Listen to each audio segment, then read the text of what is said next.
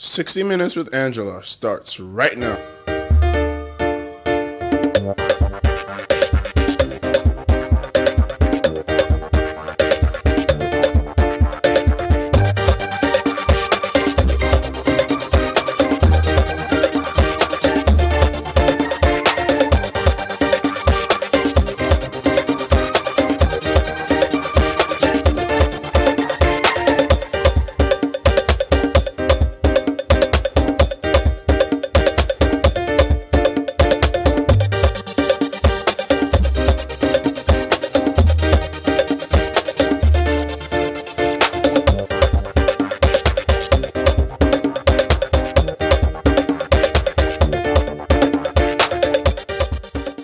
Senator Sheye Ogunlewe, who represented Lagos East Senatorial District, that's from 1999 to 2003, and a former Minister for Works appointed in July 2003 to March 2006. He joins me on the program today.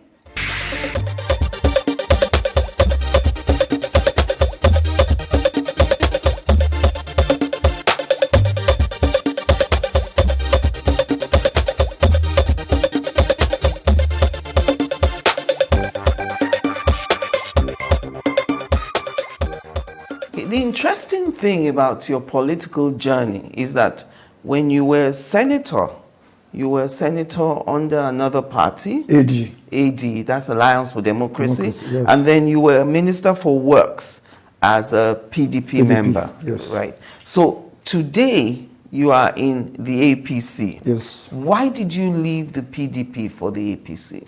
Let's go back a little. Yes. Why did I leave AD for PDP? Okay. It was a very long journey, and there was an attempt to impeach President Obasanjo, and we were 19 AD members in the Senate. Yes. They had the two-third majority to execute that project. Yes. And all of us sat down and believed that, okay, what we can do is to ask a few of us to join PDP. Yes. So as to spy on them and defend Obasanjo. Yes. So that he would not be impeached. Impeached, yes. And we were successful. The second reason was that AD was divided into two. We had two executives at the national level, at the state level, and it was no longer a viable party nationwide. Yes. And the portion we belong to, yes, which was Baba Adesanya section, yes, was not able to hold the party together. And the party scattered. Right. So it was natural movement to move to the PDP. From PDP to APC now. Yes. PDP nationwide is quite formidable. Right. PDP in Lagos State is very, very weak. Yes. Over 200,000 members have left that party in the last 7-8 years. Yes. Because of the leadership defect. The leadership was not interested in winning the election. When you say that, because I have one of your quotes here, you said that the PDP in Lagos is actually dead. I think that's the word. It's empty. It's empty. Yes. They don't have membership as a political party should have. Yes. For instance, in 2007, we have 25 aspirants, gubernatorial aspirants. In 2007, that was after the second term of Bola Ahmed Tinubu. Right. And we are quite formidable. In 2011, we were able to win about 8 House of Assembly and about 6 House of Rep. Yes. But the leadership drew them back out of the party. To the extent that one couldn't imagine a leadership that didn't enjoy victory for the party. Yes. It was as bad as that. To the extent that in one of the local government where PDP won, yes, the leadership insisted that they should not declare that PDP Winner. as the winner. And the man is the leader of the PDP. It was as bad as that. Why would that even be an issue? How would I know? How would I know? It was a helpless situation. Totally helpless situation. So, and I couldn't continue. But the most important reason is Bola Tinubu. When I checked the registered voters in the whole of the country, Northwest had about 60 million. Southwest have 14 million. It has now risen to 21 million for the Northwest and 17 for the Southwest. When I checked the figure, and I checked the figure of other zones, I believe that, look, if the Southwest can mobilize and work together and present a formidable candidate, it's easier for us strategically to win. And that was my belief. That, okay, who do you think can champion this my own agenda? And I believe it was Tinubu. And I never spoke with him. But I was just talking. That, look, Mr. Man, you are the one that can save this country, because I know you are a very intelligent person. You are very hardworking and cerebral. You can deliver. And he can maneuver quickly and let this country get out of the woods. So I didn't have any doubt that he was the best. Yes, he was the best person to rule this country at this difficult period. And we started the struggle until I met him. When he came from England after he was sick. Surgery. I met him. I said, look, my brother, we are close a long time ago. Are you interested? He said, what is my own view? And I explained to him. He said, okay, I will think about it. Suddenly, he now said, okay, I'm interested. And it was, who do you think can defeat him in a properly organized primary in APC? I didn't see any. Because I knew he would win.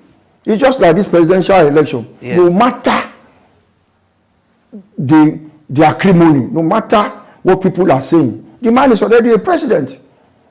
He will win hands down. There is no doubt at all. So all the minuses that we hear, for instance, his age, his state of health, I personally think, I wish he had tried to contest this 8 years ago.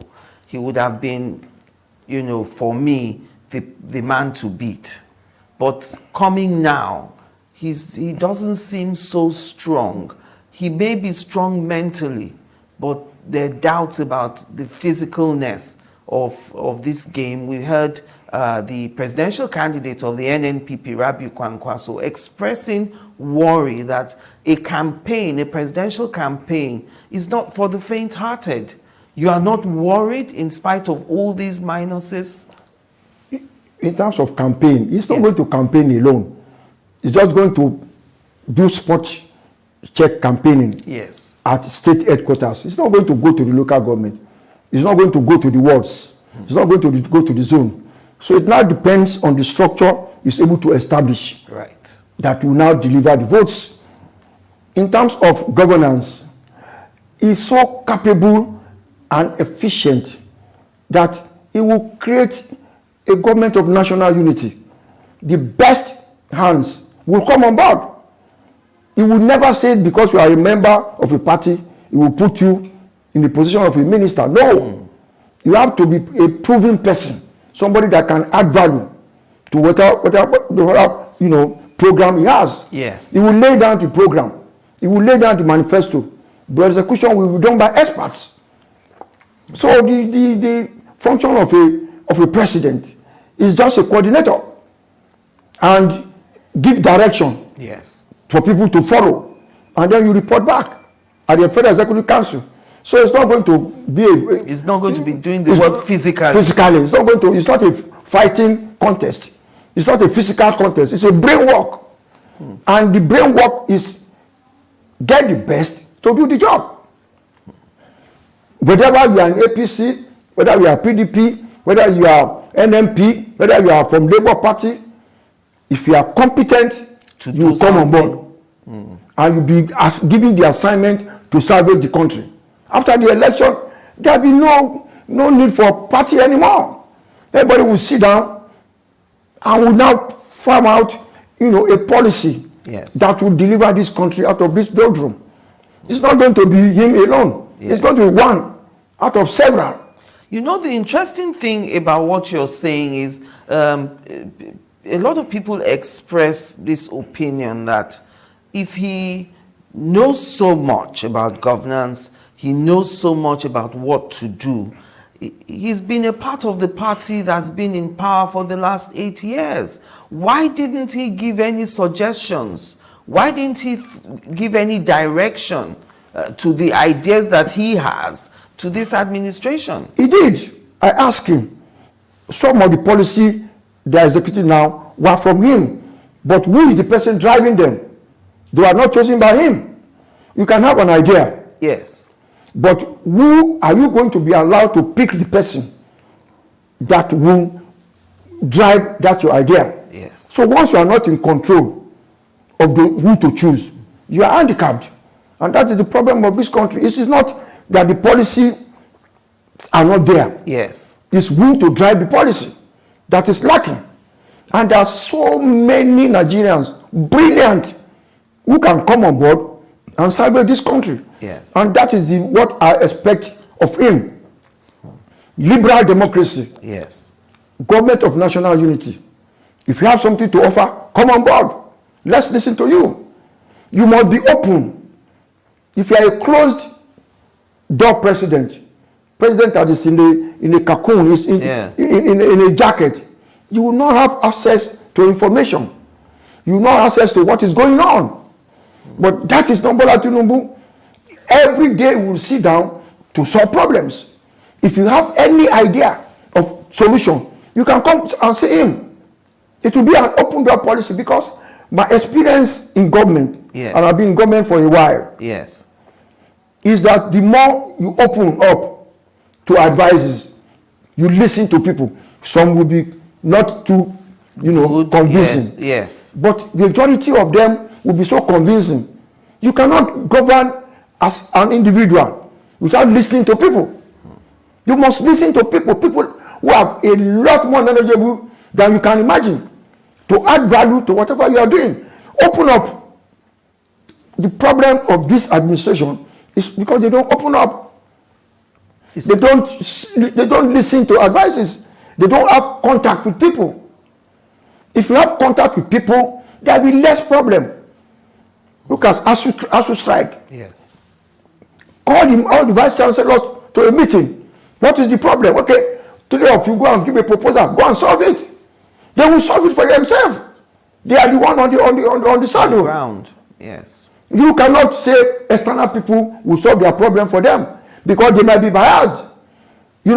I can see a lot of people who are jealous of academics, and they are special people. Not everybody can be as cerebral as them. Yes. All of us have been in the university system. But for you to graduate from a graduate assistant to a professor, it is not an easy task. No. The number of publications we make, but you just underrate them as if they are nothing. You cannot do that. Go and see how they build up Russia. It was through the education, or India, or America. The base of any government is knowledge. Once you cannot, utilize knowledge in your country, you are deficient. It is the knowledge in the universities that drives the economy of so many countries. Yes. They'll give them assignment, they do research, they'll tell you this is the way to go. Yes. But where you believe they are your enemy, they can go to hell, they can go on strike. I have never seen anything like this in my life. Why? And this issue is solvable. Very easy. No problem at all. If there is no bad mind, no jealousy, no who are they. You're talking to a professor, you say who are they? You go and try it. And see whether you can even become a professor. Yes, you try it. To my mind, in my life, yes, the most difficult thing for me is reading for an exam. Honestly, I was at the University of Ibadan. 6 months to the exam like this, to even take your bath was difficult. Yes. To leave your book. To leave your, because you have to be on top of it. Things were so competitive at that time that if you just fail and nobody cares about you, so it is do or die. Reading, night, day, every time you go to the cold room and you sleep there. Cold room. Yes, before you can get a good pass. So anybody that is underrating knowledge is destroying the country, definitely. I'm surprised that you are very passionate about the former Lagos State Governor, Bola Ahmed Tinubu, who's now the presidential candidate of the APC. And the president designate. Federal Republic of Nigeria. You're very confident about that. Very, very, very, very. You don't think he's challenged by former Vice President Atiku Abubakar? They are brothers. There is no challenge. Anybody that is outside can think about competition. Yes. But they are from the same family, the PDM family. Yes. So it's going to be a friendly affair. If you are talking, something at the background, you don't know the history of politics of Nigeria. Yes. If you know brothers are contesting, what is your own problem? Join us again after the break.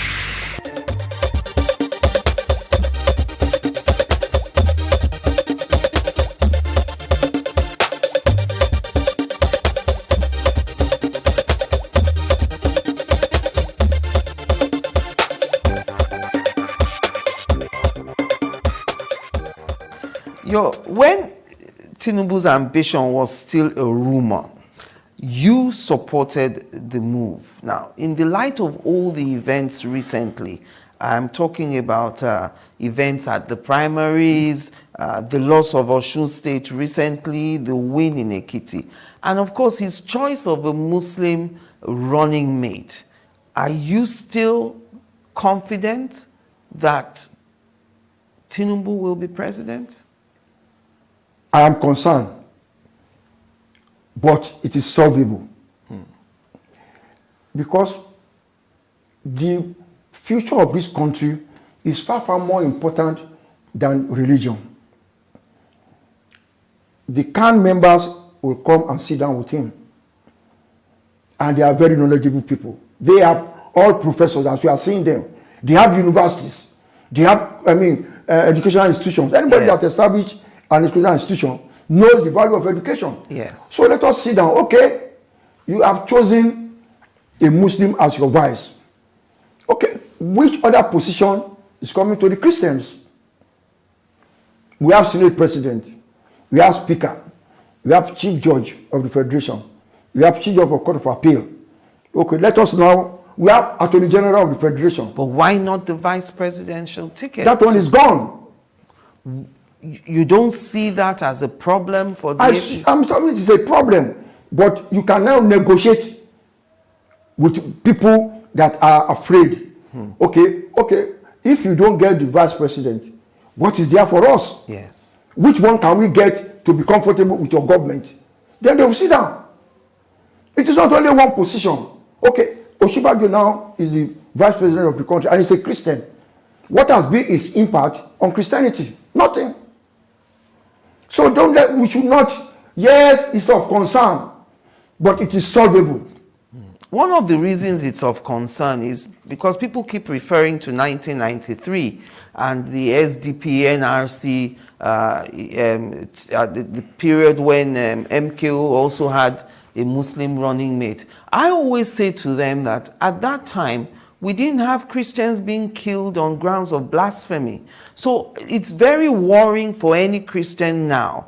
We actually have a vice president who is a Christian currently, yet we're seeing killings of Christians due to blasphemy. Senator Ogunlewe, can you imagine if both the president and the vice are Muslims? Won't Christians become second-class citizens? If now the Senate President is a Christian, the Speaker is a Christian, how is the question?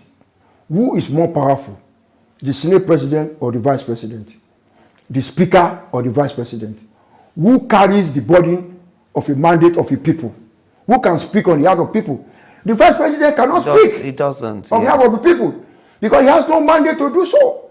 He cannot speak outside the knowledge of his principal, which is the president of Nigeria. What we are thinking is that there is an office that is called Office of the Vice President. There is nothing like that. He didn't even emerge through primaries. All the staff are staff of the presidency. The presidency is one, and there is no religion there. Because, okay, who is the principal secretary? Who is going to be the chief of staff? Who is going to be the secretary of the federation? Yes. Those are key important, positions that can checkmate a Muslim tendency. Yes. So these are the things we should be looking at. It is not only one person. I've been in presidency. I've worked there severally. I was a minister, and I know that religion has nothing to do with the running of the presidency, because it's a conglomeration of all faiths. There are churches there inside the House of Rock. Are they going to close the church? Inside there is a mosque there. And the staff, there is no discrimination. It is only at the top that we talk about this type of discrimination. If there is a national event, we're used to Muslim prayer because there's President Buhari, Christian prayer because there's Vice President Osinbajo. Now, if both of them are Muslim, who will lead the Christian prayer? No, there is nothing like that. Our prayer is the second stanza of our anthem. In the Senate, we don't pray Muslim prayer. We don't pray Christian prayer. No, this prayer is standard. So whether you are a Muslim or you are a Christian, and believe it or not, it is tilted towards Christianity, the prayer. And it is standard. And that is what the state president will read. You don't pray. There is no say, let us pray. Muslim pray for us. No. The prayer is standard. You will just read it, and everybody will say, amen, we go on. We have practiced this thing at the National Assembly, and it's working. They don't pray. So the issue of prayer doesn't matter. Right. For any event we want to do, we know there must be Christian prayer, there must be Muslim prayer. Yeah. Whether you are a Muslim or you are a Christian. And believe it or not, this our man that is called Jagabag Mogu of the world. Yes. That is our incoming president by the grace of God. He can pray more in English language than Muslim. You called him a Muslim Christian. Yes. And so that's why I want us to examine now. Even though you say, yes, the vice presidential ticket is gone. You understand this. But let's look at the reasons for even taking a Muslim vice president in the first place. The other parties seem to have a perfect formula. And in my thinking, perhaps if the APC had conceded the presidential ticket to a Southern Christian, you all won't be having this problem today, because it would be natural to get a vice that is a Northern Muslim. The 19 governors from APC, yes, who sat down and conceded power to the South, they are 90% Muslim. And one should give them a lot of credit. We should not even talk about Muslim anymore, because it has never happened in the history of this country for a northerner to say, let the power go to the South. Where has it happened before? We should be happy as Southerners instead of us arguing. Were they not Muslims? But why should we be happy? When we conceded it to the North, no Southerner took a form. No, they did. No, it is wrong. They did. There was no time that we had a single presidential aspirant. Yes. There will be competition. During Obasanjo, there was competition twice. During Jonathan, there was competition until 2014. Yes. When some people deceived him that we have only one form and there should be no competition. And that was the beginning of his downfall. Yes. Once we exclude competition, you are going to lose in this country. We should not talk about how we got to the Muslim point. We should Doesn't that ostracize? We should give a lot of credit to the Muslim North. Doesn't that for look... conceding Yes. power to the South. We should not complicate things. I couldn't believe they could do so, because it has never happened in the history of this country for people from the North, because I was the one that was afraid that they would not give it to him. Yes. That they would dish him. That is their characteristics. Because I remember watching you, I think, on Arise, yes, where you said that, it. look, don't trust these people. They will not give it to you. But in their own collective wisdom, they said, South, go and bring one person. You know, there's a story to that. Some people are saying in giving it to him, they were surreptitiously supporting the PDP's candidate. No, they are not as gullible. You think a Northerner is stupid to give power to opposition? 19 governors, you have 19 governors now. Yes. Are we now going to say those 19 governors will relinquish their power to PDP? It's so difficult and unimaginable. Power doesn't work that way. It is when you have been in power, you know the danger Yes. in conceding to the opposition mistakenly. You will suffer. Opposition can pretend that, no, let's do it together. Yes, and then maybe you can decamp to my party. Decamp to my party. When the chips are down, the power that be, they know themselves. You are a newcomer. You stay. When we share, we'll now remember you. So there is no way, and nobody should regard Bola Tinubu as a Muslim. You said that you called him a Muslim It is a Christian. Muslim ticket. Why do you say he's a Muslim? He's not a They are hardcore one. Muslim. They are one in marriage. They married in the church. It is not customary marriage with Remi Tinubu. They marry in the church. So if a Muslim marries in the church and still allow the wife to be a Christian, all the children to be Christians, how can you classify that kind of person? And that's why some people are saying that, look, the only reason he's giving a Muslim this vice presidential ticket is because he is not considered a pure Muslim by the North. 19 governors from the North pick one person for me to be my vice president, and they pick Shetima. Is he going to determine who is going to be the vice president? He's already a presidential candidate. Yes. You think you must concede something to this? To the people who gave you that power, who gave you the vote to be presidential candidate, you are not going to consider them? You are going to say, no, you are not relevant anymore. No, you don't run politics like that. Is the party not worried that it's ostracizing all the Christians? No. Christians in the Southwest? Look, leave Southwest. There is nothing like that in the Southwest.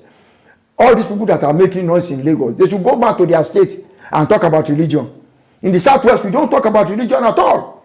I am a Christian. During Ileya, you think I won't kill cow? I won't kill a goat for my sisters? For my siblings in Igbobo in my town? Yes. We don't understand what you are talking about. I still have an Eroleya in my house now. The Oba of Lagos will send me Eroleya every year. Am I a Muslim? When he's doing something, I will not go there because he's a Christian. We don't talk about that in the Southwest at all. Leave us out. Because there is no family that is not diluted. And majority of the Southwest people are traditionalists.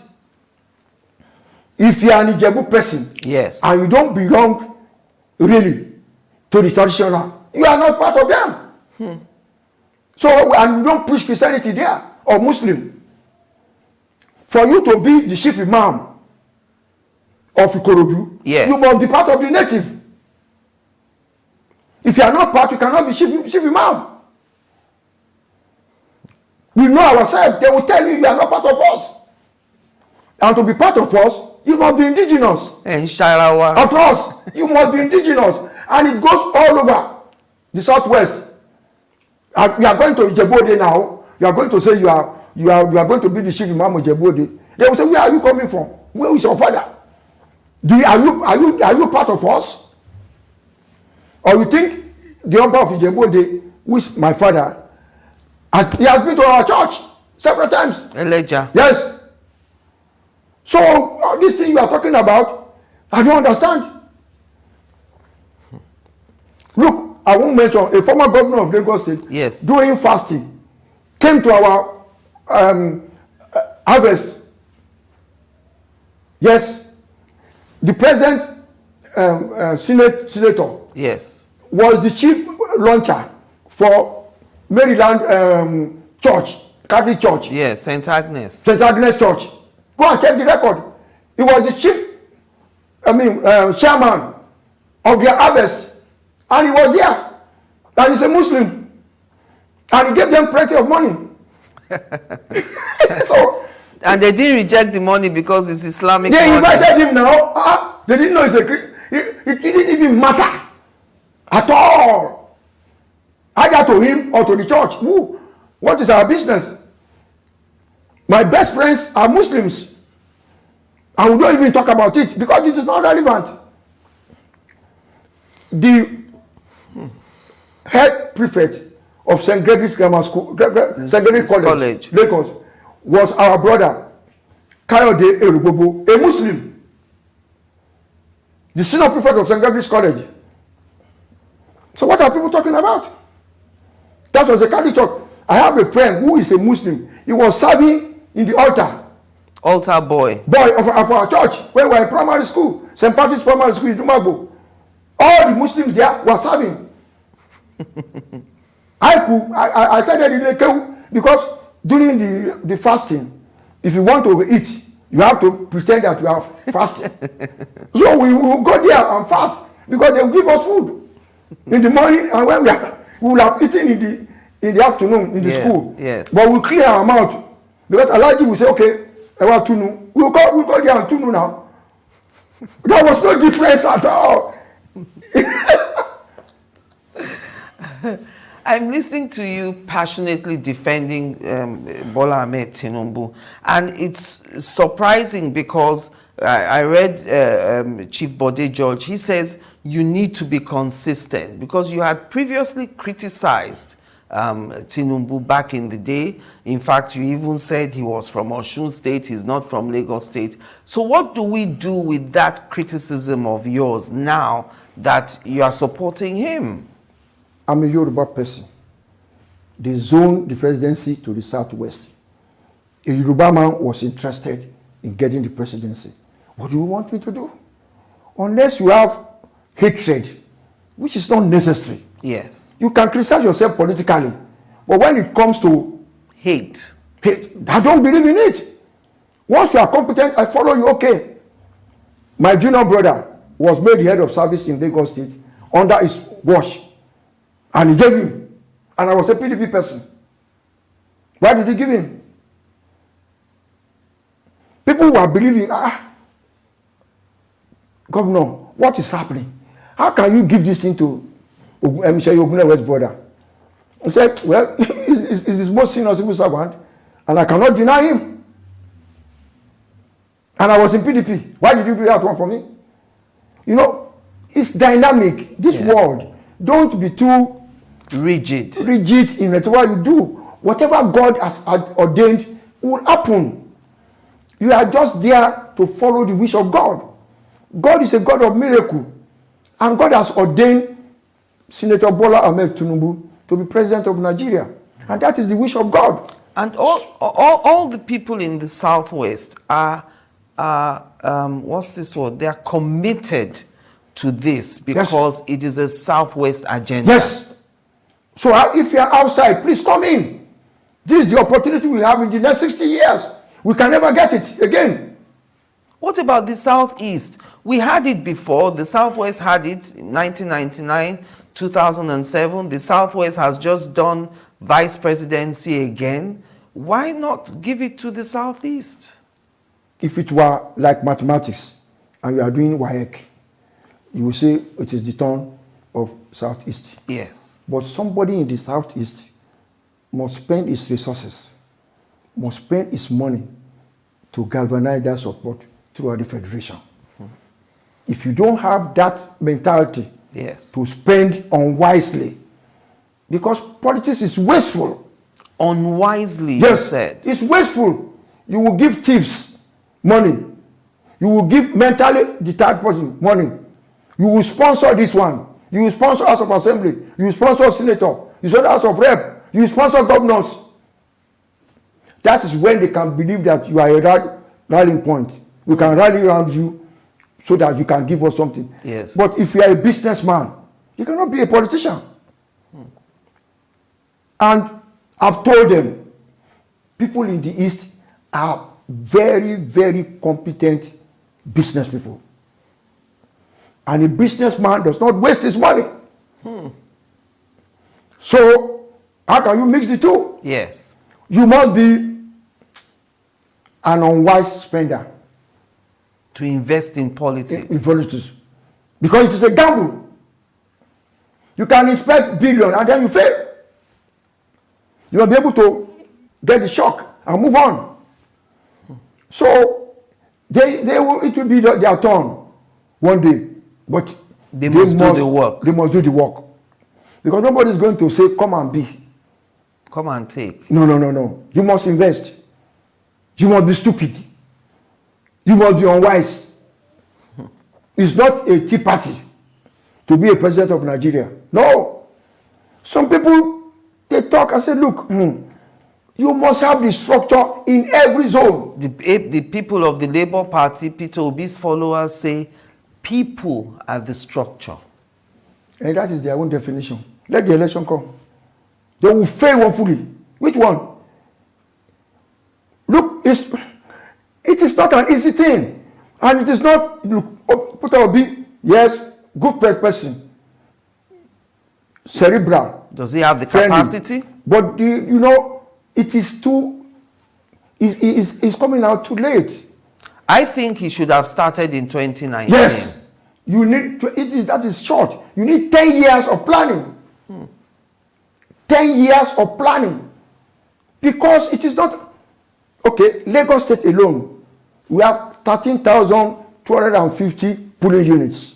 13,000. Lagos State alone. In each polling unit, you must have at least 5 people. And are they paid? You pay them a and salary? you pay them 10,000, 5,000. For the day? For the day. But you must have them on ground to protect your vote, to canvass people. How many people will come out willingly without being, supported? Coerced, to come and vote? yes. In the central area, fine. In the rural area, zero. Zero. Zero? If you don't have anybody there, who is going to come them from their home to come and vote? When you say, they go around in the rural and they knock You on call them, doors. yes. Yeah, please come. Come back. Yes, it is. Mommy. Today is the voting. Okay, mommy. They don't know. The idea of this country is on television. It's on social media. But that is not 90% of the people. They don't know. In the big cities. That we talk about the city alone. But in the rural area, they don't watch television. They are selling. Go to Okeani market. On Sunday they are there. On Saturday they are there. When do they have time for social media? And that is the majority of market women. I have been a market person before when I was young with my mother, selling. It was a daily basis. There's no day we are not going to go to the market. Are you going to be watching television? They don't watch television. They are market people. They are there every day. Sunday they are there. So, on the day of the election, where are we going? What did they say? That's what they are going to ask. And it is the people in the area that they will ask. Anonika Dibufun. Yes. And that's what they are going to do. And that's the way they are going to vote. They don't vote through television. They don't even have time to watch television. If you know what market is. Yes. There is no space to gamble. To say you are going to stay there at home and watch. So is it safe for me to say then that the APC is absolutely not worried about the Labour Party in this election? No. That's our least problem. What about the PDP? Yes. We have to be strategic and match them. I cannot lie to you. But Labour Party can grow. But not this time. No. Not yet. Not yet. They are just beginning. Okay, you are Labour. which labor are you going to capture? 90% of the workers belong to the state, belong to the local government. Are they going to work against their government? Which worker are you laboring for? Is it your own, the people you employed, or the people employed by the state or local government? This is deep. So you say you are a Labour Party. Which labor are you talking about? Market women are laborers. Yes. Or students are laborers. Unemployed youth are laborers. So, but if it is the same Labour Party we have abroad in London, it's a different matter. Where every member, Labour means party of the workers. Yes. But it is not so now. They don't have membership card for Labour. Or you are going to work for Lagos State and have membership card for Labour. They are gone. Or you are in the local government. You are a staff of local government. Yes. And then you are a member of Labour Party. How does it make sense? Join us again after the break.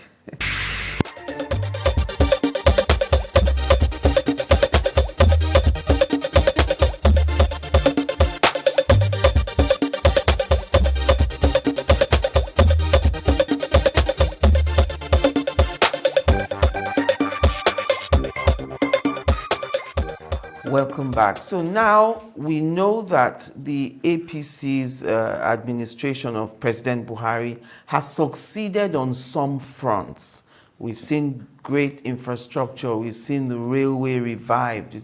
One of the things that he promised, his 3-point agenda, tackle insecurity, that has eluded this administration. What different thing is Tinubu going to do as president that the APC doesn't already know that they should be doing? It is strange for a government not to allow citizens to protect themselves. Very strange. And our law under the Police Act allows for it, that individual can own guns under license. Yes, you can give license to me to own gun. It is not strange. That is the law. But this government said, cancel that portion of the law and said, don't give guns to anybody, whether you can protect them or not. So you give all these bandits, all these criminals freedom to kill, because they know that you don't have the gun. And it is lack of respect for human rights under our law. Yes. You should be able to say, apply, screen me, give me license to own gun, to protect myself. Yes. And the gun is registered to me. To me. Yes. And you just give me prescription. It's only going to be for self-defense. If you use it to commit crime, these are the sanctions. Yes. But when you are attacked, defend yourself. That's all. There will be no banditry again. Because they cannot predict what they have in the house. But now they know you are helpless. They can enter the church. They can do in any other crime. You can protect yourself with gun. And once they know that this person has they can have it, you don't know who has it. You don't know who has been given license to. Then the crime will reduce. Because there can be fire for fire. But now they know you are helpless. You cannot, even if you want to have gun, government does not give you the gun. So under strict instruction, to my mind, this is not Ebola Tinubu reasoning. Yes. But my own is, let us respect the law. Let people apply, screen them, and give them the gun to go and buy. Then let the bandits come. Train them so that they can defend themselves. Yes. You will not believe the bandits will run away. Why are we using the word bandits? Why are we not just saying they are armed robbers? Is there a special thing with this bandit word? Because they have carried it more than robbery. They've carried it to kidnapping. Right. Paying ransom. Keeping people in the bush for 6 months in the country. Why? But why are we helpless? We did Because NIN, we did BVN. the government has refused to allow us to have guns. They should give us license to have guns. That's all. Give me license to protect myself. And let the bandits come. Let the kidnappers come. But they are not going to meet me, harmless. Yes. Before, I have friends in this facility who have guns. Before we have these gates, yes, they were coming to disturb us. But somebody will fire from his house. They will run away. You will not fire them. But just once they know fire that in the air, you can defend yourself, they will not attack you. Now Nigerians are helpless. How? It is inhuman. Why then should anyone want the APC back, having failed at insecurity? What do you have that is different from what they are doing now? That was a question. Yes. If I have my way, we will import AK-47. The former governor of Ogun State imported 1,000 of them. Every state, I will import 1,000 guns, AK-47, with all the, everybody ammunition. apply. You must be to this standard. Maybe you must have attended university. This. You must be this. You must be this. You must be you must have references. Yes. People who we can catch if you misbehave. Which work do you do? So that we won't give it to armed robbers. Yes. Are you a lawyer? Are you a doctor? Are you a teacher? Are you a pastor? Are you an engineer? Yes. Are you an imam in a mosque? Okay, we screen them. Then we give them license. We train them. And the bandits will not know who has all these, instruments. So they will be careful. But because they don't know who has them. So as they are coming, you are ready. One person that is hiding will finish 100 of them. Yes. But when you say no, don't give anybody any license, you are opening all of us to danger, which is unfortunate. How can a non-competent person who is a lawyer refuse to defend himself? Why can't you train him? Why can't you give him a gun? You say, they will misuse it. It depends on the people you give it to. Yes. If you give your professionals, and these people, they don't kidnap poor people. They don't kidnap armed robbers like themselves. They kidnap people that can pay. Yes. That's why can't you protect those people who can pay? Why are you giving them, and why are you making them underdogs? And some people will enter a church and kill 20 people, 30 people, and go away like that. Just like that. It is unfair. If one person in that church has a gun, it will be a different matter. One person. Because as they are entering to open, somebody is opening too. They don't have what a bandit doesn't like, or a terrorist is counter. Yes. They want to catch you unawares and dominate you. Dominate you. But it has happened in this environment before. We were attacked in the night. And 2 of our neighbors had guns. And they came out to their compound and started to shoot. They ran away. If you didn't have somebody with that kind of gun, they would have. Now they even go house to house. Yes. To capture people. How can you do that allow that kind of thing to happen? Give one person in that house license to own a gun, and you see the difference. So I'm going to the church, just like in Israel now. Yes. Everybody carry AK-47. If you attack me, attack you. We must be able to defend ourselves. That's all. I can't have you here without talking about your time in government. You were a member of former President Goodluck Jonathan's campaign council. Yeah. I understand that at that time, Goodluck was supported by everyone to contest in 2011 because apparently he said he would only do one term. Do you think he reneged on that promise by if indeed there was such a promise that he would not contest again in 2015, do you think he should have contested in 2015? My own view, that he shouldn't have been there at all. Even in 2011? Yes. Why not? Because it was the turn of the North. Yes, but the president had died. The two unexpired tenure. The 2 years left. Yes. He did. It was okay. But he shouldn't have contested again. Because what we lost in this country because of that election is unimaginable. It's still affecting us till Today, in Kano, the number of property of these Kwankwaso people and Naba, they destroyed. They can never recover.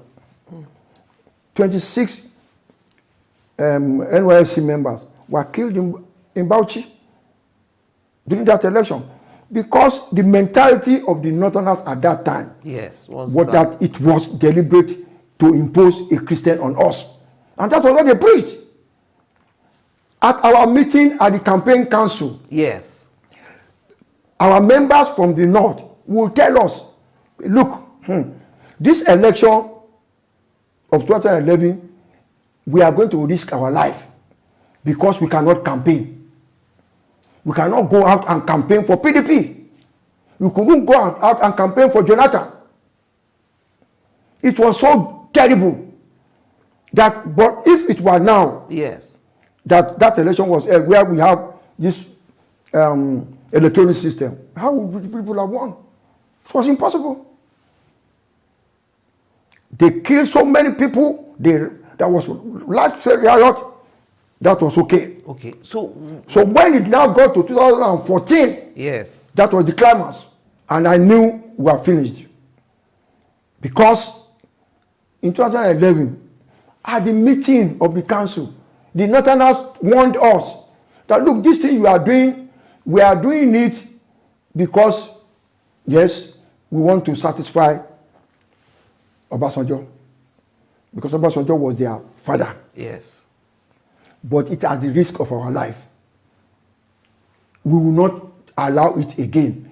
They said yes. I was there. How anybody now could have imagined that PDP would have survived with Jonathan 2014 was a mirage. It was totally impossible. Because the chairman of the party, Muazu, ran away. All our governors could not come out to campaign. We went to Sanfara to campaign. The plane couldn't land on the tarmac. People were there. And it's still on this same 2011 that you tell an interesting story about how the PDP actually wanted to field Ibrahim Babangida in 2011. That's correct. 2011. Yes. To complete Yar'Adua's term. Yes. We already have a campaign council. AIT chairman, Dokwesi, yes, was the chairman of the campaign group for Babangida. I was a member. But our Baba Obasanjo came and said, no, it was Jonathan in Ibadan. He called everybody in the southwest to Ibadan, all the governors, and he warned us that it's Jonathan or nothing. I don't want to hear anything. Anybody that goes against my wish, I will finish him. We all kept quiet. That is the truth. So, Obasanjo risked his life, yes, for Jonathan. Risked his reputation for Jonathan. On that, at that Ibadan meeting, yes, we all opened our eyes, mouth like this. We couldn't believe what Baba was saying. He was so combative on behalf of Jonathan. But at the end of the day, some people went behind to deceive the man. Don't worry. Without Obasanjo, we are going to win. Where? And he didn't win in 20. How was it possible? How? The Northerners were ready. You can't believe what I'm saying. During that period in this Lagos, yes, every mosque campaigned against Brother Jonathan. Muslims who are members of PDP, they don't vote for us. I'm telling you. They voted for Buhari, and they are member of PDP. Oh, thank you very much, Senator Ogunlewe, for speaking with me today. It's been an interesting education, interesting 1 hour. Thank you for having me. It's my pleasure. It's my pleasure. Thank you. And thank you for watching. I'm Angela Ajitumobi.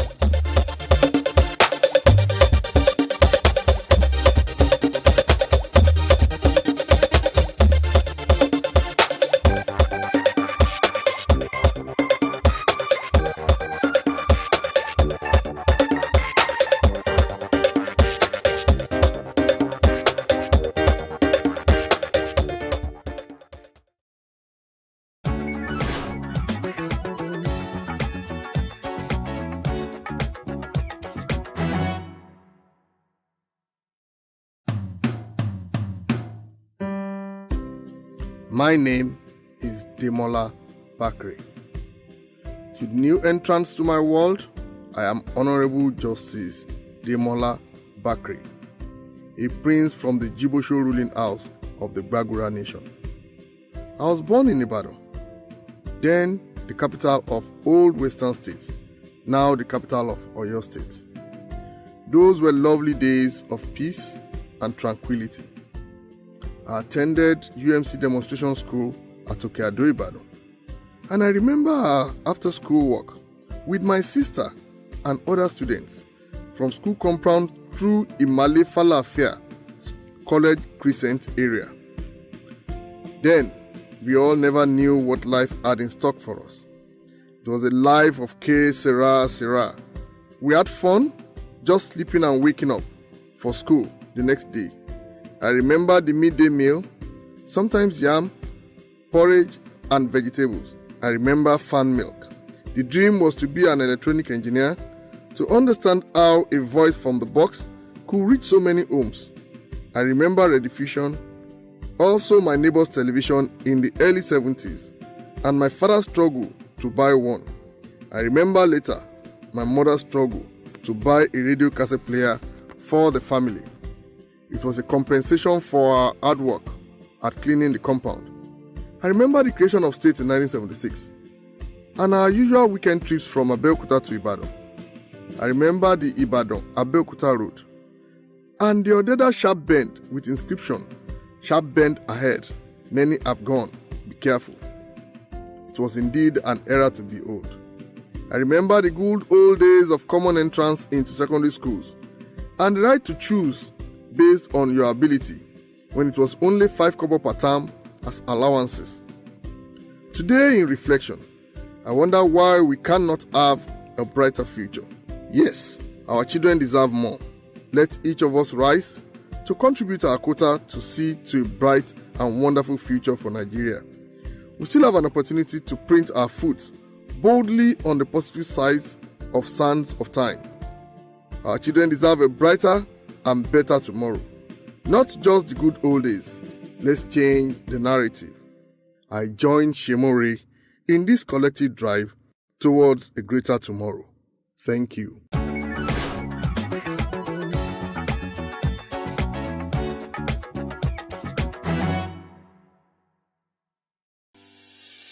Increase the reach of your events or business services.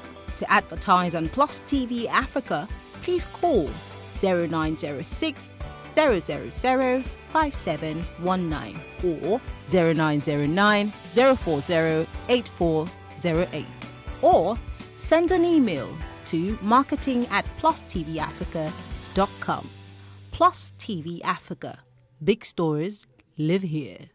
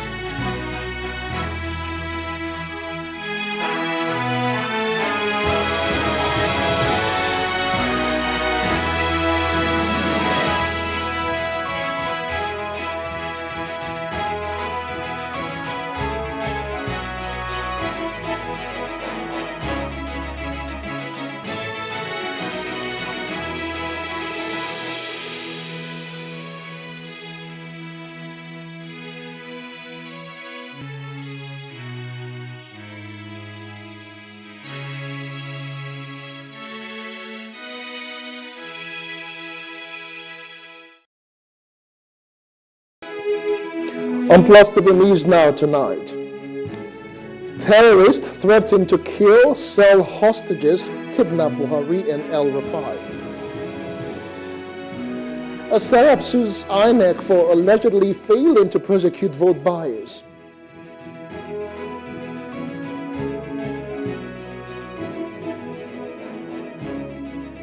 Sergei Lavrov visits Cairo, offers reassurance over Russian grain supplies.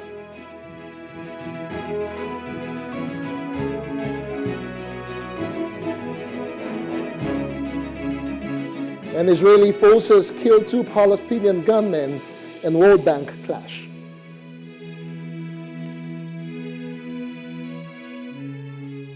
Good evening, I am Justin Akadonye, and this is the news now on Plus TV Africa. The abductors of passengers on the train have released another video where the victims were being flogged by the terrorists. The managing director of the Bank of the Agriculture, Alwan Hassan, was the first to be released after reportedly paying a 100 million naira ransom on April the 7th. 75 days after the incident, the terrorists released 11 persons held in captivity. However, on July 9, 7 of the victims were later released after reportedly paying 800 million naira ransom. The remaining 43 victims were told to pay 100 million naira to secure the release of their loved ones.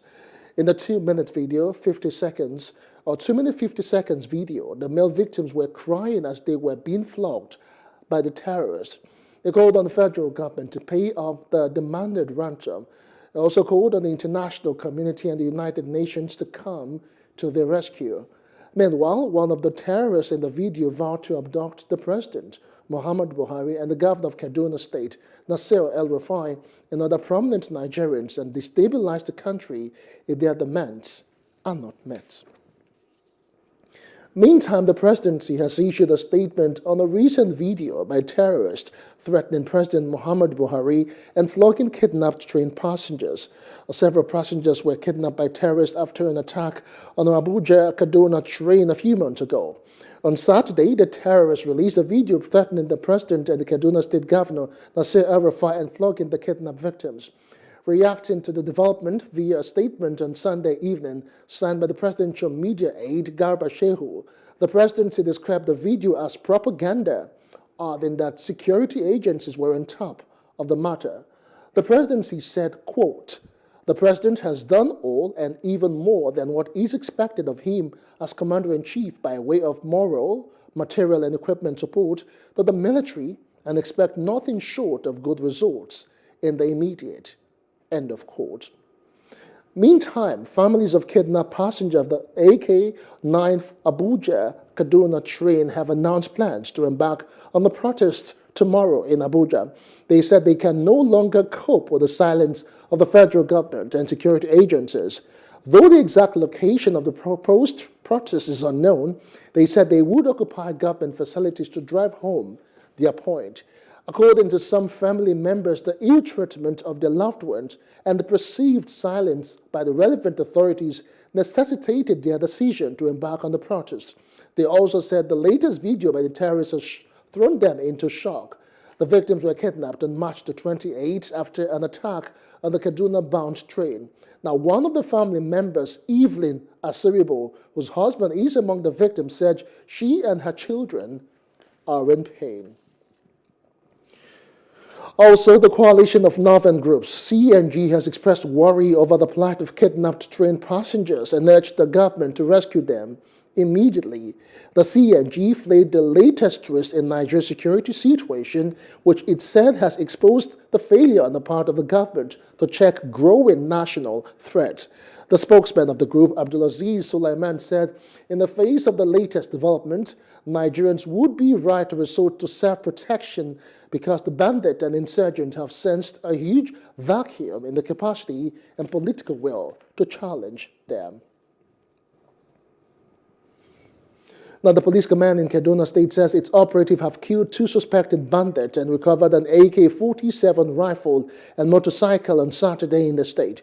The command spokesperson, DSP Mohammed Jalige, said this in a statement released on Sunday.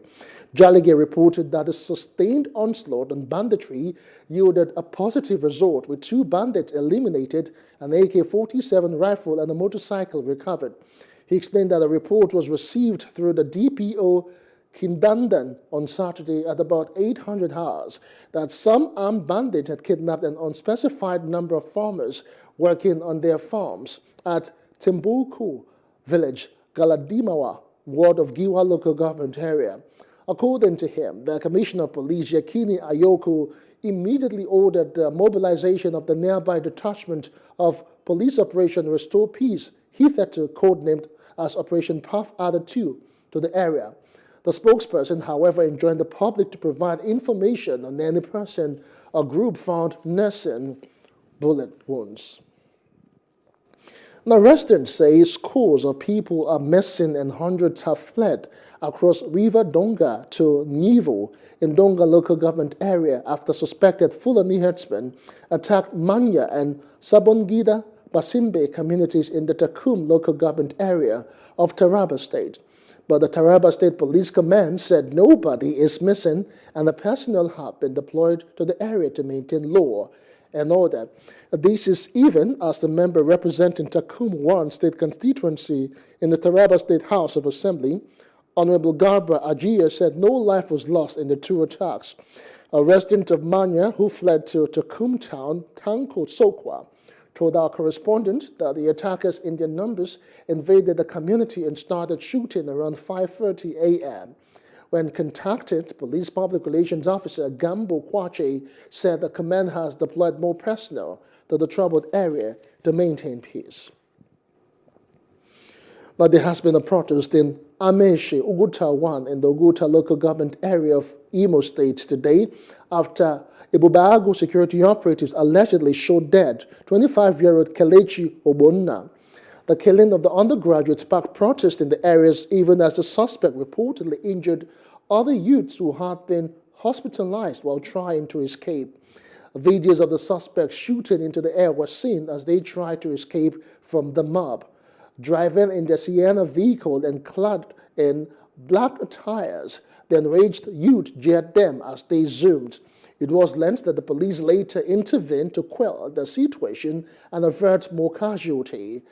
Angered by the killing, the youths carried the dead body to the residence of the immediate past interim management committee chairman of Uguta local government area, where they protested. Now, at least 2 ladies and 6 men have been arrested by operatives of the National Drug Law Enforcement Agency, NDLEA, over alleged links with cocaine and tramadol deals. In a statement by the NDLEA spokesman, Femi Babafemi, certain suspects were nabbed for attempting to smuggle the hard drugs to Nigeria, while the others were trying to sneak the contraband out of the country to Europe through the Nnamdi Azikiwe International Airport, Abuja, Akanu Ibiam International Airport, Enugu, and Murtala Mohammed International Airport, Lagos. According to the agency, the streaks of arrest and seizures began on July the 17th when a 52-year-old father of 3, Okwo Paul Okechukwu, was arrested upon his arrival from Addis Ababa, Ethiopia, via a flight at the Abuja airport for ingesting 76 pellets of cocaine. Now, the Socio-Economic Right and Accountability Project, SERAP, has filed a lawsuit against the Independent National Electoral Commission, INEC, for failing to prosecute those suspected of vote buying and electoral bribery during the recently concluded Ekiti State governorship election. In a suit filed at the Federal High Court in Abuja, SERAP sought an order of mandamus to direct and compel INEC to seek and obtain detailed information about reports of vote buying by the 3 leading political parties in the election. Now, SERAP also sought an order of mandamus to direct and compel INEC to promptly and effectively prosecute those arrested and to bring to justice anyone who sponsored, aided, and abetted them. Now, SERAP is arguing that vote buying is a threat to fair and representative elections. Meantime, the Independent National Electoral Commission, INEC, says speedy passage of the National Electoral Offences Commission and Tribunal Bill by the National Assembly will checkmate vote buying. INEC Resident Electoral Commissioner in Lagos State, Olusegun Agbaje, said if passed, the bill would ensure speedy trial of electoral offenders. On June the 30th, the bill, meant to provide a legal framework for investigation and prosecution of electoral offenses for the general improvement of the electoral process in Nigeria, passed second reading in the House of Representatives. The Senate had in July 2021 passed a similar bill which had 7 parts and 48 sections and sought to take the burden of prosecuting electoral offenders off INEC.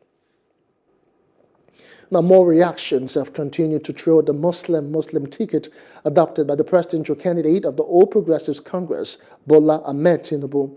Like Senator Elisha Abbo and former Secretary to the federal government, Babachir, and other chieftains of the party in Adamawa State, Vrati Nzo has added his voice in condemning the controversial ticket. Vrati said the decision to adopt a fellow Muslim as running by Bola Ahmed Tinubu may have grave consequences for the party among Christians in northern Nigeria. Now, Honorable Vrati contested for the state chairmanship of the APC in Adamawa State a few months ago. He is also the former chairman of Lamurde local government area. I will not hesitate for a second to show my displeasure over the decision of our party, the APC, to make our presidential ticket a religious affair. Making it a Muslim affair has brought to the burner once again the issues of religion in our politics in Nigeria. And it is not we that are showing our displeasure over the issue that caused it. It is the candidate of the APC himself, our leader, our national leader, Asiwaju Bola Ahmed Tinubu, that brought the issue to limelight. Because he was the one that told so many people in so many fora that for him to win, he needs to bring a Muslim from the north. So at initio, he did not paint the picture of competence. He painted the picture of religion. Come to think of it. If Tinubu is a Muslim, why still say a Muslim should come from the north? Is he not Muslim enough? Are we having 2 different types of Muslims? Or what is the issue? Even for the sake of posterity. Because I will hate to see a time when this country will boil because of a Muslim president and a Muslim vice president. Somebody will feel everything they are doing, rightly or wrongly, is with religious bias. This is the type of things that we're trying to avoid. So that when push comes to shove, the vice president can go and meet his religious leaders and talk to them and say, please, tell the brethren to calm down. This is it, that is that. The president can go and meet the Muslim ulama and say, please tell your people to calm down. And people will listen. But can you send Shetima to go and speak to Khan in northern Nigeria now? Can you send Shetima to go and gather Christian leaders and talk to them? What are we doing? We should call a spade a spade. This thing is wrong, even for the fact that it doesn't promote integration, unity, and confidence in the leaders and the led. The human rights lawyer Femi Falana says the planned strike by labor leaders is not illegal. The freedom of expression is backed by the Constitution. Now, the Nigeria Labour Congress had announced that it would embark on a nationwide protest on July the 26th and 27th to compel the government to resolve the over 5-month-old strike by members of the Academic Staff Union of University ZASU. Addressing a press conference last Wednesday, the Minister of Information and Culture, Lai Mohammed, described the protest as illegal, said it will create anarchy in the country. But Falana, a senior advocate of Nigeria, said the protest cannot be said to be illegitimate, as Sections 39 and 40 of the Constitution of the Federal Republic of Nigeria 1999 create room for freedom of assembly of Nigerian workers. The Academic Staff Union of University ZASU says the signing and implementation of a renegotiated 2009 agreement will end the over 5 months strike. The union maintained that her members have sacrificed so much for their own welfare, lamenting that the federal government owes their members over 9 years of allowances. ASU chairman, University of Ibadan, Professor Ayo Akinwale, says Nigerians should not see the strike as an ASU thing but as a fight. All Nigerians must own to have a future of quality education for their children. He said that President Muhammadu Buhari's government has displayed the capacity to abuse trust as a memorandum of understanding and memorandum of action signed with the government were not honored. According to Akinwale, Nigeria is in the hands of incompetent people due to the collective negligence of Nigerians. And talking the state of the nation, the Ààrẹ Ọ̀nà Kakanfò of Yoruba land, Iba Gani Adams, says Nigeria risks collapsing if the leaders fail to ensure true federalism. Adams said the government has shown lack of coordination in the midst of insecurity situation, economic crisis, and downgraded institutions. The leader of the Oodua People's Congress, OPC, spoke at the weekend at Arigidi, Akoko Northwest local government area during this year's edition of Okota Festival. Adams warned that continued use of the unitary system would only worsen the country's problems. Now, the United Nations Human Rights Council Working Group on Arbitrary Detention says Nigeria was wrong to have unlawfully arrested, tortured, and continued to detain the leader of the indigenous people of Biafra, IPOB, Nnamdi Kanu, without due process. The UN body, which also indicted Kenya, asked the Nigerian government to immediately release Kanu unconditionally and pay him adequate compensations for the arbitrary violation of his fundamental human right. It also recommended that government officials responsible for the torture meted out on the IPOB leader be investigated and punished. Nigeria is to report back to the UN body within 6 months of the transmission of its opinions on Kanu's matter. Meantime, the IPOB has asked the federal government of Nigeria to obey the United Nations opinion which ordered the release of its leader, Mazi Nnamdi Kanu.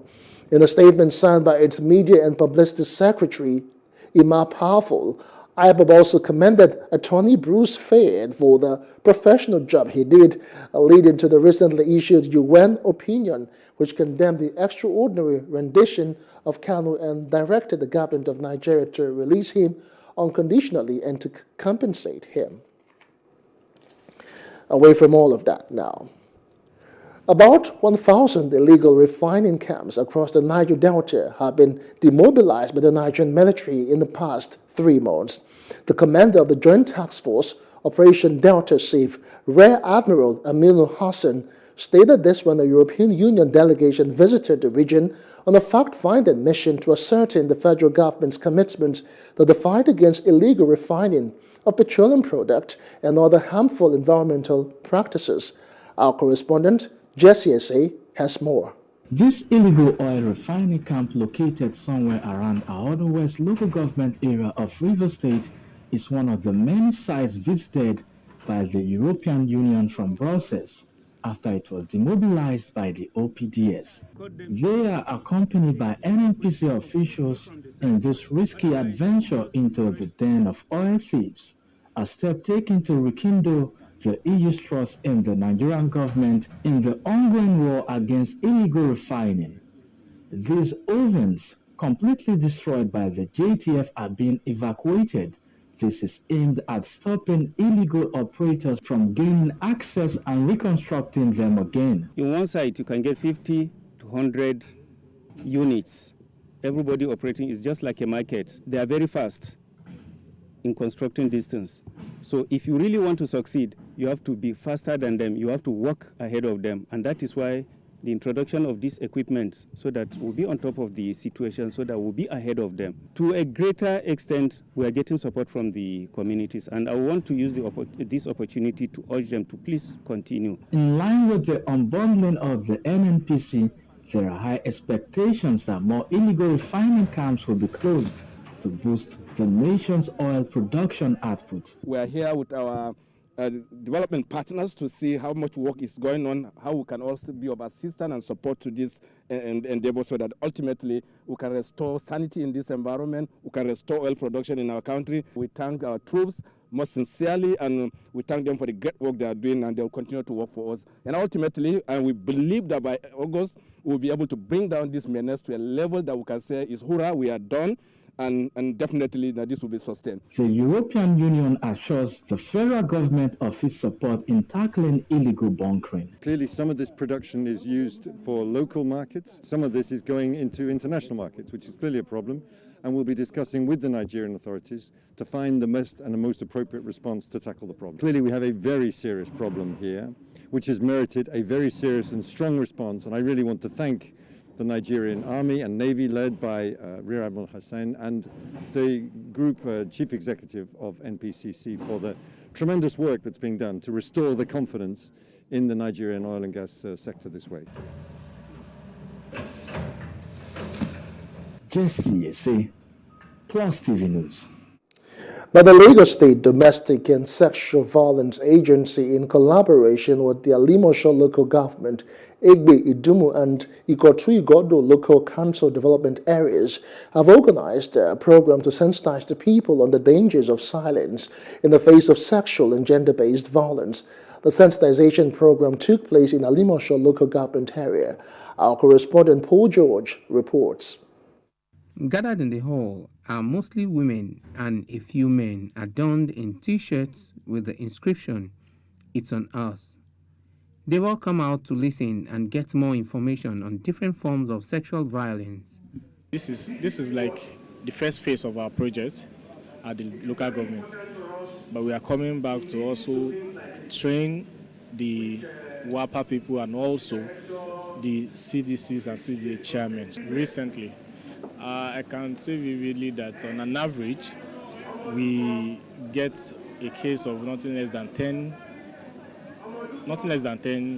survivors who walk to the office and also who report via the virtual referral platform. The facilitator, Bose Ironse, says gone are the days when women will keep quiet in the face of threats to life. She speaks alongside others. The community people need to understand. They need knowledge. They need information to understand what is going on. They need effective reporting pathways for them to be able to know what to do when they are affected in one form or the other. Some people want justice. There are some people they don't really want they don't just want anything. It's their choice. But when it comes to children, parents don't have a choice than to report that case, so that the government can take it over. The purpose of this gathering is to enlighten our men, our women on child abuse and sexual violence. We have some people that have lost their life, they've lost their dignity, they don't have anybody to report to, they don't know what to do, they are ashamed. That's why we come out to enlighten people, to give them confidence of speaking out whenever they experience any difficulty, any abuse, any violence, so that the government can come to their aid. The first thing is to sensitize the citizenry that they should see something, say something, and do something immediately. We should also include the law enforcement agencies by sensitizing them that once this happens, they don't need to body shame the victim, because sometimes we've had argument that because women are walking naked, that's why they're being raped. But what about the case of a 3-year-old or a 1-year-old? Were they walking naked? To nip domestic violence in the bud, those affected are encouraged to speak up at the sight of a threat. Paul George, Plus TV News. Well, it is not a good time for fish farmers in Ijebu-Ode, Ogun State, southwest Nigeria. They are currently faced with flooding occasioned by the torrential rainfall that have continued to wreak havoc on their businesses. Details in this report.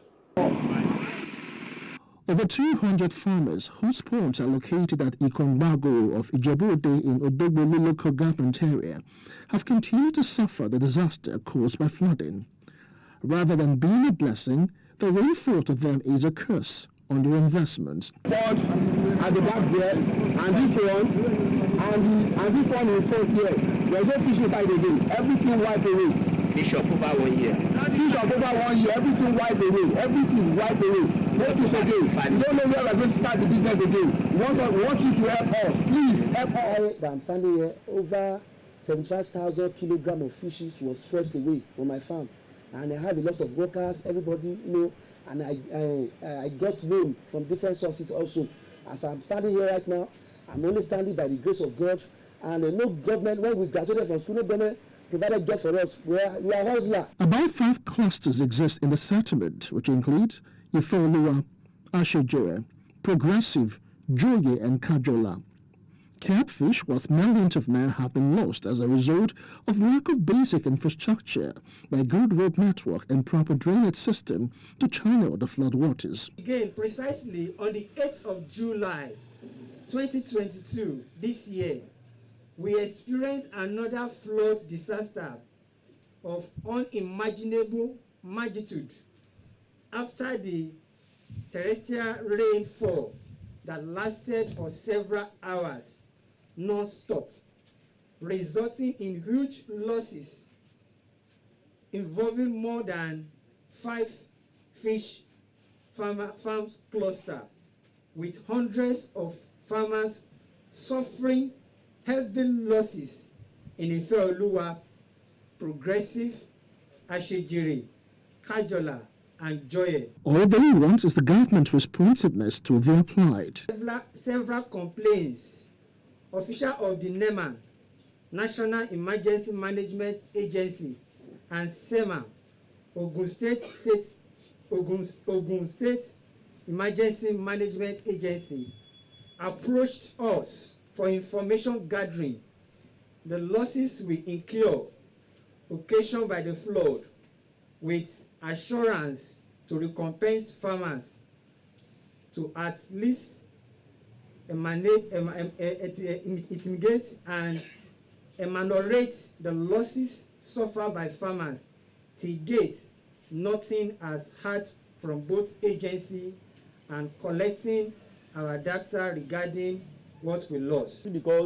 Mainly because the road is bad, the drainage system is too narrow to accommodate the water, and again, our stream, the Yemule stream, that stream is long overdue for dredging.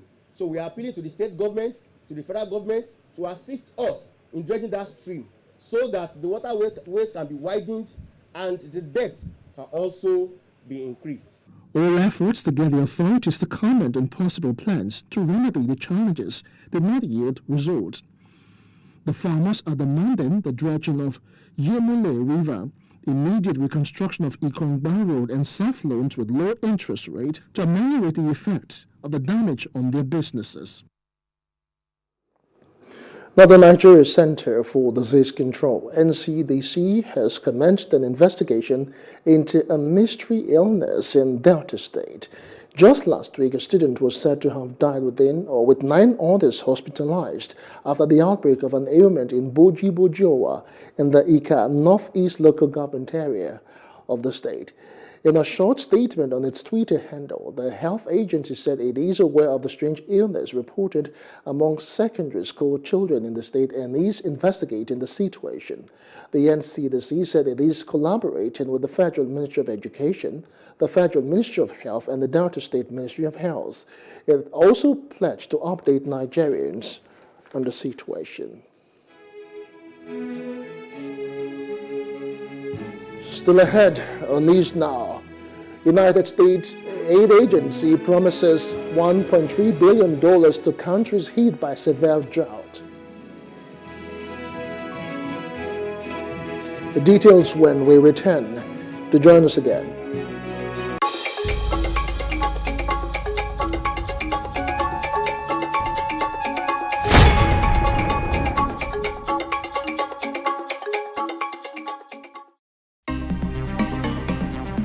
Life can be fun and rewarding, but it also comes with some risk. As in business, you win some, you lose some.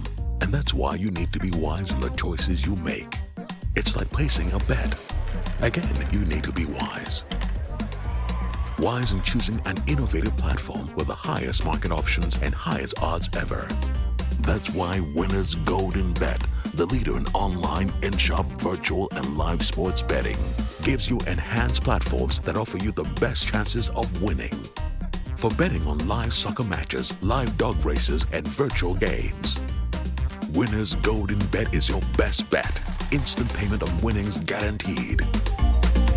Play online or in any of our numerous shops nearest to you.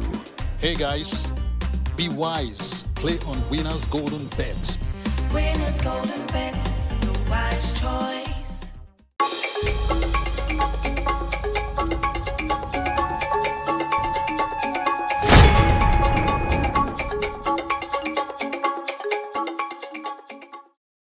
Welcome back to other parts of the continent now. Kenyan opposition leader Raila Odinga and his running mate Martha Karua have continued to rally as the general election gets closer. In the central city of Muranga, the pair tackled corruption, a major theme of these elections in a country where, according to current President Uhuru Kenyatta, 2 billion Kenyan shillings are lost daily to this plague. The five-time candidate, Odinga, never reached the presidential seat. But this time around, the 77-year-old veteran politician hopes for a different outcome after picking a female deputy who could become the first female deputy president. Just a few hours before a referendum on the new constitution, hundreds of Tunisians are still on the streets to demonstrate against the draft text put forward by their leader. Officials of the Islamic-inspired Ennahda party stood among protesters in Tunis on Saturday, accusing President Kais Saied of a power grab since last year. The new constitution aims to give less power to the parliament as allowed by the 2014 constitution, a decision considered a threat to democracy for many who praised the 2014 text inspired by the 2011 Arab Spring. The referendum is taking place a year to the day after Said sacked the government and suspended parliament in a decisive blow against the country's young democracy. And now to Egypt. Now, Russia's Foreign Minister Sergei Lavrov has offered reassurances of Russian grain supplies to Egypt during a visit to Cairo on Sunday, amid uncertainty over a deal to resume Ukrainian exports from the Black Sea. Egypt is one of the world's top wheat importers, and last year bought about 80% of those imports from Russia and Ukraine. Now, Russia's February 24 invasion of Ukraine disrupted shipments and sped up a rise in global commodity prices, delivering a financial shock to Egypt. In its response to the war, Egypt has been torn between long-standing ties to Russia and its close relationship to Western powers that have sanctioned and sought to isolate Moscow. Western embassies had lobbied Egypt and Arab League ahead of Lavrov's visit, which included talks with President Abdel Fattah al-Sisi and representatives of the Arab League. Now, a malfunction in the Medgaz underwater natural gas pipeline between Algeria and Spain has caused a temporary suspension of gas supplies to Spain. Algerian state media said this, citing a statement from state oil and gas producer Sonatrach. The malfunction occurred on the Spanish side, and Spain is working on fixing it to ensure the resumption of supplies as soon as possible. Algeria is a key gas supplier to Spain. The residents of the Central African Republic's capital, Bangui, are recovering from floods caused by torrential rain this week. While there has not been yet an official assessment of the damage, cases of drowning have been reported and over 100 homes have been seriously affected in just the city's 4th district alone. In another district, the 5th, the drainage channels were said to be overflowing. Several residents went out on the streets to denounce the poorly built constructions and call authorities for help. According to a regional newspaper, Bangui Mpoko International's runway was completely flooded on Friday, causing difficulty for planes to depart and land. Now, the United States Agency for International Development, USAID, says the whole of Africa is facing its worst drought in over 40 years. As a result, 18 million people in Ethiopia, Somalia, and Kenya are going hungry. The agency met with residents of a village in Turkana, northwest Kenya, on the 23rd of this month to find ways to improve their support. In recent months, other humanitarian actors, such as the UN's relief chief, Martin Griffith, have called for urgent action after visiting the region. This time, the USAID Administrator, Samantha Power, promised to finance more than $1 billion of assistance. The situation is showing no sign of improvement, and the Intergovernmental Authority on Development, or IGAD, has warned that a total of more than 50 million people could face severe food insecurity this year. Now, the German charity Sea-Watch has carried out 4 operations in less than 24 hours, rescuing 428 migrants and refugees trying to cross the Mediterranean Sea from northern Africa to Europe on overcrowded rickety boats. The migrants were rescued by the crew of Sea-Watch 3, and among those taken on board were a pregnant woman and a man with severe burns. Sea-Watch 3 is urgently asking for a safe port as the ship is unable to support so many people on board. According to the United Nations Agency for Refugees, UNHCR, 32,782 migrants and refugees have arrived in Italy by sea as of July the 17th, mostly from Bangladesh, Egypt, Tunisia, and Afghanistan. More than 1,200 people are reported to have died this year attempting to cross the Mediterranean to reach Europe. And outside the continent now, Russian Defense Ministry says its forces have destroyed a Ukrainian warship and US-supplied Harpoon anti-ship missiles in the Ukrainian port of Odessa. The Ukrainian military had said Russian missiles hit the southern port on Saturday, threatening a deal signed just one day earlier to unblock grain exports from Black Sea ports and ease global food shortages caused by the war. The Israeli forces have killed 2 Palestinian militants in a pre-dawn gun battle in the occupied West Bank, according to officials from both countries. The Palestinian Health Ministry confirmed the deaths of 2 men and said 6 more were wounded in the clash at a house in the Palestinian city of Nablus. Details in this report. Thousands of Palestinians attended a funeral procession on Sunday for 2 gunmen killed earlier in the day by Israeli security forces in the occupied West Bank. The fighters, claimed as members by the Fatah al-Aqsa Martyrs Brigade, died in a pre-dawn clash at a house in Nablus. The Palestinian Health Ministry said 6 others were wounded. Police said Israeli security forces, on an apparent arrest raid of a wanted suspect, came under fire. They, quote, responded with live fire and other means until neutralizing the terrorists inside the house and on its roof. Writing on Twitter, Hussein al-Sheikh, a senior Palestinian official, condemned what he described as a crime committed by occupation forces. Israeli forces have stepped up raids in the West Bank in recent months after men from the area carried out deadly street attacks in Israel. US-brokered peace talks aimed at establishing a Palestinian state in East Jerusalem, the West Bank and Gaza collapsed in 2014 and have shown no signs of revival. Separately on Sunday, the Israeli Navy fired on a fishing boat accused of smuggling in Hamas supplies from Egypt after its 2 crewmen escaped. A military spokesman said the vessel had strayed from Israel's maritime cordon on Gaza, which is ruled by Hamas. The Navy fired on the boat after it did not heed orders to stop, the military said, adding that it carried unspecified supplies for Hamas. The chairman of the Palestinian Fishermen's Union said such allegations have in the past proved baseless. The union said the 2 crew members had jumped into the water and swum to shore before the boat was destroyed. And now to the Philippines. The Manila shooter who killed 3 people, including a former mayor, Basilin, has admitted to the attack with a specific target. The Xinhua news agency reported that the arrested gunman Chow Tiao Yumol admitted to the killing, claiming he shot Rosita Furigay for her involvement in illegal drugs in the province. Initial report from the National Capital Regional Police Office said that the victims were former Lamitan City Mayor Rosita Furigay, her aide, Victor George Capistrano, and a security guard of the university. The shooting incident forced the school authorities to cancel the graduation rite and put the campus on lockdown. And now to the United States.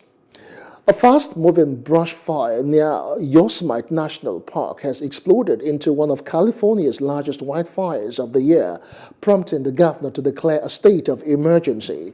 Thousands of people were ordered to flee the oak fire, which shot off the path to more than 2,000 homes and businesses.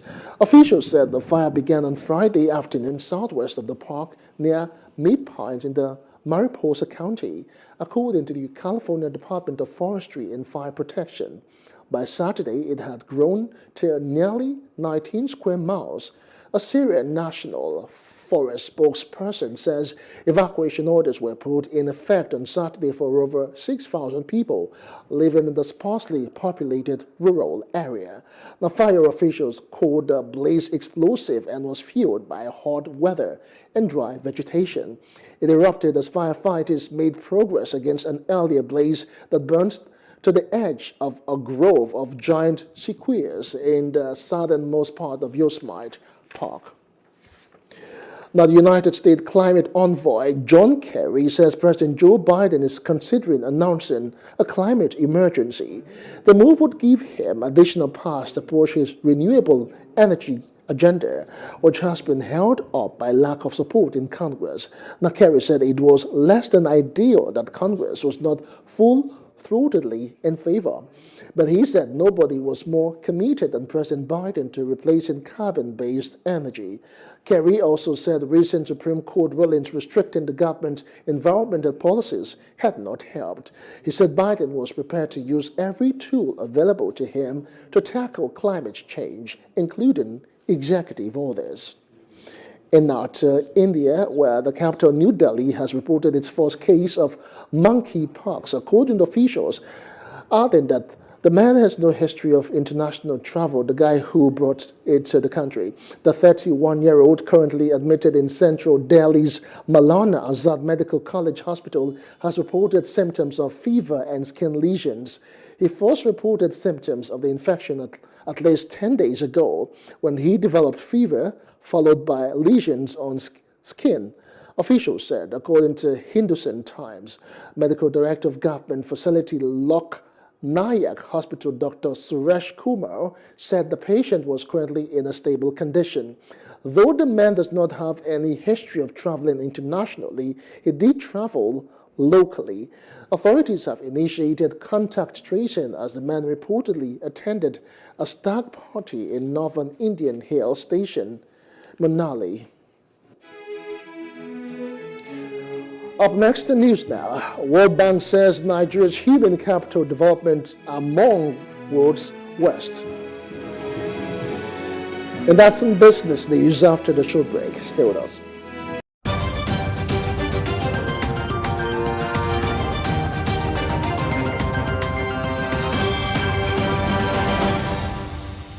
And in business news, the World Bank Group says Nigeria's human capital development ranks amongst the worst globally. The Washington-based bank stated this in a new report titled COVID-19 and Nigeria's Human Capital Crisis, where it noted that Nigeria's ambitious poverty reduction targets hinge on developing human capital.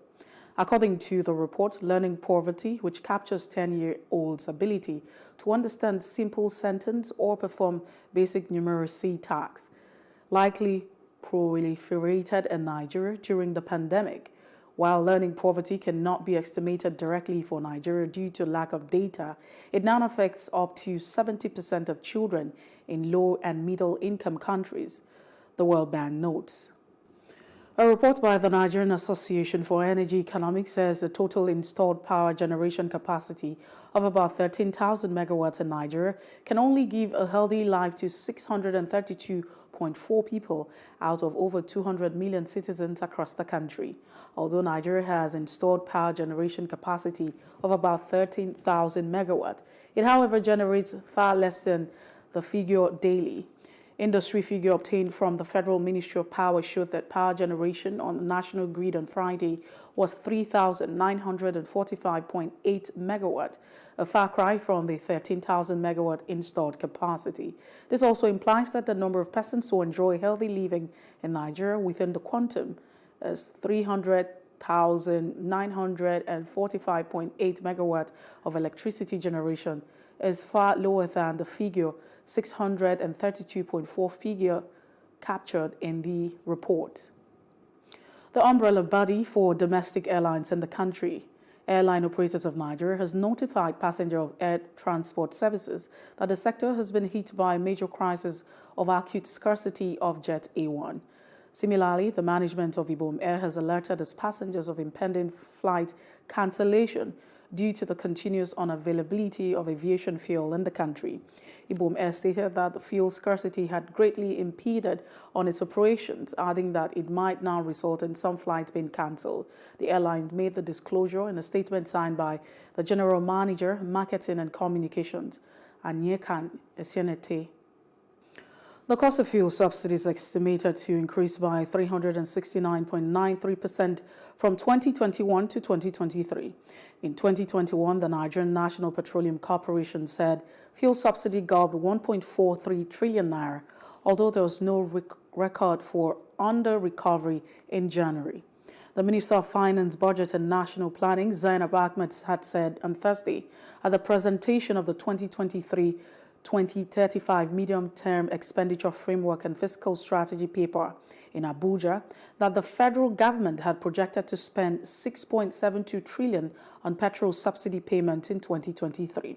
However, Ahmed said subsidy payments projection was based on two scenarios, with the first being spending an estimated 6.72 trillion for the entire year and the second removing subsidy by June 2023, with the government spending 3.36 trillion rather than the full estimated 6.72 trillion.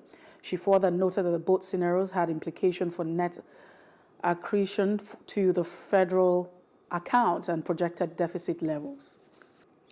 Despite Alphabet's recent stock split, co-founder of the most popular search engine in the world, Larry Page, has seen his fortune valuation fall below $100 billion. Page is the seventh wealthiest person in the world as of July 2022, according to Bloomberg Billionaires Index, with a net worth of roughly $99 billion. Google's search ranking algorithm, PageRank, is co-created by Page and bears his name. In 2004, he and his co-author, Brian, won the Macaroni Prize. Amid unprecedented sell-off on the Nasdaq, a market hub for significant tech stock, the tech mogul has lost almost $30 billion this year. The parent company of Google, Alphabet, saw its share price decline by 5% on Friday as investors remained uneasy. The Nigerian Association of Chamber of Commerce, Industry, Mines and Agriculture has urged the federal government to address the necessary economic parameters to prevent Nigeria from slipping into recession. The national president said these on Friday during the association's third quarter economic briefing in Lagos. According to the president, COVID-19 pandemic coupled with Russian-Ukraine conflict has put immense pressure on productive capacity of the country. The NASEM president welcomed the decision of the Monetary Policy Committee of the Central Bank of Nigeria, CBN, to increase the monetary policy rate from 13% to 14%. Meanwhile, the Ministry of Mines and Steel Development has advised registered miners to continue with their mining operations while adhering to safe mining protocols. Thomas, Director, Press and Public Relations of the ministry, gave the advisory in a statement. The federal government had said it was considering a nationwide ban on commercial motorcycles, popularly known as Okada, as well as mining activities in bid to stem the rising insecurity across the country. However, in the statement, the ministry said legitimate miners should put adequate security in their various mining sites while conducting their operations, noting that the ban targets only legal miners. The new directive comes shortly after experts asked the government to reconsider its decision, stating that the ban would be detrimental to local and foreign investors. And that's it on the business news. Many thanks for watching. I am Messi Boko. The news continues. And away from business reports, let's now join our entertainment news desk for more stories. Veteran music executive Kenny Ogungbe has revealed that Nigerian rapper Idris Abdul Karim will undergo a kidney transplant next week.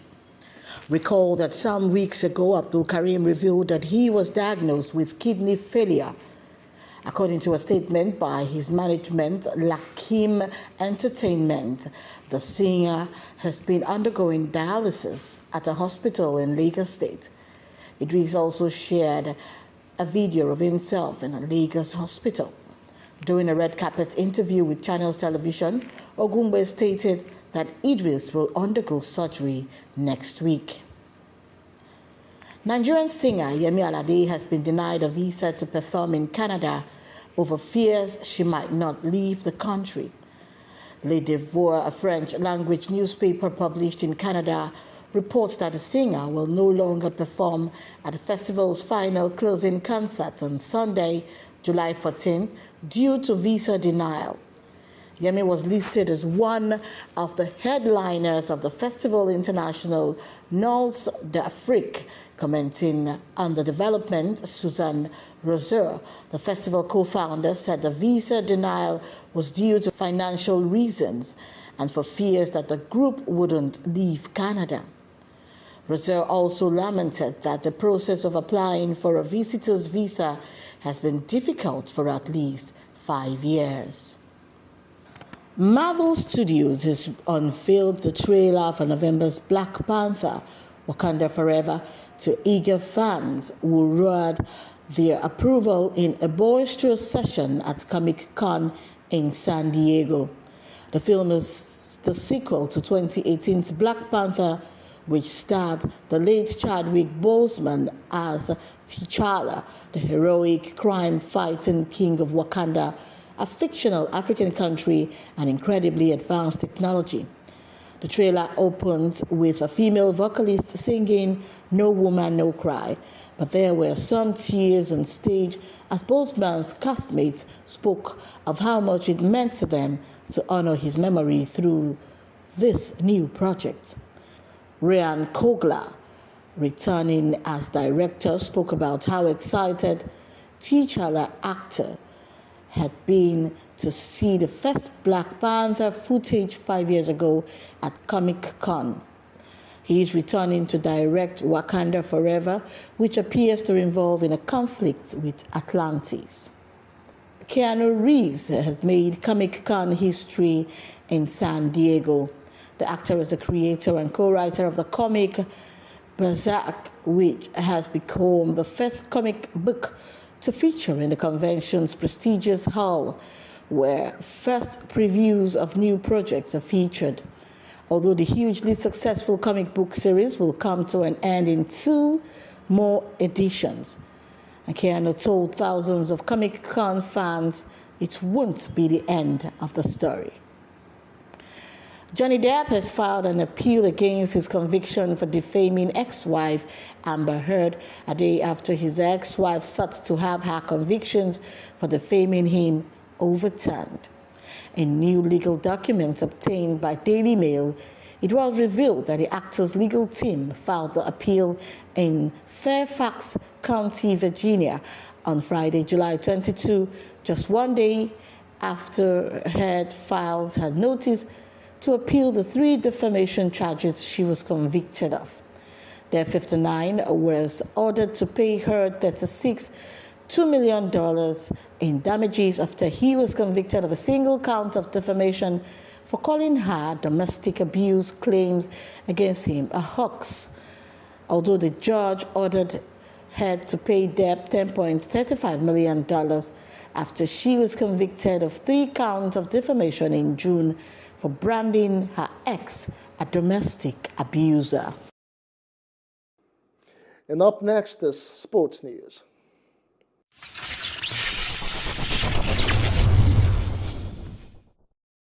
Nigeria international Samuel Chukwueze came off the bench to score and help Villarreal defeat Borussia Dortmund 2-0 in the preseason friendly on Friday.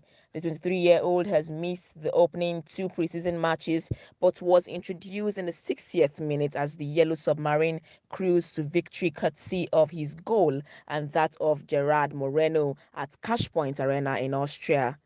Heading into the fixture, Chukwueze has missed the 1-1 draw against Sporting at the Stadio Algarve and the 2-1 win against PSV Eindhoven at Philips Stadium. Against Dortmund, manager Unai Emery once again did not start the Super Eagles, but they looked to the bright side from the onset as they should have taken the lead in the 12th minute when Francis Coquelin's glancing header hit the woodwork and bounced out for a goal kick. Brazilian defender Dani Alves says his goal at the Universidad Nacional Autónoma de Mexico soccer club is to leave a legacy for the young stars. He arrives at the soccer club known as Pumas on a one-year deal after the player ended his second stint with Barcelona. After his unveiling, the 39-year-old was spotted training with Pumas youth players. The player has joined Mexican side Pumas UNAM on a free transfer, according to the Liga MX club. Alves won 6 La Liga titles and 3 Champions League trophies, among other major honors in his first spell at Barcelona from 2008 to 2016. Nigerian hurdler Tobi Amusan has set a new African record in the Heat 3 of the 100-meter women's hurdles at the ongoing World Athletics Championships in Oregon, USA to qualify for the semi-final. The record sees the 25-year-old lead the semi-final race, which will hold in the early hours of Monday. Amusan, who previously held a personal best, an African record of 12.41 seconds in June, surpassed her previous feat on Saturday as she ran a new record heat time ever at a global championship, finishing her race with a time of 12.40 seconds. The UTEP alumnus, who missed out on the podium in Tokyo last year, has now broken the African record 3 times in 10 months, 12.42 seconds in Zurich, 12.41 seconds in Paris, and 12.40 seconds in Eugene. The Nigerian hurdler finished ahead of Jamaica's Daniel Williams, 12.87 seconds, Ireland's Sarah Lavin, 12.99 seconds, and Australia's Celeste Mucci, 13.01 seconds. Cricket Scotland's board has resigned a day ahead of the publication of a review of racism in the sport. It is expected to report findings of institutional racism in the Scottish game. The directors resigned with immediate effect on Sunday morning in a letter sent to the interim chief executive of the governing body. They said they had not seen the contents of the report, but they had been made aware of proposed timescales and certain mandated actions in the document. And 2-time heavyweight champion Anthony Joshua has opened up on his decision to confront some students who disrespected him during a visit to Loughborough University. The former world heavyweight champion is currently training for a rematch with Alexander Usyk in Saudi Arabia. Before traveling to Saudi, AJ spent time at the campus practicing. During his stay, some students criticized him for not fighting fellow Brit Tyson Fury. The former Olympic gold medalist changed tactics for his upcoming fight, recruiting experienced trainer Robert Garcia. The appointment of Garcia was followed by switching his training center from Sheffield to Loughborough University, and that is where he recently confronted those students who mocked him. Addressing the incident, Joshua shows some regret, but is ultimately happy with his decision to threaten those shouting abuses. Sports news wraps it for us on the news now. Just before we go, the main news again. Terrorists have threatened to kill, sell hostages, and kidnap President Buhari and Governor El-Rufai. Serap has sued INEC for allegedly failing to prosecute vote buyers.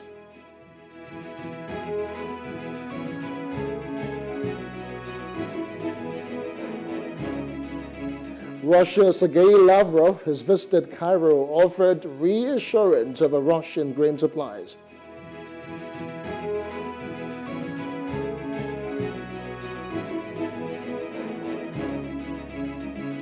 And Israeli forces have killed 2 Palestinian gunmen in West Bank clash. And that's the news now. For more stories, please follow us on our Facebook, Twitter, and Instagram. And do subscribe to our YouTube channel at PlusTvAfrica and PlusTvAfrica Lifestyle. You can also view us from Limex and www.limex.tv and Glow TV apps anywhere in the world. I am Justin Akadonye. Many thanks for watching, and do have yourselves a wonderful week ahead. Bye for now.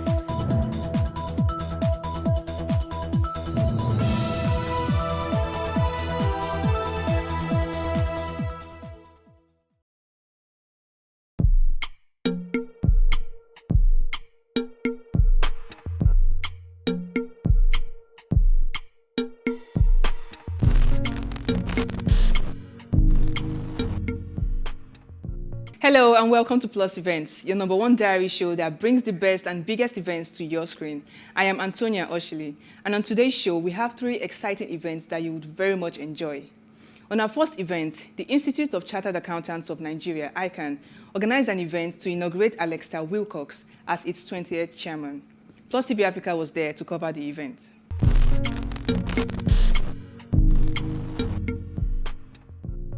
In the hall were family and friends, close associates, professional colleagues, and invited guests of Alexander Wilcox. They were all excited to celebrate their own. Wilcox, the man of the moment, while recounting how he was first elected to the executive committee of the body as a social publicity secretary, and now as the chairman of the institute because of his hard work and the efforts of some special people who reposed confidence in him, was self-assured on what he would do differently to sustain the work of his predecessors. It's not going to be a dark. Hello and welcome. On this episode on One-on-One today, I'm speaking with a professional with over 18 years experience. His name is Aziz Amida. Now, those who have worked with him say he possesses strong leadership qualities and management skills. He has worked in about 12 industries, including general management, corporate finance, portfolio management, investment banking, private equity and financial advisory. He's the former CEO of IHS Rwanda, one of the top 10 largest companies in Rwanda with an estimate of 50 million annual revenue. Thank you so much for joining us, Mr. Amida. Thank you for having me. Thank you for your time. My first question to you is, like, you've done all of these things. What are you up to now? Well, right now I left IHS in September, so I decided to take time to write a book and I consult for a lot of companies now, about 3-4, on structuring themselves for growth and helping them position themselves for funding and the rest. Then also spending some time setting up my foundation to, give back to society as we go. Yeah, so that's more like. So now that you're in control of your own time, are you busier than when you worked for companies? Yes. Right now, I can't remember the last time I slept before 3 a.m. I still get my 6 hours daily, but I sleep almost 3 a.m. daily now because you're in control and you just feel like this needs to be done, this needs to be done, this needs to be done, this, and then you're juggling. Before it was like one company you're working for. Now you're juggling about 3 companies together to make sure, okay, yes, tomorrow morning we need to go for an investor presentation, make sure this is ready, and things like that. So it's much busy now. Oh, wow. Okay, so every time we hear this word corporate governance, how do we ensure that companies follow through with it? We only just being another tick box exercise. I think we are beyond the age of corporate governance being a tick box now. It's now investors, companies are looking for, there are very few companies out there that are not looking for funding. And when you talk about those, when you look at the companies that are looking for funding, investors are very focused on those sort of things.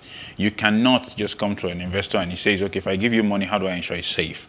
So those are areas that are really becoming more and more critical. So if you treat it as a tick box now, you'll most likely pay for it really big. So corporate governance is extremely important, especially since 2008 when we have this whole financial crisis. And it's been that way since then. So you have US implementing Sarbanes-Oxley and a lot of other policies coming into place to ensure that you can protect stakeholders in a business through corporate governance. So yeah, I don't think any company would ever treat it as a tick box anymore. It would be difficult.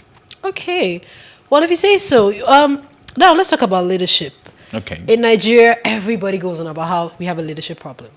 And every time when we talk about leadership, we look at politicians, we look at government agencies, and we assume that corporate organizations, private-owned companies will do it better. But some of them have leadership challenges. Why? Well, I would say I think some of them is a big understatement. There is no way you don't have a leadership challenge, one or the other, whether small or big. It's the degree that varies. So if you go to some of the most advanced companies you have in the world, you would be surprised what you find when you get to their leadership. So, but the important factor to understand about leadership is that everyone is always learning on the job.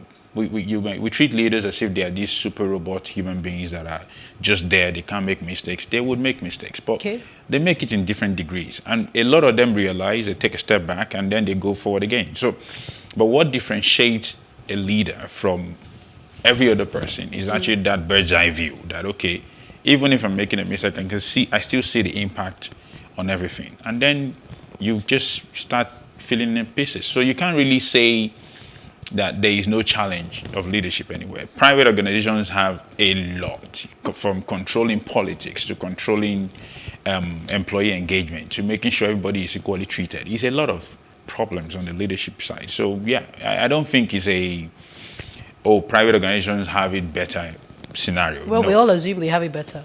I've never assumed that. Okay, now let's talk also about finding. So this CEO is about to resign. Why is succeeding him always sometimes like a challenge? Why is grooming leaders to succeed people a challenge sometimes?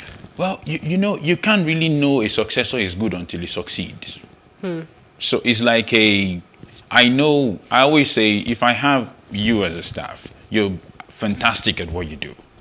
Then you tell me there's another guy that is behind you. I could tell you, okay, yeah, that guy is there. But the question is, you're going, I know what I get, but I don't know what I'm going to get with the next guy. So it's like an investment. You want to invest in something. Do you know the return? No. Okay. So technically, it's a bit difficult to go to the point. So succession planning is always something that would be a problem. So, but what companies are now doing is to make sure that even if we don't know what we're going to get, at least we can pass as much knowledge as possible to the next person. Then you introduce mentors when they take over. Okay, how do you... So like for me, when I was leaving IHS Nigeria to IHS Rwanda, I was director of FP&A for 7 years in Nigeria. Okay. Then I went to Rwanda as CEO. Now, somebody took over after me, and I spent a lot of time saying to the person, okay, how do you need to do this. These are the sort of relationships you need to build. These are the areas you need to go. So that sort of mentorship helps a lot in succession, but it is never risk-free. It's impossible because you still have the ego. You still have a lot of things that comes in place. And then you have the unwillingness of the person that left to give that person the chance to do it. So it's a lot of variables to juggle around. So yeah, it's always going to be a problem.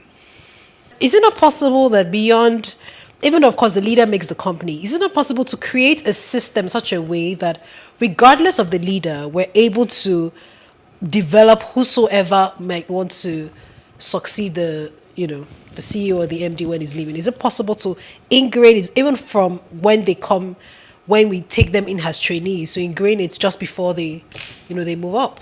Well, yeah, it's possible, but the point is, if you want to test that theory, let's take a country like the US. Most of these guys that are leaders in the US, they go through schools, the best schools in the world, come through one of the best political systems in the world, but do they end up being the best leaders in the world? Not really. You really can't. Mr. Amida, let's come to our country. No, but I'm trying to stay away from. Why? Because I just also feel like Nigeria. So it's fantastic that you made that analysis. They go to the best schools. Yes, it doesn't always mean the same, but like in the schools, in learning, there's some. They're doing projects, they're doing like different things. But Nigeria is, like we say, man no man has brought this person in, whether he has the capabilities or not, whether he has the I don't even really like to look at degrees because I always say that degrees is not character. At the end of the True. day. I agree with you. And at the same time, I always feel it's a personal journey. What you do as a leader defines a lot about you in terms of what you. Leadership is something that until you take it, you don't really know how much variables are in front of you. You could look at someone that say, this guy is a leader, he's not so great at what he's doing. It's easy. I can tell you, when I became CEO, I forgave every CEO I've ever worked with in my life. Because there is a lot of work, a lot of things you don't normally see.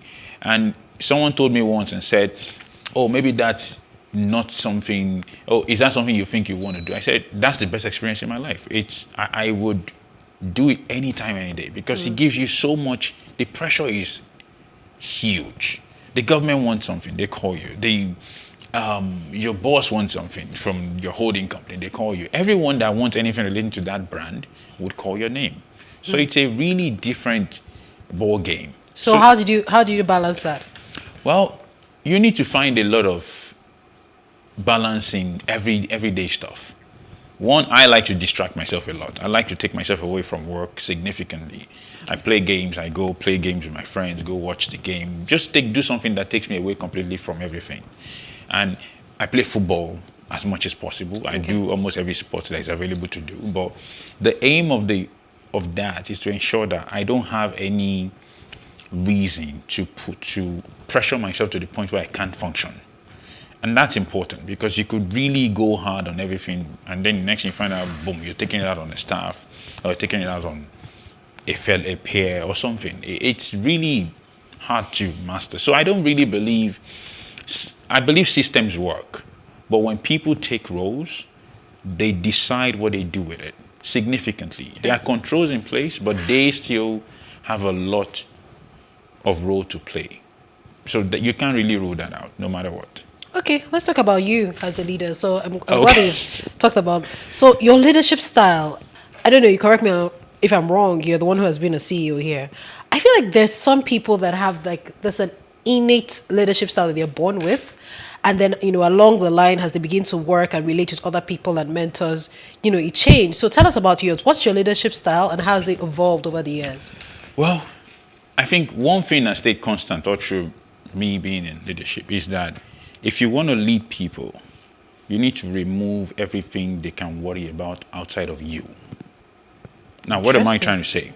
I have staffs that will say, if I have a staff and he's worried about taking his kid to school, he can't concentrate. So anything I tell him, he can't do. So for me, my priority anywhere is that my guys that I'm working with, they have to be fine. When I got to Rwanda, I promoted about 35 people who basically some of them have been on roles for 7 years. So it's been because the first thing I could do was to say, it's impossible to tell this guy, go do this for me, when he's worried about how he's going to pay his bills. So you need to understand that everyone has a goal. Everyone wants to send their kid to the best schools in the world. Everyone wants to eat at the best restaurant. So it's not just you. So if you can't make that, I'm not saying just increase salary, boom, and make everything crazy. But the moment I have a budget, this is my budget, this is what I can work with. It is now down to me to say, okay, how can I use this bucket in a way that makes sense to the company and at the same time to the people? So when I was in IHS Nigeria 7 years, and my team was one of the fastest growing teams. Oh, wow. I think I had more managers in my team than a lot of departments had in them. So it was basically, my aim was to say, how do I grow the people? Not just growing them because they're not working. So they can now worry about me because I demand performance. So if it's only me you're worried about, then I can take away the rest. Then at least it's fine. Then I can easily say it's balanced in a way. I'm not saying I'm the perfect leader. There will always be faults everywhere here and there.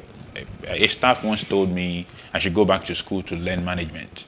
It's fine. It's his view. But to me, it's the way I believe people should be led. Give them a reason to want to follow. Because followership is more of a sacrifice than leadership is. Leadership, yes, is mostly imposed. Imposed is not the right word. It's mostly given. You need to have that opportunity to lead. But to follow is actually a default. So it requires you sacrificing your time to be able to help someone else get his goal up. Okay. So to me, I don't take that for granted at all. So people is extremely important in my leadership style, but every other thing is left to debate. People can tell me, oh, is this, is that. I don't know. But that is a constant. Okay, let's take a quick break. We'll take a short break. Mr. Amida is still with us, talking about leadership and leadership challenges in a corporate organization. Stay with us.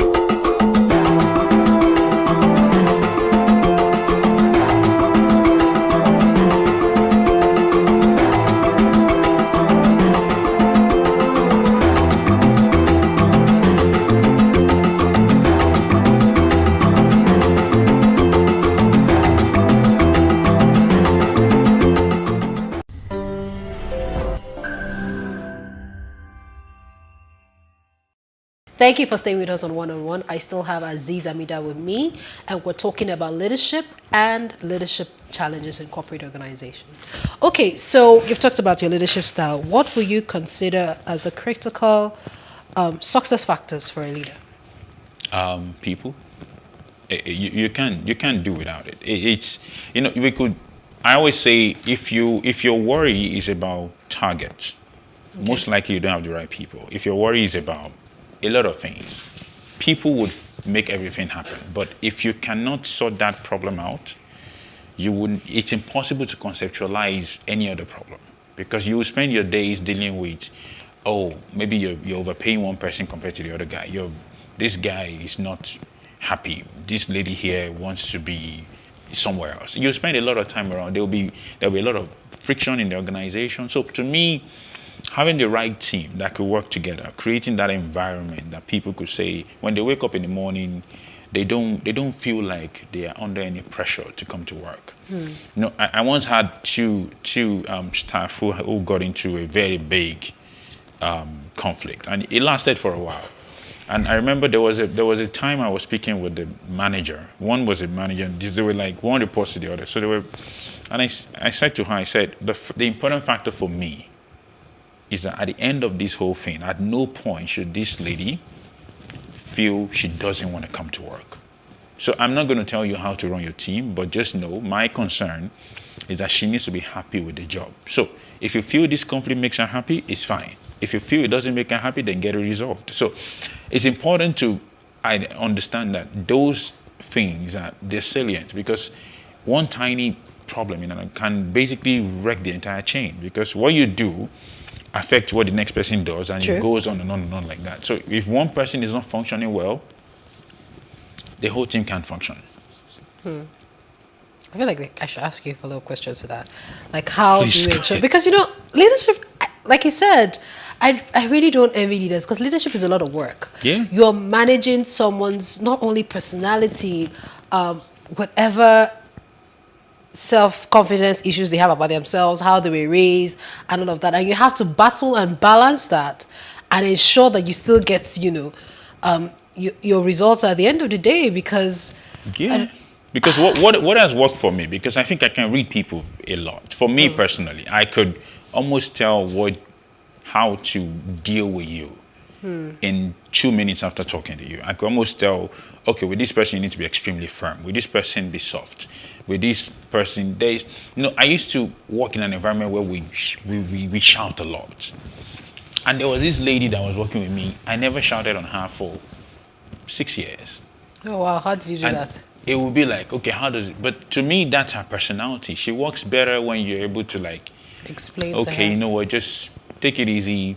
Go do this. Sometimes you get you get angry and you're like, oh wow, what's this?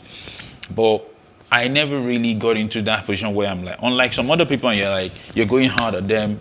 But then the other lady is like she just comes to work and is like, okay. She comes and then you talk to her calmly. People say maybe it's the way she carries herself, but no, that's her personality. She works better when she's understood, when she's allowed to think. And the moment you put her under that sort of pressure, boom. It's we used to crack this joke about this friend of mine that we work in school together. We're in school, and when you go into an exam, and if that guy is thinking, and you call his name, he has failed.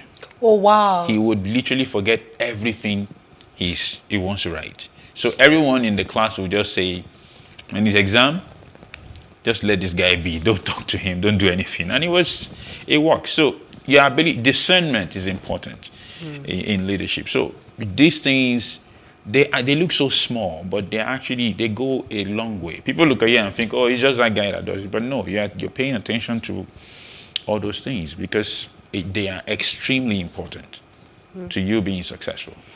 Interesting. Okay, let's talk about employee behavior, especially in this era of great resignation.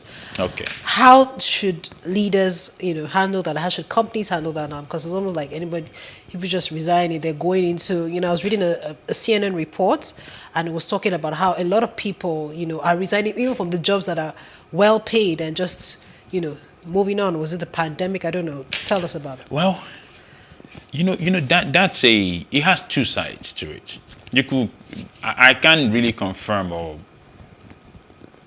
say anything about the theory of the great resign, but the point I know is that people would always see things from two different angles. So there is the guys who see a different opportunity to go to.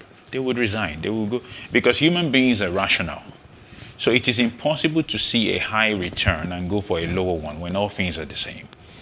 So every time you look at them, if a man is making a decision, or a woman is making a decision, they are making it because they see a better opportunity in something else. So when this whole great resign, it becomes, is a person resigning for something worse than what they had? I don't think so.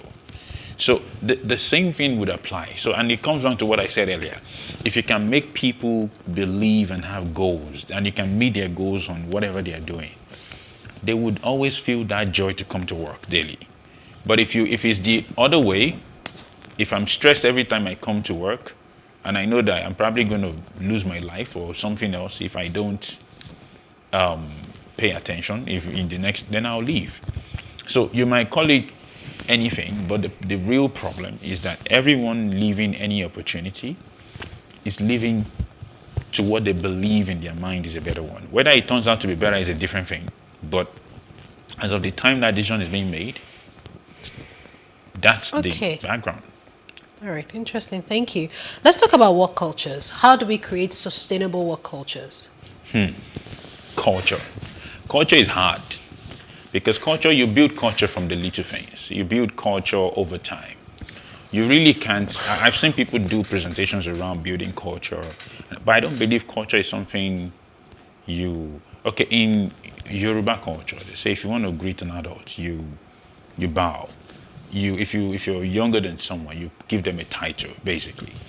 Now, how is that relevant? Was that basically a law that was made and say, boom, this is how you relate to this guy? No, we grew up. Oh, I saw this person do it. Then I'm watching. So it's the same way. When in an organization, everyone below anyone is looking at the way you do things. They see you go into a meeting tomorrow and you're on your phone. Okay, maybe it's good to be on the phone. They see you go into, it's those little things. Culture is actually one of the things you contribute to in the subconscious a lot compared to any other thing. Processes you can draw on visual. Culture is a conscious effort towards little things to say, okay, as management, we want to do this way. When we go into the meetings, do we want to put our phones on the side so people see us that we do this? So it requires a lot of deliberate effort to make happen. So yeah. Okay, so let's talk about the pandemic. It's been 2 years, 2022, 2020. Lessons you've taken from the pandemic. We must be ready to change. There is no one way to achieve any goal. We're glued to the office before now. Yeah. We need to do it from here. If we're not in the office, we're not productive. But then, most of us have found significant productivity from home. basically. I particularly, working from home has been amazing for me. It's been, I could spend more time with my daughter, I could spend more time with my wife, and at the same time still focus on work. Unlike before, that time is, if I replace the time in traffic in Lagos with the time with family, time in traffic. you could almost double your income. Okay, when I used to live in Egbeda, I drive to Marina every day, and I leave the office at 5, get home at 10. And in my mind, I'm like, okay, why am I doing this to myself? You spend 5 hours. So if my hourly rate is, let's say, even if I make 300,000 a month, it means my hourly rate comes down to about, if I'm not mistaken, that's about 800 naira an hour. 800 naira per hour comes down to 5 hours. That's literally 4,000 bucks. If you look at it over a month, you're almost paying your rent. So the question becomes, that time alone, if that guy spent it focusing on what matters, he would produce more for the company. So yeah. Okay. So for you, Mr. Amida, any regrets, any things that you wish you could have done differently? I wish I could have been a bit more. You make how do you call it? This is a very difficult question to answer because regrets are very hard to acknowledge, more or less. But I think I didn't go through my career with a lot of humility, basically. I wish I could have learned humility earlier in life. Okay. To say, I learned it the hard way as I grew up, but I wish I could have been, a bit more. If you ask people that work with me early on in my career and people that work with me much later, you'll see a very different divide in the way it works. Maybe some might still have different opinions, but yeah, that's to be more humble, but at the same time, network more, create more relationships. There are a lot of relationships over the years that are basically allowed to okay, you know what, maybe this person is there. Our time is fast spent, but I cannot but help ask this last question. What difference did you notice in working in Rwanda and working in Nigeria? What was the shocking, should I say, difference? Was there any... That's like day and night. Oh, really? Yeah, Nigeria is like brash. We like to get it done now. Aggressive, yes. Rwandese they're not confrontational like us. So when there's conflict, they back down. So you need to be able to manage their position a lot. And I always say in Rwanda, anger is your last resort a lot of times. You need to is at the very end of the line. Nigeria, we get angry at each other. We understand. We just feel his work. We move on. But when you get angry with the Rwandese, you might not forget it easily. It's not because it's just the way we're built. We're built differently. I think in the entire continent, Nigerians are aggressive. I think Nigerians are very aggressive, but a lot of other countries also have that aggression. But because we go into the English line when we communicate, people tend to, like in Rwanda, people are not quiet when they are speaking Kinyarwanda. I think Rwandese are very loud when they're speaking Kinyarwanda. But as loud as Nigerians are. But when you go English, because it's not the comfort zone, it's a bit easier to, back down. But when you see Rwandese talk to Rwandese, you're like, okay, are they fighting? Are they not? It's really different. Did you pick up on the language while you were there? Well, the only one I know is that Oya in Lagos means let's go. Oh. In Rwanda, it means no. Oh, really? Yes. So when you say Oya, just know you're telling the person no. Meanwhile, your plan is to say let's do it. Let's go. So it's one of the areas I found very. But yeah, I learned a bit of Kinyarwanda here and there, but not very good. Okay, my director to me. One last question: top business priorities or top priorities, leaders, and I think even everyone should look out for in 2022. I think 2022 will be a very productive year because we've been. It's like it's like a jet engine when it is boosting and it's about to launch. We've been doing this work from home / adjusting to the pandemic for about 2 years now, and it's now time for you to start seeing the benefit of that. People are now getting more and more used to the fact, and now they can produce the best of it. So I think the best things to look out for in 2020 will be huge productivity, if you ask me. I'm not a professor of econometrics that model this out, but I can tell you that from what I know about behavioral science and how people tend to produce, this is a time where businesses will start seeing a lot of drive towards new levels. Well, those that are willing to adapt to it anyway. So, but yeah. All right. Thank you very much for your time, Mr. Aziz Amida. Most welcome. I still have like a lot of questions, but we're out of time. It's not a problem. I think I'll ask you behind the scene. Thank you very much for your time. And that's all we can take on 101 today. I hope you have listened and learned as much as I can. So until I see you again next week, my name is Femona Ajekwe.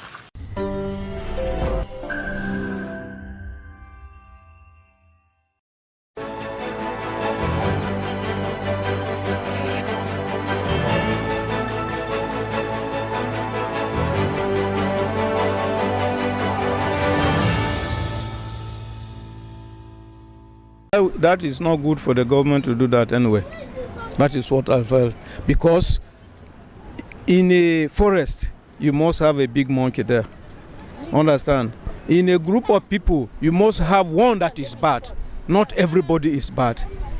If you find a school that is not capable of holding children, it is to close down that school and leave others carry on their business. My validation on the issue of Hanifa's death is actually medicine after death. Now that the Kano State government is requesting for maybe the licenses of private school, really, but to me it should have been done in a different way.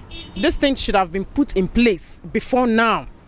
And to me as a parent, I felt the pain of the mother, like watching your child go through that pain and being murdered just like that. No, it's not acceptable. It's not acceptable. Justice should be given. No. We cannot take justice that way, because it is the fingers that are sin that should be prosecuted. And if the other schools can meet up with criteria and conditions of their services, I think they should be allowed to exist.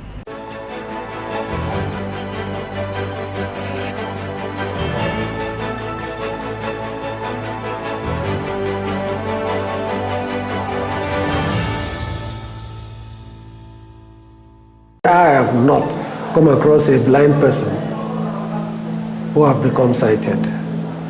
Unfortunately, I've come across too many sighted people who have become blind. I stood for like maybe 2 or 3 minutes, was like, a blind individual writing like this. Even a typical human being cannot do most of what he is doing. They are pushed aside. They look them as perpetual beggars, and it's not supposed to be. Some of us, we are learned. We don't need pity. We need opportunities. We need encouragement.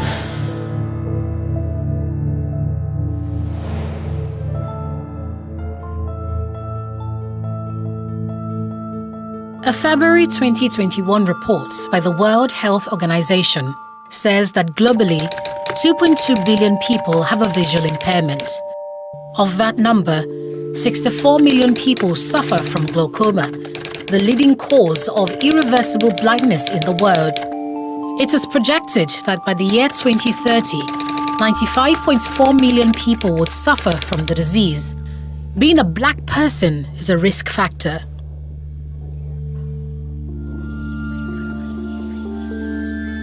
At Ikeja Junior High School, Lagos, Nigeria, there are 55 steps from one end of the hallway to the other. There are 18 steps down the stairwell and 15 steps between classes. Cyril Ujime counted them all because he needed the figures as well as his white cane to find his way around work. It's more than the cost price. Cyril is a 48-year-old visually impaired mathematician.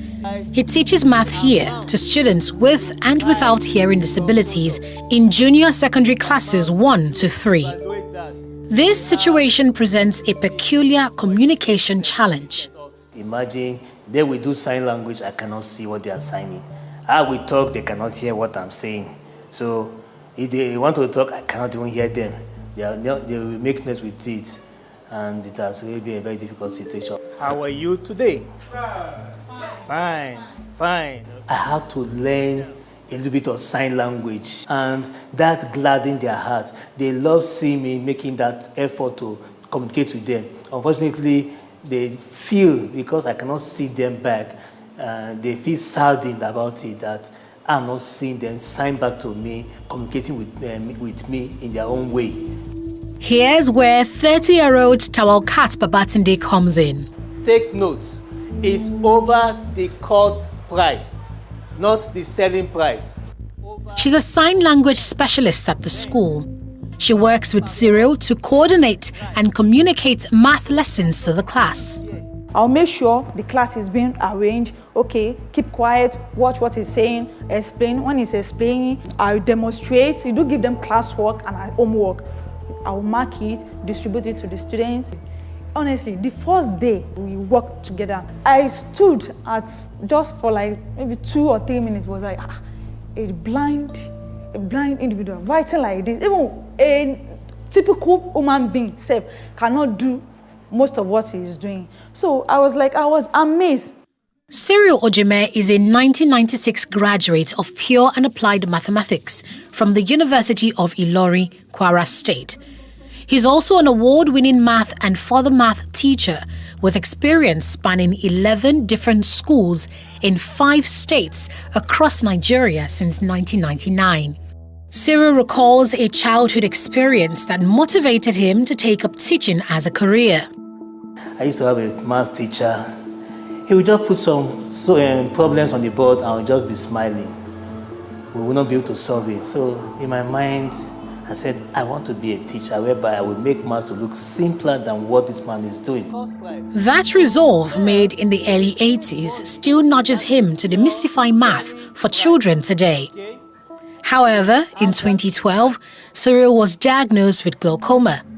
This almost puts paid to his life ambition of teaching math.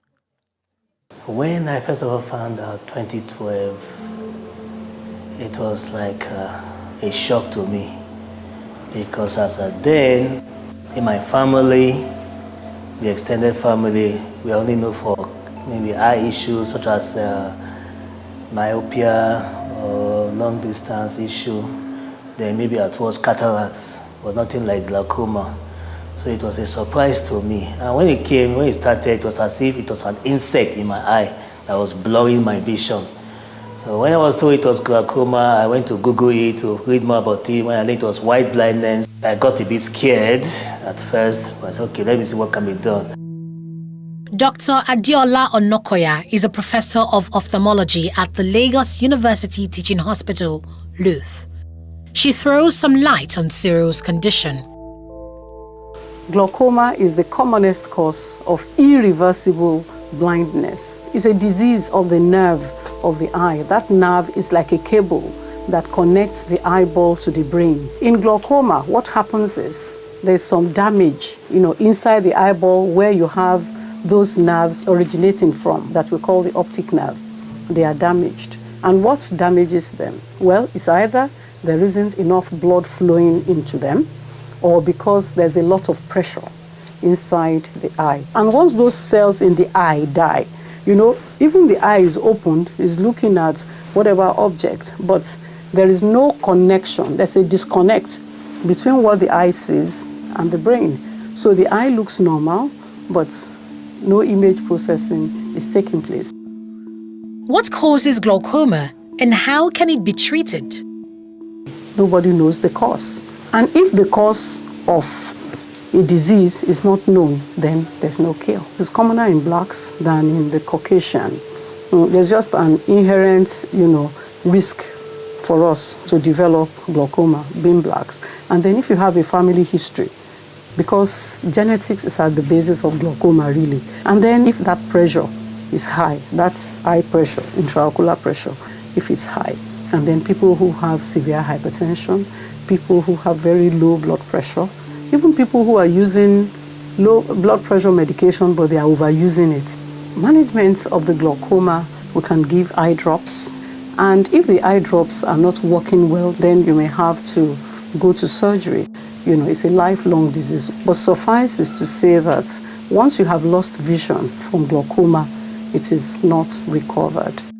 Cyril was in the prime of his career when glaucoma struck.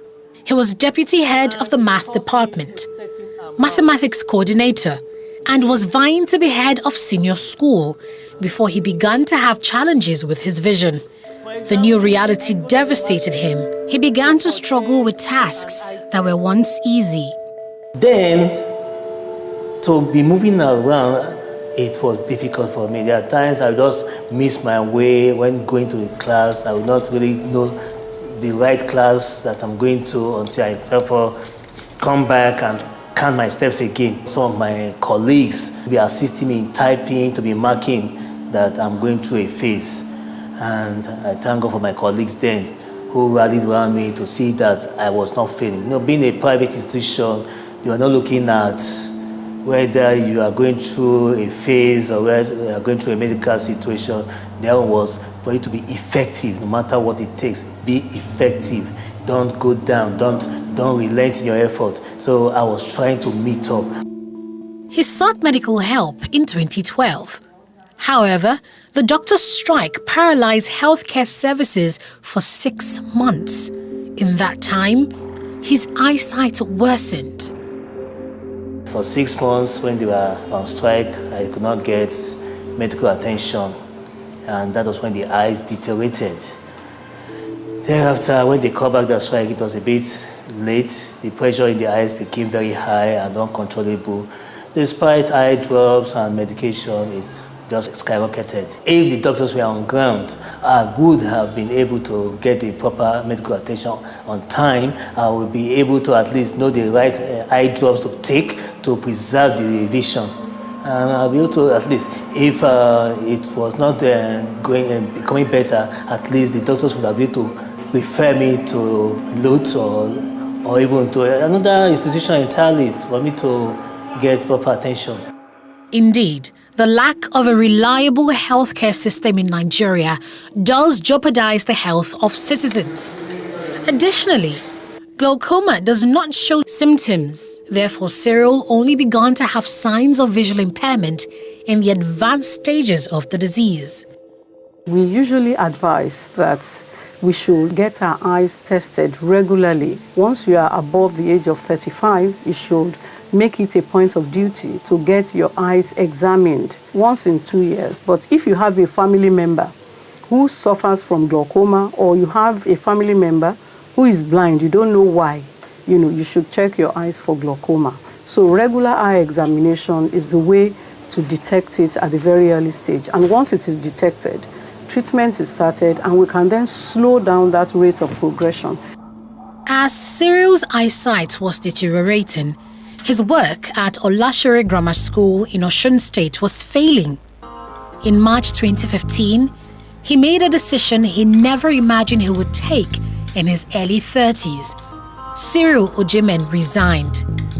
I had to meet the HOD, my supervisor, that look, I cannot continue like this, that I don't want to be a burden to the students, members of staff, and especially my immediate colleagues. It's best for me to quit while the ovation was still loud. Nothing prepared him for the challenges ahead. He was about to face trying times due to a deteriorating vision and a lack of steady income. 2016 to 2018, I will call those 2 years the worst period of my life. Number one, I stopped going out. 2, feeding myself, my family became difficult. 3, paying for children's school fees stopped. After exhausting my gratuity, nothing was coming in, a lot of expenditure came in, no income. So everything was just dry. And I felt for my children because it was something they never expected, never wanted to experience. My wife did all she could to support, but it was all to no avail. She became more or less like a beggar, asking people around for assistance. Myself, I started calling people, calling my brothers, calling those that I know, those who I don't know, to see what they can do to help me out. I got almost to a stage of depression, but my wife and my children, they stood by me, they encouraged me that it's not over. Just when the night got darkest, some lights shone through. Cyril got to know of the Federal Nigeria Society for the Blind at Kappa, Oshodi. It's a special rehabilitation center for the blind. He didn't have the funds to enroll for the vocational training course. His friends and family began an online campaign to crowdfund his rehabilitation. The help started with my classmates, Federal Government College Kano classmates. They came in. At first, they helped with the surgery, but after a while, they stepped back to take care of their own personal issues.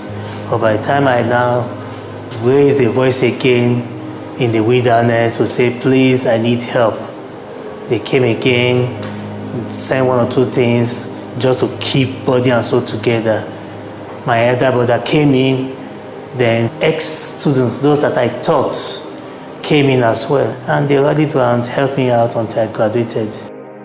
With his fees paid, he began a one-year process to rehabilitate for his new life. I did braille reading and writing, did rehabilitation and mobility. Mobility is by means of how you move around without being aided with the use of a white cane. This is a white cane. It's a white cane. You just put it on the ground and you just be feeling around. It guides one, a visually impaired person, to move around freely without any fear of falling down. Then I learned how to operate the computer using keystrokes. My students from Ikeja Junior High School. E4, 40, E4. So I'm going through their scores. Gradually, I started getting used again to the laptop, something I felt I could not do again. And what really helped me was the application that was installed in the computer. It's called JAWS, Job Access with Speech. On the phone, we have what we call TalkBack. So that is the way we started using handset and the computer in general. The experience changed my life and my way of seeing life in a new perspective. In 2019, Cyril graduated as the best student at the rehabilitation school. Thereafter, he enrolled in another course by Sight Savers, an international non-governmental organization dedicated to empowering the visually impaired with digital skills. Sight Savers really helped me out in terms of how to replan yourself, how to organize your career, how to work out your CV to make it to be a one-page document, how to prepare for an interview, what kind of questions to expect, how to do follow-up after an interview, then preparing for the work environment, and it gave me that boost and that confidence to be bold, to be self-confident, to be to have that charisma, to have that character, to move on. So Sight Savers did that for me. Despite all this training, he was not quite prepared for the challenge of getting back into the labor market as a person with disability. Luckily, an old connection came through. The person's name is Mrs. Grace Egbobi. I will be grateful to her. She got in touch with me and said, there's an opening in the public sector. They are looking for a maths teacher, and she's going to submit my name, being that that's my course. And an interview was conducted, and today I was employed. I was posted to Ikeja Junior High School. When I first of all met the principal, Mr. Safiu, he said he's not going to reject me because he sees in me something that will be of benefit to the school. He gave me a brief interview in my office, and he told me that he will be able to handle mathematics skillfully. So I said, let me give him a try. And since then, I've been watching him. And what I noticed about him is that he has great passion for this job. You will never see him coming late to work. He's always front in the class, and he does the work with passion. I'm happy his decision of accepting me is paying dividends now. And ever since I stepped in here, I've been putting my best, and I believe the best is still yet to come. Just when he thought getting a job was hard enough, commuting to and from work as a visually impaired man became a tough road to travel. When I leave the compound, I stay at the gate side. The person that do help us at times, he comes in, he will take me to the bus stop, and we enter a bus going to Oshodi.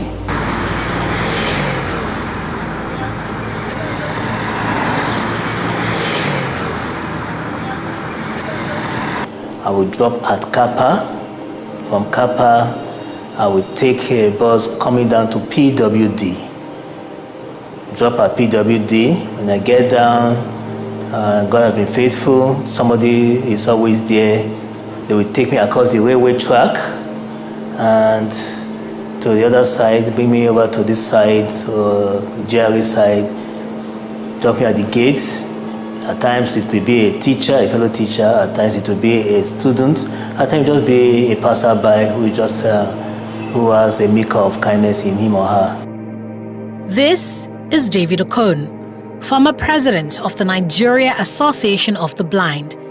He is the current chairman of the association's education committee. Okon was born sighted, but became blind as an infant. Like Cyril, he had a hard time securing a job despite his skills and education. He's now a staunch advocate for equal opportunities for persons with disabilities. Blind people can work as long as they have the education that is required. They need training like other people. It might be some specialized training, but honestly it doesn't cost the price of a rocket. They need equipment that will make them function appropriately. That might cost a little more than what you give, but every employer should think this way. Okon also analyzes the role that the Nigerian society has played in perpetuating the belief that persons with disabilities are outcast. The society is yet to come to terms with the fact that a blind person or a person with disability is a member of the society. Or they see him as that lesser being. You can even hear things like, this handsome man or this beautiful girl or lady is blind. That is just nothing but pity. But are they ready to see you as an equal stakeholder in the society, in the organization, in the workplace, in school environment, even in the church? The answer is not in the affirmative for now. A blind person would have ordinarily not been so disadvantaged if the society was more enabled. The environment, the road networks was not built with me in mind. And even when the government even did some walkways, pavements that you could walk and not be run down by moving traffic, you find out that that is not possible because the walkways have now become markets. The bike owners, ones we call Okada, park their bikes on top there. And so I now it would then be as if I'm more handicapped than I should be. Drawing from his personal experience with disability discrimination, Cyril makes a passionate plea for an inclusive society. Those who have physical disabilities, they are pushed aside. They look them as perpetual beggars. And it's not supposed to be. Some of us, we are learned. We don't need pity. We need opportunities. We need encouragement. Those who are lacking the education, they need to go to school. Those who need employment, they need to get the employment. Those who need to even start their own crafts and their own little business, they need such help. Every 6 minutes, someone is told they're going blind. Leading medical journal Lancet Global Health projects that global blindness will triple by 2050 to 115 million. Okon speaks to these figures as he calls for a paradigm shift in how society views and treats persons with disabilities. I have not come across a blind person who have become sighted. Unfortunately, I've come across too many sighted people who have become blind. The question then is, why don't you think of making the society a better place? In case it will be that person you know, or even you, because there is nothing that says that it cannot be you tomorrow, so that will not join us in the cry and lamentations that we're going through. In January 2019, President Muhammadu Buhari signed the Discrimination Against Persons with Disabilities Prohibition Act. The act criminalizes discrimination against persons with disabilities and requires all public organizations to reserve at least 5% of employment opportunities for these persons. But that law has the challenge of enforcement.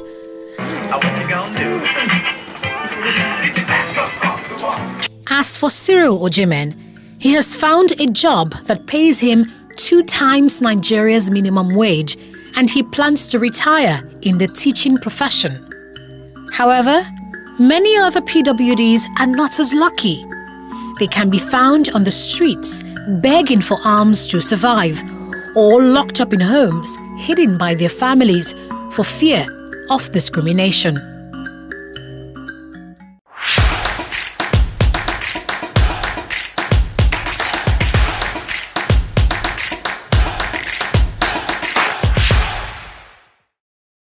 Furniture is one of the most important home accessories. It adds style and elegance beside their primary functional designs. They contribute to the beautification and aesthetics of a place. The world production of furniture is estimated at over $350 billion, out of which the Nigeria's market share is 50 billion naira. The furniture industry has improved in Nigeria from just the roadside carpentry to the creative arts of combining wood, metal, cushion to give glamour and beauty to chairs, tables, wardrobes, cabinets, and other household furniture. The market for the furniture industry would always be in demand because everyone needs furniture for countless reasons. In Lagos, there is a furniture market where you find all types of artisans, materials, and tools for furniture making. The market is well coordinated with a chairman and organized rules. Wíwà láyé ọjà wa yìí ó mọ̀ ń lọ bí 70 bí 70 ọdún. Tí mo bá wò dáadáa ọ̀nà karùn-ún níbi tá a wà yìí. A ti kọ́kọ́ wà ní Watchtower ní Ṣómólúrí. Wọ́n ń pè ibì kan ní Enípákó ní Onípànù ńbẹ̀ yẹn. Àwa náà lè Nípákó tá wà ńbẹ̀ nígbà náà lọ́hùn. Lẹ́yìn ìgbà yẹn a ti tún wà ní ilé epo Àjíìpù tó wà ní Fádèyí ibi tí bíríìjì ẹlẹ́sẹ̀ wà ń jọ sí. Lẹ́yìn tá a kúrò ńbẹ̀ la ṣẹ̀ṣẹ̀ wá lọ sí Káyọ̀dé níbi táwọn onírin wà nísìn. A kúrò ńbẹ̀ ní 1977 la wá wọ́ sí bíbá yìí. Ká tó wá dé bíbá yìí ilé kiri pé kí ọjà ó dìgbà tó bá ń yá kán ní ká kúrò lórí ilẹ̀ àwọn ọlọ́dani tó fún wa ńlẹ̀ tàbí ẹbí tó fún wa ńlẹ̀ ló mú kí àwọn bàbá wa àgbà náà lọ́hùn kí wọ́n gbé ìgbésẹ̀ lórí ká gba ilẹ̀ lọ́wọ́ ìjọba ìpínlẹ̀ Èkó láyé LSDPC. So àtìgbà yẹn la ti wá béèrè fún ilẹ̀ tó jẹ́ pé ó jẹ́ àyè ibi tíjọba yà sọ́tọ̀ fún kátàkárà tàbí iléeṣẹ́. Ìdí tó gbé wa débì ni so ìjọba Lagos State ló fún wa níbí láyé LSDPC. Èmi lálága karùn-ún. Àwọn alága tán ti lọ. Ẹ̀yẹn la ní John Oyè. Bàbá dàgbà wá sọ́jà mọ́. Ó di mẹ́ta bẹ́ẹ̀ yẹn. Gbà tí bàbá dàgbà tán wá sọ́jà wọn ni Sùbẹ́rù Àkànó. Nánà wà tún bọ́ síbẹ̀. Àwọn kú ní April 2016. Gbà yẹn ló ṣẹ̀ wá kan èmi Isiaka orí oyè. Títí dìgbà tá a wá wà yìí. kì í ṣe pé a lè lé 105 èèyàn yìí táyìn lóyìnbó ń pè ní 500 jù bẹ́ẹ̀ lọ ní omi ò sọ pé 500 jù bẹ́ẹ̀ lọ àtẹnira àtẹninta a lè 105 lọ́kùnrin lóbìnrin a kà wọn ọmọọṣẹ́ ẹ̀kọ́ṣẹ́ o tó yẹ pé ń kọ́ṣẹ́ furniture upholsterer welder oríṣiríṣi iṣẹ́ tó jẹ mọ́ building materials tó jẹ mọ́ nǹkan kọ́lé torí níta base lé lórí gan nìyẹn àti pákó plywood oríṣiríṣi nǹkan kọ́lé tó dédé páànù cement kọ́kọ́rọ́ ìṣó gbogbo nǹkan kọ́lé àwọn kan wà tán tó ń kọ́ lọ́wọ́lọ́wọ́ báyìí àwọn kan wà tó yẹ pé ibi náà ti kọ́ ibi náà tún wà 105 tètè ẹ̀ ní àjùbá ń lọ àpọ̀ lórí tẹ environmental tó sọ wàá rí i pé ńgbà tí wọn náà débi láàárọ̀ yìí ò lè wọlé a ti bẹ̀rẹ̀ environmental láago 7 a parí ẹ̀ láago 9:30 tó ra nígbàgbọ́ nú Ọlọ́run tá a bá dúró láago 9:30 yẹn kò sẹ́ni tó gbọ́dọ̀ tajà hàn ní tàwọn ò ní rà environmental gbogbo ọjà ti mọ́ so mùsùlùmí á gbàdúrà àwọn ẹgbẹ́ ní àjọ nígbàgbọ́ àwọn náà gbàdúrà ìyẹn ló máa gbé adago 10 kálukú tó padà sẹ́nu iṣẹ́ gẹ́gẹ́ bí ètò tíjọba filẹ̀ bọ́jà wáyé ṣe tó àti bó ṣe rí o lè ríbi tán gbé ń ta ọtí ń bì tó dẹ́ni tó ti mu tí yó ó lè hùwàkíwà àgbà kéèyàn ò jalè ẹni bá ti jalè a máa lè kúrò lọ́jà ni àdẹ̀gbà kéèyàn ó jà gbogbo nǹkan tó wù kó lè rí bó ṣe bí ẹni tó wá fẹjọ́ sùn alága tó bá ti dọ́dọ̀ alága pe àwọn ọmọ ìgbìmọ̀ agbọ́tọ̀tún agbátòsí tó bá yẹ ká fi ṣàtúnṣe bẹ̀ á dẹ̀ ṣe a lè dẹ́lòmíì lẹ́jọ́ pé ókè lọ gbélé ọ̀sẹ̀ 2 ẹni tí ń tajà ojoojúmọ́ tó mọ tó ń rí lójúmọ́ ta ni kó lọ gbélé ọ̀sẹ̀ 2 ọ̀sẹ̀ kan tó bá padà dé sẹ́mọ̀ para àárọ̀ n tó mú jà wájọ́ sí tírú ẹ̀ bá ti ń bọ̀ á mọ̀ pé kó ń lọ fẹjọ́ sùn ó ń lọ́nà àbáyọ so ara àwọn ètò tán bàbá rẹ̀ ti làálẹ̀ nìyẹn ó dẹ̀ wà bẹ́ẹ̀ títí dè ní ìní àbí ó dẹ̀ ṣe máa rí lọ náà nìyẹn àgbà owó àgbà pọ̀ lọ́wọ́ àwọn èèyàn bí kì í ṣe pé irú ilẹ̀ nísìnyí ìdọ̀tí tán bá lò nígbà bá fẹ́ sanwó lọ́mà ṣe mọ̀ pé ó di dandan so à ń gbà yẹn lówó tí ò ga àwọn èèyàn lára tó jẹ́ pé kò tiẹ̀ ní wọ́n lára ńgbà tí a ti wà bá ṣe fi wà yẹn kò sówó kan tá à ń gbà kọjá owó ìsọ̀tán bá rẹ́ǹtì tán sanwó ẹ̀ lọ́dún kò sí owó túláàsì kan tó ìnájà kan àbẹ̀wọ̀n rajà kan bí wàá lè sọ pé wọ́n ń gbà lọ́wọ́ àgbowó car park àgbowó ilé ìgbẹ́ ilé ìtọ̀ gbogbo ẹ̀dẹ̀ la ní tó yẹ pé tí ọ̀gán bá tiẹ̀ débẹ̀ wàá fẹ́ lè sùn bẹ̀ pé ṣébì náà dẹ̀ lẹ pé nílé ìgbẹ́ lẹ pé nílé ìwẹ̀ nílé ìtọ̀ tá a tọ́jú gbogbo ẹ̀ gẹ́gẹ́ bí nǹkan tí Lagos State fẹ́ gbogbo àdẹ̀ náà wá ń yẹ̀ wá wò Lagos State yẹn wọn yé wá wọn wá láti Aláùsá wọn wá láti local government ẹgbẹ́ nípákó ní Lagos State gan àwọn gan tún wá tọ́ra jẹ́ kókó kan nínú ọjà tó jẹ́ ọmọ ẹgbẹ́ Lagos State Building Materials and Building Materials Association ajẹ́ kókó kan so bá a ṣe ń tò díẹ̀ díẹ̀ nìyẹn tọ́lọ́ndẹ̀ fún wa tó challenge ta ní pọ̀ díẹ̀ ó kàn yẹ pé bórílẹ̀-èdè wa ṣe fi ń lọ ni tí gẹ́gẹ́ bí wọn náà ṣe rí ńgbà tẹ wọnú ọjà àwọn iṣẹ́ tó ń jáde níbí báyìí ọ̀pọ̀ ẹ̀ ní tán bá gbé dé ta tán bá sọ fún wọn pé wọ́n import ẹ̀ ni wọ́n ní jiyàn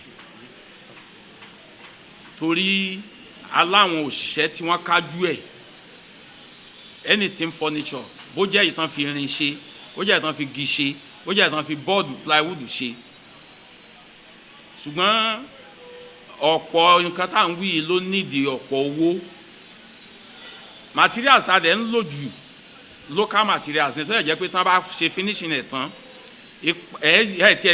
tiẹ̀ tún dájú tìlú tán gbé alátòkèrè lọ irú ẹ̀ tí wọ́n ti kó jáde láàárọ̀ yìí wọ́n náà pàdé nǹkan tán jáde lọ nígbà tí wọ́n ṣí géètì tá a pàdé environmental lẹ́ẹ̀kan so gbogbo orú àwọn kan báwọn yẹn ṣùgbọ́n kíjọba ó gbégbèsè àti kún wa lọ́wọ́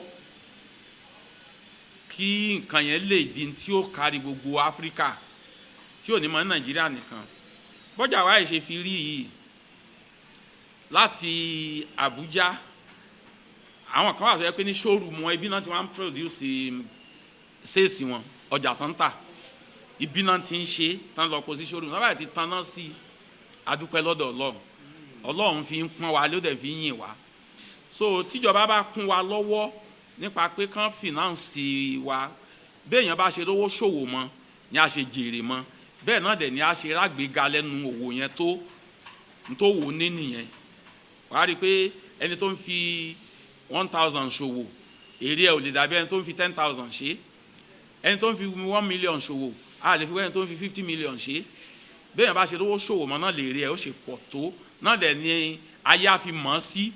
Well, I've been in the business for a very long time because I started the business with my dad around 1985. I'm still in secondary school then.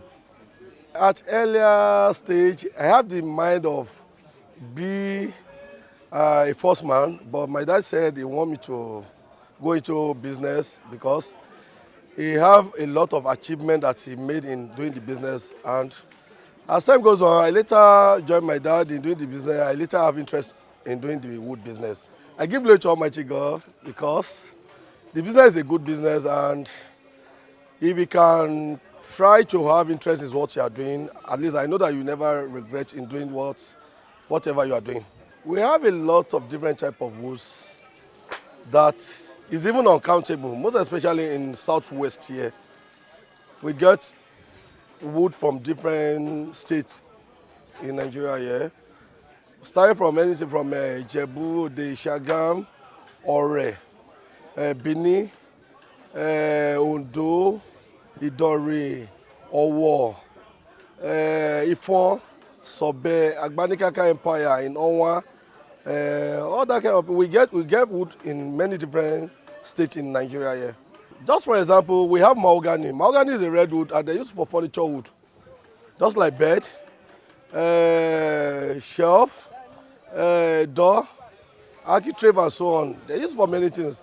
We also have black afara, we have mazonia, we have teak, we have abora, we have idigbo, we have eku, and so on and so forth. And that's what we are even be using for a very long time in Nigeria here before they started bringing the imported board and all these things. The wood serve more longer than the board. The board have different type.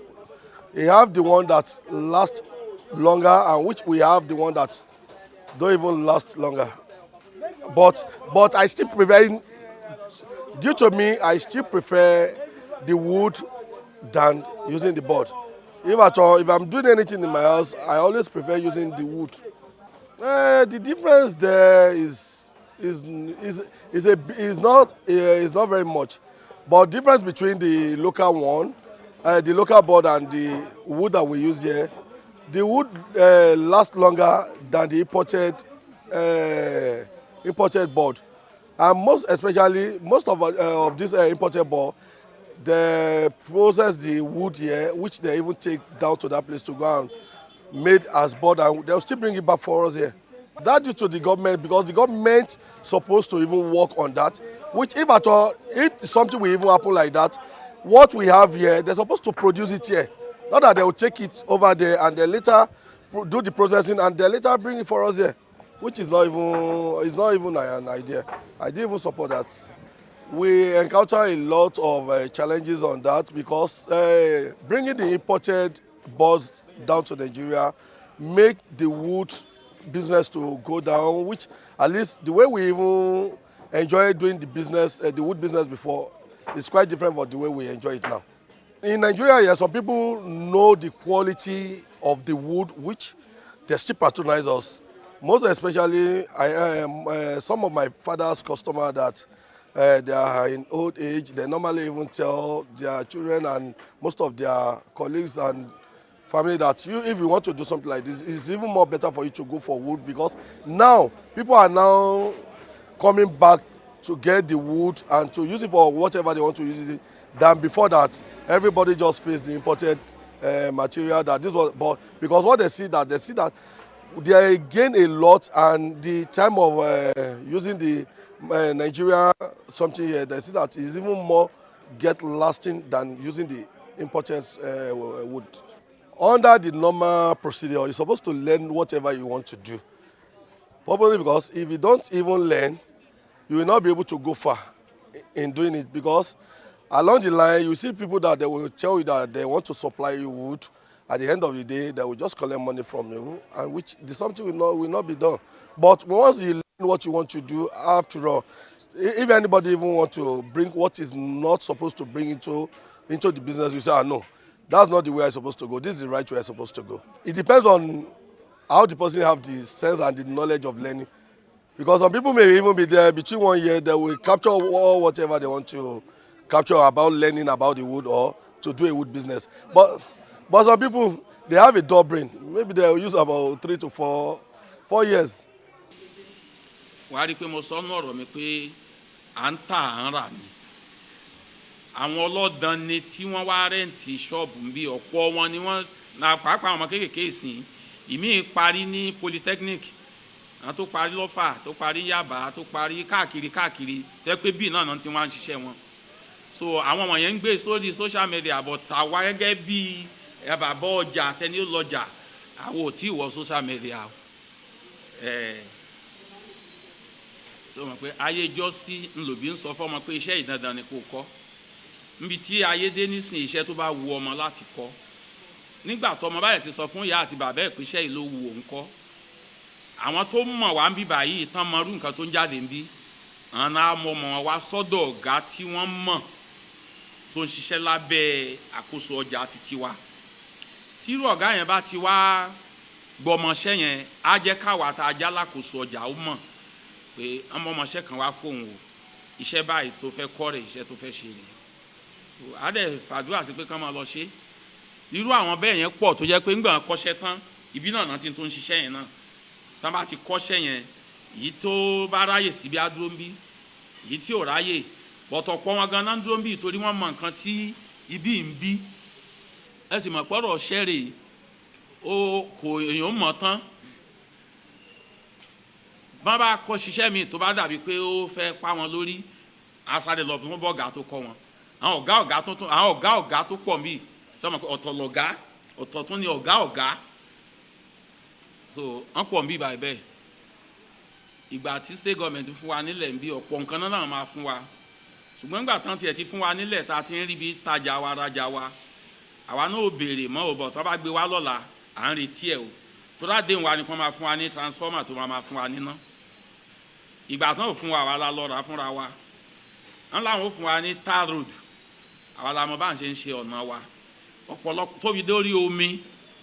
But bí náà ṣe ń wá, ìgbà tí Nàìjíríà ń rí bákan láti ìgbà kan tí náà ò déédé, ọ̀pọ̀ wa láti ra generator.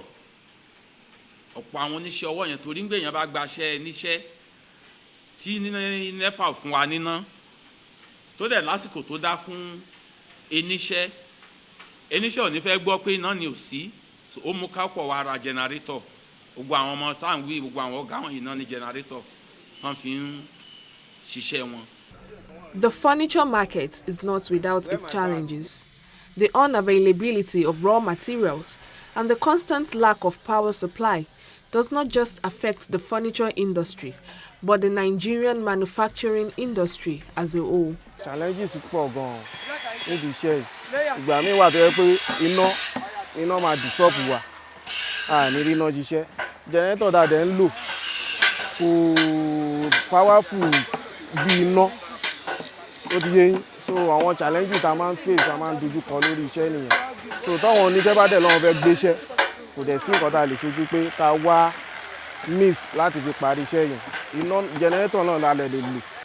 Nípa bá a ṣe ń sanwó gẹ́gẹ́ bí olórí àti ìgbìmọ̀, ẹni bá ti múná nínú wọn torí gbogbo wọn kọ́ ló ń lo ná, ìbá àwọn tán ń lo ná nínú wọn àti ní levy tí a fi wọ́n sí orí ẹ̀, wọ́n dẹ̀ ti mọ̀ páwọn láti sanwó yẹn.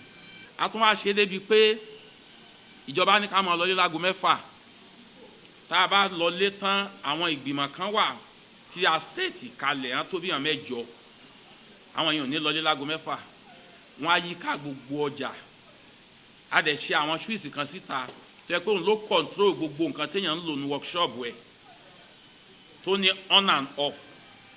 so àwọn gbìmọ̀ tí wọ́n máa patrol yẹn gbogbo nǹkan tí fuse tán ṣe síta yẹn tó ti ní on and off yẹn náà máa wò tán bá ti rẹ́ni tó gbàgbé tiẹ̀ ńgbà tó ń lọ lé ó wà ní on ńgbà tó ń lọ bóyá ó pẹ́ kó tó palẹ̀ mọ́ wá ń sáré jáde lọ pé kí gbìmọ̀ ọjà máa mú òun kò rántí pa àwọn gbìmọ̀ 6-8 yẹn ọ̀nà máa lọ wọ́n máa pa àwọn èèyàn kúrò lọ́jà nìkan bíi 20 or 6:30 yóòjúmọ́ dẹ̀ nìyẹn àfijọ́ Sunday nìkan tá a bá wá yóòjúmọ́ là ń ṣe yẹn gbogbo wọn yẹn náà n tó ti ṣe wá rí ó jẹ́ ká gbẹ́ bùrú ọ̀rọ̀ kámọ̀bàrógun iná mọ́ ni adẹ̀dúpẹ́ lọ́dọ̀ Ọlọ́run láti gbà náà ti pé bóyá èèyàn dẹ̀ ń jalè a lè pọ̀ tó yìí kámọ̀ mọ́ rí ọmọ ẹ̀yìn 12 péré ni Jésù ní tí Júdásì ẹyọ kan ya nǹkan mọ́ lọ́wọ́ kámọ̀ àsọ bá a ṣe pọ̀ tó yìí bá a bá tiẹ̀ wá gbúrò orú ẹ̀ àwọn olè pé kọ́mọṣẹ́ ó jí bọ́ọ̀dù ọ̀gá kó jí ṣó tàbí kó tọ́ bọ àpò ọ̀gá àbí wọ́n fi fóònù síbì kan ó wo bí kò réèyàn kankan ó mú irú àwọn olè bẹ́ẹ̀ ni tán bá rẹ̀ ti lè mú lọ́sàn-án bẹ́ẹ̀ tán mú wá kò sí rẹ̀ lóru torí àwa ò sí lọ́jà mọ́ ọ̀dẹ́dẹ̀ ti wà but lọ́sàn-án tán bá ti mú wá bẹ́ẹ̀ yẹn á pe àwọn ọmọ ìgbìmọ̀ òfin ti wà bí mo ṣe sọ lẹ́ẹ̀kan pé èèyàn gbọ́dọ̀ mutí lọ́jà wa ń bì èèyàn gbọ́dọ̀ jalè èèyàn dẹ̀ gbọ́dọ̀ jà so ẹni bá ti jalè òwe tá àṣà táwọn ń dá fún ni pé ó ti di irú ẹ̀ kalẹ̀ ó ti fòṣù kálé rí kẹgbẹ́ ó kàn gbèrú ká sì síta ni ẹni bá ti jalè ń lọ ni bẹ́ẹ̀ lẹ́ni ó bá mutí. The sector needs to be empowered because it has a great potential to provide not just employment but contributor to internal revenue for the country.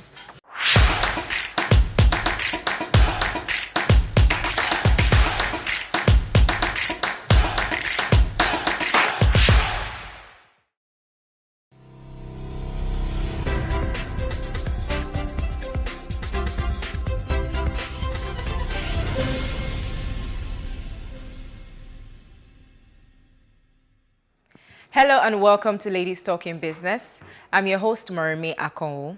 On today's episode, we will be discussing an interesting topic, retaining your femininity as a businesswoman. Discussing this with me today is a seasoned etiquette consultant, human capital developer, and author. She is a certified international etiquette consultant. She is the CEO of the Etiquette Avenue. She consults with corporate organizations and offers specialized training programs. And she also teaches children at various levels and creates bespoke training sessions for individuals and groups on a variety of etiquette topics. A graduate of estate management from the University of Lagos, she received her etiquette training at Minding Manners International in London. She is a very passionate advocate of the power of etiquette and how it can be harnessed to improve the lives of individuals and ultimately transform a nation. She believes if you must do anything to make a difference in the lives of people, you must do it properly. She is Amanda Amushon. Delighted to have you on Ladies Talking Business today, Amanda. Thank you for having me, Maureen. And I'm looking forward to our etiquette talk today. Same here. Okay, so in simple terms, can you explain femininity? Okay, I'll try and be simple. Oh, please be simple. I'll give you a proper definition first. So femininity, you can define that as the attributes or qualities that are regarded as characteristic of women. Okay. If I was going to put it in my own terms, in my own words, I would say femininity is the essence of a woman. Everything that makes up her composition. When you look at her attributes, you're talking about her sensitivity, her ability to be emotive. A woman is a nurturer. She's a multitasker. She's warm. She's graceful. I can go on and on. But when you talk about a woman, I just think there's just something about us that lights up a room. So in simple terms, that's the essence of a woman. So what makes a woman a woman? So those attributes that make her a woman. Yes. Okay. So let's talk about running a business as a woman. Why is it important for women to retain their femininity while running a business? I know you have a lot to say here, so let's talk about it. Okay. First of all, women are wired very differently to men. Okay. And when you look at the composition of a woman and some of the attributes that she possesses, you would find out that there needs to be a balance. So when you don't have the touch of a woman in business, you know, when you don't have the touch of a woman, there's a vacancy, there's a gap, there's a void, and it's almost like it's not complete. So yes, we have men in business, but we need to bring a woman's touch to whatever it is they do. So we've looked at the attributes of a woman. There's a time where you need a woman, when you need a woman to be sensitive when it comes to making business decisions. There's a time when you need a woman's empathetic side, you know. So these things come to play. And I think what I notice is many times women feel that the attributes they have are not valuable. So what tends to happen is we abandon our values and we try and take up values that we can attribute to men. So you hear things like, oh, stay in your lane. This is a man's world, you know, that kind of thing. But the thing is, we need to begin to recognize as women the value that our attributes have and possess. So we know we bring something to the table. Yeah, we bring the whole table. Exactly. So if we don't take up our place, there's always going to be a void there. And I think what happens also with the woman, we don't recognize that value that we have. But sorry to cut you short, no, but that's okay. I've heard people say, or people think, because women are emotional, they won't run a business properly. We need to be emotional. You can't rule out who a woman is. I mean, it's just like, let me use this example. We were designed that way for a reason. So, which is why you wonder when there's so much competition with women. You know, we think we're not very nice to each other. We're like, oh, it's a woman. Oh, no, women are not nice. But it's if every woman recognizes that every other woman out there has the same abilities as you do, we won't have that competition. It's just the question is, are we using those abilities? Are we maximizing them? Are we activating them? We're not. So we think because it's a man's world and we feel the men do not pay tribute to what the woman can actually do. They don't ascribe value to what the woman does. So it seems we too have abandoned it. So we now want to adopt the roles that men play. So we want to be... Yes, we want to be the decision makers. We want to be the protectors. Aggressive. And we want to be a little bit aggressive. But no, we can win as women, who we are. We were designed that way. You know, so simply put, yes. Well, I'm just, even from the way you speak, I can tell that it's something you're passionate about. You're calm about it, but I can tell that there's passion somewhere in there talking about it. So, how would you say, or what's the best way for a woman to handle situations where she's surrounded by male counterparts, and it probably doesn't happen every time, and they just basically want to shut her down or shut her up? How do you handle such situations? She needs to maintain her composure. Like I say, you can't take away who a woman is. It's innate. It's how you work. It's just like you came into this world one day and you just realized, this is who I am. I'm a woman.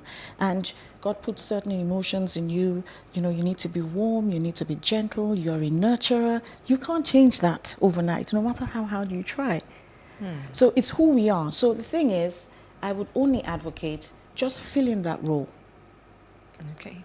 We don't need to compete with the men. We need to let the men know that we are good all by ourselves. We carry value and we are bringing something to the table. Like I say, you need the woman's touch with everything you do, any line of business, any line of work, whether if you're in an organization, from the tea lady to the PA to a lady who is a director in a company, it makes the world of difference. As long as we're activating those skills and those attributes that we have and we're applying them. We should stop leaving them dormant. They're very powerful. We should stop leaving them dormant. Yes, which is what many of us do as women, and we're taking up the roles that men occupy. We want their attributes because that's what the world tells us. that it's a man's world. So what makes a man function?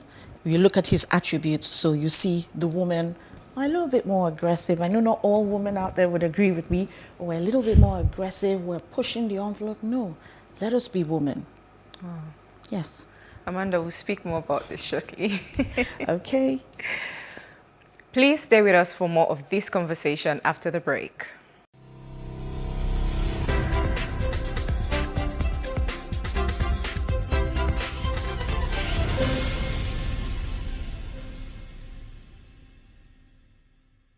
Thanks for staying with us. I'm still here with Amanda Amushan, an etiquette consultant, human capital developer, and author. I didn't want to interrupt you earlier when we were talking about it, but let's talk about the role culture plays in all of this. I believe culture, especially in the African setting, has its influence on how women behave generally, let alone at the workplace or running a business. So let's talk about the role culture plays, what culture basically has given we women. It depends on what culture you're talking about. And one thing I would tell you is culture greatly influences etiquette. And another thing about etiquette is it evolves over time. So when you try and put culture and etiquette side by side, you realize that even what our parents did or their parents before them did, it's 2022. Things are definitely going to be different. So how in the past maybe it would have been proper to write a letter, or a thank you letter, it was proper, you use the ink and the pen, nice cursive writing. Today, it might also be proper for you to send, a text message as long as your sentences are constructed properly. So things evolve, things change. Now, culture and women, we can't live in the past. Okay. We can't. And like I say, things evolve. So society has to give women the place that they have earned and they deserve. We can't live in the ages. So whereas in the past, it was traditional for a woman to be at home and look after the family, the home front, ensure the children are well, and her husband eats well, and she's looking after, the home. That was her job. The man went out, to work, earn money, and bring home. Typically, that was a cultural setting at that time, but now it's different. More doors are opening for women. Women are being educated. Women are pushing the boundaries further. So what are they going to do with everything that they have achieved? But there are men who still feel a woman shouldn't be working or be in a place of authority. There are men who feel women shouldn't even have education. Unfortunately, we're always going to have people who think like that in society. There's really nothing we can do about it. And there are people who you would find out, what I've noticed is even amongst the young folk, you see young couples, when you listen to their beliefs, their values, and you're wondering, you sound like someone from 40 years ago or 30 years ago, and when you're so young. Values, they hold on to these things, pretty closely. But I think that we've come of age, give women a chance. There's nothing you can do about the mindset that people have that women should be in the kitchen or should be at the home front. No. Look at them as your equal partner. They're there to support you. They're there to help you. And like I say, I go back. A woman's touch. I'm going to be saying that quite often. A woman's touch. I know I'm going to be hearing that a lot. Yes, a woman's touch. We make all the difference. So, but just to summarize what you've just said, I believe that it's also the duty of the men to just let women be who they are meant to be. I agree with you. And I think before we take the fight out there as women, I think amongst ourselves, we need to have these conversations quite often to realize that what we carry is actually powerful. And if we can agree and have a loud enough voice, we can actually take it to the men. It's because they don't see us for who we are. They just don't think we're that powerful. And when I say powerful, I'm not talking about operating, in a man's world or doing what he can do. Whatever a man can do, a woman can do better. We've gone beyond that. It's honestly, I think it's more of as they are, with the attributes that they have, and in the times that we live in, the skill sets they've been able to, acquire. they're formidable. I agree. Let's give them that credit and work with them. Don't try and tell or make the woman feel that she's not like you. She wasn't created to be like you. Yeah, so recognize her power and what she brings to the table, and all would be well. Sela. So moving on, how can women maintain a family life balance while thriving in business? Good question. I think foremost, a woman has to look at her well-being. Okay. Like you said, in times past, our parents had the responsibility of, or mothers actually, a woman, you know, being at home, looking after the family, the home front. But today things have changed. Women are out first thing in the morning, dropping their kids off at school, and they're hitting their offices. You know, they're starting their day, 8 a.m., and a woman has to be balanced. Her well-being has to be taken care of if she's going to juggle all of these things. So her mental state, she has to be healthy in her mind and her emotions and physically. And when you look at physically, of course, many women are very conscious about how they look now. So you're talking about diet, you're talking about exercise. You need the balance. Yes, you need the balance. And emotionally, when it comes, you have to be happy. You have to do the things that make you happy. I'm listening to more women now who are saying, it's going to be about me this year. I'm going to do things. So you meet up with your friends every now and then, you have a drink, with them, or you have a lunch date, or you go to the spa together, things that generally make you happy, and could put your mental, state at rest. Actually, I was going to ask how women can deal with emotional stress, but I think you've just touched on that. Yes, so. Go to the spa and do all of those things. So your physical state, your mental state has to be on top for you to be able to juggle both the home front, family, as well as business. Okay. That's number one. What else would I say? A woman must be balancing family life. She must be able to manage her time well. She must be a good timekeeper, because a woman is juggling so many balls. The other day, I wrote down a long list about a woman, we women being superwoman. And I think I came up with about 22 things on the list that women juggle, from being the doctor in the house to being the one. I wish you had that list here. We would have reviewed it together. The doctor in the house to she's the one who sews everything that has a hole in it, who mends everything. She's the one who takes the children on parties. She's the chaperone. She's the cook, chief cook and bottle washer. She does everything. She's the one who makes. She does so many things. So she has to be able to manage her time. And when it comes to running a business, you decide, if you leave your home around 8, you dash out, you give yourself, okay, I'm going to work 8 hours every day. So if I start work at 8, so that means by what time? By 4, I should be done. By 4 o'clock, you should be done. I don't think work ever ends, but don't bring it home. Because as a woman, when you get home, there's more work to be done, but a different kind of work. So you have family. So if you're married, you need to give some time to your husband. If you have children, you need to give some time to your children. If you have domestic staff, you need to get an update. What happened in my home today while I was out working? You need to give a portion, a little time to everyone that is in your space and makes up your life. Amazing. Yes. I think you've just really summed it all up. I like that bit about not bringing work home. Oh yes, we have to try. It's hard, but we have to try. Okay, we'll talk more about this shortly. We will take a break now and be back for more etiquette conversation shortly.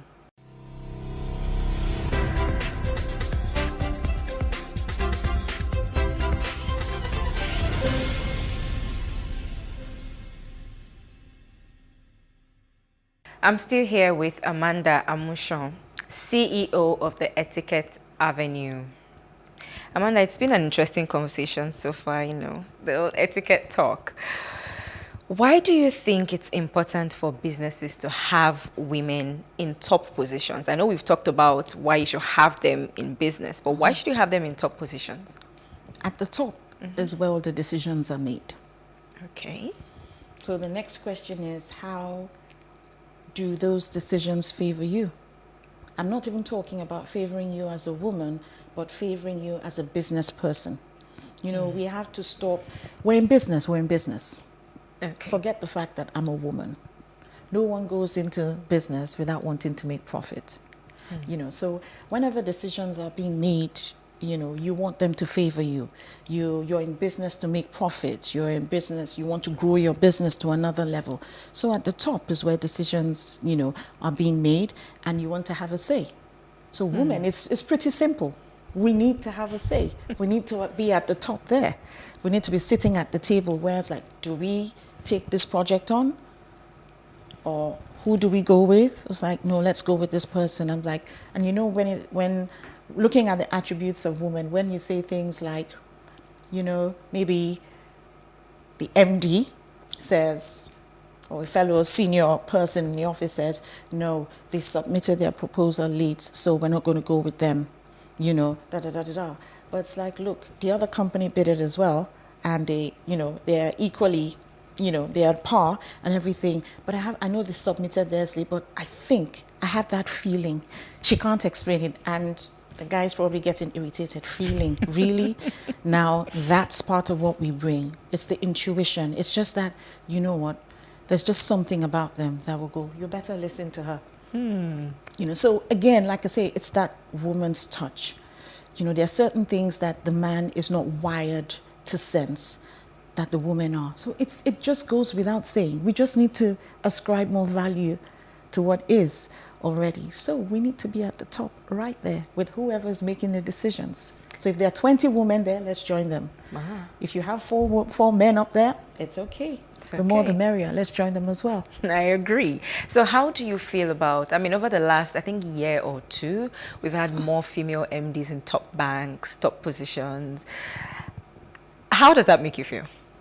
It makes me feel good. And I'm pleased, I'm happy, because I think our voices are being heard and something is being done about it. And honestly, when we say it's a man's world, if the men out there, or the decision makers, who I guess are majority, men, if they're, I think they're beginning to recognize that there's something women are so accomplished. When you think women, and the thing is, they're improving on themselves while still running the home front, doing all these things. So someone has to stop and look. As in, are these women real? Are these human beings real? We're doing so much, So I'm really pleased that it's beginning to happen, and it would encourage more women to step up, and encourage the younger ones coming up to say, yes, there's a place for me, I can do it. But like I say, I would rather the focus be on letting women know how valuable the assets they have are before they go out there to compete. So they're going out there with the confidence that they should have. Thank you, Amanda. But before I let you go, in your opinion, what are the do's and don'ts for women in business? Okay. Let's do the do's first. The do's first. Yeah. Okay, I'll be quick. Do's. First of all, a woman should be well-mannered. Okay. She should be graceful. And she should be composed at all times. It doesn't matter the line of work you're in. Okay. So some people might say, but she's an engineer, which sounds masculine or so. But imagine an engineer attending a meeting, nicely dressed up, graceful, carrying herself very well. I'm going to give her another look. I'm going to draw the chair out for her, even as another woman, to say, take a seat at the table. There's just something about a woman being graceful, well-mannered, and it's all the way, So that's the first thing I would say. She must be well-mannered, graceful, and composed. Okay. Number two, I think a woman should, the do's, she must improve herself. Okay. Look for the people in your field that share the same craft, learn from them, and be better. That's the only way you can remain relevant and stay competitive. Yes. Let me see. What are the number 3? I think women in dues. As a woman, we make many mistakes. We've made mistakes in the past and we've not had people to guide us.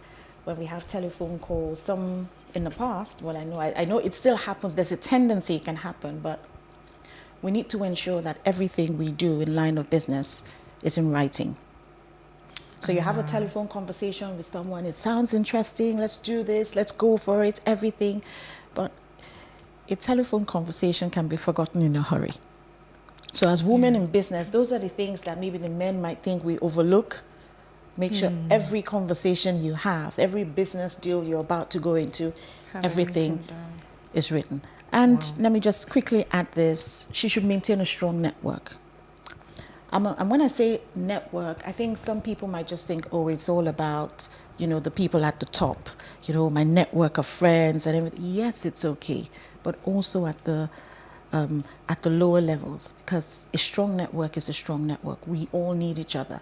So I always say things, I can abound and, I could go high and I can go low. I can relate with the tanker driver that delivers water in my home.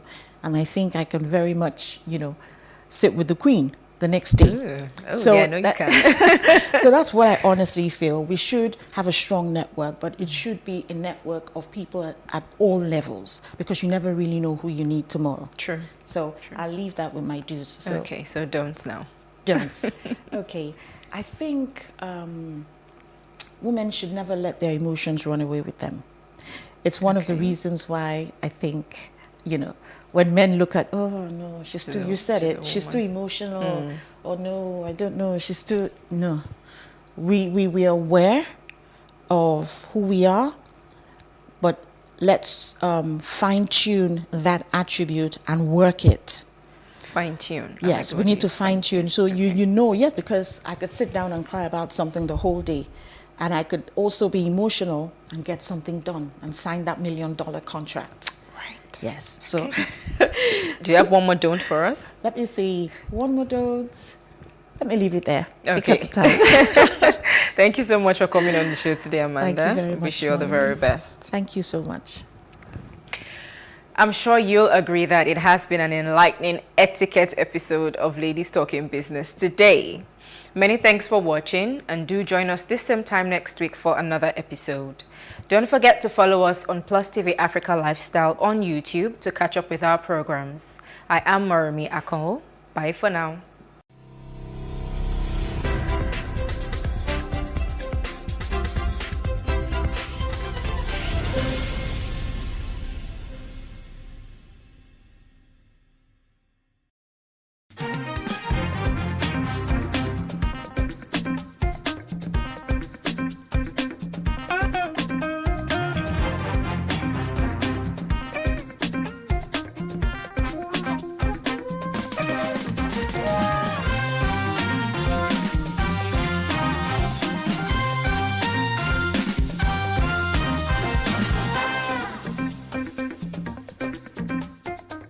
Hello, this is the Greater Lagos Vision, and I'm your host, Love Ikuku Oyedokun. Since assumption of office in May 2019, Governor Babajide Sanwo-Olu has maintained his commitment to ensuring safe mobility of residents and ease of doing business in the state. This was demonstrated through the official launch of a security-fitted apparatus, safe, comfortable, and modernized taxi scheme, codenamed LagRide, with a rollout of the first batch of 1,000 brand new GSC automobiles at the State House in Alausa, Ikeja. The ride-hailing taxi initiative, which has been operated on a lease-to-own basis, is a component of the state government's multimodal transportation blueprint being executed under the traffic management and transportation pillar of the themes agenda of the Sanwo-Olu administration. This is the Greater Lagos Vision. Welcome once again. I'm Love Ikuku Oyedokun.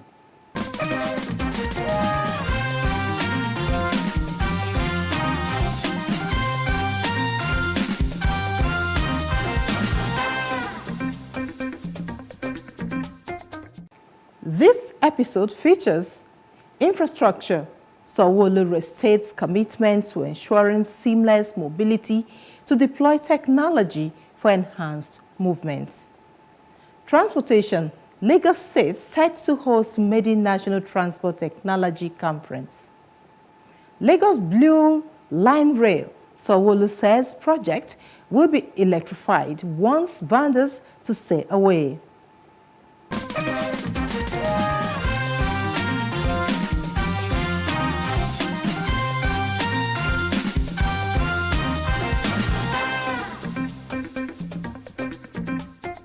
Any city without a fully functional infrastructural system will suffer a setback. As such, engineers must be well trained in order to bring to bear their professional attributes to the growth of the nation. From an infrastructural perspective, the Managing Director of Lagos Metropolitan Transport Authority, LAMATA, Engineer Abimbola Akinaju, stated this during her presentation at the 2022 Alumni Luncheon of the University of Lagos Faculty of Engineering Alumni Association in Lagos.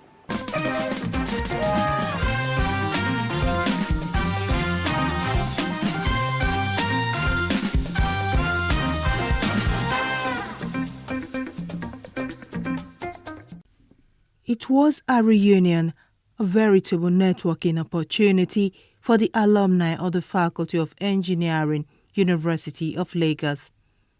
It was also an avenue to give back to their alma mater through the launching of a 500 million naira fundraising project for the faculty. Away from that, Governor Babajide Sanwo-Olu and his team cashed in on the opportunity provided by the reunion to tell the impact of the alumni on the state's infrastructural development in less than 3 years. And so the blue line you can see is a massive feat of engineering, and I'm sure all of you need to be proud of it. From 4 lanes, we changed the design to 10 lanes. So we took a massive right of way to do 10 lanes, and we were very smart to keep a rail corridor in the middle of it. So the alignment actually is about 16 lanes, because when you've done 10 lanes and you still have enough alignment to keep a rail, corridor, was the main feat. And that's why we're able to, preserve, and which was the most difficult option to take. But because we were committed at that time to say, you know what, let's have the audacity to want to do it, and that's why, we started it. The 4 stations, Mile 2, Alaba, Igomo, and National Theatre, they're completed. You will notice that Mile 2 and Alaba, they have 2 concourses. Obviously, that's based on studies that had been done to determine sort of ridership that we would get, and we realized that, it's obvious. Mile 2 is a market area, so there's a lot of people there. So that's why we have 2 concourses that allows us to take on more passengers. It's the same thing in Igomo.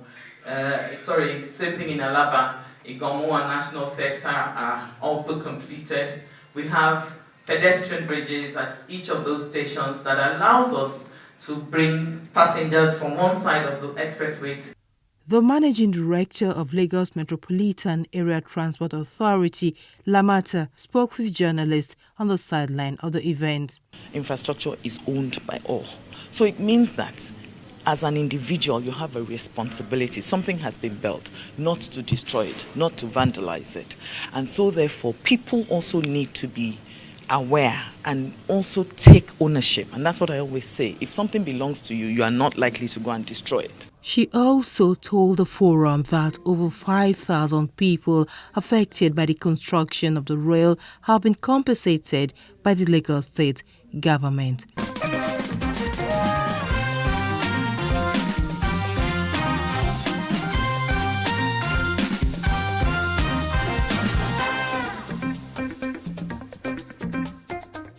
The Lagos Blue Line Rail on completion will be running on electric tracks with electric motor vehicle EMV, and as such, citizens have been warned to keep off the train lines. Handing down this warning shortly after inspecting the Blue Line Rail, the Lagos State Governor, Babajide Sanwo-Olu, assured Lagosians that the completion date of the 2 rail projects remains.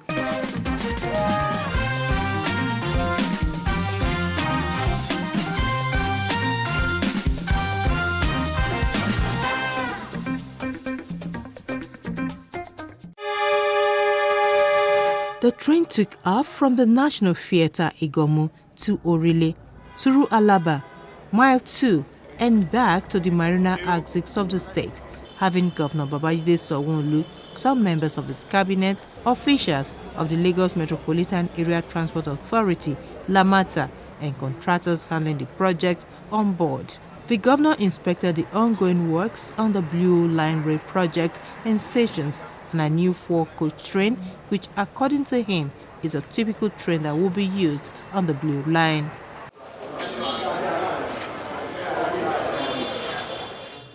He expressed satisfaction at the pace of work, maintaining that the project will be delivered on schedule. Sanwo-Olu was unhappy at the level of vandalism along the rail corridors and warned perpetrators to desist from such acts. There are electric trucks. They are going to be running on electricity, and you will know that citizens or passengers or anybody whatsoever cannot walk on those things.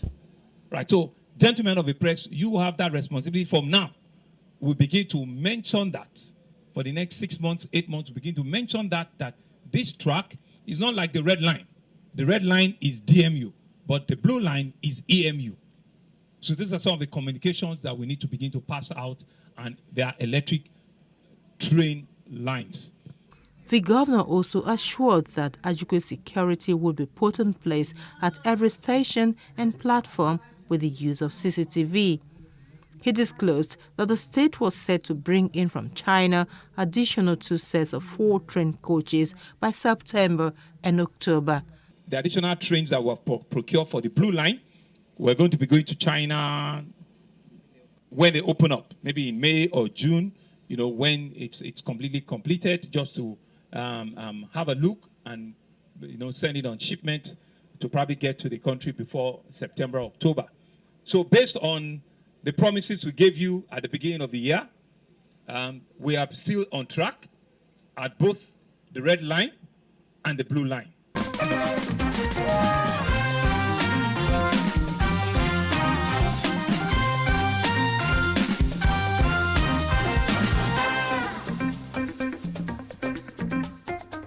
Recently, the Lagos State Governor Babajide Sanwo-Olu unveiled the first batch of 1,000 brand new GAC branded vehicles, otherwise known as lag ride.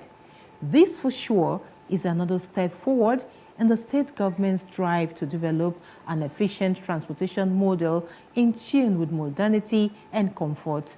According to Sanwo-Olu, there's no plan to run existing hailing ride operators out of business, but to offer safer alternatives and clear the roads of rickety cars used for taxi business. Joining me in this episode is the National President, E-Hailing Drivers and Private Owners Association of Nigeria, Comrade Idris Shonuga, for more insight into the scheme.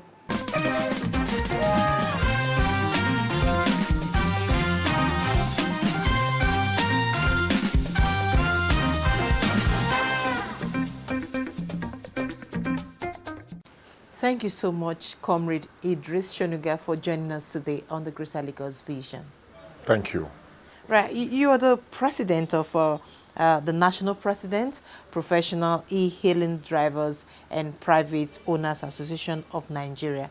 Tell us, in Lagos State, the Lagos State government just introduced recently the Lagos Ride. Tell us exactly, how has it been? How have your members been faring since the introduction? Thank you. Our members are very happy. They are very happy in the sense that the business of a Lagos Ride is going to add value to their collective existence, in the sense that they are going to be using the brand new vehicles to run their transport service on that Lagos Ride. Unlike before, that they use old vehicles, popularly known Tokumbo, even Nigerian old used car, to run taxi business, which in different cases develop faults at the middle of roads. It's almost impossible to maintain those vehicles, But the added advantage with Lagos Ride introduction is maintaining of those vehicles for the drivers who are beneficiaries. You see, running a transport business has been very difficult in terms of maintenance of the vehicles because you are always on the road on a daily basis. And we don't have a good mechanic system in Nigeria. So majority of drivers patronized the road mechanics, dealing with all manners of spare part dealers, getting wrong spare parts to fix their car. At times, they spend double amount to repair the cars, and it's eating hard on them. But with the introduction of Lagos Ride, that comes with mechanical insurance, where the vehicle will be maintained for them for the period of 4 years, where the contract is between them and the Ibile Holdings, who is going to manage the operation of that business. It's a welcome development. So when we heard about this scheme that is being launched, and it concerns our industry, because the vehicle will be operated with algorithm, is online approach, unlike conventional way of transportation before, where you have to flag down. This is online, and we are e-hailers. So we approach the Ministry of Transportation that the Lagos State government cannot launch such a laudable scheme without giving the practitioner the sense of belonging, because we are e-hailers. We have thousands of trip history on Uber and Bolt, and we are professionals, so we need to get involved. So we apply, and the ministry directs us to the appropriate body that is going to pilot the Lagos Ride, which is the Ibile Holdings. So we met the MD, and we had to ask to write a proposal. We did not lobby. First of all, as a body, they deal with body, they deal with individuals. From the conversation, we approach them as a body. Then I think when I met the MD of Ibile Holdings, he made us to understand that the associations, the individuals, Lagosians who are interested in the same can apply. We apply as an association. You understand? Then the procedure is like every other person. The requirement to be a beneficiary of Lag Ride is uniform. 20% equity contribution of the asset of 7.5 million. The interest of 10% for the period of 4 years.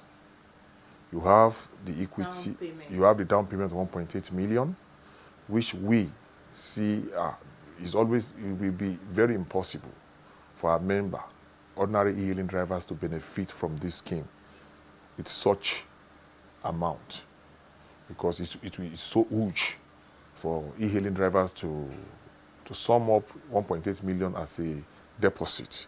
It means the ordinary person cannot be partaker of this scheme. So we appeal that is there any other way, and they gave us 2 banks, FCMB and Polaris Bank, precisely to give us loan, and they came up with corporate guarantee on behalf of the association for our member to be a beneficiary. The Polaris Bank will borrow our members. They said 1.8 million. You understand? Why are we standing for them? You understand? So, and our member has been applying. But besides, we, the individual members, also need to have some certain contribution from that 1.8 million, 20% equity contribution of 1.8 million, which is around 300,000. And we have employed our drivers, advised them to key into this because it's going to make life better for them. Then the most interesting part of it that make us to subscribe to Lagos Ride is that what the union stand for is workers' right, the workers' welfare. Because we notice that the government has been less concerned on the informal sector, because our interest is in the informal sector. The e-hailing drivers fall in informal sectors, and informal sector has been neglected for a long time. Some certain benefit workers' right has been denied, such as HMO, pension scheme plan, opportunity to have cooperatives, then perhaps mortgage plan. These are set of workers that solve problem of transportation in the state, moving passenger from one point to another point with expected professional service. They need to be taken care of. But to my dismay, all these things has been embedded in Lagos Ride business scheme, because our own concerns is that what are the provisions for the drivers that are going to drive this business? And we're made to understand that 1.5% commission has been set aside for the driver and their family of 4, which is what we HMO, health management scheme, under the plan. You see, when they charge 25% commission of each transaction consummated under the platform, 4% out of it goes into comprehensive insurance and mechanic insurance to maintain that vehicles, which I see as a welcome development. It wasn't anywhere included in their current module of operandi with other hub companies. And if Lagos State government put this in their business plan, I think, they are coupling international standard practice, which is why we are very happy with Lagos State government, particularly Babaji Sanwo-Olu, for making sure that all these things are embedded in Lagos Ride. With the notion of Lagos Ride, when we had meeting with them, if they follow all the process to the letter, I think it will reduce traffic congestion in Lagos State, because they are the first app companies that will introduce what we call carpooling. Carpooling means classification of rider, where 2, 3, 4 different customers can join one vehicle going towards the same destination. And with the introduction of brand new comfortable vehicles, I think a lot of Lagosians will keep their vehicle at home. What prompted a lot of Lagosians to make use of their vehicle are because we don't have a good, safe transport system. That is why everybody wants to have their vehicle on the road. And judging from the fact that we have less road and we have many people in the city, we are moving at the same time. But if we have a safe system, safe transport system, comfortable safe transport system, a lot of people will keep their vehicle at home and make use of Lagos Ride. What am I saying? With the introduction of this classification of rider, they will even pay less. They will pay less than the conventional taxi, where you used to pay 2,000 naira, you can pay less than 1,500, even 1,000, because you are sharing your ride with other customers, other users, meaning that the driver will end up earning more.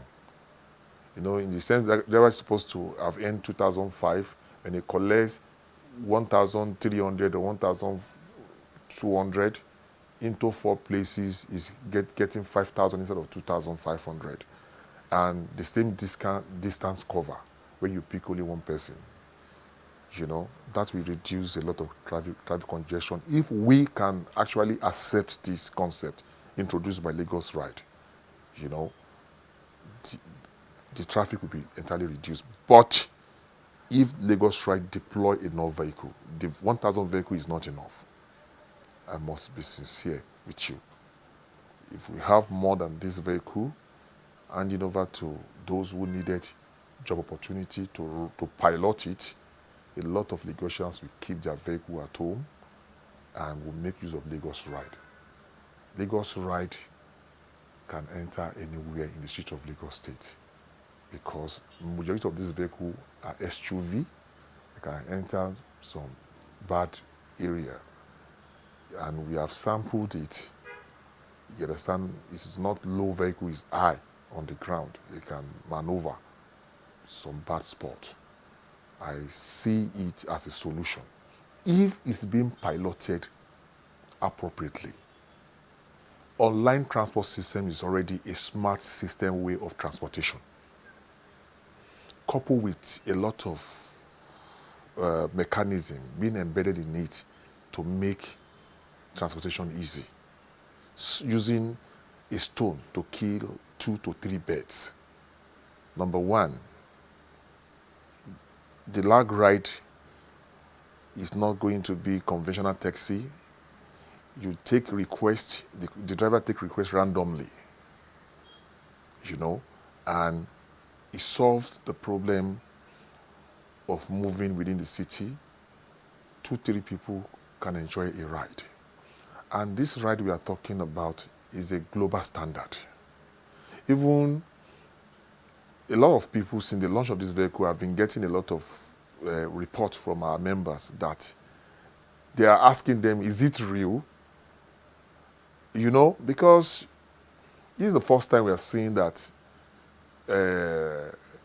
government make promise and they are fulfilling it. I thought when me saw it, I thought I'm dreaming, but today is reality.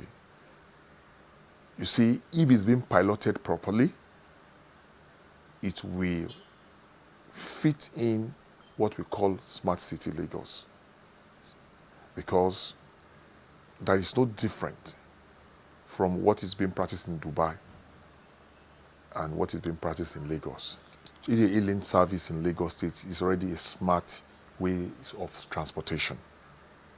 Unlike those who promise us smart transport system and we are still seeing car of 15, 17, 18 years, 20 years running a taxi. But we are talking about a recent car, 2 years old car, to run a taxi business with a fast system and with a lot of security gadgets, you know, to contain any security threat. And making the movement in the city of Lagos is very easy with the introduction of several mechanisms that will make life easy for Lagosians, for them to imbibe with this scheme. And I think, I don't know how they came about this, but I expect more of these things to come in later future. I want to really appreciate the office of Governor Sanwo-Olu for this laudable project. Is indeed a welcome development. And we, at Professional E-Hailing Drivers and Private Owners Association, are solidly behind him. We trust him again, and he's a man of his words. I was with him in 2020 when he said he's going to introduce a safe transport system. I didn't believe it will come to reality, but I'm seeing it in reality. May God bless him. Second time we are with you fully, in spirit, in physical.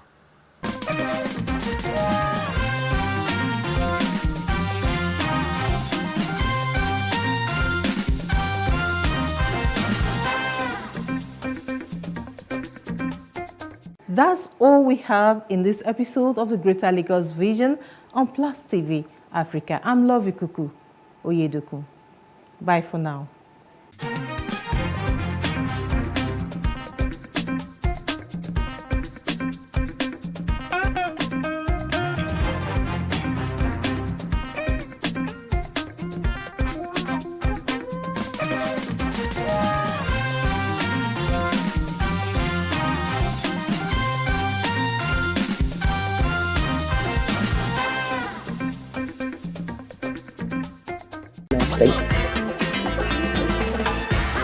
Hello and welcome to another exciting edition of Space and Style, a television show that exposes you to the intricacies of the world of real estate. My name is Olamide Onifade, your captain on the show today, and together we'll be going on an interesting voyage into the challenges of housing delivery in Nigeria. On the show, we have different segments to cater for all your real estate needs. We have the expert segment where we discuss topical issues. We have the design tip-top corner where we keep you abreast of various trends in interior design. Then we have the property of the week, which showcases different properties in the market to inspire you to join the real estate ladder. And lastly, we have the artisan spot where we talk to different artisans who support the real estate industry with their craftsmanship. So sit down and make sure you enjoy all these fascinating segments. Today, I am joined by Mr. Aderemi Adedokun, a big player in the construction industry with a proven track record of over 15 years.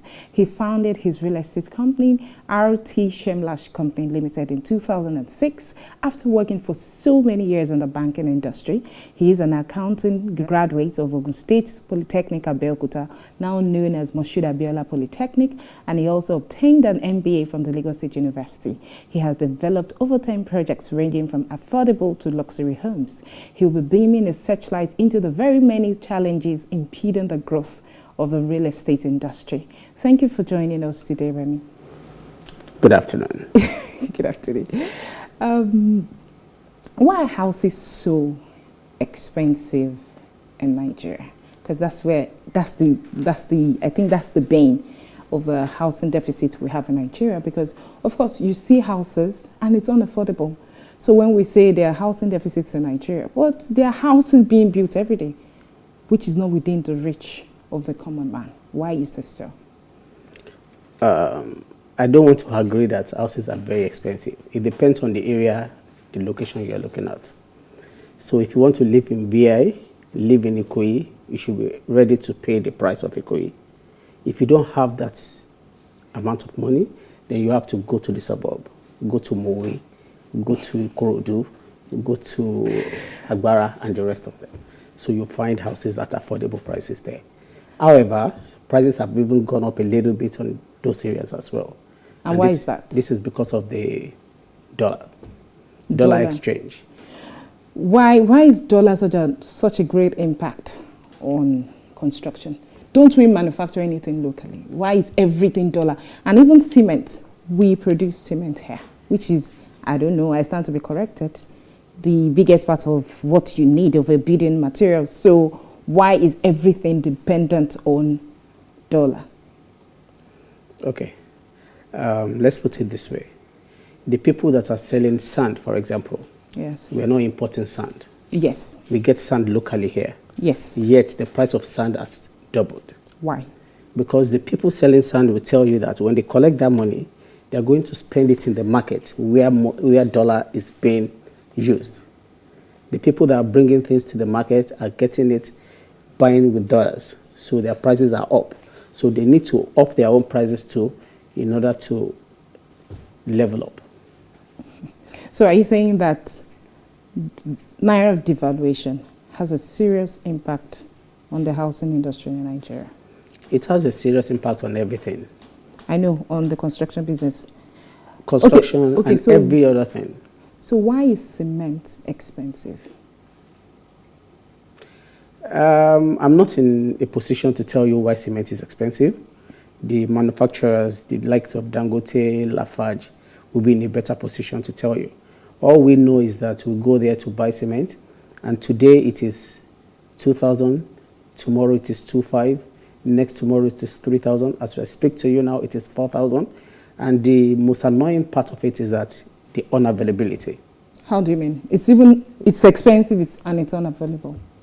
So you have your money and you can't even get the cement. Sometimes you have to queue up, pay money today, and you get it in about 2 weeks. They tell you Lafarge is not producing. They tell you Dangote is not producing, and people are hoarding it. You know our Nigerian factor. People hoard it. Recently, due to the Ikoyi building collapse that happened, your industry has been in the forefront. It's been in the eye of the storm. Everybody is laying complaints at the doorstep of the developers, right? So I would like to take it from your angle, to see from your lenses.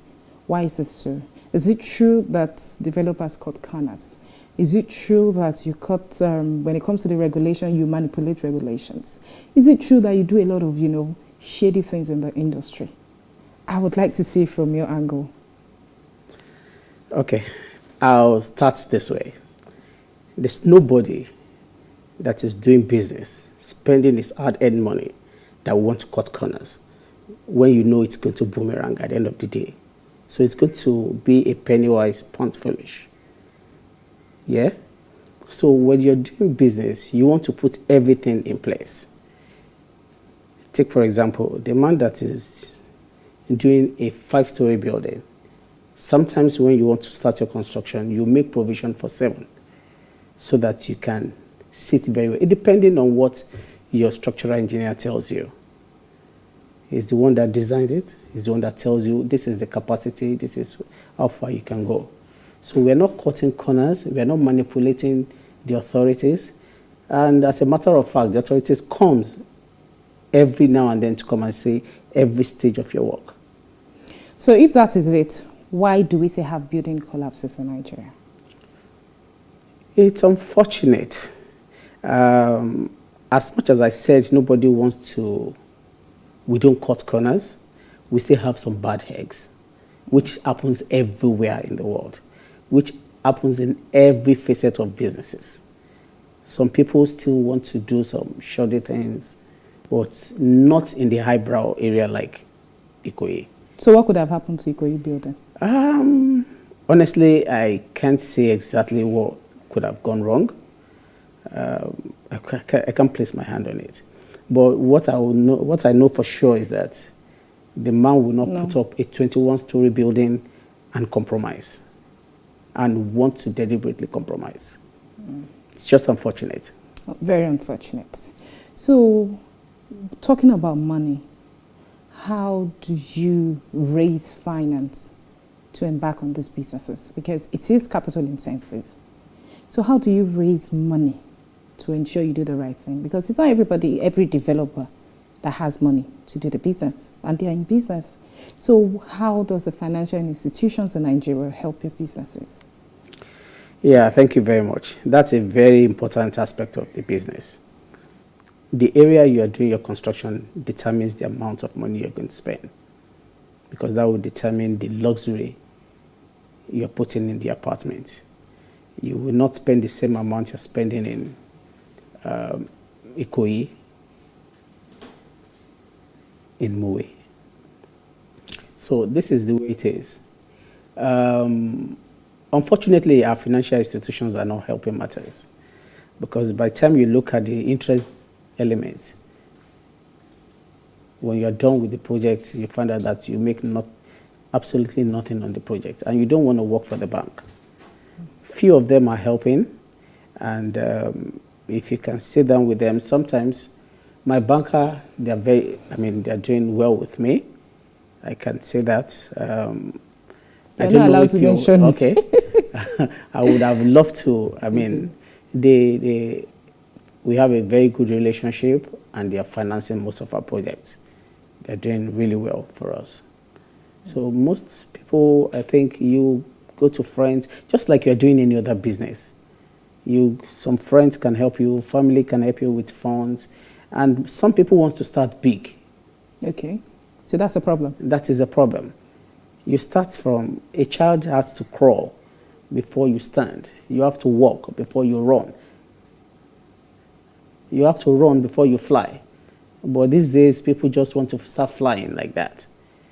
So when you do one project, you do like 2 units, then from there you graduate to doing 3 units, you graduate to doing 6.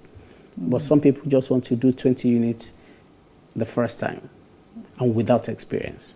Wow. And thank you for staying with us. We are due for a short break. Please stay with us. We'll be right back. Space and style. Thank you for staying with us. Shortly before we left, we were talking about challenges with the housing delivery in Nigeria. And Mr. Remi Adidokun is still with us on set. Thank you very much for staying with us. Thank you. So another question that boggles my mind is the menace of the Omonile. How do you people deal with this challenge? It's a menace that it's been around for centuries and nobody has done anything about it. I know the Lagos State government is really trying, but still, they've not been able to, put this monster behind us. So how do you developers deal with this menace? Thank you. The Omoniles, they're not as rampant as they used to be. Oh. All thanks to Lagos State government. They're doing a good job. However, that does not mean they're not there again. And it depends on where you work. That's what determines whether you're going to come in contact with the Omoniles or not. When you're working in Ikoyi, you don't expect to see the Omoniles. How do you mean? How do you source for your land in Ikoyi? No. Okay. It depends on your own definition of Omonile. Omonile, as I know, are the ones that will come in and disturb your work when you're doing construction. They want to claim money from you when you're doing the foundation. When you finish foundation, you want to do the block work, you have to pay them a certain amount. I don't know if those are the ones you are referring to as the Omoniles or the ones that sell lands and sell to 2 or 3 people. Okay. I would say the second one, because if you're talking about the first definition you gave, I would rather say they are street urchins, what you call Omota or something like that. I don't think they have any link to the land. But the one I am talking about, the reference I'm making, is the real Omonile people that give you land and still come back to, stress you when you start construction. I don't think we have much of that again. Okay. Are you serious? No, I don't think you have much of that again. Reason being that when you buy land, you'd always do your due diligence. Your lawyer goes to allow us to do some verifications. You make sure that you have the right documents. You make sure that nobody has bought the land before you. I mean, if you have everything in place, you do your due diligence. I don't see why anybody will come and disturb you when you're doing your job. All right. So we don't really have much of that. At least in the last, since I started, I've never had any of such experience. I'd rather say you've been lucky. Maybe. But Probably your choice of location. I have friends who are doing the same business. Okay. And none of them have any of such experience. All right. So moving on, how do you handle unskilled labor and professionals on site? Because part of the problems of building collapses and all those problems we have is the professionals. And there's always a kind of challenge between what the developer wants or what the client wants and their professional advice of the consultants or the professionals on site, then versus the unskilled laborers that you engage on site. So how do you manage to put this all in place? Okay, thank you once again.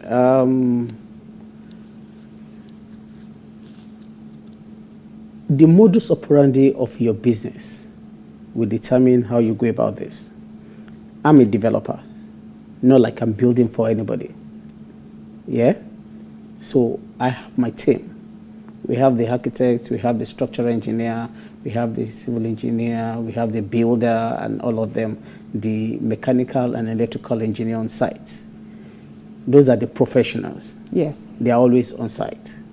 Yeah? And there's a drawing with which we are working with, which must have been approved by the state government. However, we also have the unskilled people on site. They are the laborers, the workmen, and all of them.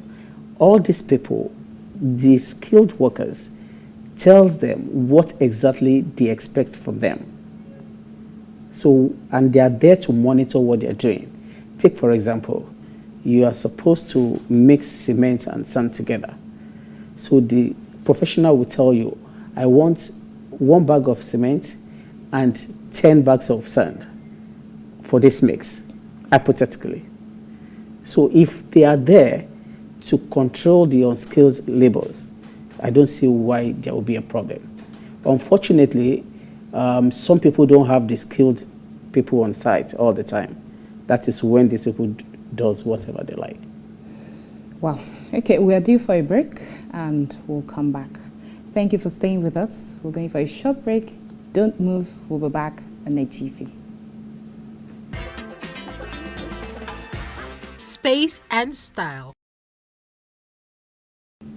Thank you for staying with us. We are still here talking about the challenges in housing delivery in Nigeria, and Mr. Remi Adedokun is still here with me.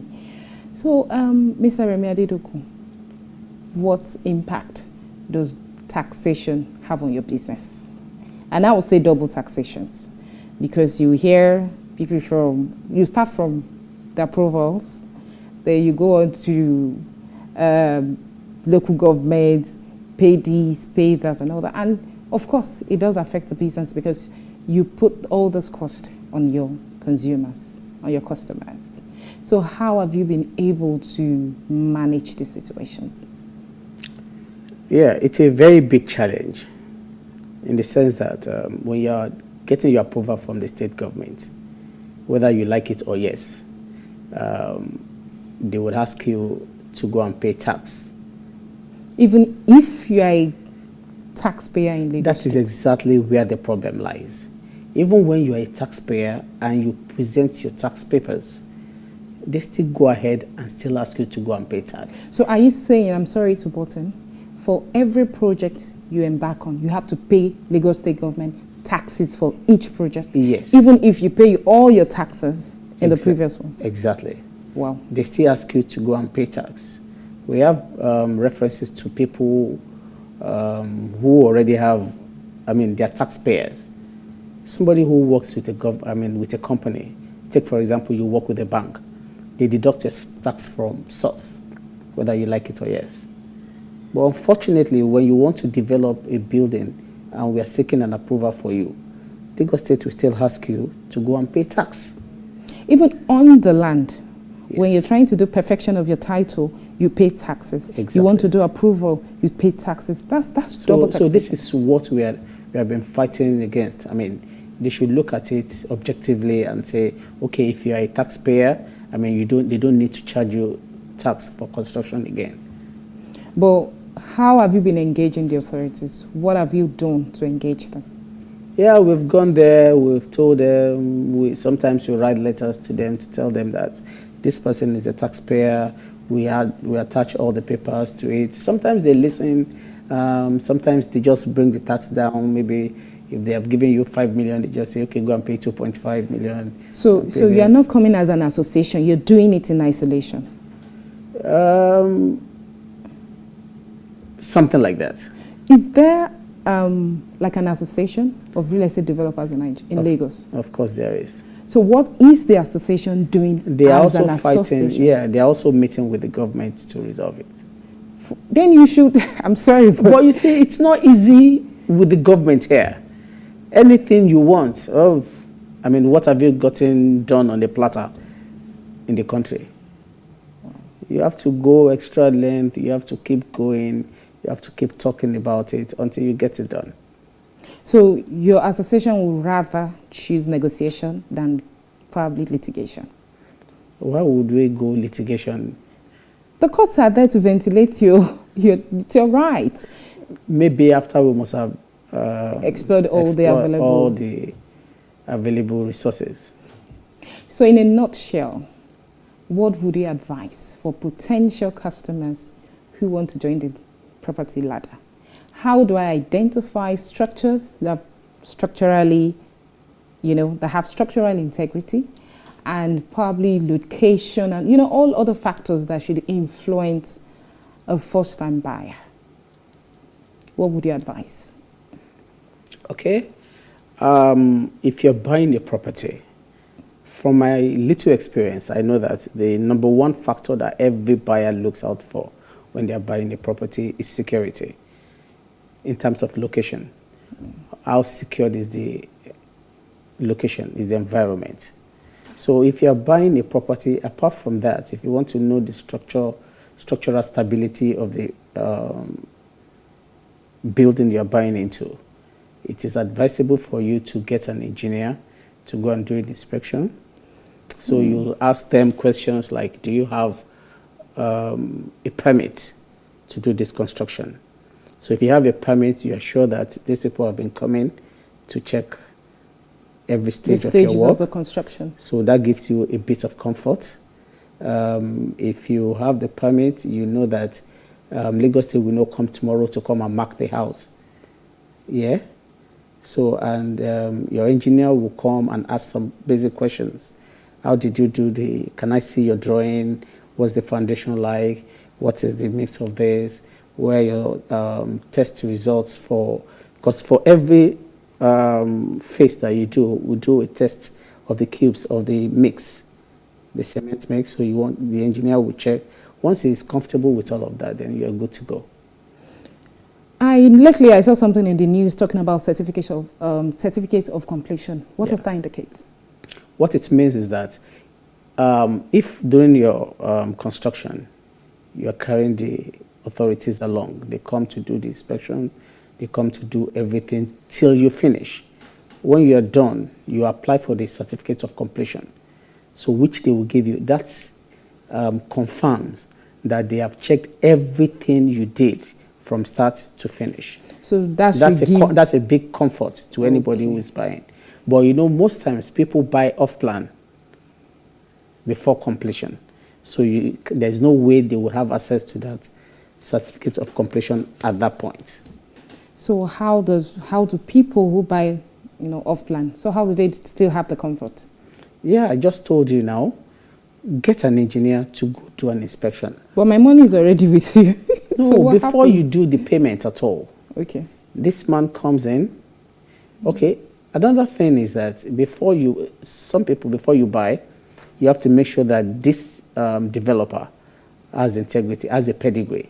He has done few projects before, and you have inspected. You're sure, okay, I can deal with this person. You won't just go to a new building with somebody who does not have anything and buy off plan from foundation. If it's a new developer, you'd have to wait till the person has gone some miles before you plug into it, before you drop your money. Thank you very much, Remi Adedokun. I had a nice time, and the audience too had a nice time. And I hope you will come again when we invite you. Anytime. Thank you very much. Thank you. We have come to the end of the conversation with the experts. Up next is the Artisan of the Week. I know working with artisans can be tedious, but we found some good ones. Take a look. Space and style. I've made this business now for long now. That is almost 28 years. There is a difference between the upholstery and the furniture. Like furniture, they don't used to sew.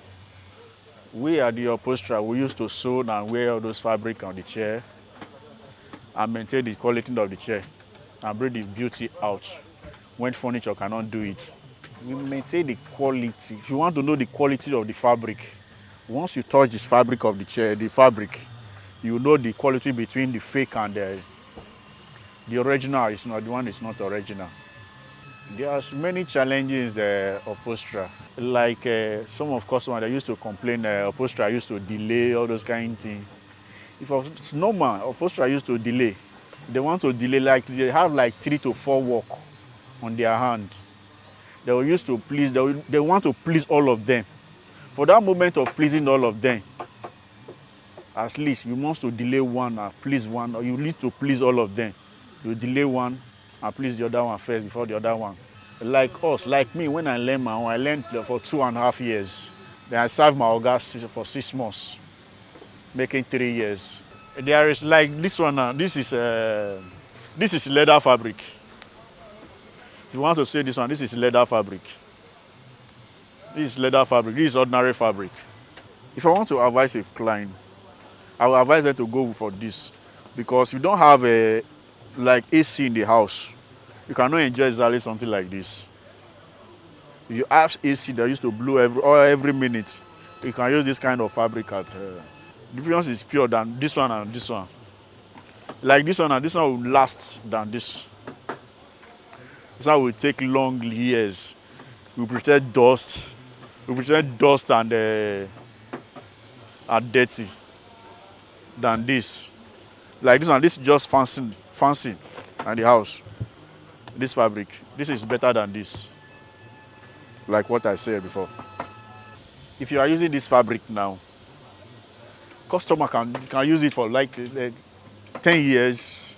Depends of the children you have at home.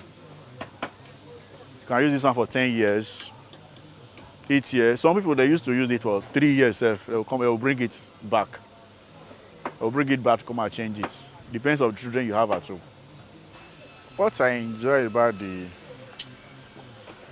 work, when I'm doing it, I enjoy it. Because I know this is my business. The effort of the female, they used to come in the business. It's like we have a contract, like all those ladies that used to come to my place now, for all those contractors, all those kind of things. They used to come, sometimes they used to get idea with us. They used to come out with idea.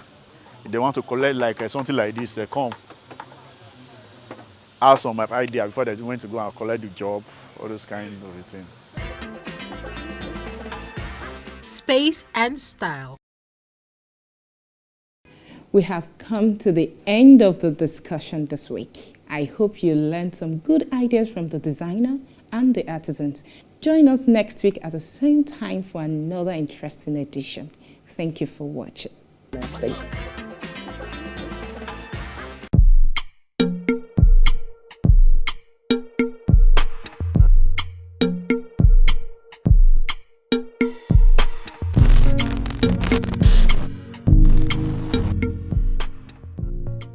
Hello and welcome to Plus Events, your favorite social diary show that brings you the best and biggest events to your screen. I am Jacinta Obiuku, and on today's show we have 3 interesting events that you will definitely enjoy. First is the event where the African Agility in partnership with the Lagos State Government and Eco Innovation Center is trying to close the gap change in the technology industry by ensuring that more women are in technology through training.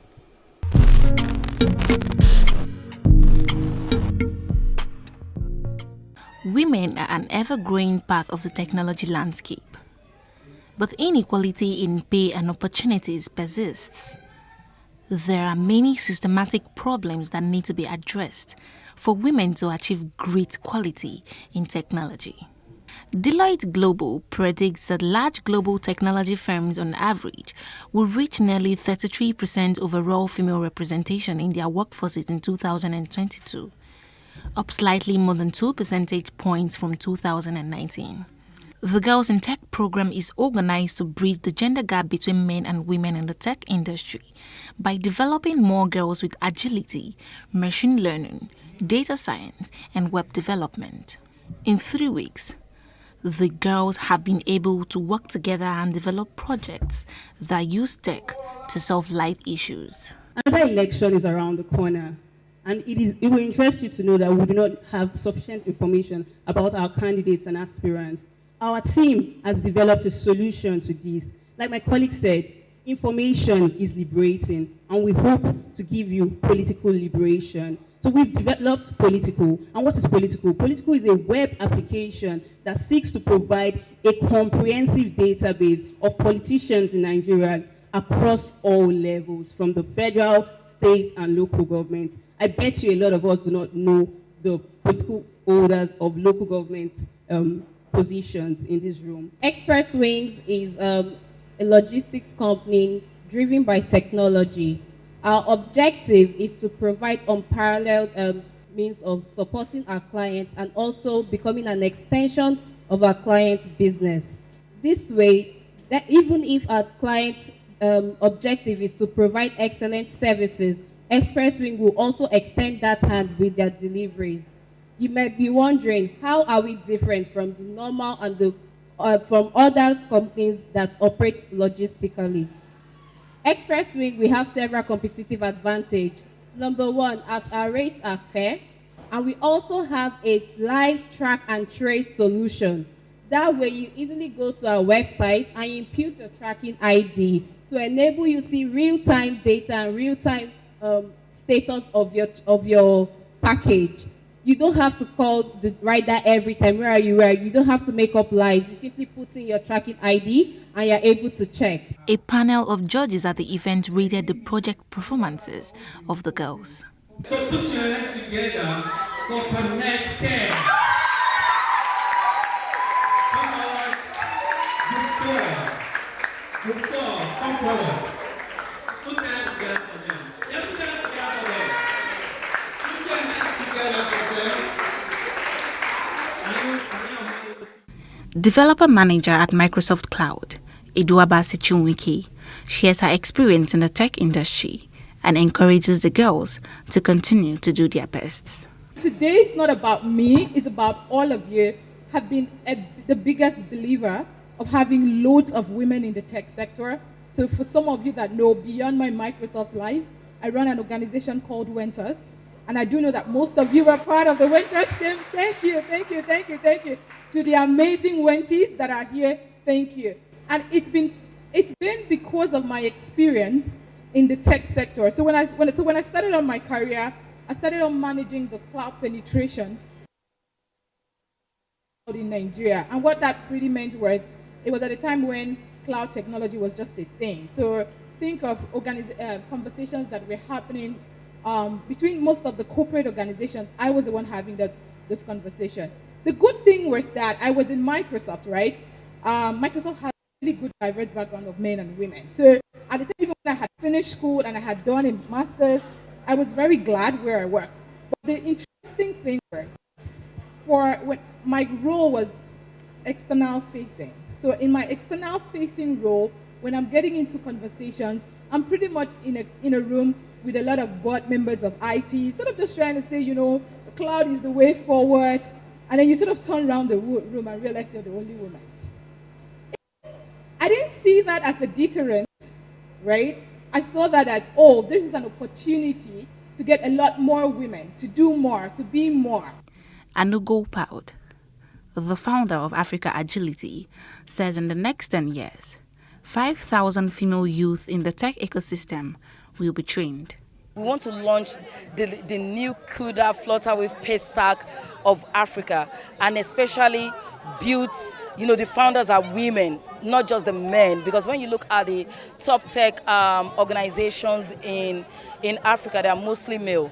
But now Africa Agility wants to launch the women into the tech ecosystem so that they can compete with their male counterparts. So we are launching Girls in Tech Business School, and it will be starting next month. And this is not just for the girls that have gone through our programs. We are targeting girls across Africa that have great, amazing business idea, but they don't have the skills and the competency to be able to launch into the marketplace. So we are going to take them through ideation into launching their tech startup. And also we are going to work with investors and venture capital that would fund this investment for these girls, maybe by getting equity or whichever way that they want to fund it. Then we're also going to get grant for them as well, so that they can have enough funding to be able to launch a very successful, thriving tech business. For us, really, we are big on employability and enterprise development. So what we were able to do for them this year was to, even apart from just doing their coding programs, we're able to design for them an incubation program that give them skills on how to basically run a startup, right? The foundational skills about problem identification, solution development, finance, corporate governance, and so on and so forth. So, and even fundraising. So we're expecting that they will lead this program very well equipped with the tools and the skills to be able to begin their own startup if they choose to go to that direction, rather than just going to the broad markets.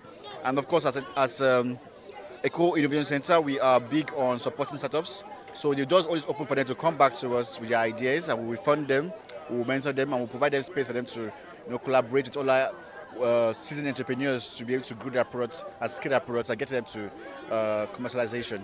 The young tech girls are super excited about this initiative. It has really been impactful, right from the tutor. Some of them are actually their student before that they hired, and some of them are not. So they are really good. If you don't understand anything, they will take you back. You ask questions and there are Zoom meetings. You get to network with other people that are in tech, your seniors, people that have been in tech before, and there's community, the main community on Twitter and on LinkedIn where you can just see anything that you want, and on Slack, anything you want that you don't understand, anything that is so vague, you just tell them and they will explain to you. So it's really, really impactful for someone like me that don't know anything about it. Now I can say I can do something. So let me just say now I'm a proud UI UX designer. It's been super amazing. I think that the sacrifice was worth it. And during the course of the training, I imputed what I learned, and I got job offers in 3 places just last week. And it's all because of this, and I'm so excited about it. Yeah.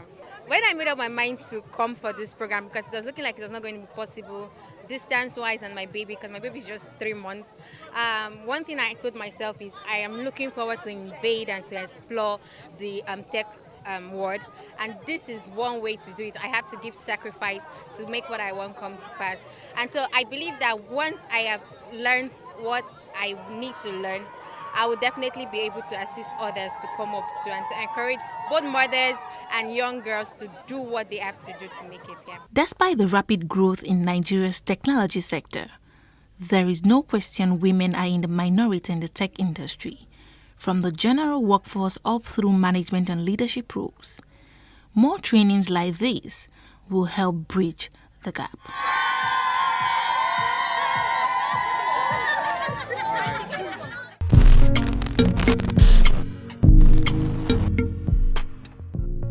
This next interesting event is a wedding ceremony between Happiness and Ajasa. Oh my God, I love weddings. Do you? Take a look.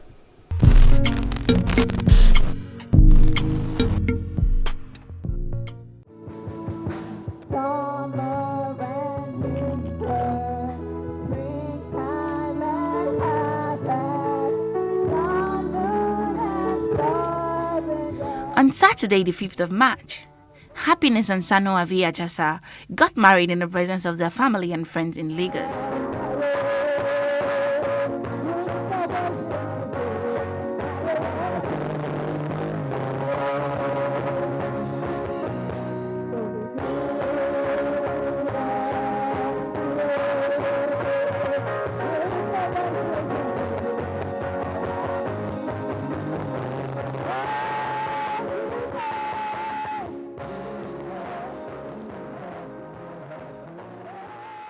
The ceremony started in church at Christ Embassy Group Church Ikotun, where the newlyweds exchanged their vows and signed their wedding certificates. I do wed. I do wed. I give it as a token of my love. And give it as a token of my love. And my faith. And my faith. I believe with all my heart. I believe with all my heart. That this is for all time. That this is for all time. It is the seal of my vows to you. It is the seal of my vow to you. In the name of Jesus. In the name of Jesus. Amen. Amen. Now we clap for him, please. Okay, the groom's ring. Now the bride, you take your tongue, you place it on his finger and say this to him. With this ring, with this ring, I do wed. I do wed. I give it as a token of my love. I give it as a token of my love. And my faith. And my faith. I believe with all my heart. I believe with all my heart. That this is for all time. That this is for all time. It is a seal of my vows to you. It is a seal of my vows to you. In the name of Jesus. In the name of Jesus.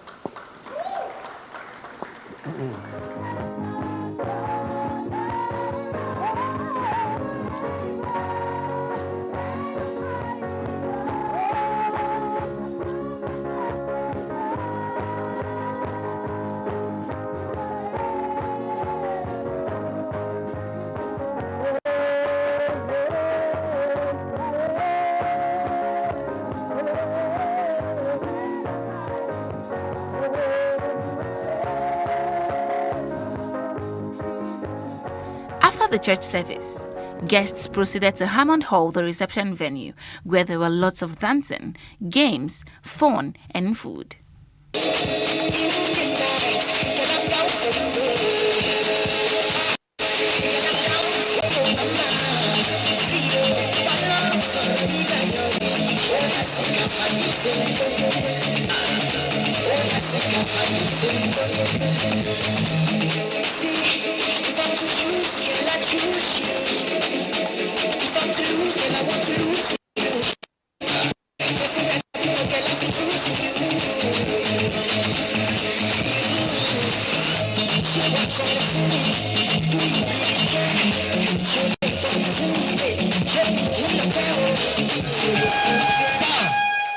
If it may interest you to know, I am here again. And you see the house rent. Now yesterday it's due. It's due again. And my spirit they tell me say I go meet you for this wedding. DJ, I better play 1 billion for Mr. Lekon. You know what he's doing for me. If you don't do this, Mrs. Happiness will not go and sit down. He know how to celebrate me. This man is a great man. DJ, play. Oh, I will sit on the floor. I must sit on the floor. Some colleagues of the groom also had beautiful words for them. We're just guests at this reception, and the two of you are the reason why we are here. However, you have been able to do it, to be together to the extent of deciding to spend the rest of your life together. Don't stop doing those things. I was there when the whole thing was done. So as it is now, the two of them have become one, both from village, from federal government, and from the court of heaven. So I know that my daughter is asking for what her faith can carry. She's actually a very nice person, fun to be with, and she's the kind of person that she easily attracts friends. You can't be around her and you're not happy. And that's why you can see a lot of people come around today to actually celebrate her, because her kind of person is open. And if she's around you, she gives 100% support in anything. My advice for them is just to keep walking in the fear of God and keep the love that they have for God in flame, because any man that loves God can actually do anything. Because you must first of all love God to be able to love somebody. So I just advise them to continue in the fear of God. Congratulations to Happiness and Sanoa V. Ajasa.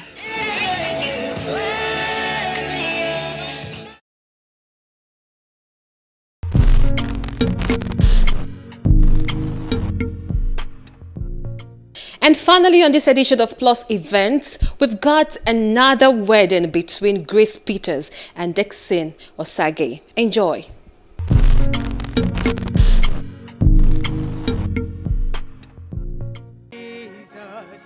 Just you trust His cleansing blood and inseparable faith to plunge me. The lovely bride walks in with her father. It's another page in the book of her life.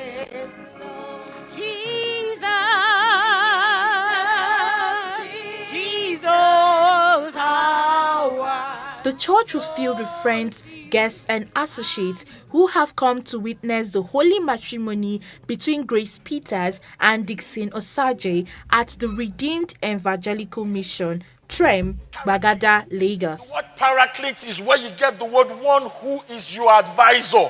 But you know the beautiful thing I love the word helpmeet. It also means your sounding board.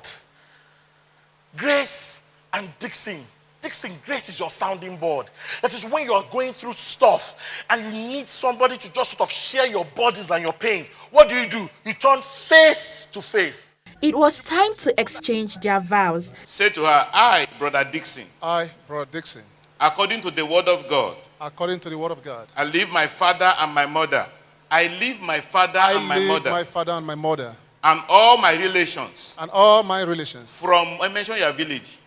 From East and Southeast local government of Edo State. East and Southeast local government of area of Edo State. Yes. And I join myself to you. And I join myself to you. To be a husband to you. To be a husband to you. From this moment forward. From this moment forward. We shall be one. We shall be one. Please celebrate them. Put your hands together.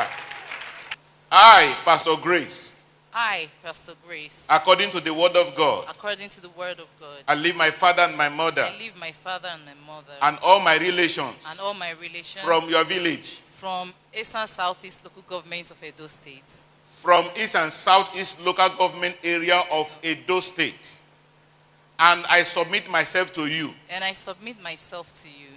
To be a wife to you. To be a wife to you. Where you go, I will go. Where you go, I will go.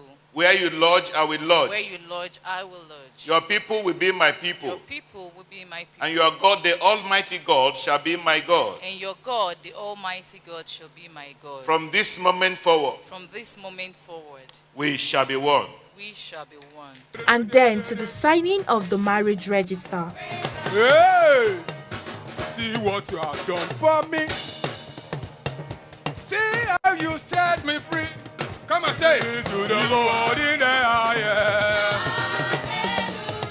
I say, who is greater than Jehovah, Lord divine? Oh, there is no one greater than Jehovah, Lord. Who is greater than Jehovah, Lord divine? There is no one greater.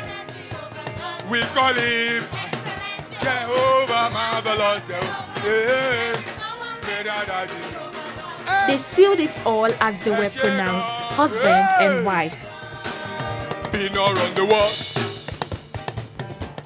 searching for a miracle, but I found no one like you. After the church service, guests proceeded to this beautifully decorated reception hall for the next chapter of activities.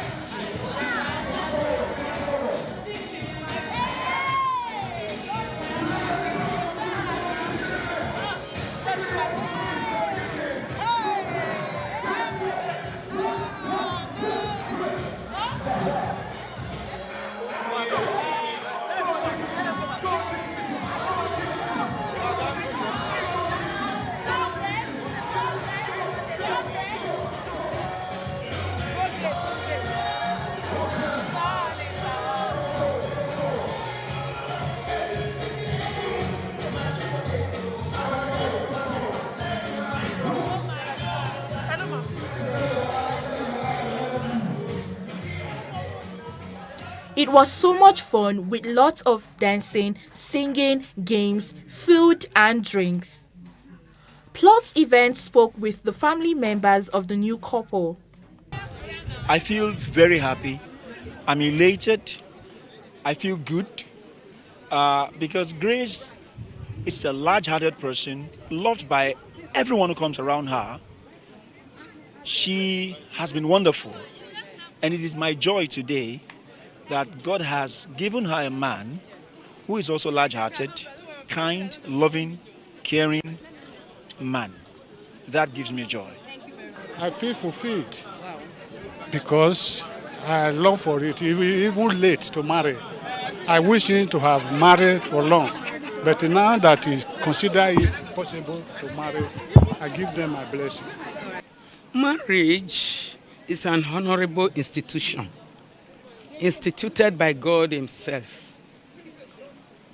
As you have heard in the sermon in the church, without the woman, the man cannot fulfill the injunction of the Lord that says, be fruitful and multiply and replenish the earth. I feel great. I feel great. The Lord has honored me, and I return all the glory to Him. Today is my joy. So for my son, this. So when they say, never mind. No, say God have it time.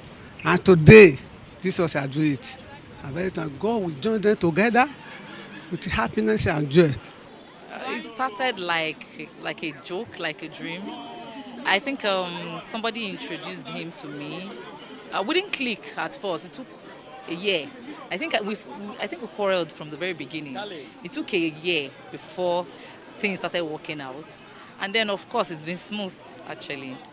Moving from executive bachelor to husband is very, very important, Thank you very much. I'm very happy to find a good wife, The Bible says who finds a good wife finds a good son, obtain favor. So I've obtained my own favor, it's my turn to shine, yeah.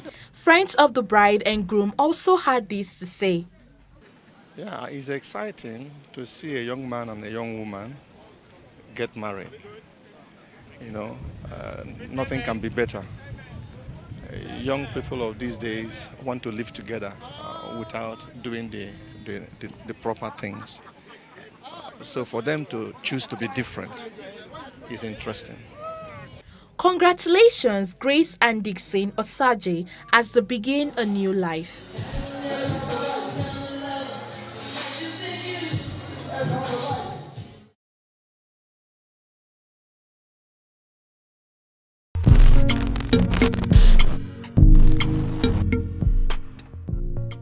Well, that's a wrap for today. I hope you enjoyed the event on this episode of Plus Events. Remember, if you want to showcase your events to the world, Plus Events is the place for you. Subscribe to our YouTube channel at Plus TV Africa Lifestyle. I am Jacinta Ubiuku.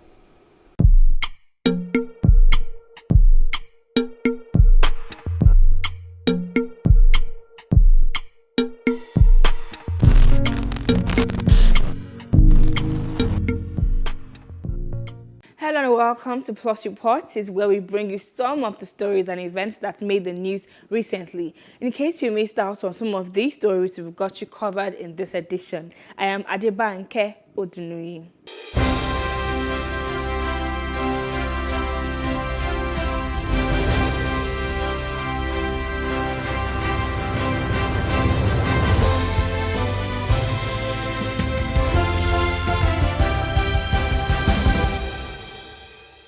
Thank you for joining us. The Okada ban announced by the Lagos State government took effect from the 1st of June and generated reactions from Lagosians. PlusTvAfrica correspondent Paul George monitored the effectiveness of the ban and the level of compliance by the motorcyclists. Here is his report. From Admiralty Way, Lekki to 3rd Mainland Bridge, through Anthony, Maryland, down to Ikeja bus stop. Nowhere in sight are the commercial motorcyclists. There seems to be compliance from them. The ones plying the roads are dispatch riders and private motorcyclists. At Surulere local government, Helen Dike said she is a motorcycle spare parts dealer. She complained that the ban has affected her business. I deal on Okada parts, pure water and soft drink. So they are my customers. In fact, they are my customers.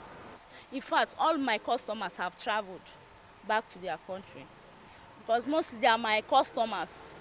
So even the sales of pure water and mineral is too low, because they are the Okada riders are our customers we have here. Some Lagos residents also lament the total ban of commercial motorcycles. They said the ban had taken a toll on them as they appealed to the government to find them an alternative. Now you can see me sweating. I've been trekking for the past almost 30 minutes. Because ordinarily where I would have taken Okada from to my house, I had to trek all the way. I know we have keke maruas, but you don't see them everywhere. You don't find them everywhere. So in as much as I know the positive sides of banning Okada, I think they should still leave them in the interiors for us, to be very sincere. Not all of us have vehicles that we can actually drive around. So we have to trek from one point to another, which is, I think, inflicting hardship on us. I think they should provide an alternative. When that alternative is set, then they can actually do the total ban. I think there should be an alternative.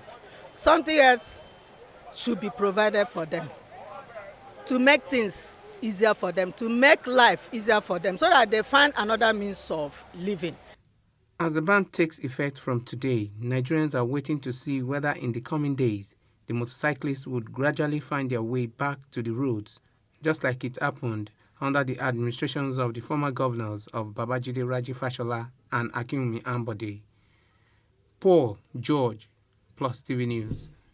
May 27th was Children's Day, a day set aside in Nigeria to celebrate the child and highlight issues surrounding their upbringing as well as the promotion of their rights to proper development. On this day, parents admonished the government to address issues of out-of-school children and children with special needs. Plus TV correspondent Olamide Adeyemi has more on this. Nigeria has a high number of out-of-school children, a situation worsened by the ongoing violence and instability in parts of the country. Even though primary education is officially free and compulsory, about 10.5 million of the country's children aged 5 to 14 years are not in school. 27th of May marks the Children's Day, and this year's theme focuses on a better future for every child. A fun fair is organized for children, but it's also a time for parents to speak up about concerns in the education sector of the country. Their importance cannot be overemphasized. Children are very, very important. They are essential. All child is entitled to education because every child has a right to education, good quality education. Children's Day, celebrated all over the world because the children are the future. Government cannot do all. We as individuals, we need to also be an advocate for peace, for change, for impacting lives. We should have empathy. You and I, everyone around us, need to touch lives, not waiting for the government to do everything. Without any doubt, the family plays the most important role in proper child development. Sometimes on the street you see kids begging whilst their parents are sick. So I think that the government needs to change that.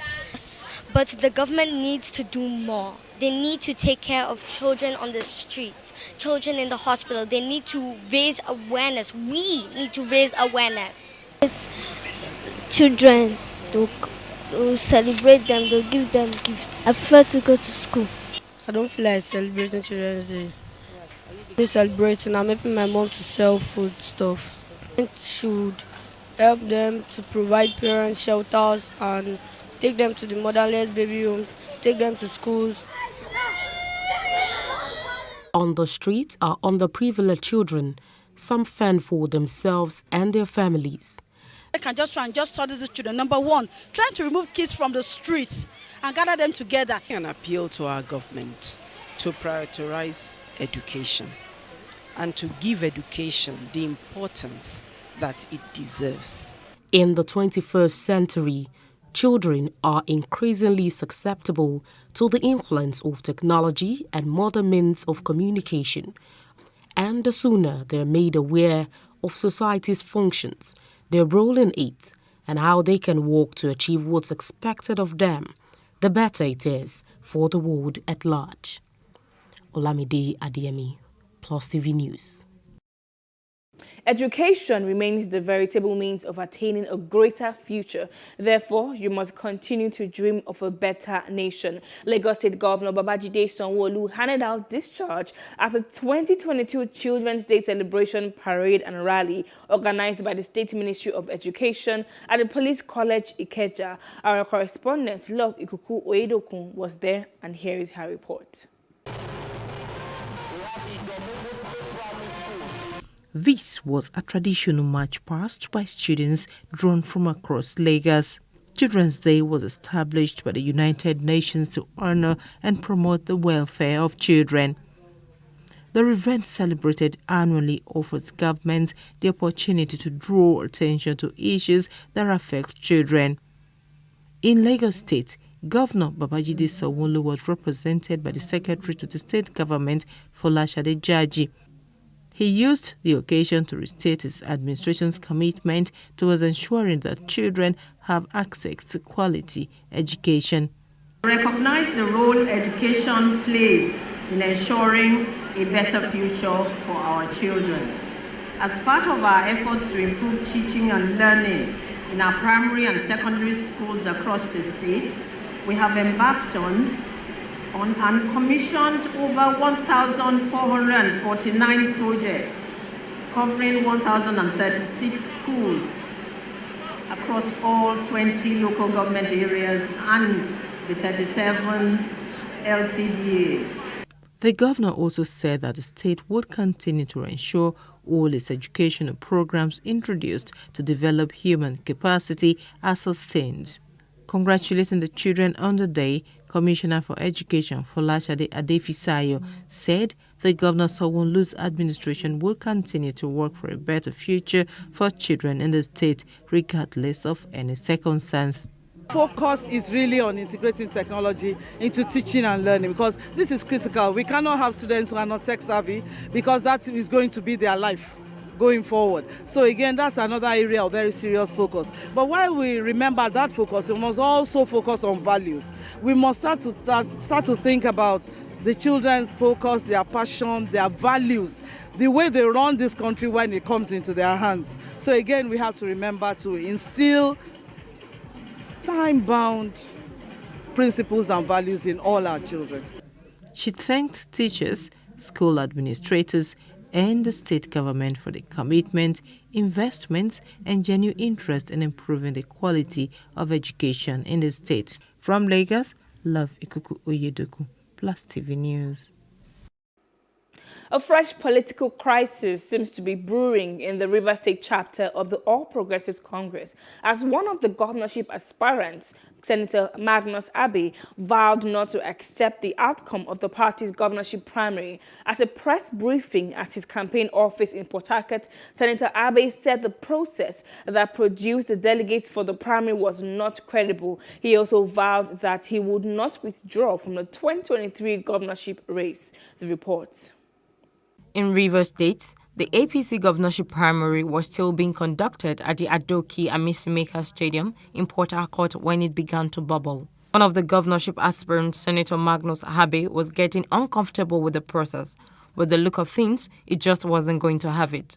Whatever the outcome was, it was going to throw it all in the bin, but not his ambition. Like I stated at the beginning of this whole thing when I declared, I said I will not accept the outcome of any process that is not just, that is not fair, that is not equitable, and that is not inclusive.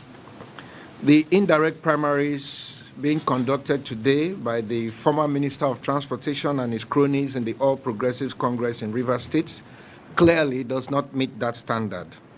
And for that reason, while I have decided not to participate, not to withdraw out of respect for the party, I want to say clearly that I will not accept the outcome. Senator Abbey assured his supporters that his name would be on the ballot for the state governorship election in March 2023. No one individual, however powerful, however well-connected, however wealthy, will decide for all of us. You will have that opportunity to decide who our next governor will be.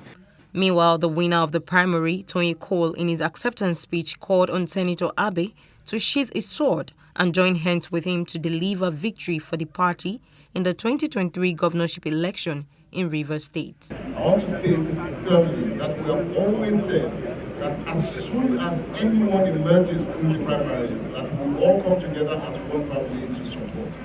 I have made the promise that if I was not the one that emerged from this primaries, I will support everyone, including Senator Magnus Abba. Perhaps this is just Act 2, Scene 3 of the episode that may later unfold in Rivers APC. It's time for a short break now. We'll be back with more stories. Stay with us.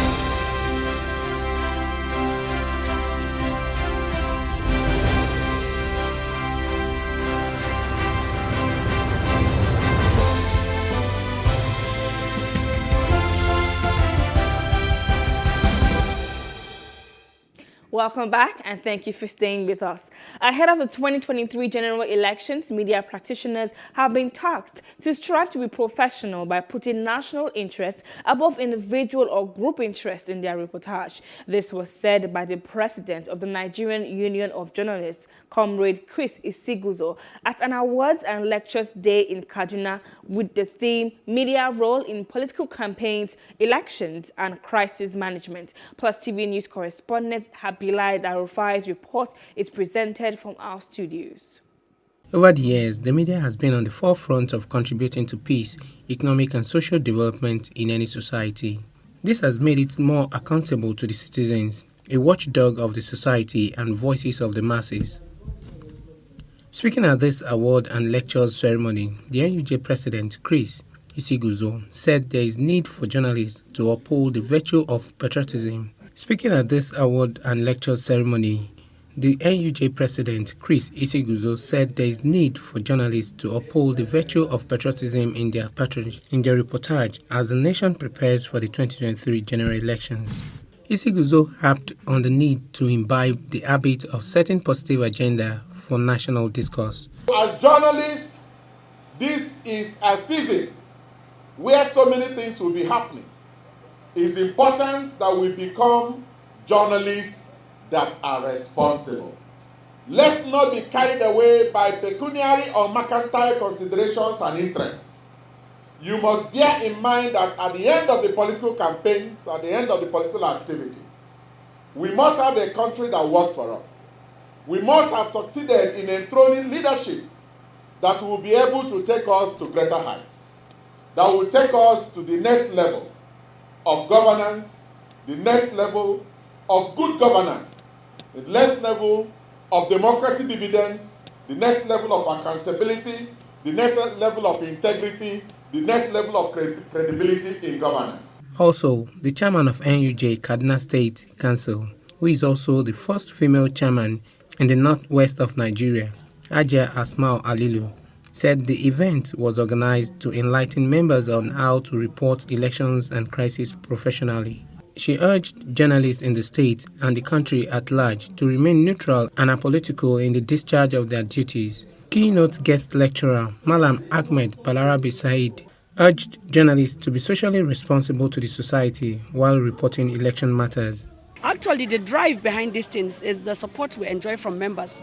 We have enjoyed tremendous support. You know, it's only natural for you to always give back To whom much is given, much is expected. And most importantly, we are going to prioritize welfare of members, unify members, bring everyone along, carry everyone along, and have a very beautiful NUJ family. We call on members to adhere strictly to the ethics of our profession, because especially as we are approaching time, members who want to align with political parties is very wrong.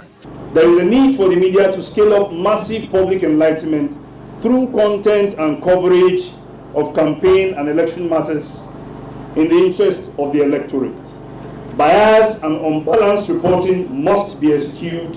Importantly, the media needs to exercise restraint in the coverage of elections, especially as it involves the declaration of results. Highlights of the event included the presentation of awards to individuals and corporate organizations and the commissioning of some facilities by the new NUJ Executive Council in Kaduna State. The absence of Justice O. Ogunjobi stalled the hearing between the Lagos State Government, Sea Global, and South Energy over the Ocean City project. Counsel to Sea Global Energy, Mike Ozekome, SAN, says the Lagos State is asking for a consolidation of the case and another one before Justice Oyefoso, explaining that it cannot be done. Justin Akadoni has more. Mike Ozekome, SAN, said the coastal property, which spans from Adetokunbo Ademola to Ahmadu Bello Way in Victoria Island, was given to his client since 2003 when President Olusegun Obasanjo was in power. Ozekome wonders why a company, South Energix Nigeria, promoters of a Eco-Atlantic project, aided by the Lagos State government, would start laying claims to over 10,000 hectares of land. The senior advocate of Nigeria says the federal government has the power under Sections 49 and 51 of the Land Use Act and under the Lands Title Vesting Act of 1975 to donate to his client. He also claimed that Lagos State government had in 2004 and 2005 applied to the federal government to allow them to have a portion of the land close to his clients so as to help South Energix company. When they tried to encroach upon our land, we went to court in 2018 in a suit pending before Justice Oyefoso, this same Lagos State High Court, sitting I think at Etiosa, claiming that we are the owners of the whole of that land, having been given the land voluntarily by the federal government of Nigeria. As the case was going on, we decided, that is Sea Global, to start developing a portion of the land which is not the part of the land in dispute, measuring about 350 hectares outside the land in dispute that we went to court for. The lawyer said his client Adeomi Osage got hints that the state government had surreptitiously filed another action having similar elements with the same parties. Eventually, he filed a notice of preliminary objection, which Justice Ogunjobi granted. Then suddenly, just on Friday, 27th of this month, we got a letter from the same law office representing the other party, that is South Energy and Lagos State government, saying that they want this case transferred and consolidated with that one before Justice Oyefoso. Meaning that they are aware of the similarity between those matters which we have been arguing. But we have attacked that letter with a response to the Chief Judge that cannot be done. Counsel to South Energix and Lagos State government were not available for comment. The case has been adjourned to July the 4th, 2022. Justin Akadonye, PlusTV News, Lagos. Many Nigerians leave the shores of the country in search of greener pastures, but for most of them, the situation turns out to be a nightmare. To this end, the International Organization for Migration, IOM, held a film screening in Lagos to sensitize Nigerians of the implications of migration. Plus TV News correspondent Uyime Afia was at the screening of the movie titled Lost in Transit. Her report. Collaboration, a partnership between The screening, which showcased the hidden intricacies of migration, be it regular or irregular, is part of global activities that brings the world together to share migration stories, enabling migrant journeys to be told through the eyes of the migrants themselves. The movie Lost in Transit tells the story of a young girl who attempted to migrate through the irregular route and got stuck in transit. Zainab tells me you're saving money to go to school. Yes, ma. That means she must have told you she's going abroad to study. Yes, ma. I like you. You're smart. Look at me. Hardworking. Focused. Panelists who spoke after the movie pointed out that it was important to address the push factors of migration in Nigeria and the rest of Africa. To them, issues including lack of jobs, insecurity, poverty, among others, are some of the reasons many Nigerians seek alternatives, including irregular migration. And this word vulnerability is very important because that is what these traffickers prey on. They prey on your vulnerability. Their tactics is equally very fluid. It changes. This year, IOM has returned over 3 charter flights down to Lagos International Airport. And as we speak today, my colleagues are taking back some people in Abuja. Next week, some people are arriving in Kano. Right? This is like, it's ongoing. You never stop. If they are she said it's fluid. It's very fluid. So as we are blocking these channels with our partners, they're coming up with new channels. Some of the actors spoke about their roles and how best to fight the surge. It was hugely a very emotional journey because we need to do a research and interact with some of the victims of irregular migration. We hear their story, go to places, travel, and begin to pick the bits and pieces together as a script. Yeah, and some of them even acted in the movie. So it was quite an emotional time. So far so good. We're trying to tell the story, to help other people not to make the same mistakes. We are a country and we're a work in progress. All these bodies that are here today for the screening, they are working towards that. You see people, they say they station 2 people at the local government. They have people in the bus movement, the blue bus movement. They are doing films, they're doing cinema bus. They're doing so many things. So these are things they are doing as a collective, as Nigerians. So the work is not even done. Empower the youths, create employment opportunities, create atmosphere for people to thrive. And then the number of people who want to leave the country will be very, very reduced. And they will not live illegally. They will seek the proper way of living. If you seek the proper way of living, they will be able to trace you. But if you go illegally, you are on your own. You die for nothing. This is what they can do, what we have done today. Part of the things that they can do is this massive collaboration.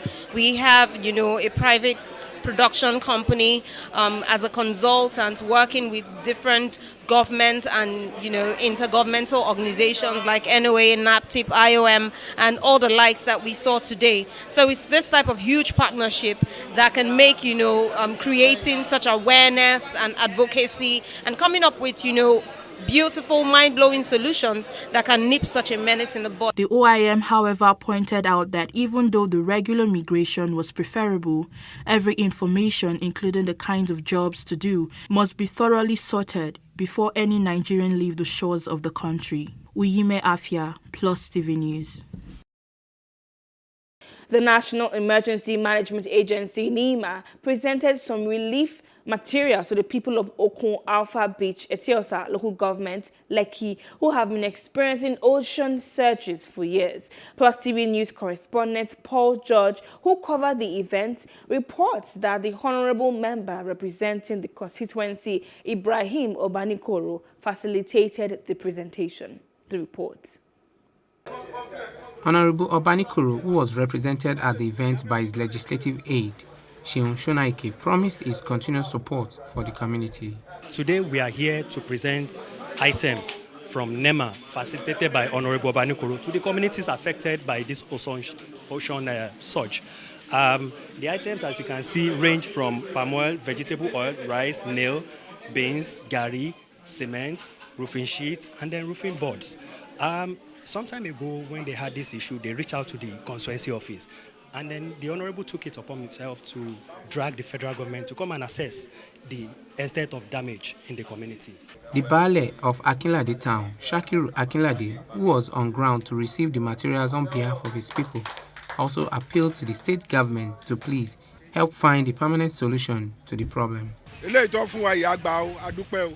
We are appreciative of the relief materials given to us, but the government should not forget to help us reclaim the parts already submerged by the water, just like they did to the Babbage.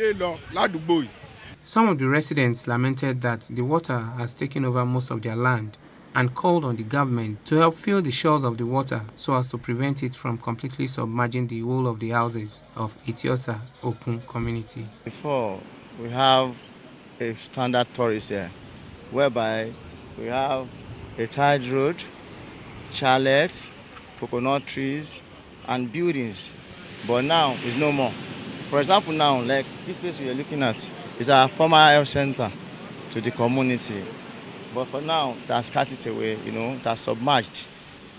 The area you're looking at that side, that's my family house. My building is there, my father's home, and my mother's home. All is submerged. The development that is needed beyond the palliatives that have been done today.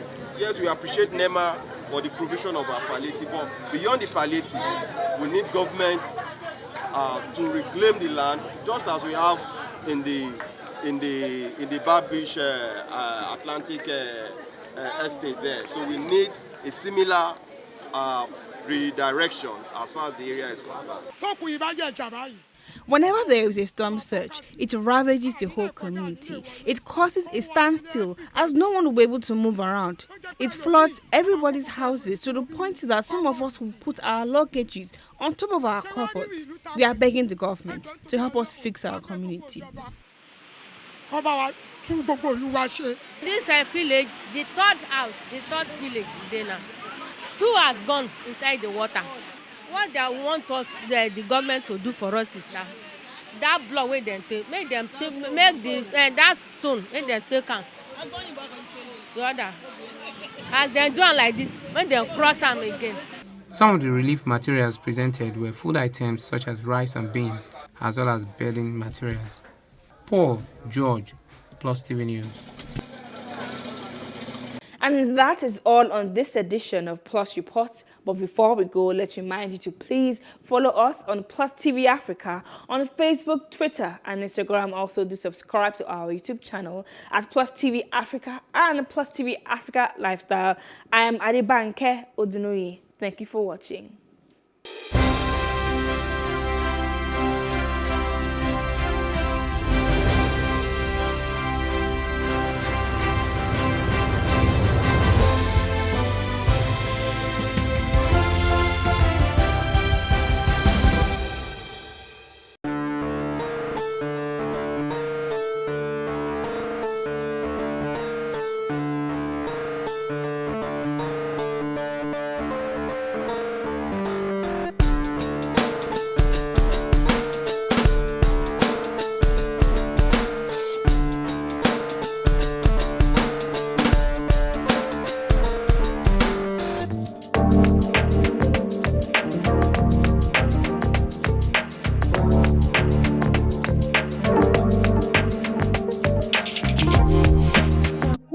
To school and spend 5 years of their life studying law and then leaves it for something completely different and unrelated, painting. And then from there also becomes a photographer with a difference. Well, he did. Kelechi Amadiobi. He is my guest on Not Your 9 to 5 show today.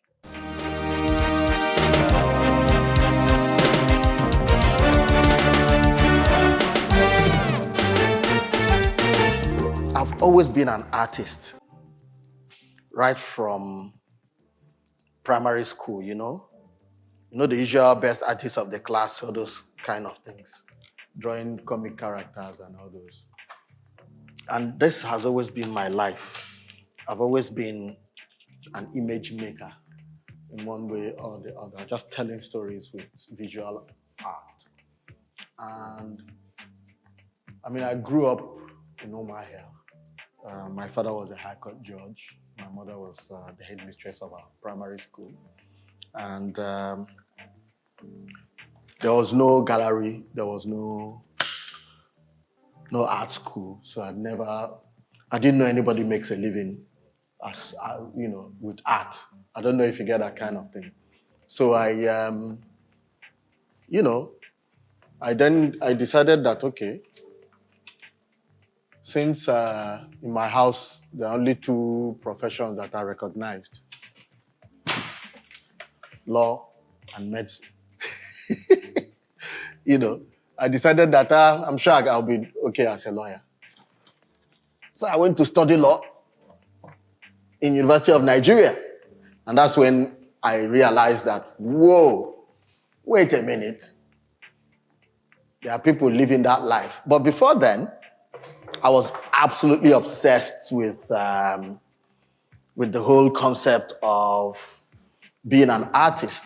So as a secondary school kid, I had read the whole art history, the Renaissance, all the Michelangelo, Leonardo da Vinci, Rembrandt. I had them as my idols, you understand? But they all seemed to be all these distant characters, in a fairy tale. Because, well, I had never met an artist. So when I got to University of Nigeria, I went to Enugu campus because I was studying law. I encountered, Aka group of artists. They had this group of artists in Enugu from Osoka and all these places called Aka Group. Amazing. Tayo Adenaike, Bona, Isikak NCM. These guys, they were exhibiting in Bona Gallery. I went to the exhibition. I was blown away. That was when I realized that, wow, I keep dreaming about being an artist, but I thought it was a pipe dream. But now I can see real human beings who are living all their life just creating, and that opened my eyes. But then I was studying law and I immediately got into a conflict between the course I was studying and and my passion, So I needed to resolve that. At some point I wanted to change course, but, I changed my mind because by year 3, I had formed a popular design business in university called the Zulu, like Shaka Zulu. Well, I watched the movie Shaka Zulu and I was inspired. I said, look at this black guy. Just kidnapped some white people during colonial time, turned them to his slaves. That was nice, And I took the name Shaka Zulu. Well, I'll just call it D-Zulu, D-E-E, then Zulu. Anybody that went to UNEC at that period would know me as the Zulu, So I started making posters. I started making portraits, That was when I developed the notion that all you needed to do was to stand out. That was when I learned the strength of building a brand. I realized that all I needed to do with my skills in order to survive was to solve problems, So I became a painter, But the truth is that photography came much later. So at the end of the day, I started practicing art in Lagos. That was how I came to Lagos. I came to Lagos because of law school. But by the time I came to Lagos, I realized that there's an energy about this town. No other city was like it. Too many people, there was this energy. Everybody was in a hurry. You know, that kind of thing. And I loved it. You know, but that wasn't the first time I came to Lagos. While I was in school, I came on holidays, you know, to Lagos. And that was when I realized that these Lagosians are crazy, you know. They'll pay for anything. You know, it was amazing. That was when I realized I would never be a poor man, even if I wanted to do art. I will survive.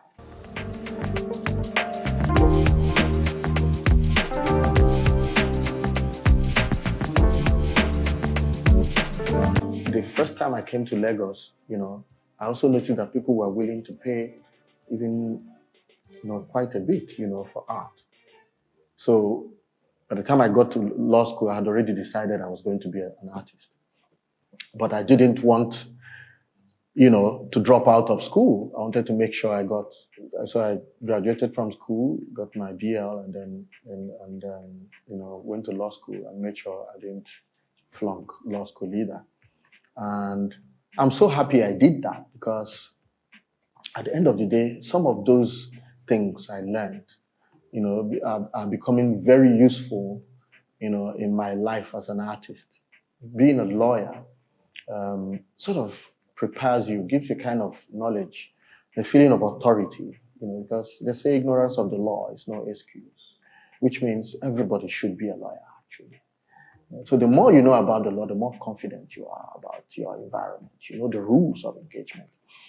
And to tell you the truth, some of the difficult rules are the rules of engagement when it comes to intellectual property.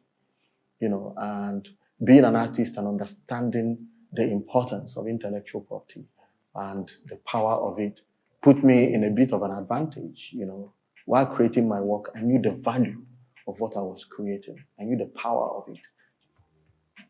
Legally, at least, if you get what I mean. I said, I'm going to be an artist. So what do you do as an artist? Well, you draw. So I started to draw. I said, well, what am I going to draw? I didn't go to art school. I don't even know what this is all about. So I read all these books. And they said, well, if you're an artist, dig deep into yourself and express what it is you are interested in. I said, so what am I interested in? This place is full of chaos. So I started to draw the chaos of Lagos, you know. So I started to paint to Juelegba bus stop, Yaba bus stop, you know, just downfall buses and people rushing, the hustle and bustle. And then, you know, that was it. I just started making these kind of drawings based on what I see and what I felt. And it wasn't easy, you know. I was just there. I didn't know any collectors, didn't know any. So, you know, it was tough. A lot of people thought I was a bit nuts, you know, because, I mean, it doesn't really make sense. You don't know any collectors. You don't know whether people like what you're creating. And you're just spending your time creating. Creating for who? And that's the dilemma of the artist, you know. That is the vulnerability of being an artist. You know, you create from your innermost self, and then how do you sell it? You understand? So I went to the art shop with some of my drawings. I was going to buy more material. The owner of the shop said, these things for sale? I said, yes. He said, how much? I said, oh, you know, I hadn't actually thought about the price. So I just mentioned an amount I thought would be nice.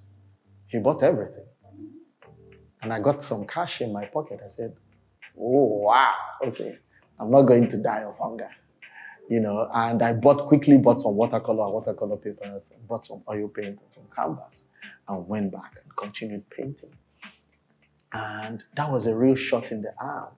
That made me realize that, well, people would like these things I'm doing.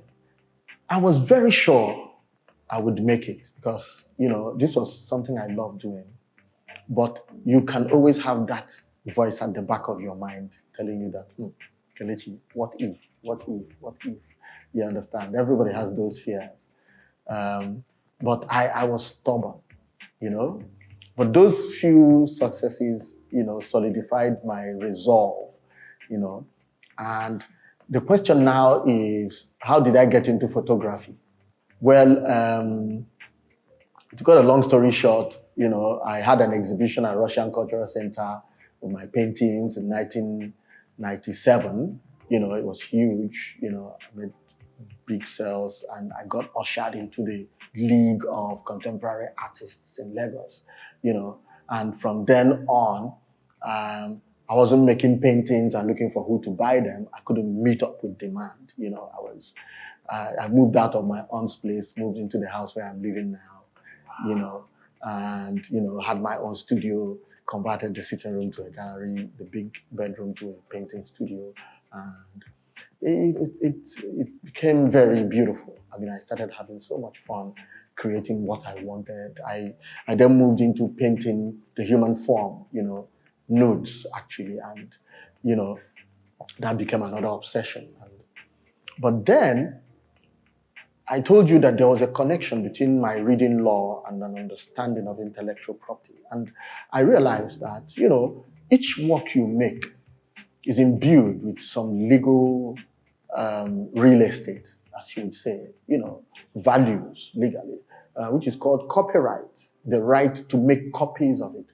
So by law, even though you have sold the physical painting, to an individual, the copyright is still retained by you, which is amazing. So he has the physical work, but he does not have the right to make copies of it and exploit the, economic gains of making copies.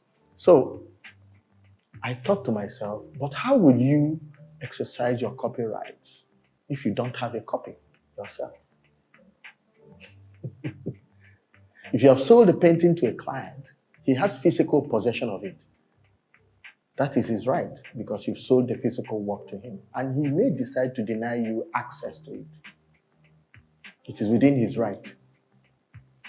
So if you did not make a good copy of it, then how will you exercise your copyrights? So that was when I discovered that a high-end, high-resolution photography was a must for each of my works. So I would find that I started shooting medium format, then it was film, and then I have an archive of every single painting I've ever made. So that was how photography started coming into my world. So I started to learn how to make high-end copies of these works. At the same time, I started taking photographs as reference materials for my paintings, especially when I started studying the human form. And gradually, people started liking the photographs I had taken as references for my paintings. And then I started getting invited to, I got invited to an exhibition in Mali. It was in 2000. Somebody was going to do, there's this biennale that happens in Mali where African photography, the best in African photography come to exhibit their work in Mali. And I got invited to represent Nigeria alongside about 11 Nigerian photographers. There was this German photographer, Nigerian born, Bode Akimbi. He came to Nigeria. He was curating that exhibition. And he called me. He said he liked my work. Somebody told him I had a collection. And I said, wow, I'm not even a photographer yet. And I'm getting invited among top creative photographers. And there were a lot of young photographers there too. People like T.Y. Bello, Uche James Hiroha. Paul Jekere was exhibiting, but his son, Amaise Jekere, was representing him. And that was when my eye got open to the world of photography. In those days, there was no Instagram, there was no YouTube, and I saw all these photographers from around the world, and I was looking at their work, fine art photography, creative work. And there and then, myself, Uche, T.Y. Bello, and Amaise Ojekere, we decided that we're going to form a group called Depth of Field to encourage ourselves to keep creating, because, nobody was appreciating that kind of work. The only photography people wanted was to make portraits or cover events and, things like that. So I started looking at photography more seriously. I was like, And then people started calling me, advertising agencies, to say, we would like to commission you to shoot an ad campaign. I was like, whoa, wait a minute. So gradually my photography started picking up. While I was still a painter, but I then had caught the photography bug. you know. So shoot, go to the dark room, develop, print, it was like that. And gradually, my career as a photographer started taking off. I started shooting ad campaigns, started shooting portraits, but then Depth of Field was on fire as a group. We had become quite famous on the international photography circuit, So curators will fly to Nigeria to curate our work.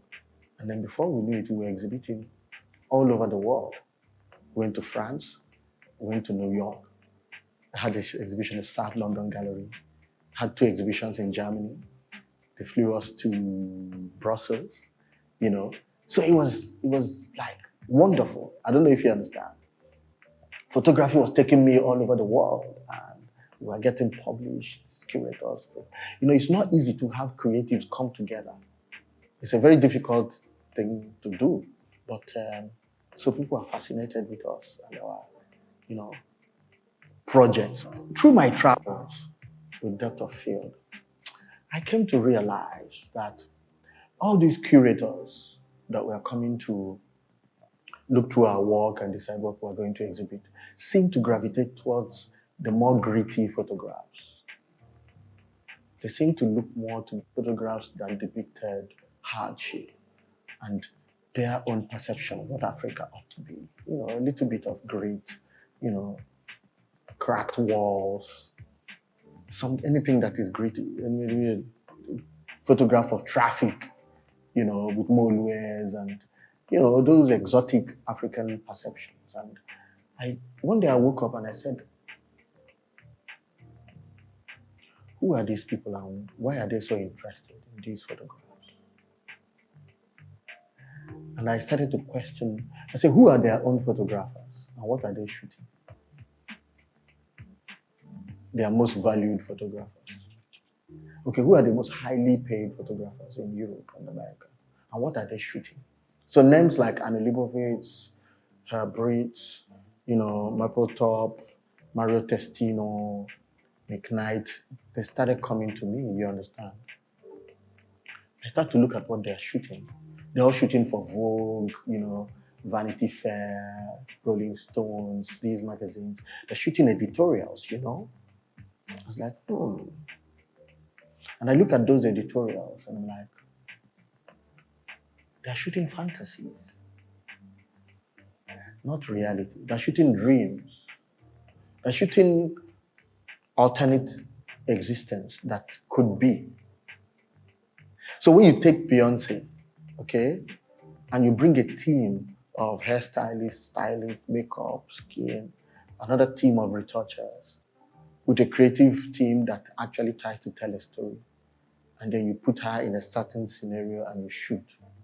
That is not reality. It's a lie. It's a dream that is presented to the world of what could be or what should be.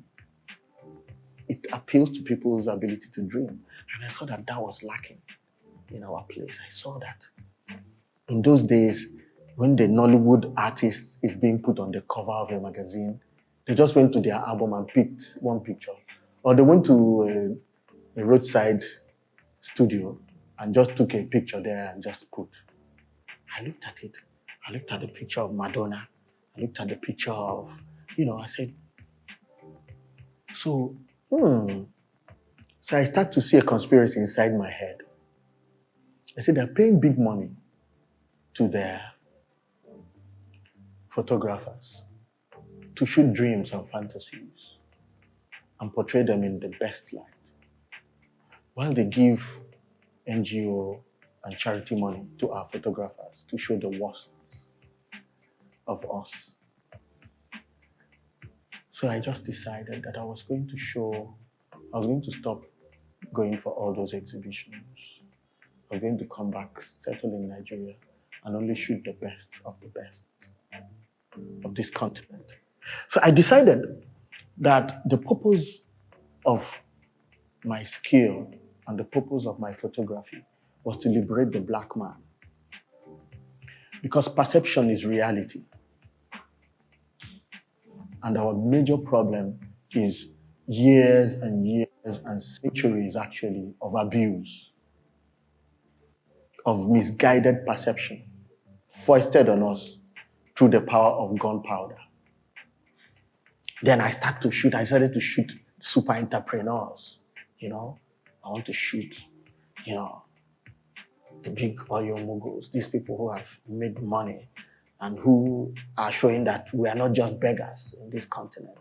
And I decided also to shoot landscapes. I decided to shoot architecture, I started to see that, oh my goodness, I started to shoot Lagos, like Lagos Island. And it starts to look like Manhattan. I remember the first time I traveled to New York, I was in the middle of, like Times Square, and I could swear I was looking at pure water sachet on the road, man. I was like, this place is just as dirty as CMS. Area boys everywhere, beggars. I said, what is going on? But when I Googled the place, I'm seeing the best photographs. I said, perception. But then the people that live in Manhattan, they believe in the place. When I call them, I say, but this place doesn't look so cool. They say, Kelechi, relax. You see that building down there? That's Bill Gates' office. If you go further down, you see that's Google office. Inside that place, they're making more money than the whole of Africa. I said, okay. Now I can feel the narrative from the people that give significance to this great place. But then it is through perception. And I say, being a photographer makes you a priest at the altar of first impressions. And if our people do keep showing pictures of charity and we keep sending out poverty porn to the rest of the world, they will never take us serious. There will be no evidence of genius that we are.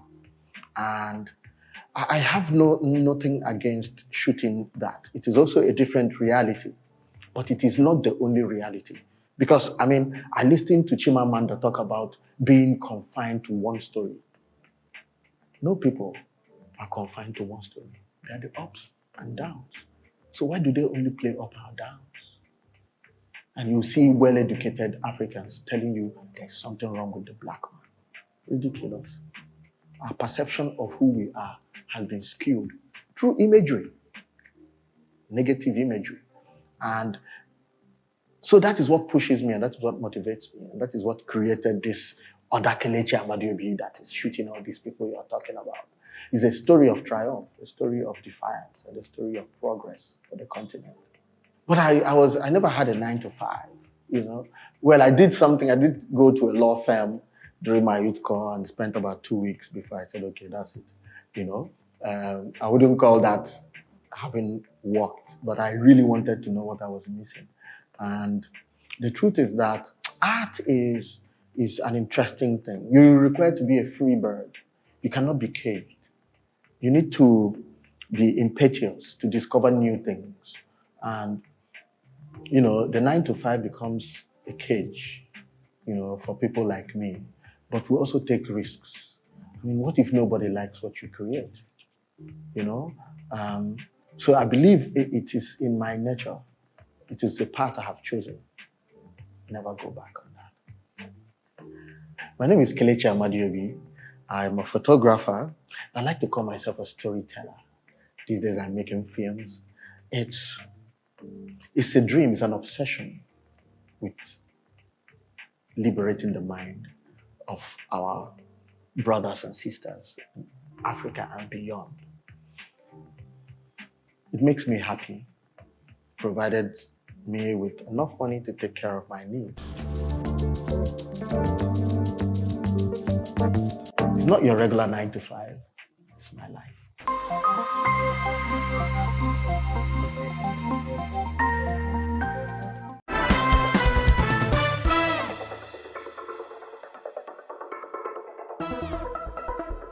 You still have to go back to the basics. So I'm not saying basics meaning you have to go to the foundation, the root of the problem. Thank you. The root of the problem. Ask yourself, first of all, why do I want to do this? 2, am I eating properly? Am I going to eat properly after this? Is my mind in the right state to actually start eating properly? 3, am I going to be active? Because you need to be. You need to actually work harder than somebody who hasn't done any surgery before. That's the truth of the matter. You have to work harder. You have to work harder because you've taken the body out of, you've taken fat out of the body in an artificial manner.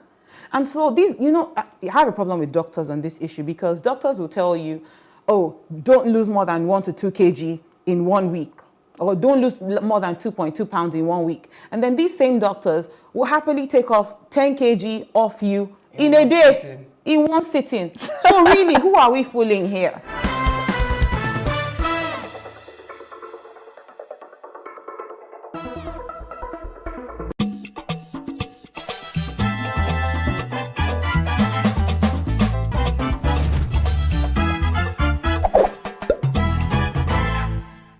As young people grow up, they are saddled with the task of making important decisions that border on their sexualities and with the task of making important decisions regarding relationships, regarding sexuality and sexual behavior.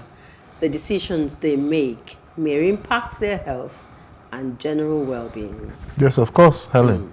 So, now on the show, which was created to cater for the well-being of the family and the society, we'll have to look at some of these things. Somehow, more attention somehow has been paid on issues that directly impact adults while relegating to the background the worries and anxieties of younger people. And when we talk about young people, we are concerned about the growing up years because the younger ones grow into adults. So it's a topic today for every member of the family. So John, that's about to change. We're about to bring it from the younger age and take it through to as old as the members of the family are. And we hope that we will be impacting both the younger ones and the older ones who incidentally form the future of society. Now, the society is responsible for preparing them, and I mean the younger ones, with life-saving and valuable information as well as the skills that they require to be better adults. So, what's the scorecard like? Can we read it? Have we fared well in this regard as adults and parents, maybe caregivers, and even the society at large, especially when it comes to matters of sexuality and sex education? Yes, this will be the specific area of focus today on the program. You are welcome. I am John Senaya.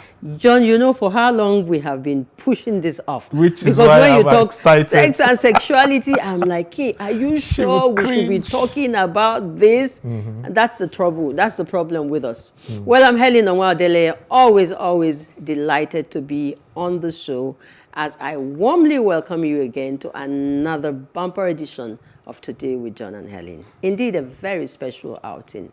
We shall pause for a quick break at this point, after which we intend to break the ice and shake some tables with some hard facts as they relate to the topic in question. Please stay with us.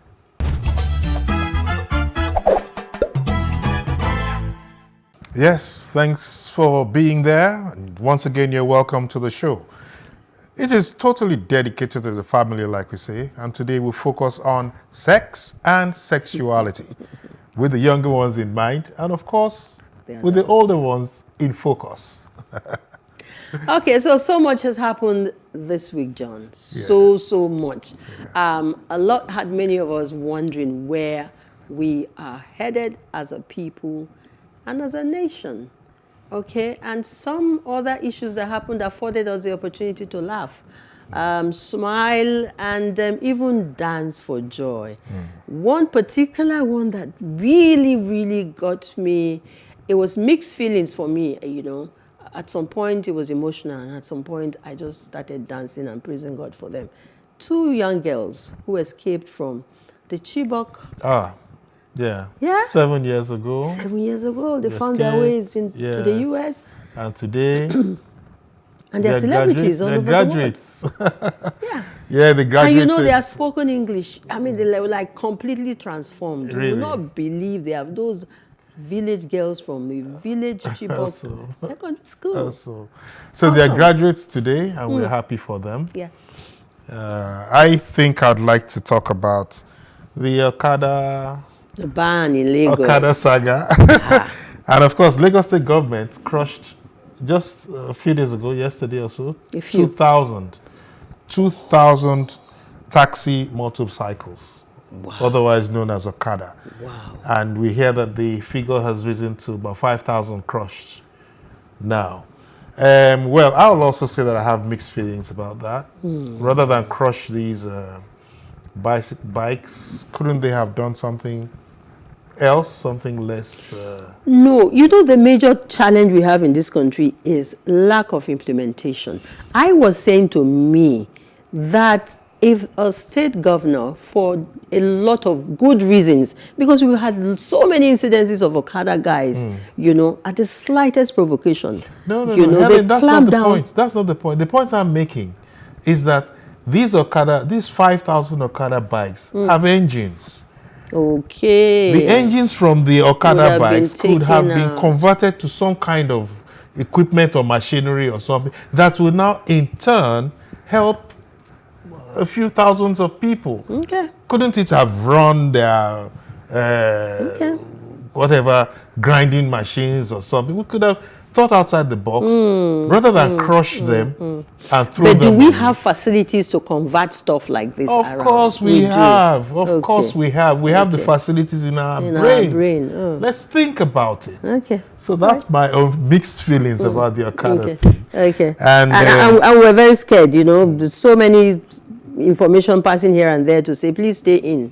Stay put in your homes. Don't come out on this date, you know, because the Okada guys are ready for it. But thankfully, that's expected. And I'd also like to talk about my colleague, Kunle Adeyanju, the rider, the Lionheart, they call him. He rode his bike all the way from London to Lagos. He arrived last Sunday and we received him. And this is a feat from a gentleman who has climbed the Mount Kilimanjaro twice. And I'm wondering, what is it that gets into somebody's head that says, I want to do this kind of thing? What we will do is try and bring him on the program and get him to explain to us what his psychologist thinks about him. It will be good. It will be good. I was also particularly thrilled in the week, you know, when the primate, is it the primate? Yeah, primate. The primate of the Methodist Church who was kidnapped within 48 hours was released. Great. And I'd like to use this opportunity that whatever it took for the reverend gentleman to be, you know, set free in such a short time, that especially the Abuja and Kaduna train captors who are still with the people who kidnapped them, you know, and so many other people held at different points in this country. Whatever it took to get this reverend gentleman out in that short time, please let us do it, because we really can't imagine the trauma and the difficulties that people are facing, children, women, you know, in the various forests of this country. Yeah, so let me put a smile on your face now. Thank you. Let's talk sex and sexuality. We have our guest in the studio. You're a bad boy. You're a bad boy. Well, you see, it's better to talk about it in the open. Yes. Yeah, because we're seeing so many alarming things happening with young people, and we're like, where on earth did they get this information? Wrong information, because the right informations were not given at the right time. All right? Okay, so it's time to move on to the main reason for the show today. And we're talking about sex and sexuality. And I'm laughing and smiling. John said I should put on a big smile. Yeah, education about sexuality, you know, we are told aims to develop and strengthen the ability of children and young people to make conscious, reasonable, healthy, and respectful choices regarding their relationships, their sexuality, emotional and physical health. And so, truth be told, John and I really don't know a lot about these things, do we? No, we don't. Yeah, not in that way. Are you speaking for me? The sex education aspect, we don't know so much. I didn't say we don't know at all. We don't know so much. So we are excited, you know, that we have an expert with us who is a friend of the house and always very ready to come give a helping hand when we call on him. He is our in-house coach and therapist. Join us to welcome at this point Mr. ISL Samuel Adeleye himself. Yes. Thank you so much. And I have waited with great expectation for today, knowing that we'll be shaping destinies with the information, which is what we're going to come out with shortly. Yeah. Now, thanks for always obliging us. Thank you. My spiritotherapist. Yeah. Thank you for the privilege. You're welcome. I appreciate it. So let's get right into it, like John would say. All right? So what's sexuality and what is sexual? Now for the tricky one. What is sex? And why is that word so controversial? Why do we shy away from it? Okay, maybe we just speak it one by one. Yes. The word sex. Sex is used for several reasons. People would rather use the word for sex if there's an act between a male and a female, or there's intercourse. Sometimes we use sex to describe which gender the one belongs to. Yeah. But when we look at the word sexuality itself, when you look at the word sexuality, it just expresses the personality of a person when it comes to sex behavior or attitude entirely. You know, like that's why it's the same word like use personality, sexuality. Oh. You get it now. That's what you just described. So when I ask what is your sexuality, so I'm asking what is your behavioral pattern? What is your conclusion? What is your ideology about sex entirely? Mm. Wow. That's what you say when you're using the word sexuality. Yeah. An orientation about sex now differs across board. We'll go to the orientation. Okay. And thanks for setting the table. Thank you. Because now I'm going to face you squarely and then ask you a few pertinent questions. So clearly, we agree that sex is about biology and feelings. Yeah? Now, how has society shaped this topic to the extent that talking about it has to be controlled? Yeah. Whenever you say sex, Helen will cringe. Whenever I say sexuality, I will blink. So why are we giving it so much? I think blinking is based on background making or grooming. And I was sharing before this program starts that it is hard sometimes for, even in the social media I see that, for them to use the word sex. Yes, the way that they remove the E, now. or when you use the word penis, they remove the and all that. It's just an expression of what our social being is. However, there is an outward appearance and there's inward appearance. But some society has been able to go beyond that to say, do you know what? Express what you feel to me publicly, to me know. And that is why, that defines why some society see it as downgrading if a boy child cries. And some society, when a boy child expresses himself by crying, they give it to that's a man. Yeah. So all of this is based on the grooming, the orientation, and all of that. But going back to what you said, why is this topic about sex so big? Why is it such an issue? I mean, like I said, it goes back to what I just said again. Yes. It's because of orientation. However, it's a big deal. And simple, the way I define is this. If you daily eat, and because of craving for food, hunger that is natural, that's where sex is. Sex is natural also. And when it's natural, what do you do? How do you feed yourself? So is it that you say, I'm hungry, to your spouse, can you feed me? Or some people can't say it. They rather touch and say, what are you doing? Don't you know? Okay. And so we demand as well. So it depends on the grooming, the exposure, and the environment as it permits. Yes.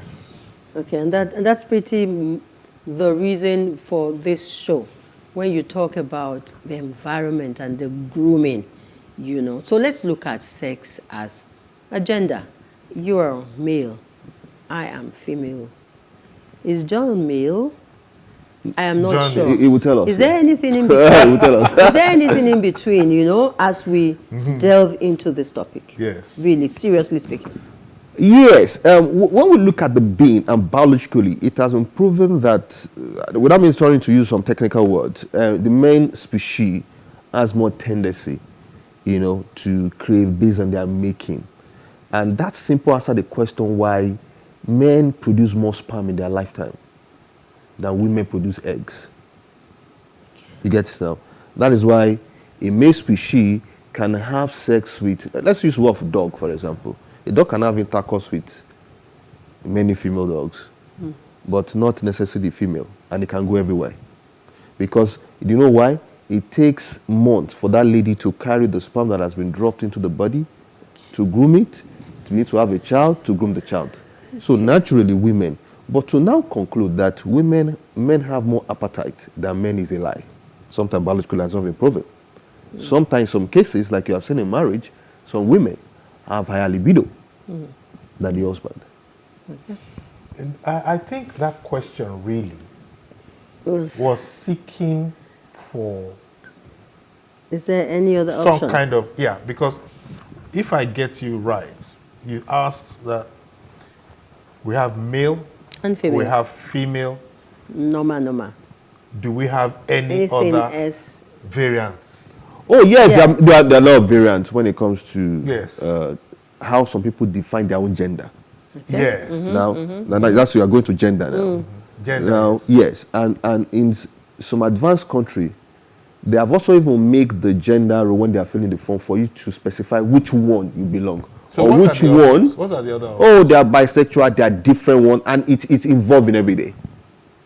So right now what they also now do is they put the gender place, just define yourself, and even if you are not in any of the option, just call yourself. Even or leave it blank. physically? Physically, that's what it is. Physically we have options. The one we have options. Okay. Which is showing, sometimes you see what you call the male figure, and you're asking is it a male or a female? Yeah. You see sometimes a female, you are calling if and all that. Yeah, So I'm sure the world is evolving when it comes to that. It has no end, in that regard. So that's why the advanced country is making it open to just feel what you think you are. Wow.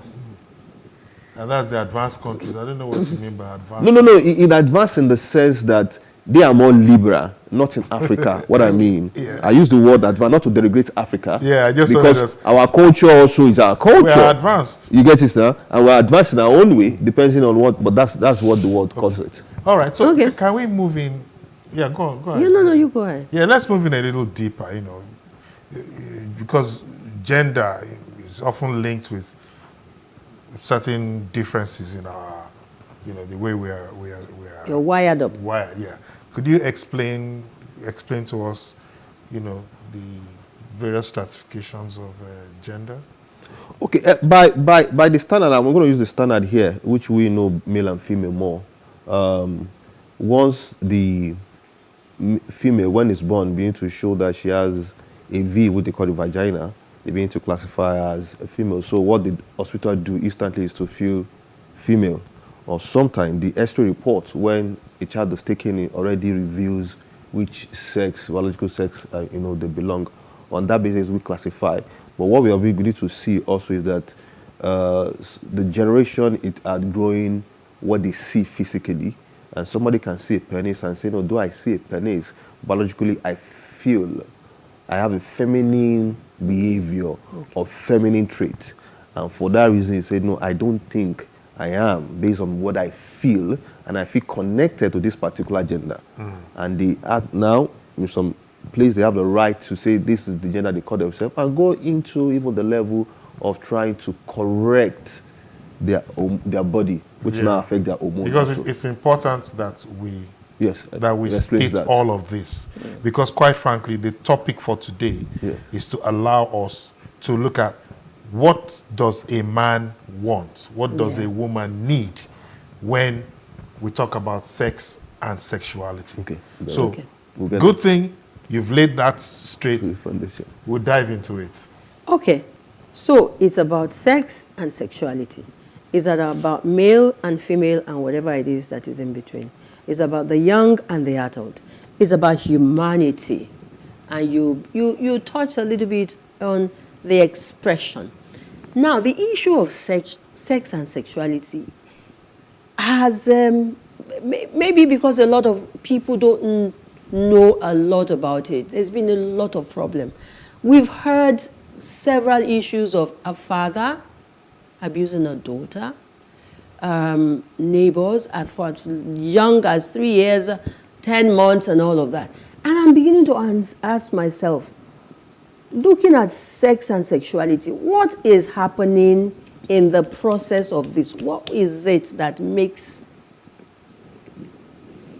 this happen? You see, feeling and expression. You see, a lot to go into that because you have touched in several places. You have touched about sex abuse, you have talked about healthy sex, you have spoken about children when it comes to sex, and adults when it comes to sex. But see, one thing that is key about sex, and we need to first accept, is biologically, we are a sexual being biologically. So naturally, when a boy wakes up, a boy child, he gets to a particular age, he has an erected penis. You get it now? When it comes by nature, it will begin to produce some level of semen. He will see it by himself. When a girl child also goes to a particular stage, she begins to feel a urge, and she begins to say she wants to have a crotch, or she wants to kiss, or a hug, or a kind of sexual hug, not the one that the father is giving. Okay. So biologically, we are made to be so in that regard, okay, as human beings. However, there are extreme cases where, which one you spoke about sex abuse, why a father sleeps with his own child, for example, a nanny can sodomize a boy child, in that regard and all of that. Then at that point, you discover that it's beyond the humanity, it's taking advantage of the other person. Now, in that place, we now look deeper. Why does this thing happen? One of it sometimes is, it could be also based on abuse most times. One of the things I've discovered in my line of work is those who are sexually abused, most times, if not 80% of them, as I've observed, sexually abuse others also. Did you get it, sir? So they say repeat. You know why? It is more of their sexual education and enhancement. So, okay, I will explain what that means. Let me go into that. So a girl who, what I mentioned, was touched, she feels hot and she feels something was wrong. As a matter of fact, it's described in psychoanalysis that one of the greatest abuse that can happen to anybody is sex abuse. Okay. Because we have seen through therapy that the recovery process is higher and deeper than any other form of trauma that could have happened to anybody. Wow. So this child, though he doesn't like it, but there is that stick or that making in her subconscious. So when they get to that level, they just repeat the same thing. Same thing that happened to a boy child who hate his father for beating his mom, but someone end up beating his wife. Beating his own wife, yeah. So how do you explain it in the physiology of man? Let me use that word. I don't like something, yet I give it out to someone else. You see, we're all products of experiences, most times. Subconscious, unconscious. For example, if you are driving your car past a DJ and you wind your glass and someone, maybe you just greeted someone and you wind your glass back, it just goes up. Subconsciously, you have received the music. Just for you to get into your bedroom, you are singing that song, and you know, where did that song come from? Okay. Okay, right. That's fine. Now, it looks like at the bottom of all of this is education. That's it. Yes. At the bottom of all of this That's it. is when do you have when do you start having a conversation around the dinner table, for instance? Yeah. So I want to ask, it may appear that culture and religion, inhibits the depth of this sex conversation around the family dinner table. How true is this? Is it as a defect? Is it religion and culture that makes us not to want to talk about these things, or is there more?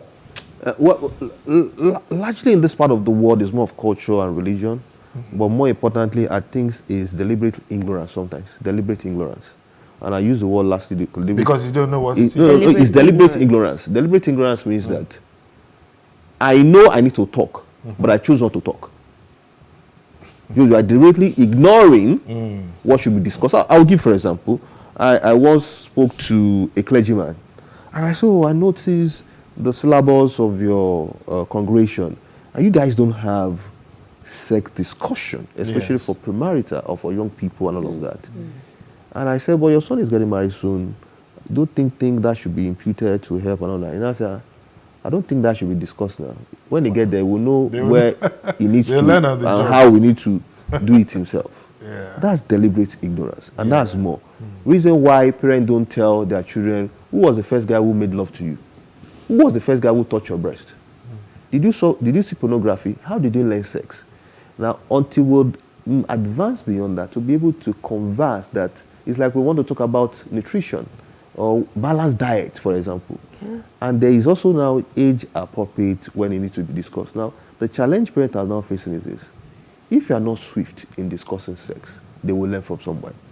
Because they also want to learn. Like they want to eat. So if you don't provide food for your children, for example, they will go outside to your next neighbor or to Buka and eat. So I think we need to rise above this culture, regional device. And unfortunately, the same people are not happy.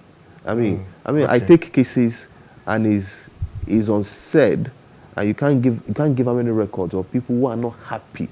Though they are happy that they are married to the person they are married to, but they are not happy about their sex life, and they can't talk about and it. That's where we're going. That's where we're going now. So we have established the fact that these things need to be told. Yes.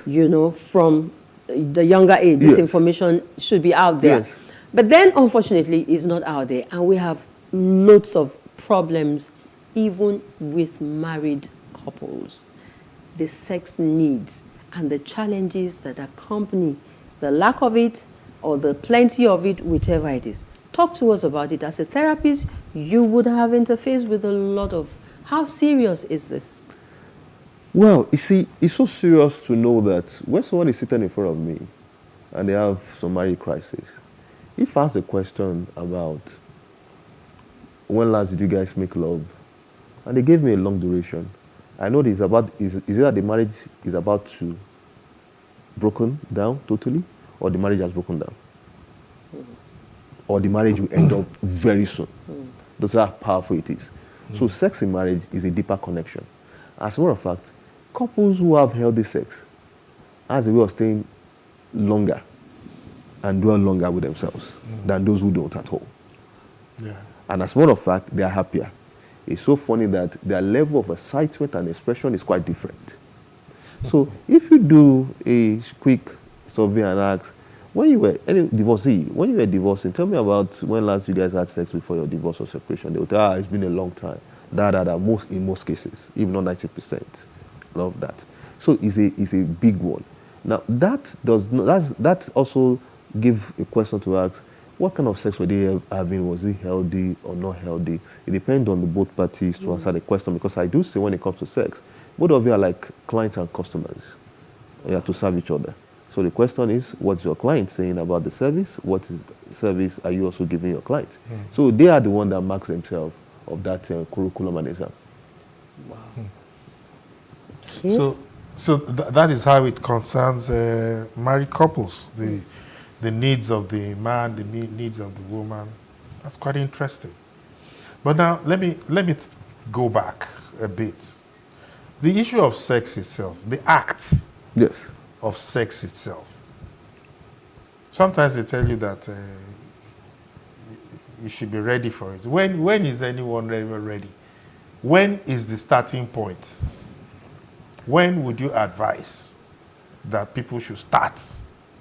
When you asked that question, I saw the eyes of the only one beautiful lady we have here went up. Yes, she's always doing that. Because when it comes to sex, it has been proven that women get ready for sex most times. Earlier. They get ready inside and they prepare towards sex. No, in terms of age. No, in terms of the act. It's the act itself. You're asking the question of act now. Yeah. Okay. You get it now. When it comes to gender. I was going to relate it to age. The age.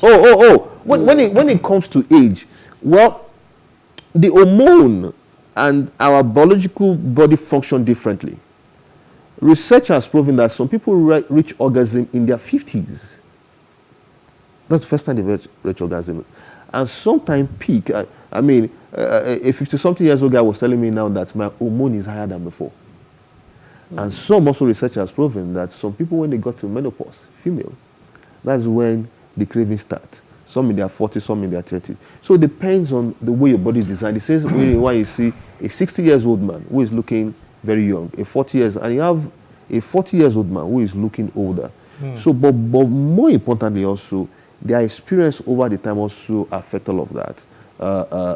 And also in it also going downward, hormones. Sometimes some medical issues also affect all of that, you know, and most importantly, even the marriage itself enhance or reduce the interest also for sex. So when you're ready, you're ready. I mean that's why you see that answer the question where the secular will sometimes condemn those who have extramarital affair. Okay. And for us who are professional, we try to dig deeper. What is wrong here? And the woman said, you know what? Sex doesn't appeal to me again. As a matter of fact, maybe she's the one that in her early 50s, she started having a grandchild and she will go for homogo and all of that. And for homogo for her, is an opportunity for her to run away from that man because this guy always haunts me around for sex. But this guy have to, because it has been proven that sex itself is enhancing for the mental health and other well-being of a man. Okay. You get it now? So this guy finds his way to express himself. And the world says, you are nonsense. Or the woman, also in that case, and the society say, how dare you? In our society, you're a woman, you are finding another solution. So it therefore then important, going back to what we said before, that both couples need to really dig deep on this topic before even I say I do. And right when they say I do, they need to dig deep, because I've seen and I've had cases where marriage has to break down totally just because of lack of sex.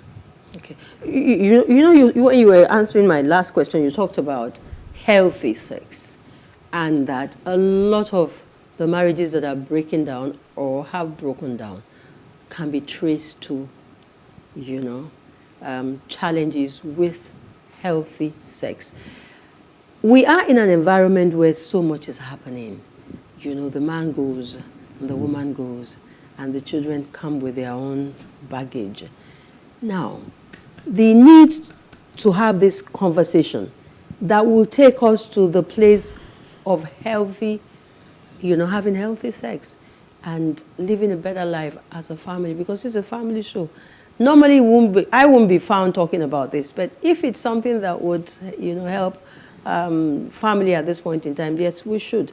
So, how do we get to have this conversation, the man and the woman? You just talk now, premarital,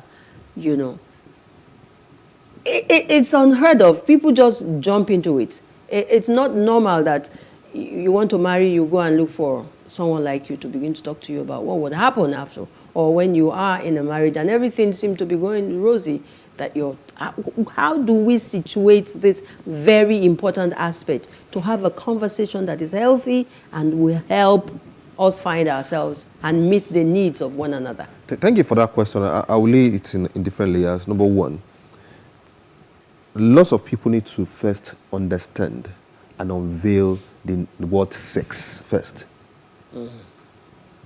Okay? It's like when you say health. What is health first? Understanding of sex now helps. Like when you're talking about money, a lot of people are not rich, not because they don't desire to rich, because they don't even know money. They just say I don't have money. They just see paper. So first is to demystify the myth when understanding it, and to understand the benefit of sex first. First, that is clear, right? Like you know the use of your car and all of that. That is first clear.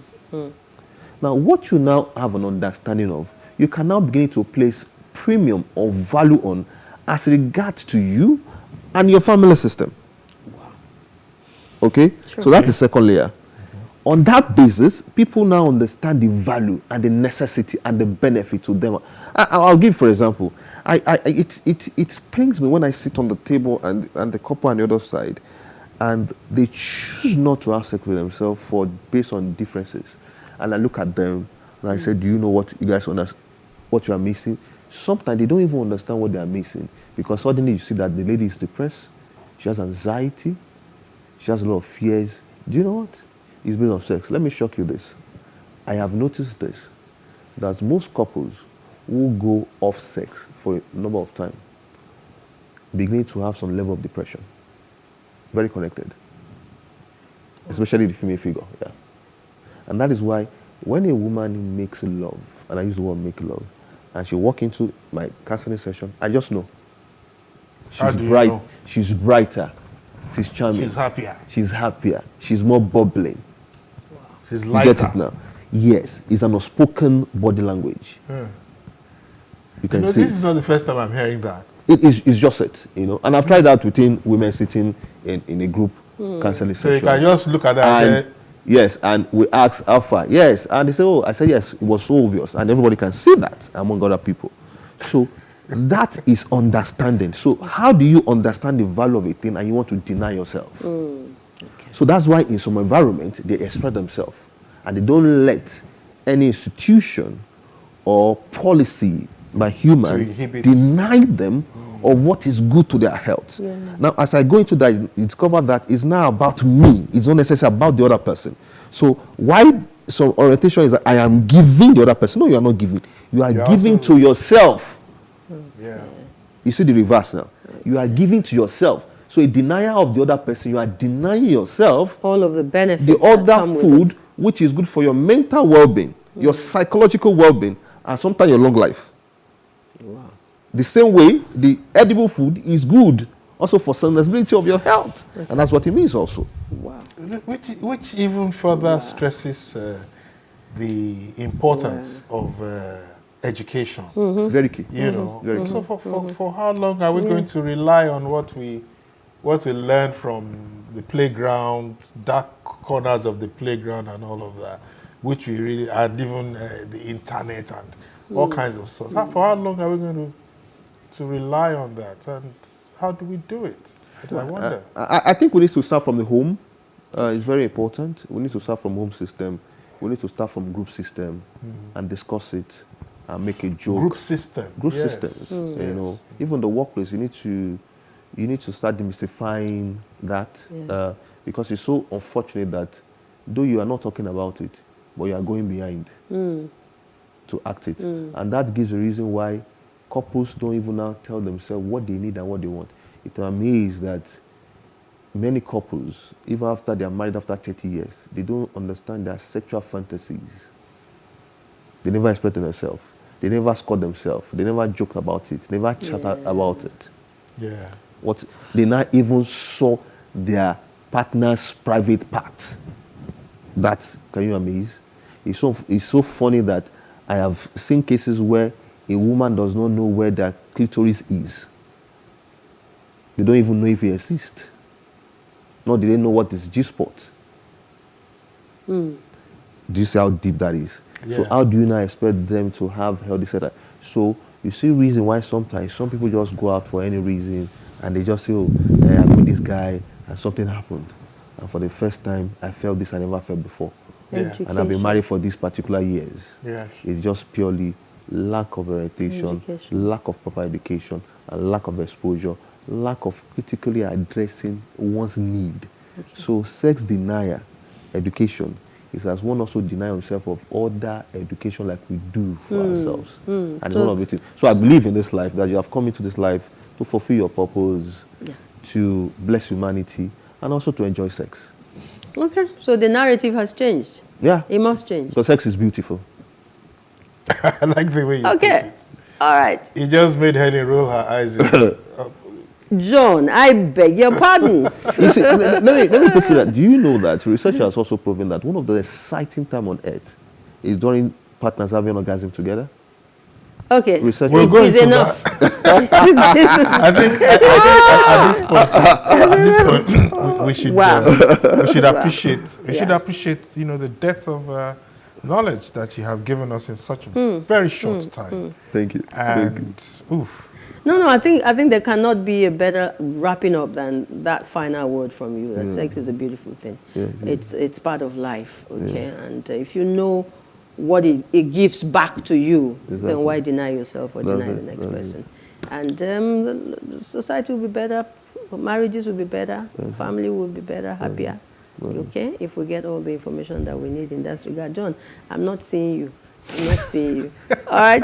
Always a pleasure. Always a pleasure, my brother. Digging into your wealth of experience and knowledge on a lot of topics. You are so intelligent. Thank you so much for the opportunity. All right. Thanks so much, sir. Thank you so much, sir. Of course, we look forward to always be here. Always be here. Well, you're still watching our program today with John and Helen, and we hope we have fed your mind right. It's time to enrich your life with some fitness moves, from the gym. Let's keep fit. Let's go. Right.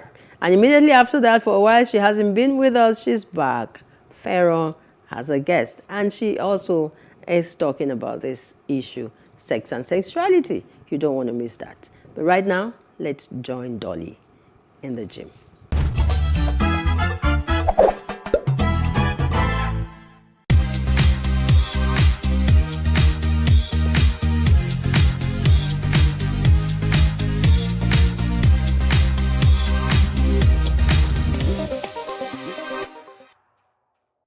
Hello everyone and welcome to the fitness section of today's show. As always, I'm Dolly Phillips here at Alpha Fitness Studios in Lekki Phase 1 in Lagos.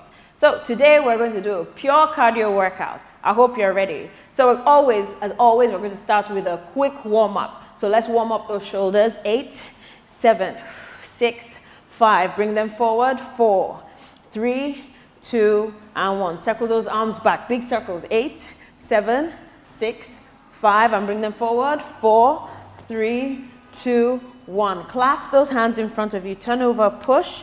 8, 7, 6, 5. Send it up to the ceiling. Grow. 4, 3, 2, 1. Very good. Let's reach and touch our toes. 8, 7, 6, 5. Very good. 4, 3, 2, and 1. Let's reach over. 8, 7, 6. Very good. 5, 4, 3, 2, and 1. And one big circle here. Very good. And reverse. Very good. Okay, so we're about to start, and we're going to start with half and full jumping jacks. And your time starts now. Let's go. 1, 2, 3, 4. Let's go. 1, 2, 3, 4. 3. Come on. Don't give up now. Get into it. Of course, if you can't jump, just stay in the step outs. That's fine. We have one more. Let's go. 1, 2, 3, and 4. Very good. Shake it out. This one we call top and tail. We're going up and down. Are you ready? Hands together. Let's reach up. Up and down. Up. Now, keep your focus forward. Don't look down. Now you want to push your bum back as opposed to pushing your body weight into your knees. You don't want to do that. Reach up and down. 3 more seconds. Last one. And time. Good. What are we doing next? Triple high knees. Are you ready? Come on, let's go. Hold it. 1, 2, 3. That's it. Now, if you can't jump, march. And hold it up on the last one. Make that march a big one. If you can jump, come on, let's go. Whew. Last one. Time. Love it. Next one. We're going to touch our toes. Right there. And then we touch the sides. Okay? Are we ready? Come on. Let's go. Touch. Touch. Touch those ankles. Touch. Touch. Touch those ankles. Very good. Again, remember, when you're squatting, push your bum back. That way you put a lot of weight behind you instead of in your knees. And last one. Good job. We're going to do it again. Triple high knees. What are we doing next? We're touching those toes and touching those ankles. In 3, 2, 1. Come on, let's go. 1, 2, 3, and 4. Good. 1, 2, 3. Don't bounce on those knees. Squeeze those abs. 3 and 4. Good job. Nice. Look at you go. 5 seconds. Love it. 3 and time. Awesome. Last bonus workout before we stretch. We're going to do a sprint. Are you ready? Let's go in 3, 2, 1. Come on. Go, go, go, go. No time. Time. Go, go, go, go. Yes. Faster, faster, faster. You have 10 seconds left. Nobody is going to do this but you. Go, go, go. 3, 2, 1. And time. Awesome. You've been great.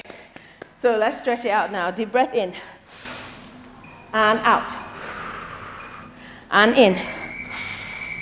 And out. Hands on the hips on the left, reach out on the side, on the right. With the right hand, I mean. All right, to the other side, let's go. Very long body here. Very good. Let's stretch those hamstrings. You can hold on to something.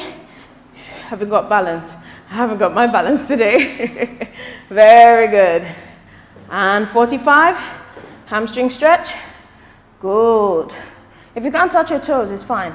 Just reach for it. That's okay. Other side, quads. Very nice. And hamstrings. Awesome, awesome. Back to the center. Bend those knees and roll up slowly. Take those hands up, deep breath in. Through the nose, out through the mouth. Last one in. And out. And well done, we're all done. Thanks for joining me today, and I hope to see you very soon. Bye-bye.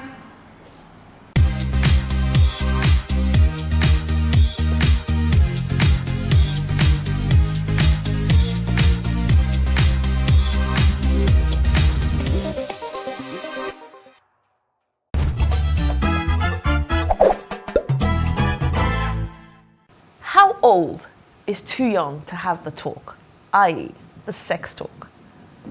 This conversation is one I've been having a lot within my network and desperately wanted to have here. Because in my opinion, it is one of the most important conversations adults need to have with children, as I believe it shapes how your child handles themselves around others, it builds their values-based muscle, it helps them make informed decisions about their bodies, relationships, and love. And frankly, it's what gets them out of trouble when needed. Recently, stories of underage children in seemingly consensual sexual acts have been making the rounds on social media, and a lot of adults have been in various states of shock, confusion, worry. Some have condemned other adults, and in some cases the children. But my biggest question has been, how old were you, the parent, when you had sex for the first time? Because frankly, nothing new is happening. Only difference there is social media has exposed and amplified everything. So shouldn't we as adults be realistic, sincere, empathetic, and honest? Shouldn't we, the custodians of the young, be properly guiding them and holding their hands through this journey so that they can make the right decisions and choices, instead of us forgetting it was this act that brought them into the world in the first place, and they too will follow the circle of life. Right, let me introduce Izehi Anuge. Izehi is a values-based educator, an author who pursues and lends her expertise in multiple areas of values-based learning. Izehi is the managing director at Shape a Child, an award recipient of AGIF, Lagos, Nigeria, and She Global Awards. She's also the author of Captain Excellence, a children's book series which focuses on triggering values-based consciousness in children and teenagers. Izehi also works with institutions to create values-based frameworks. Welcome, Izehi. Thank you, Farah. It is really, really good to have you here with me, and I'm sure we're going to have an enlightening conversation. Absolutely. So let's get right to it. What is the talk and why is it important? Okay, the talk is a talk that every parent must have with a child before puberty. Before puberty? Yes. It is the talk that every parent must have just as your child is approaching puberty. Okay, let's break it down. Okay. We're talking about sex. Yes. The sex talk. Yeah. Okay. Before puberty. Yes. Just as the child is getting into puberty, it's important that we start to have that conversation with children. Because you know what, you gets to puberty, what's the next stage after puberty? Your hormones. Everything starts Raging hormones. Everything starts to kick in. Yeah. So if children are not introduced into this conversation, they're going to get confused, they're going to want to seek answers, and if you do not have the conversation with them, they will have it with someone that they can't trust. And in this world, they will have your social media. Absolutely. And the many predators out there. Absolutely. If you don't inform your children, someone else will. Yeah, that is key. But I'm going to go back to before puberty. Okay. I personally think the talk should start from as little as 5 years old, even. Maybe even 3. It just changes as you go along. Because boys and girls, we have the same sensory nerves, no? Yes, we do. So they feel the things within different parts of their bodies, even as young as babies. Okay, so I would say that for different stages in development of a child, there's sex-appropriate conversations that we should have. Yes, So definitely. that's what we call it, sex-appropriate conversations. Introduction to body parts, you know, because some children are quite curious, and they could ask questions like, "Mommy, what's this?" You know, and at that age, when they start to get curious about body parts, I mean, rather than give these funny names, you know, because parents, it's an uncomfortable conversation. It is an uncomfortable conversation. As uncomfortable as it is, what is most funny about it is that it's the most realistic conversation, and no child is going to avoid the process. Yes, Of cycle that of conversation. life. It's a cycle of life. So when you start to introduce those body parts to children, call them what they are. Don't give them mimic names for them. Oh, that is the bouncy ball, you know, on the birds and bees. Exactly. Call them exactly Just what they call are. them exactly as they are. Because Yes. guess what? They're going to find out about the names, the appropriate names for these things, and start to wonder, okay, why was she hiding it? Is it not just this? So it's demystify it. Demystify it. It's important that you call it what it is. Have honest conversations, and that's where we talk about having a values-based framework in the home that promotes honesty and openness. You must be honest and you must be open. It's a conversation that you should be willing to have, understanding that it's part of life.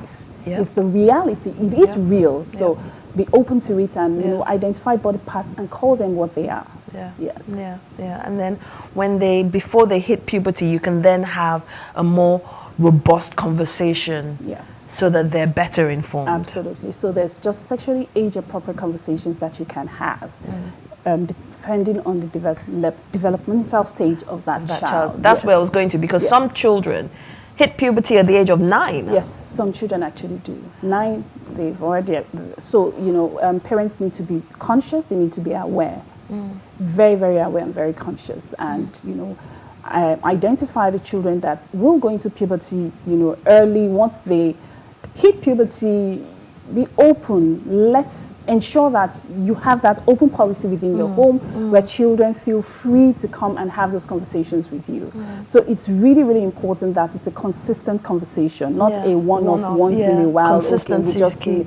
So it's like frequent, you know, just at different stages, introduce the child to something new. If they ask you a question, be open and be honest about it. It is an education. It is education. So parents should look at it as an education structure within the home where they introduce children to things that they cannot avoid. Very true. That's a key phrase. Things they cannot avoid. It's unavoidable. So I want to take us back. Okay. Did your parents have the talk with you? Okay, so it's interesting. My parents had what they considered a relevant talk, which of course they couldn't avoid. You're going to see your period. And it's, you know, I don't know what I'm allowed to say on TV, so... Please, we're having an honest, open conversation here because we need to really just break down all these myths. Okay. All right, so I was told that blood would come out, right? And when blood comes out, if anything happens, you'll get pregnant. If anything happens, so there's a missing link there. Yes. So it was. So what is the if anything? I had no idea. I was really curious. I was like, okay, what could happen? That's what I was wondering. What So could you happen there? essentially could be, if you fall down, you get pregnant. What could happen? So I was told that because of course I knew my mom knew that I was definitely going to get my period. That was something she couldn't avoid because it was going to be in front of her. So I was well prepared that, I think at the age of 7, maybe 9, I was already told that, I was eventually going to have, Your some period flow and all of that. and, I shouldn't be afraid. But I should just know that at that time, if anything happens. So you see, that is where our culture comes into it. Yes, absolutely. Yeah. And like you said earlier, it's an uncomfortable conversation. It is an uncomfortable. And it's not even a culture-based discomfort. No. It is an uncomfortable conversation, period. Yeah. But that's not telling you the in-between could potentially have put you in a lot of trouble. I think I was ill prepared for that whole concept of sex. It was such a mystery in my home. Like a lot of homes. It was a mystery, it was, we just never had the conversation. We never spoke about it. And I didn't know what, for a long time, a really, really long time, I did not know what could happen that would make someone, I don't know how I figured out that, I don't know at what age I eventually figured out that, it's when you actually man meet woman, then, they consummate and then potentially you could get pregnant. I had no idea. And the danger of not sharing this with children is that when they hear it from someone else, they start to trust the person that they hear it from. Very and true. The person now takes advantage of them. If you come across a bad, someone that has ulterior motives, what will happen is that's what they call in sexual abuse, grooming the child. Yes. So the child will start to trust, okay, this person told me this. And what's funny, and why I go back to a values-based structure within the home with honesty and openness is that if someone informs you wrongly about sex outside of the home and causes you to start to experiment on certain things when you're not meant to, if the child is not open, the child will not be, if you're not running an open home policy within your home, the child will not be able to come back and say, this happened, and so person raise the said red to flag, me yes. that I should do this. So, the biggest trouble or the biggest red flag would be the gap between openness between the parents and secrecy between the child and a predator. That would be the biggest gap. Because if a child is being abused, the reason the abuse will keep going on is because the child cannot return back to the parents to have a conversation. And the funny thing about predators is that they're usually people that the parents would trust. Yes. Yes. Yes. So it's really critical that so this conversation, it's not sudden.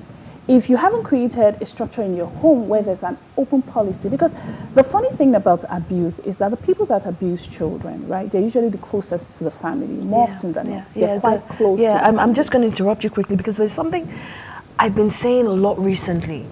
Boys, a lot of boys, their first sexual encounter is between the age of 9 and 11. Absolutely.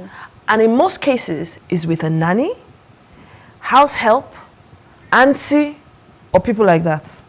Yeah? The boy grows up and then says, yes, I started early. Yeah. Because there's this whole thing of, yes, I'm a man. Yeah. But in reality, what happened was sexual abuse. He was abused, yes. It was pedophilia. Yes, he was abused. Yeah, so we need to be able to change beliefs and mindset. So my question to you is, when your parents, if the parents have different beliefs, different perspectives, different outlooks on life, how do they even navigate this conversation? Because they may be willing, yes, but because of their beliefs, perspectives, outlook, they may not be able to. You see, the schools right now, they play a critical role in educating and re-educating and re-informing even parents right now. And, because the schools, they stand in a place of authority, I think it's important that for when you gather the parents within the PTA structure and you start to have these conversations and encourage them to have these conversations with their children, I guess they will become a bit more open-minded about it. Now, not having it as a one-on-one, but having it first of all as a general conversation. And if parents with those beliefs feel quite uncomfortable about it, there should be an open forum where they know, okay, you can come back to us with questions so that we can inform you on the importance of having life skills information for your children, because it is really critical that no matter how we feel about a situation right now, it's important that we address it appropriately. So having an openness, having those conversations with the parents. Also, parents who are a bit, restricted in their beliefs, who have a different set of beliefs, rather. If they feel uncomfortable having these conversations, they can actually seek the help of sex education experts. Again, our culture. We don't even go to therapy or counseling, let alone sex education expert. Let's be realistic. How do you actually tell a parent whose parents never told them, who the PTA people you're talking about are also parents themselves who feel uncomfortable having the conversation? This is not abroad where they have sex education normally. This is Africa. This is Nigeria. How do you do that? Yeah, that's why I said within the PTA structure now, a parent goes to the PTA meeting. You're going to address the whole parents that are sitting there within that space. So it's not a conversation they would say, I'm going to get up and walk out of. They will most likely object. I don't think this conversation is appropriate for us to be having with our children at this age. And in that forum, there's now an opportunity for parents to speak for and against. This is why we should do it, this is why we shouldn't do it. Because if you come from a culture, you have a value system through which you operate your life generally, it's difficult to accept something different. However, when you're within a group, group of people, and you have the conversation, you will be open enough to say, this is why I do not agree with it. This is why I will resist this. And that is why, again, the schools, they play a critical role, as well as the churches. They play a critical role in having this conversation. The religious houses, basically. Religious houses, those places of authority. It's important that they address these issues, because it is real. So those are the only structures today that can actually help parents start to change their mind and see things differently as regards, sex education and introducing children to sex education at the appropriate age. Okay, so quickly, if the authorities you're talking about, they themselves are uncomfortable having the conversation, is it possible for the parents to now say, you know what, hang on, there's a problem here, we need to address this thing, let's come together as a group of friends, we all hang out during the holidays, during Christmas, whatnot, let's all come together and let's begin to have these conversations within ourselves? Is that a possibility? I think we need to get, I think I'm quite realistic, and I accept that everybody will not be carried along on certain journeys. Some people will just not accept it, and we cannot force feed them. No, we can't. However, it's within that space. So if parents, we all decide that we're going to go out, we're going to hang out, and somebody says, I do not believe this. I do not, and I will not hang out with you. There's nothing we can do. We have to respect those people and allow them. So everybody will not be carried along on the journey because they believe what they believe. I turned out right, so my child will turn out right. That's exactly what a lot of people say. I turned out right, so okay, yes. I'm fine, nothing happened to me. But so the problem is they don't know about the trauma that that child is carrying around. So let me quickly ask you this, because we're running out of time. What is the consequence of not having this conversation? There's so many things attached to sex education that right now we cannot afford to look at it as a taboo or a mythical topic. Rather, it's a necessary topic. Like I said earlier, it's an education. It is education now. When we don't tell children about this, they start to make wrong choices. They misunderstand sex versus love. They are not aware about what is private and what is public, what should be done, what should not be done, what is appropriate, self-belief, self-confidence, ability to connect with people. It's attached to so many of the essence of what we are as human beings, that it is such a risk not to have children learn about these things or interact with it first from the home or through a structured framework. Now it has to be structured, and the introduction is first from the home. You do not want from mommy or daddy or from both. mommy or well, some homes we have to be realistic again about how we are. Some mommies are more busy than some daddies are more busy. Both parents are both busy, but at least one parent should take it upon themselves as a couple decide, I will have this conversation at this time with this child. You have with the boy. So if the woman is uncomfortable with having it with the male child, the father should take that on. And if but mommy and daddy have to be aligned, though. Oh yes, because a lot of parents don't agree, or they don't agree on the same things as far as introducing certain conversations to their children. They don't agree about the timing. No, the child is too young. We shouldn't have this conversation with them. However, I think every parent should understand that it is a risk to their child's ability to make informed decisions when they are faced with obstacles that surround sex, if they do not educate them first from the home. It is a huge risk. They need to be able to make wise choices concerning their bodies as they grow older. So it's a huge risk, just their inability to make the right choices. Inability to make the right choices. Yeah. As we round up, can you give me 3 next steps to be able to help us navigate moving forward? Okay, so I think first of all, every parent should become aware. Aware of what? Aware of the environment, the happenings, the things that are happening. They need to be aware and become conscious about the fact that they should stop living under a rock.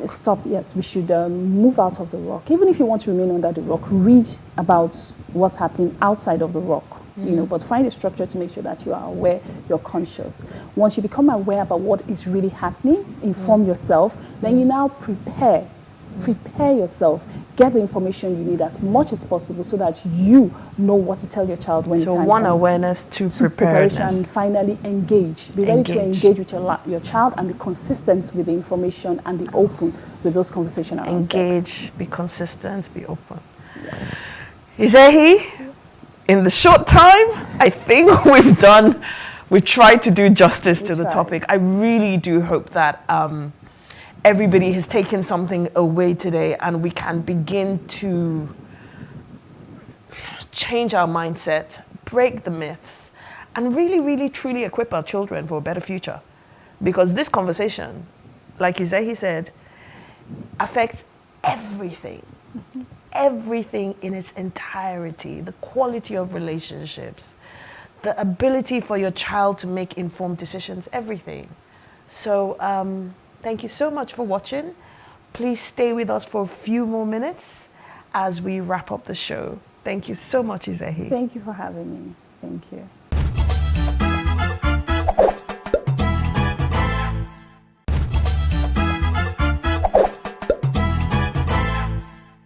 Okay, and our job here is almost done, but not before John gives us his nugget. You didn't even talk about the sex and sexuality, especially today that we have talked Pharaoh so back much with about us, it. looking so sexy. We talked about the adult aspect, and Pharaoh capped it up with Pharaoh is looking so sexy. The appropriate time to share the information in the family. Okay, so I'll dive into my nugget then. And my nugget today really is about mindfulness. Mindfulness, and I'm sure we've all heard about mindfulness. It's about being conscious when you go up there to address your audience, right? Being conscious about what is happening to the audience. You ask yourself the question, am I carrying them along, right? Am I giving them value for their time? Do they want me off the stage? So my nugget here says, mindfulness is when you stop speaking before your audience stops listening. Because when your audience switches off, you've lost it. And we find people who go on and on and on, oblivious of the fact that they've lost their audience. They lost their audience minutes ago, right? And they just keep going on and on. So mindfulness is being in touch with what your audience is getting and how they are feeling about your performance. Mindfulness is very important in public speaking. Okay. As it is in conversations too. Yeah. So now, Pharaoh, welcome back. Thank you. I love your afro. So now, Pharaoh, welcome back. Thank you. How was your holiday? It was great. Okay. I thought you were going to keep that one too. Like the issue of sex and sexuality that a lot of people don't want to talk about. I thought you were also going to hide that one. I'm sure you will talk about it. It was much needed. Okay. Yes. Welcome back. Thank you. Welcome back. Good to have you back. All right. So that's the show today. Sex and sexuality. I mean, there's no need to beat about the bush. They said it is very important to the family and to the society, the well-being of all, young and old. That's right. So let's talk about it more. All right? See you next week. Farah. See you next week.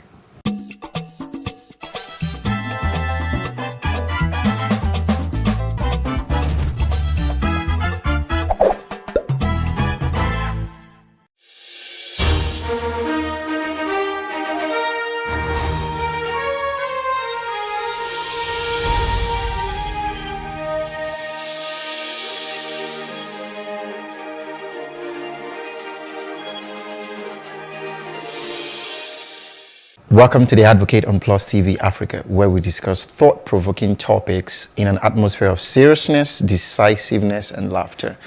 Here we call a spade a spade. Today, I'm asking if the presidential seat is now a thing where anybody with money and power can easily vie for. Tolu is pointing out how leaders reflect us.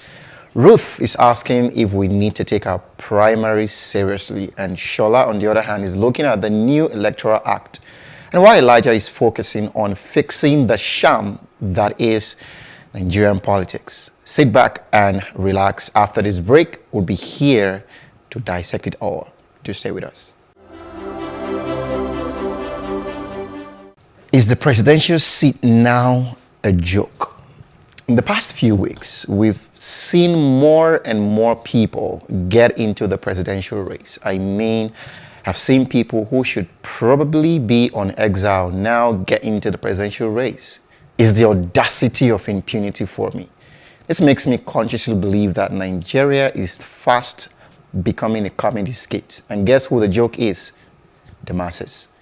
I can't help but fusing a popular trend on Twitter. Is this playing? Are you playing? What type of playing is this? Could this also be the change blindness, a term that is used in psychology, which politicians adopt as an advanced strategy too? Human beings can only focus on so much. If you want to hide something from the people, throw several things at them, and then what you're really doing will go unnoticed until it's too late. I just hope it's not going to be too late for us. I strongly believe that whoever ends up at the presidential seat in the 2023 elections is going to be very critical to Nigeria's position in the next decade. I personally implore everyone, both young and old, to get involved and closely follow what's happening. I'm still very much flabbergasted with everything, but let me take a moment off the screen to engage my fellow passionate advocates here, asking one singular question. What's really going on here? I was about asking you the same question. They said one of the political parties extended the deadline of purchase of form till today, and then tomorrow is the deadline for submission. So, like, are they applying for JAMB or what? So, you talked about the audacity. I think that's actually the main crux of this issue, because they're handling the presidential position like a joke, and we masses actually the ones that would bear the suffering. Now you're just a bunch of politicians. You just buy forms, and these forms are not cheap. They're not cheap. So you get together. One person is buying a form. They're just buying the forms, and these forms are. We all know it's 100 million for a particular party, and it's not small money. So that's where you know that there's actually money in Nigeria to waste. There's so much money to waste. I mean, they should just give us the money. Let's just share the 100 million. There's so much to waste. I think these parties are missing this thing. I understand that party has to do sales for other means to raise money for the party, but this is way beyond. It's in excess. Why don't they focus on values? Presidential form they can even make it almost free. but the criteria for you to get it will be very difficult. And to be somebody of value, if you don't have that level of personality or achievement, you can't get it. But the way it is now, every Tom, Dick, and Harry that has 100 million naira, one night bill in the bus park will raise 100 million naira and go and buy the phone. I mean, it's very interesting. Sorry, Ruth. I mean, you know, when I said change blindness, right? It didn't happen in 2019 elections. I don't think that happened in 2015 elections. So what's really going on? Are they trying to distract us from something? Why is everybody, you know, obviously coming out for the farm? Yeah. You know, so what's really happening? For me, I keep on asking myself, really, what's the brain behind bringing 100 million to buy a farm? I mean, the other day that was yesterday, I saw that the MD of Nigerian Mints company thereabouts also purchased the farm. So CBN governor purchased the farm. Ministers have purchased the farm. Everybody has purchased the farm. People are even buying on people's behalf. So is either, I'm trying to wrap my head, is everyone trying to register the fact that they have the money to do this? Or is it audio money? Or is it that they're trying to support, maybe there's something behind this that the politicians are not telling us, because it's just not normal. And to be frank, this number, you're only seeing it in the ruling party. The last count for PDP, whose tickets price is even lower, is just 17 people. So here in the ruling party, you're having close to 30 people that have bought 100 million naira from. There's something they're not telling us. I think I would go with the fact that this is like a decoy. So the real thing that's they're trying to do or trying to hide. That's the way I believe it. And the case was reversed then when PDP was in power. The same thing too. Even though it was not 100 million, it was exorbitant at that time. And of course, a lot of persons will show interest. What I think tells two things. Number one, it tells the over-monetization of Nigerian politics. Our value system is decaying. Exactly. We don't have to live our life based on money. You don't judge someone's content of character and value based on how much does he have in the bank account. It's supposed to be his antecedent. What has he done in the past? How many lives has he touched? Is he a man of integrity? Exactly. But the way they are doing it is all about money, money, money. Every Tom, Dick, and Harry will buy it because he has 100 million naira. Even somebody in the government who is not even supposed to buy the form, a politically exposed person handling a very sensitive office, is not supposed to buy the form, and then people are buying the form for him. It's very bad. So there should be a mechanism in which they screen out people. Not everybody should purchase the form, and the form shouldn't be a means for party to raise money. It's a distraction. Exactly. Thank you. Hi, Tolu. It's great to see you. What do you think about, this whole, will I call it a sham or a joke? Is it change blindness? Tell us. Probably you're closer to the seat of power. Maybe you can, tell us what's going on there. Tolu. He's not a politician. Yeah. Hi, guys. Good afternoon. Hi. Clearly, there's nothing new here. It's a circus that happens every 4 years in Nigeria. And there's nothing new to see here, And it's, like you said, clearly it's a joke, but it's just a piece out of a whole circus, out of a whole comedy show, that happens every 4 years. Obviously, the electorate is not tired enough. I say that we're tired, but we're not tired enough. When we're really tired, right, we'll do something about it. History is bereft with stories of countries that have attained independence in the real sense of the word, or are practicing democracy in the real sense of the word. It takes a whole lot more. Last week we talked about this, right? Shola, you talked about this. I said, if you wanted to count how many leaders in Nigeria, they're not up to 100,000 people that are actually leaders. They're never up to 50,000. They're never up to 10,000. And there are 200 million people in Nigeria. So it's a case of, the few against the many. So until the many decide that, they're tired of this joke, it's no longer funny. This circus is going to happen in another 4 years. After 2027, it's going to be another circus. And then 2031, it's going to go on and on until somebody decides, or a group will decide that, we've had enough of the joke, let's do something different, Because if you just look at the whole process, from buying of the forms, the cost of the forms, so the kind of people, the quality of people, and I'll say a bit more about this when I, say my piece. To the type of people that are even vying for this position, you ask yourself, someone that's not able to pay salaries in a state of 4 million, 5 million people wants to come and rule Nigeria of 200 million people. It just makes no sense. Clearly, they're having a laugh. It's quite obvious that they're having a laugh. Well, thank you so much, Tolu. You know, if this is a joke, in a couple of months, we're going to find out. But I would employ every Nigerian to get involved, you know, in any way they think that they can get involved. Because right now, it's not just about, you know, talking. We have to somehow, you know, get infused into what's going on, you know, and let's see where this takes us to. Up next is Tolu. Do stay with us. What our presidential candidates say about us as a people? The race is on, or should I say the battle, for who will hold the seat for the highest office in the land, the president and commander-in-chief of the armed forces of the Federal Republic of Nigeria. Just thinking about this title actually gives me shivers. The president, commander-in-chief, two roles that will define the success or otherwise of our dear nation. The president, really from the root word to preside. President, he presides over the affairs of the nation, particularly the growth and development of the economy, which in turn translates to the wealth of its people.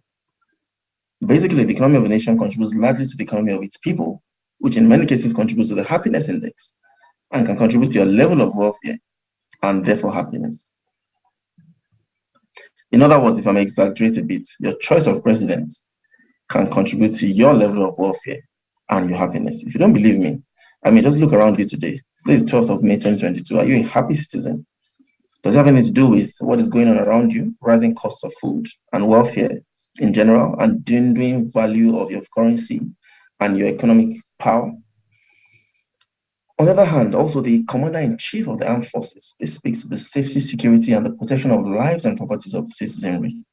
Again, look around you. Do you feel safe? Does your family feel safe? What about your relatives in the north or in the southeast? Are they living a life devoid of fear, of kidnap, robbery, assassination, etc.? Many times we do not actually consider the gravity or import of our decisions when it comes to elections. This time, in choosing the president of a country like Nigeria. Now, look closely at candidates we've had, before now. Cast your mind back. President since 1999, when we decided to take the path of democracy. We've had one president, Olusegun Obasanjo, had the late president, Umaru Musa Yar'Adua. We have the president, Goodluck Jonathan, then President Muhammadu Buhari. Assuming we chose the best qualified candidates and indeed the best of us to represent us as president, then what do these four men say about us as a people? It's another election cycle. The politics is heating up again.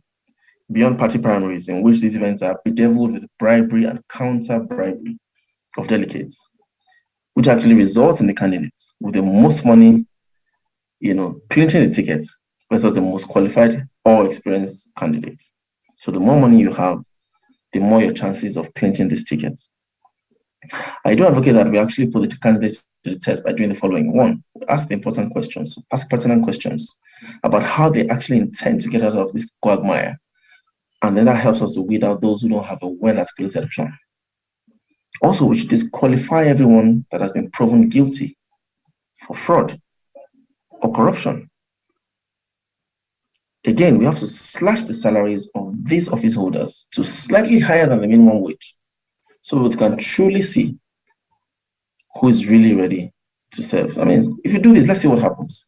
I assure you water will find its level, and will find those that truly care about service to the people, not just those that are obsessed with service in their pockets.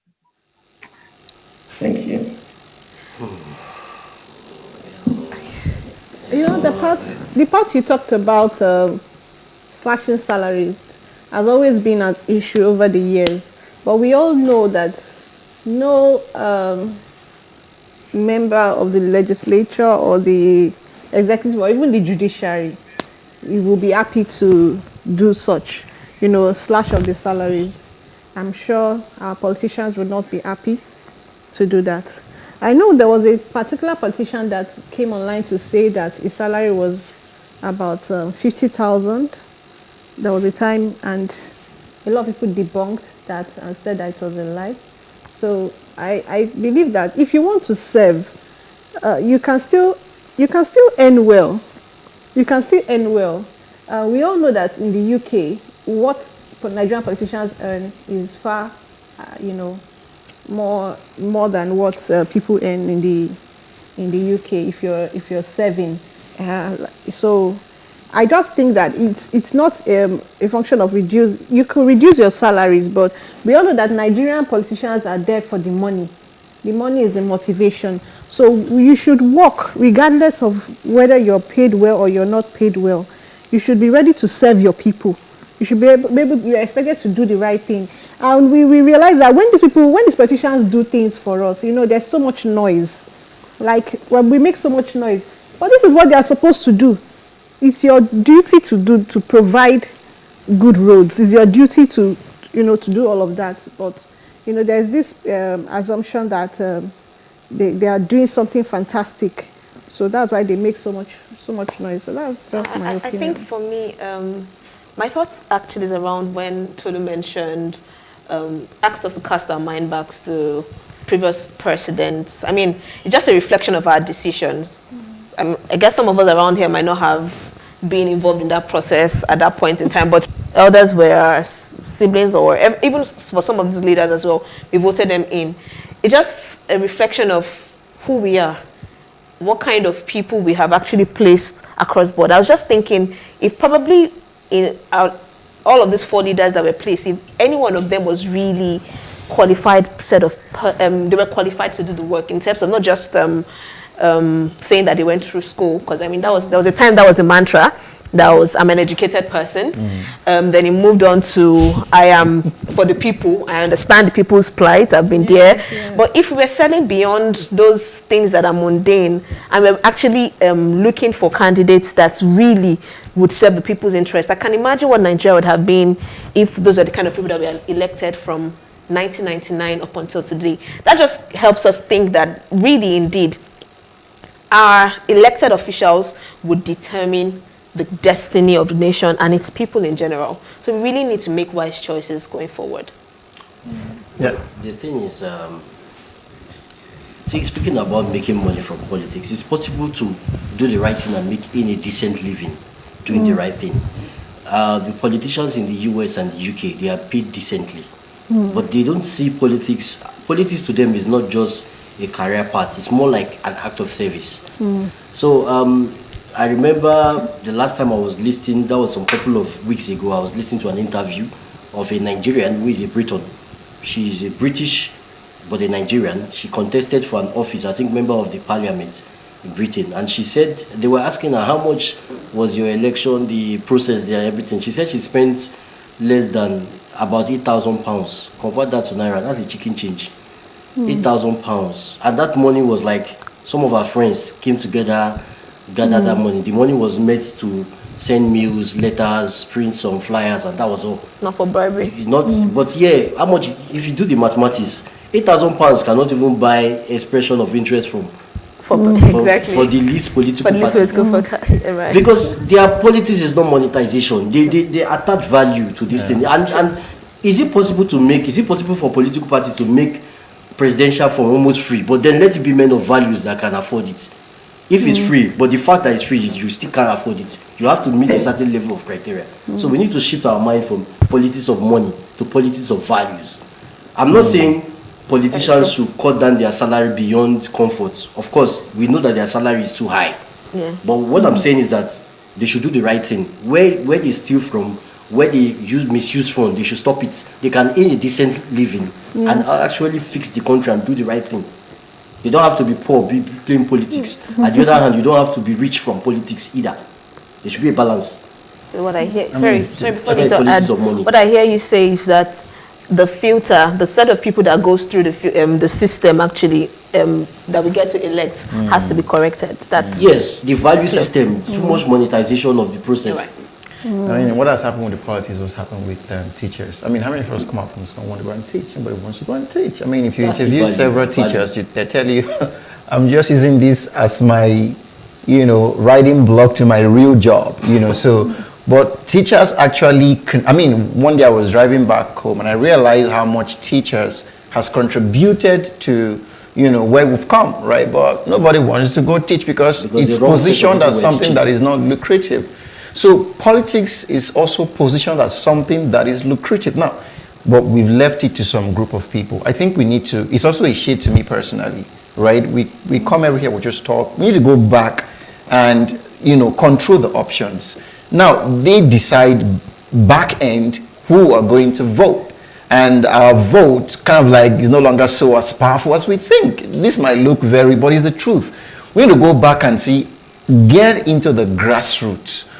Let's not leave it to some people who supposedly shouldn't be there. But I mean, if we keep saying these things, it's a cycle.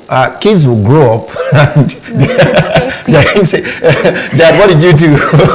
You were just talking and all that. But I think it's the reality, it's the truth, that we don't want to get involved, but we just want to stay out of it and keep just being intellectual around it. Let's just try and create even if you can't get involved, support somebody, find somebody that can actually push to getting involved at that grassroots. Just like you said, if we can do that, I mean, these people are a reflection of the society. When it comes to campaigning or electionary process, they want to buy goods, materials, or gifts to lure voters because they believe that too much money, stomach infrastructure. We need to go beyond that and stick to real value.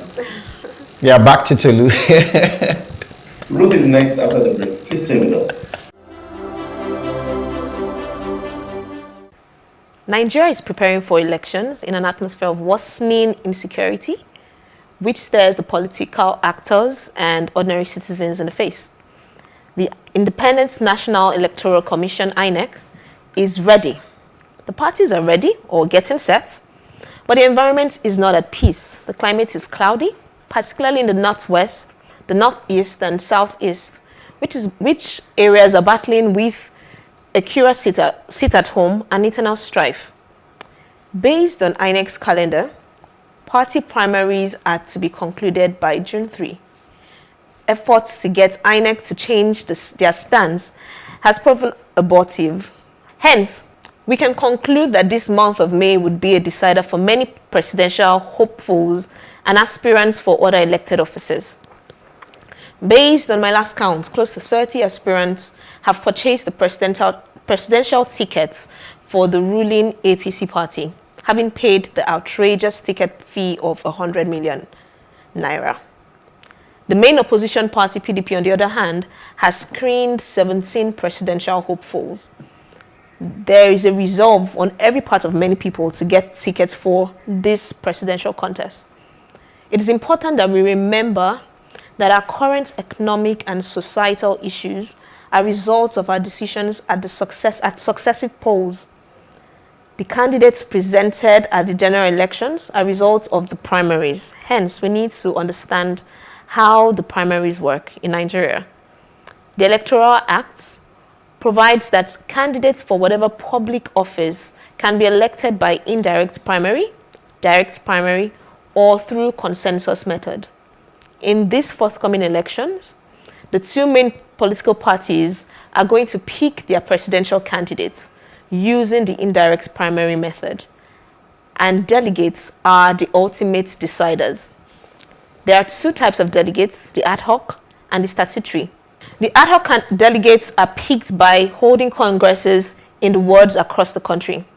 Statutory delegates, a recent provision of the amended Electoral Act, are party members who have held public offices before. So you mean people like governors, ex-governors, and presidents and the likes. This amendment might be out of selfish interest of politicians, or otherwise, only time will tell. However, what we can say is that there would be more people to decide the buffet that will be served to Nigerians in 2023. After the delegates are selected, a convention will be held to enable them decide on who will fly the party's gubernatorial or presidential flags. Although there's a limit to what we, the public, can do at this point with regards to the primaries, I would encourage everyone who has access to either the ad hoc or statutory delegates to advise, encourage, press on them, whatever method you can do, to encourage them to choose candidates at the primaries which would be in the interest of a good nation.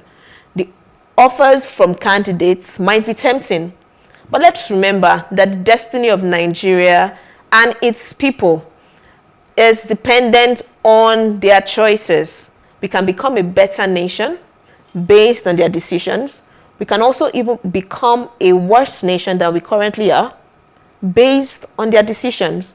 So therefore, the destiny of 120 million Nigerians are in their hands. So, guys, what do you think? How can 200 million. we, or rather 200 million rather, how can we encourage delegates or to bring forward the right candidates? So who are these delegates? That's where we should start from. So we'll start from there. Statutory delegates are ex-presidents or ex-public office holders or even current public office holders. But you then have ad hoc delegates that are usually selected through a convention. So, yes. And oftentimes, these delegates are even being bribed. Of course. Recently, I saw a post where they said, was it Asiwaju Bola Ahmed Tinubu has secured over 370 delegates. So I asked, secured in what sense? Is it that, I don't want to go into the details of that, but I hope the processes are fair. I hope they are fair. They should think about the future of the country.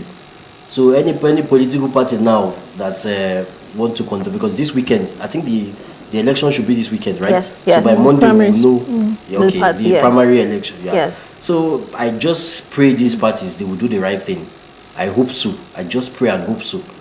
Why do I think that it's almost like, let me even use I don't like to say the word ruling, it just looks too tyrannic. You know, the leading party. I think leadership is more better than rulership. So let's just say the leading party, APC, right? You know, why are there so many people that almost looks like those that can potentially become president?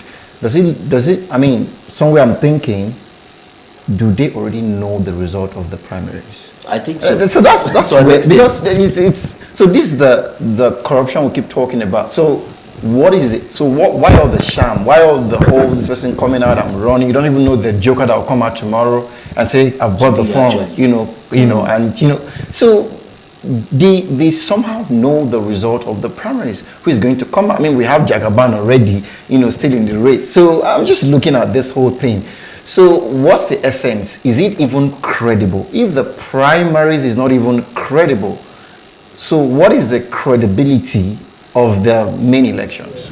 So that's like that's what that's what's been on my heart really concerning this whole thing. The thing about the primaries, I personally think that there's an element of corruption in the primaries, because we see, even at the local government levels, even at the very low level, you see that in your small community, in your local government, your small community, you just ask one or two people, they're already like, oh, that lady is the one that will emerge. They've not had the primaries yet. That lady is the one that will emerge. She's the sister to the former, one of the, you know, she has that connection. So, you know, you can't just appear from the blues. You know, so I think that the process should actually be free, should be fair. I was encouraged when I saw a lady, I think Kwara State, she's a very young lady, she picked up a form yesterday or 2 days ago, and a lot of people on Twitter started to speak to her, oh, where did you get money for the form? Where did you get money for the form? Oh, who are you? Who is your father? That was a question on Twitter. Questions are not yes, supposed to be there. And she's a young girl. I think she's in her 20s. Yeah, she's in her 20s. And people said, this form is 2 million naira. Where did you get the money? Who is your father? That was the question on Twitter. Who is your father? So now we need to ask ourselves, what if she had been saving this money, saving money, seeking support from uncles and aunties, that she wants to do this, this is her dream, she wants to be a change agent, you know, but, you know, that's precedent. We need to work on ourselves as Nigerians and begin to do things the right way. Every Nigerian and any Nigerian has the right to contest if he or she fits in. And let me even use the opportunity to address this issue now. By extension, look at what is happening in Ogun State now. The governor, the incumbent governor, is contesting, and then there's another woman in the party that is contesting. Recently, there have been some kind of friction between both sides. They are both members of the same party. So the fact that somebody is coming outside to contest is not your enemy. So you should not send talks after a political aspirant should not send talk after another one. It's so barbaric. Yes. What are you scared of? What are they scared of? Why don't you allow the masses decide? So I'm using this as an extension. If you know you're a politician, you're a governor, whatever you are, and you are sending talks after other candidates, then shame on you. So what do you think? How can we take our primaries seriously? The description that Ruth just gave is quite instructive. The fact that there are types of delegates, I've never heard that before. It just shows how politically ignorant, most people are. And I'm not going to be quite honest with you. Because, there's this case of apathy where you're not just really interested in the process because you know that the process is already rigged against you. So think about the whole concept of having types of delegates, one, former governors, former, political holders, political office holders, people that in the first place should not even be allowed to even move near anything near politics. They are the sort of the constitutionally the mandated ones to be there. And the other ones that are not chosen from the convention. How was the convention designed? How did they decide who should be at the convention and who shouldn't be? At the end of the day, it just starts to become clearer and clearer that this whole game is just a game of, the highest bidder, who has the most money to spend. Whoever they're saying has claimed, whatever number of delegates before, the primaries is clearly doing that with money. So the system is rigged against you already. It's designed to fail. Once the system is designed to fail, there's no need trying. What you must do is go back to the drawing board and redesign the system, shut down the system and redesign it. There's no point trying to, can't keep doing the same and expecting different results. It's not possible. That's insanity. And that's clearly, the case. It's just this, joke of insanity that happens every 4 years. Okay, so there might be a limit to what we can do, but we hope that our delegates would select the right people for us so that we can vote them in during the general elections. So Shola is up next after this break. Following the approval of the electoral bill, INEC has updated its schedule, giving political parties between April 4th to June 3rd to conduct primaries. This means that political office holders interested in vying for positions must resign by June 3rd. Section 84, sub 1 of the Electoral Act provides that no political appointee at any level shall be a voting delegate or be voted for at the convention or congress of a political party for the purpose of the nomination of candidates for any election. Consequent upon President Buhari's directive, anyone in his cabinet who is vying for public office must resign on or before May 16, 2022. Those affected by this directive include the governor to the central bank, Mr. Emefiele, Minister of Transportation, Mr. Rotimi Amechi, Niger Delta Affairs Minister, Mr. Godswill Akpabio, Minister for Labour and Employment, Chris Ngige, Minister for Science, Technology and Innovation, Ogbonnaya, State for Education, Emeka Nwajiba, and for Petroleum, who have all joined the presidential race on the platform of the All Progressives Congress, APC. Others are the Minister of Justice and Attorney General of the Federation, Abubakar Malami, who is vying for the Kebbi governorship seat. Minister of State, Mines and Steel, Uche Oga, who is running for the governorship position in Abia State, and the Minister of Women Affairs, Pauline Tallinn, who declared their ambition to contest for a senatorial seat in Plateau State.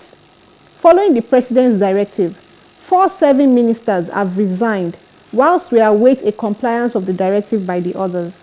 While it is a standard norm on every democracy to vie for office, it will never be in the public interest for political appointees to stay in office once elective interest has been indicated. So what do you guys think about the political office holders vying for presidential positions and other positions? For me, I think they are Nigerians, qualified Nigerians, and they should vie for elective positions once they meet the criteria. That's one. But 2, I think that since the law says they have to resign, they have to abide by the law and follow through to the letter.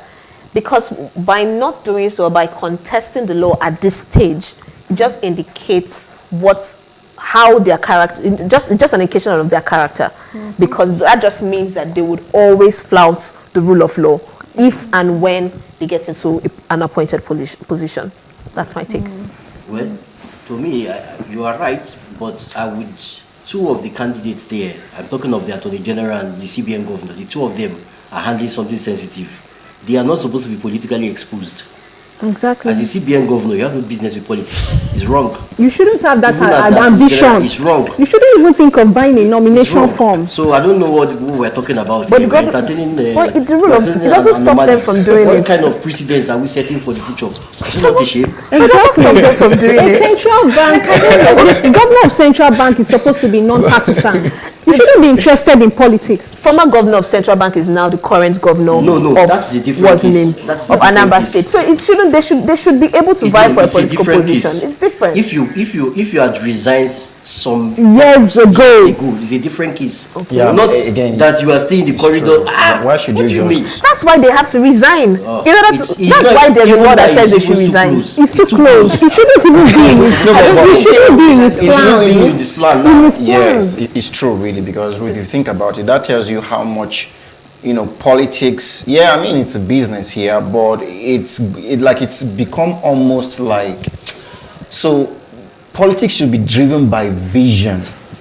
It should be driven by vision, leadership. So it shouldn't be driven by money. So, but resigning now means that, oh boy, it seems that we leave this work and go and do this one where I'm going to have opportunity to, so I get where Elijah is coming from and I get where you're coming from. But I also think that his position is too sensitive to just quickly want to resign at the dying minute just to get the form. So if he's going to make that decision, maybe he has left office maybe a year ago, or, but I mean, at the nick of time resigning, again, we can have we can have contrasting views around it, but the truth is, being the CBN governor is a very strategic position in the nation. And leaving that to vie for, I really even wish I could sit with all of these people. Okay, guys, leave all the sham, leave all the, what's all those buzzwords? I am the man of the people, I'm tested, trusted, and all. Leave all those rubbish. Why do you really, between us, unscripted, X-rated, right? Why do you want to really get on this seat? And you would probably hear, if we can even have like a meter that measures the intent of the heart, you probably see why people are going for, things. And that's why we're having the whole drama. Because, even a rat knows that it's drama that's happening. Please, I have a question. It's just crazy. Is the CBN governor a card-carrying member of any party in Nigeria? Allegation says so, and that's Which where the is issue wrong. is. So it's wrong for him to do that in the first place. But for you to... You're supposed to be neutral in a way. Yeah, you're supposed to be a neutral person. When Soludo was the CBN governor, he was a professor, he was an academia, went into the banking sector, he was a professional. Now, this other person, there's allegation that he was a card-carrying member. So why will you be a card-carrying member, be a CBN governor? You are a PEP, politically exposed person. Let's hear from Tolu. Tolu, is Tolu still there? What do you have to say about this? Yeah, the law that comes to mind is impunity. It's very simple, it's impunity. I agree. Because the laws are clear, or the law is clear, the system is clear, the standard is clear. You cannot be a public office holder and then be partisan, because that just already means that it's a compromise, it's conflict of interest. These things are basic. These are not things that we should be having conversations about. I remember during the 2020 elections in the US, that a certain person felt, he won the elections, and then for that reason, the new person should not be certified and stuff.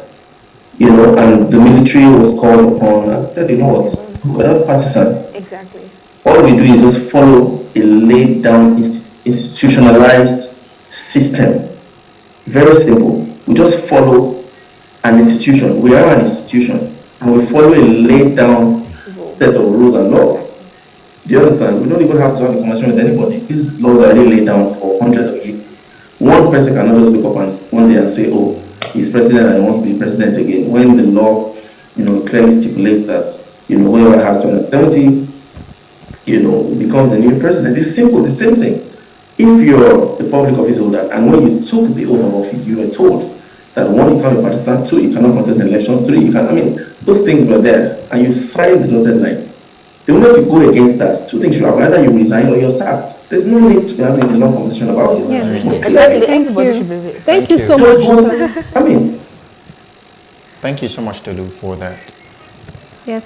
Thank you so much, Tolu. Up next is Elijah. Stay with us. Leadership, fixing Nigerian sham politics and quasi-democracy.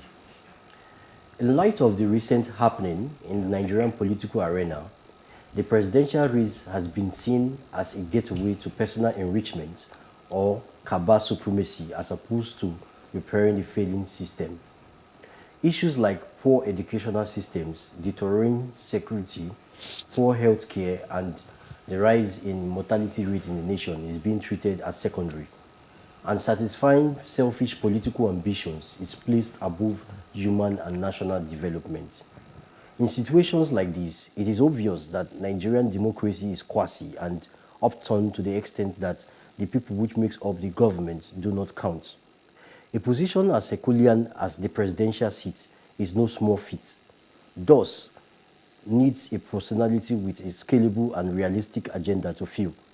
Issues concerning a state involves high-level tact, progress, policies, workable and democratic structures, and above all, a leader ready to bear the aforementioned as their obligation. What Nigeria needs at this critical stage of our existence is a leader who is capable of dragging it out of the dungeons of our current existence to a place where it can sustain herself and implement her national and foreign policies as key players on the world stage. Political parties should not be carried away by the over-monetizing of seals of forms for political aspirants. Rather, emphasis should be made on seeking aspirants who can understand and promote their values and ideologies for all-round national development based on their respective antecedents or past achievements, including professional and social credentials. Because not everyone can and should be presidential or even a political aspirant. Regardless of the several politicking heralding the forthcoming 2023 general election, the following are some of the issues that should be paramount and not to be seen as a common manifesto, but as a responsibility. Tackling insecurity, addressing inflation, investing in the educational system, revamping the healthcare system, encouraging foreign investments, supporting local small and medium-scale enterprise with good policies, enhancing transportation system and food security. These aforementioned issues are non-partisan and affect everyone regardless of their parochial or political identities. Thus, the end point of any political process should prefer sustainable solution to them. In conclusion, as political parties prepare for their primaries and the nation waits in anticipation, let us meditate on this word of John Fitzgerald Kennedy, the 34th US president. The ignorance of one voter in a democracy impairs the security of all. Here we are again. So, we've said so much about over-monetization of sales of form and values and what we should expect political processes in this forthcoming 2023 general election. This week will determine the flag bearers of both, or political parties will determine the flag bearers. So what does the future hold for Nigerians? Yes, for me, I think the 2023 election is not different from any other elections we had in Nigeria. So what we need to do is we still have the old people, the old set of people, the same people.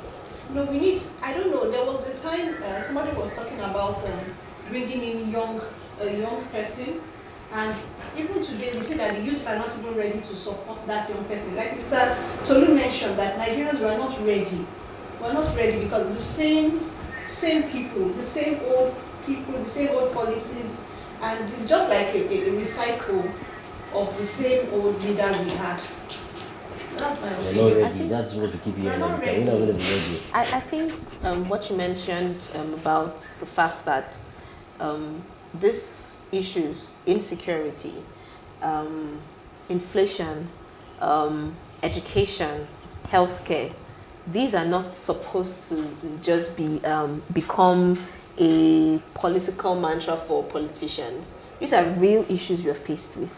It's not in those days when you come out and say part of your campaign words are, oh, I'm going to provide you with good roads. I mean, or provide you with education just so that people will. These are real issues that we're faced with. On the back of that, it's important that as we begin to question the aspirants, we need to drill down, ask them real questions on how they'll be able to address these issues that are facing us, because it's not just one Nigerian that is facing it, or it's just a selected few. There was a time it used to be just a selected few, but now it has extended beyond the selected few. It's across the nation. Everyone can, one way or the other, at least have heard or either have heard or either is a victim, has known a victim, or has a victim in his family that has faced one or more of these issues. So these are real issues that we're faced with as Nigerians. These are the questions that we need to begin to ask these guys to know how well they will address it as they vie for these political positions. You know, I saw a video on Twitter, and I think it was a Shonwolu food project somewhere around Oworonshoki, and those Oworonshoki boys aren't smiling. And it just came out, and they destroyed the canopy, everything, and they're saying, you know, it was a woman that was, you know, presiding the whole thing, and I think they would have beat her up if it was a man. So they probably just gave her that respect because she was a woman, but they had to scatter all the umbrellas, and they kept shouting, "We don't need any food this time around. No food. Don't give us food. You know, take your coolers. We're not hungry." I mean, these are like roadside people, you know, the regular touts and all. And for me, it's a good light. It's a good information. I mean, of course, like Ruth said, we're beginning to come out from that learned. In fact, we're already in learned helplessness, where you just get into that space. They tell you, we're going to fix the road, we're going to give you electricity. Well, you've heard that is now like cock and bull stuff. And then you're beginning to now come out of learned helplessness and say, you know what, I'm going to start, you know, doing something in my own space. But it still boils down to what Tolu would always keep saying. I think Anyton has also said that on the show, is values, right? When you say I'm not after young people getting into power. It's not about young people, old people. It's about having the person with the right frame of mind. The person could be 60, I don't care, right? So, I mean, we all know that before you get into the polity, it takes a lot of hurdles to climb. I mean, I can't just get into the polity and say I'm vying for the president, except I just want to joke around, right? So it takes a lot of hurdle. And if we're going to get a chance at the seat, that's supposedly we young people that believe that we can make a difference, I think we'll have to start like immediately, you know, getting involved at grassroots, you know, local level. And this is me saying it openly. I mean, in these coming elections, I'm probably going to, I'm not running, but I'm probably going to get involved more often, you know, get attached to a party, understand how it's done, just understand the process flow, really.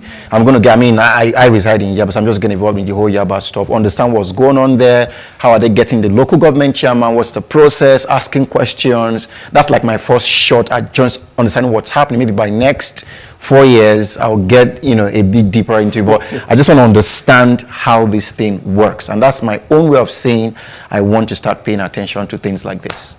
That's good. For me, I would say politics should not distract governance. We need good governance to fix this problem. So when they are talking about manifestos are not just sweet talk, weighing us. We are not weighing us. It's not a romance scene. We are not here. We need business. So let's find how to get people that will uphold principles of good governance to solve the problem. All right. We thank you for your attention while the program lasted. We hoped our conversations resonated with you and that in some small way encouraged you to contribute to your immediate environment. Little drops of water, they say, makes a mighty ocean. Do not forget that the advocacy continues on our social media platforms on Facebook, PlusTvAfrica, #TheAdvocateNG, and on Twitter and Instagram at PlusTvAfrica, #TheAdvocateNG. To catch up with previous broadcasts, go to PlusTvAfrica.com/TheAdvocateNG. Do not forget to subscribe to our YouTube channel, PlusTvAfrica and PlusTvAfrica Lifestyle. Join us next week, same time on this station. Let's keep advocating for a better society. See you next time. Bye.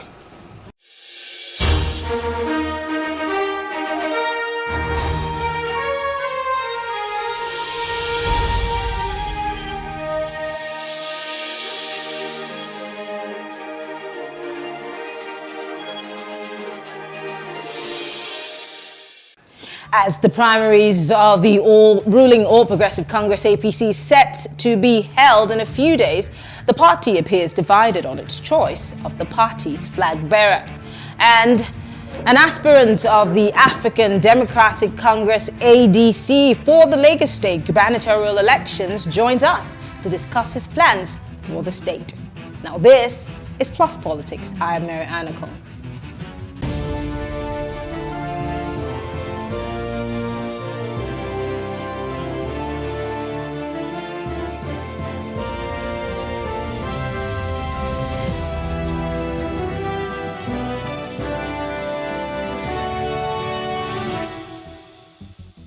Now, there are strong indications that the national officials are divided over a plan by President Muhammadu Buhari to pick his preferred candidate for the presidential ticket in the party. Now, the APC National Vice Chairman Northwest Malam Saliu Lukman, in an open letter to President Buhari, warned that picking a successor would be costly and risky for the president and the party. Now, according to him, a major disadvantage of the succession arrangements with governors choosing their successors is that it negatively affects the relationship between the successor and the predecessor.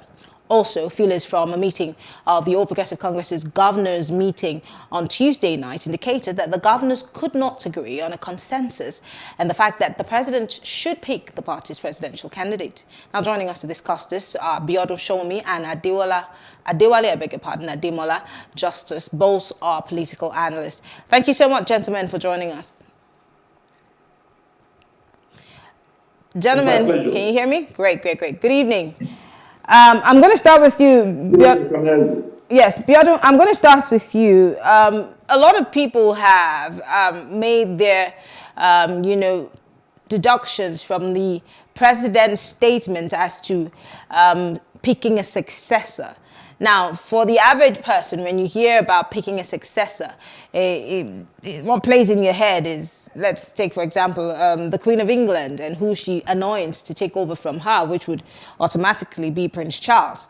But then we are in a democratic process, and so the average person is wondering, why would the president be talking about a successor in a democracy, especially at a time like this when the party seems to be ridden with that responsibility of picking someone who would be right and ripe for that ticket?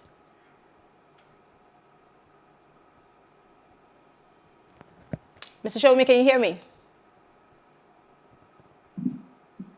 Yes, I can hear you. Go ahead. Now, in the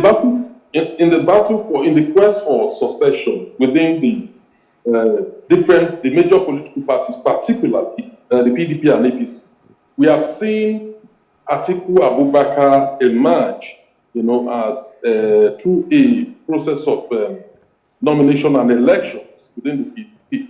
Now, back to the ruling party APC, we have seen so many moves, either aimed at truncating indirect primaries through the delegates, the ad hoc delegates elected, or in favor of consensus.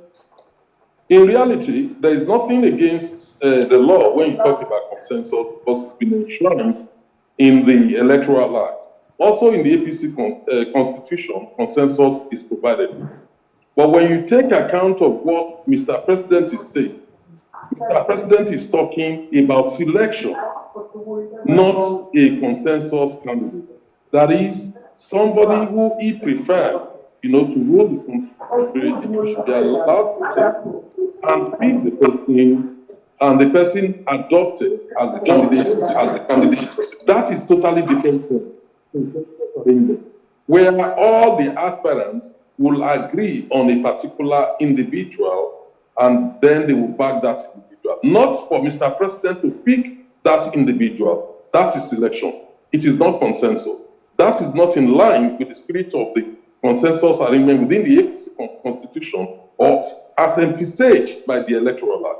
So therefore, what Mr. President is seeking to do through selection is not only anti-democratic, it undermines, internal party democracy, and it is a mark of a leadership suffering from democratic deficit. So there's no way how, in today's democracy, a president can unpick his own successor and ask his party to abandon delegates, voting and just embrace the person. It marks of some elements and a reminder of the history of leadership of Mr. President, which is dictatorial military rule. That cannot be done in a democracy. Members of the political party should be allowed to freely choose who should represent the country, who they will present to represent the country in the presidential race. So any attempt aimed at undermining that process through the governors or any other group of people agreeing to consensus to a selection arrangement is not only illegal, it is ultra-biased. It can never be right, and it undermines internal party democracy. Let me come to you, Adewale Justice. There are many who have made the analogy that, former President Olusegun Obasanjo at some point was able also to pick his predecessor, rather to pick his successor, I beg your pardon, and that why would it be wrong if President Buhari is also saying, well, this is who I want to succeed me. Also, they're also saying that this is something that has been happening even at the states level, where governors impose their candidates on the party, and then the party plays along. So why should we be criticizing Mr. President if this has been the modus operandi?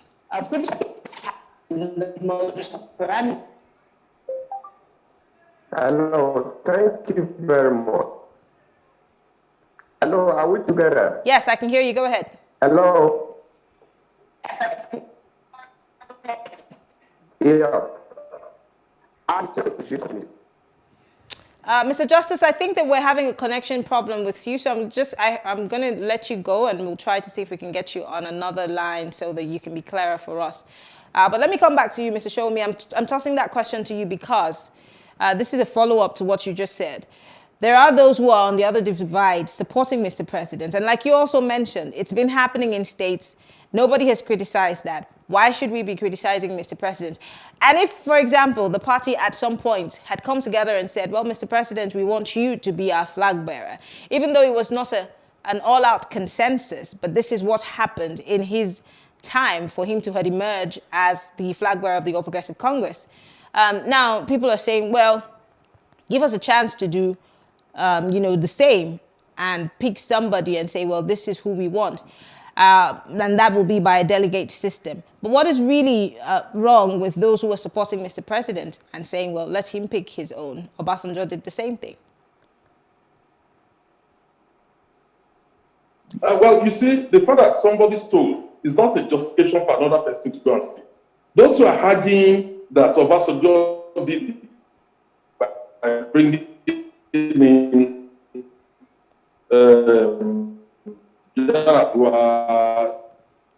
Jonathan et al. Forget the facts of history.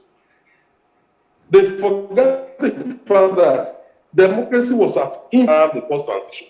We expected going back in history, in times, failing to learn anything from what happened there. When Obasanjo, did that, what eventually happened to the regime that succeeded? Yaradua was a sick man. He was brought in. Is that succession plan? Is that what we want to start emulating now? Not only that, they should go to the states and name, apart from Lagos State, where we've been able to have a smooth succession plan. There is no other state in the country where the incumbent governor, try to influence or impose the successor. And we've never had peace. No. Go and check what happened in Anambra State between Obi and Willie Obiano. Go to Imo State between Oji Uzokalu and Theodore Uzokalu. Theodore Uzokalu was in prison. He was chief of staff. Oji Kalu brought him, make sure he won, from prison. What happened? They fell apart. The same story is everywhere. We remember the last election in Ogun State. Amosun, the governor Amosun backed a particular candidate who eventually, did not make it. Attempts by governors, to impose successor has failed in many states and has succeeded in many states. But at the end of the day, we've never seen any peace beyond Lagos State, which is the only example we have in the whole country. And when it comes to a country as big as Nigeria, with over 200 million people, how can one person decide who would be the candidate of a political party that boasts that it is the biggest in Africa. They're talking about over 50 million membership. And how can one person be allowed to do that? What Buhari is talking about is selection. That is totally unacceptable. It is undemocratic. What we are talking about is if they want to do consensus statement, they must get all the aspirants to agree. All of them. Otherwise, it will be illegal. So there is no room for what Mr. President is trying to do, trying to succeed himself. It reminds me of what Abacha tried to do with the two political parties, NRC and SDP, one to the left, one to the right, and wanting to transmute himself. Why would the serving president want to impose his own successor? What is he hiding? What is the problem about it? Why can't the delegates be allowed to choose? In fact, if you go back to 2015, how did Mr. President do it? He contested the primaries against Atiku Abubakar within in the APC. And that was how he emerged. So why can't we build on it? Why do we want to go back in time, to the infancy stage when Obasanjo did it? Why can't we build, on what they did in 2015 when they deepened internal party democracy? And if we can't deepen it, sustain it at that level, rather than going back to an era of imposition. That is what I think Mr. President needs to be mindful of. You've asked very interesting questions, but I think we have Mr. Justice back on the phone. Mr. Adewale Johnson, I'm sure you can hear me. So let me quickly go to what Mr. President said, and I'd like to quote him. The President explained the qualities of his successor, the qualities that his successor must possess, and also went ahead to sought the backing of APC governors in picking the party's presidential tickets. I quote, "I wish to solicit reciprocity and support of the governors and other stakeholders in picking my successor who would fly the flag of the party for elections into the office of the President of the Federal Republic of Nigeria," the President urged the governors. Now, this is not the first time Mr. President is talking about qualities that people who would work with him should possess. Remember, it took the President more than 6 months to pick his ministers at the beginning of his government after the elections in 2015. And he kept saying that these people must possess certain qualities. But then looking at those ministers down the line, which a few of which the EFCC is after right now as we speak, should we really be taking these lines that Mr. President has put down about the qualities of his successor and why he should be allowed to pick, his successor, and that the governors should support him? Should it be anything to go by? Should it be something that we should hold on to, or should it be jettisoned, just as Lukman has admonished the party? Thank you very much. If I may share in the sympathy of Mr. Abiodun Sowunmi and so many other Nigerians on this issue of choosing a successor, and particularly the interpretation of what Mr. President has said, seeking the support of APC governors and other major stakeholders in onboarding a successor. I want Nigerians to be appreciative of something. The present president of the country is a more or less democratized former military man. Because like Mr. Abiodun Sowunmi has said, this is not the first time Nigerians are hearing this kind of an echo about onboarding a successor. But the fact remains that Nigeria and our politics has grown beyond a level where any single person can enforce or impose his choice on either the party or the nation. See, going by whatever definition, whatever the president might bear in mind, vis-a-vis his declarations, through what you have read out, would never compel the current politicians in Nigeria, maybe through the governor or some other stakeholders, to adopt whoever the president might want to force on them. I want people to just be patient on something. I am sure of one thing. if the president has gotten a particular person he would love to support or to impose, that will have been disclosed or shown to people. But if I must be so sure of one thing, he is trying to seek to be more democratic, because as the sitting president notwithstanding, he may not be able to single-handedly impose his choice on the system. That was why he's seeking the buy-in and the support, democratic support of governors and other stakeholders. But why should that be Mr. President's call in the first place? I mean, I'm seeing that, you know, a lot of people are kicking against it. And I mean, the president is also making a case that he wants to hand over to a non-corrupt leader. And really, is the president also assuming that those people who are in the lineup of the APC to run for that office are all corrupt? Is that what he's insinuating? Because, I mean, it calls for concern, doesn't it? This is syntax, this is grammar, and this is sheer expression, and this can be interpreted in million and one ways. One thing I will say is what he has said is a generic expression. No right-thinking president will be willing to hand over to a corrupt successor. So the fact that he has said he wouldn't, or maybe if I may ask you, are you insinuating that some persons are corrupt in the lineup? Do you understand?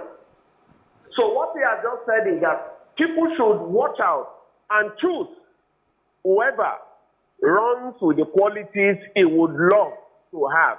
As the current holder of that office, he is in best position to appeal for other support in getting whoever succeeds him.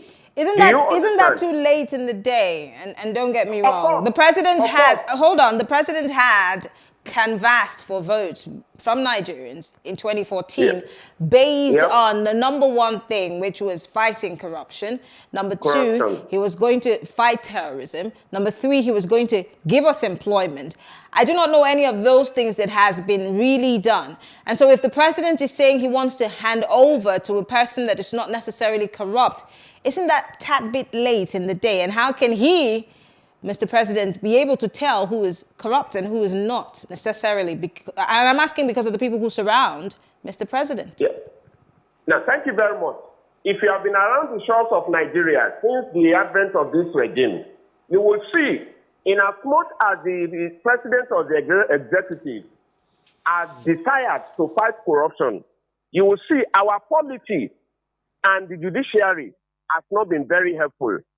You will hear of so many options of what a lot of people have seen as corrupt practices. But the court, the judicial system, unfortunately, did not end up killing such persons the way the system would have loved it. So we have a lot of escapees from or through such that may be up to contesting this same position. So that's why the president was saying categorically that if the judiciary has not helped in taking off corrupt persons from the polity, but now there is a democratic means of eschewing such persons from becoming a successor. Back to you, Mr. Showmi. What damage do you think that this move that by Mr. President, or supposed move, or this appeal by Mr. President to be allowed to pick a successor of sorts, what kind of damage could it do to the party and, of course, those who are in the running for this office?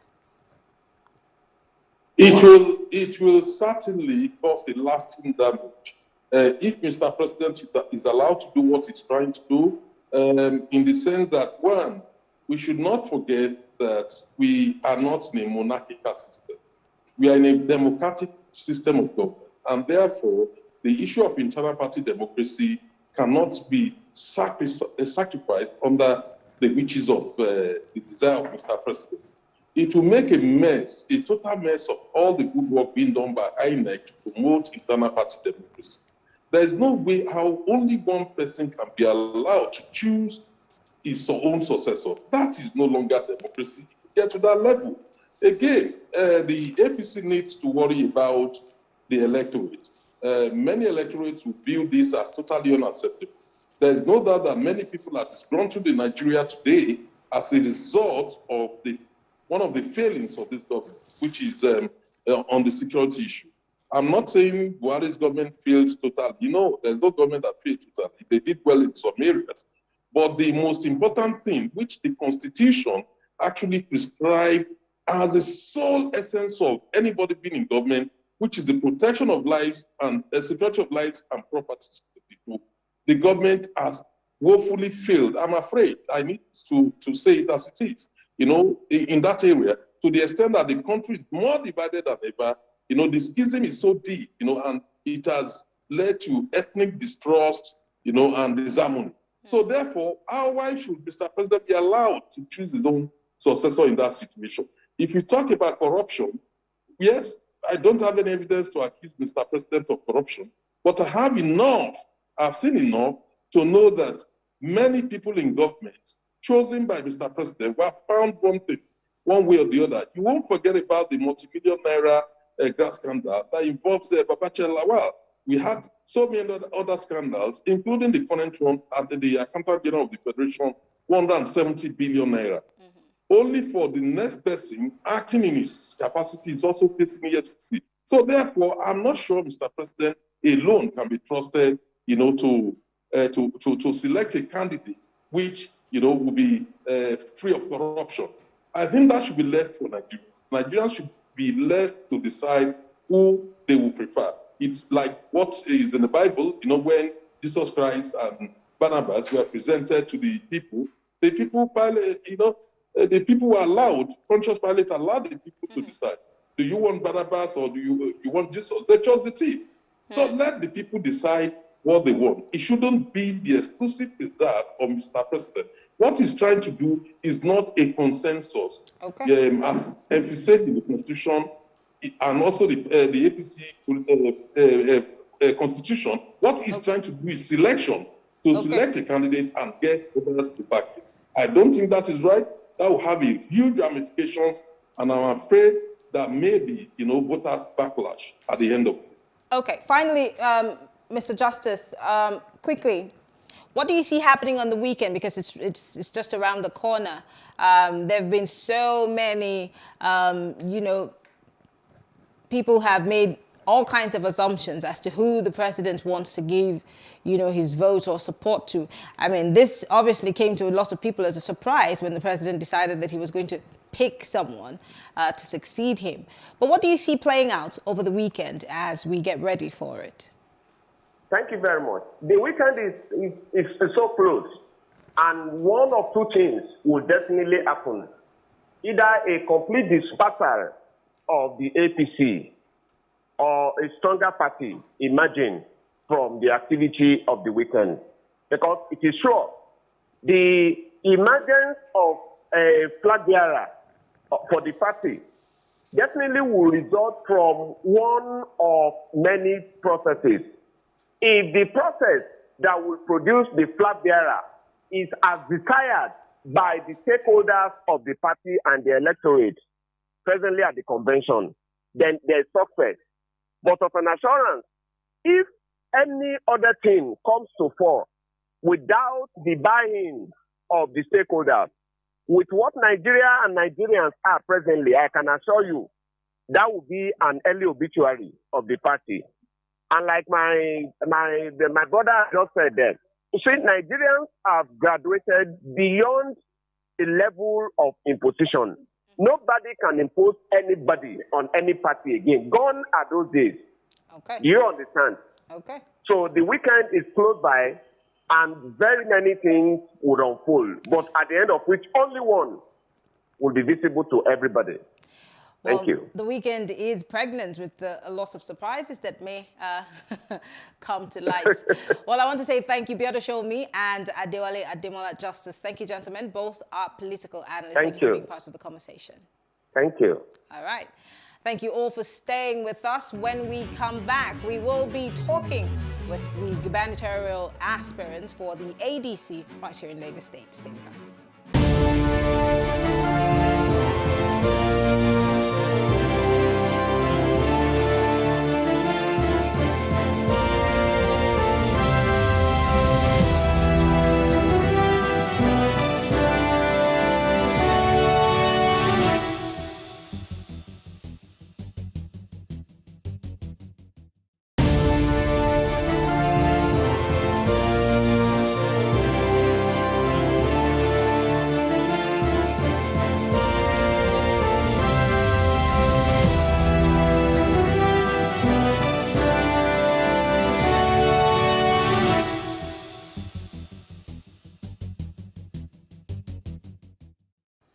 On the 11th of March 2023, residents of Lagos will troop out to vote for their governor. That's one of their choice.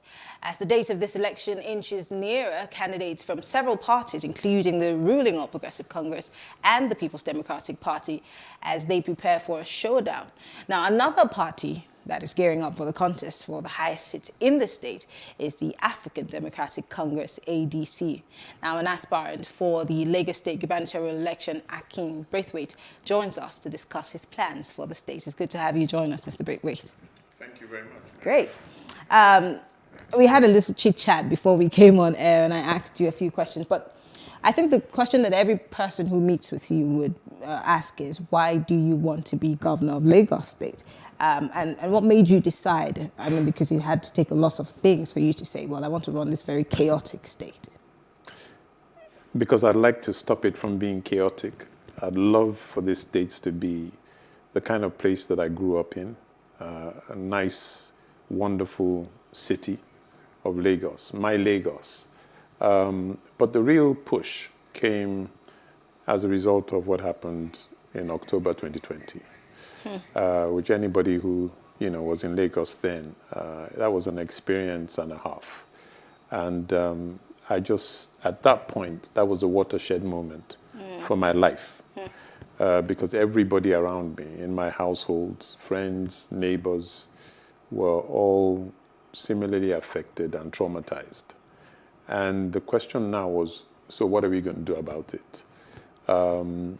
What's up? As usual, had lots of different comments and people saying one thing or the other. Lots of opinions flying up and down the place. Then it just came down to, is this what we're going to do? Just talk, no action. And I just decided at that point that things had to change. Things just can't remain the way they are.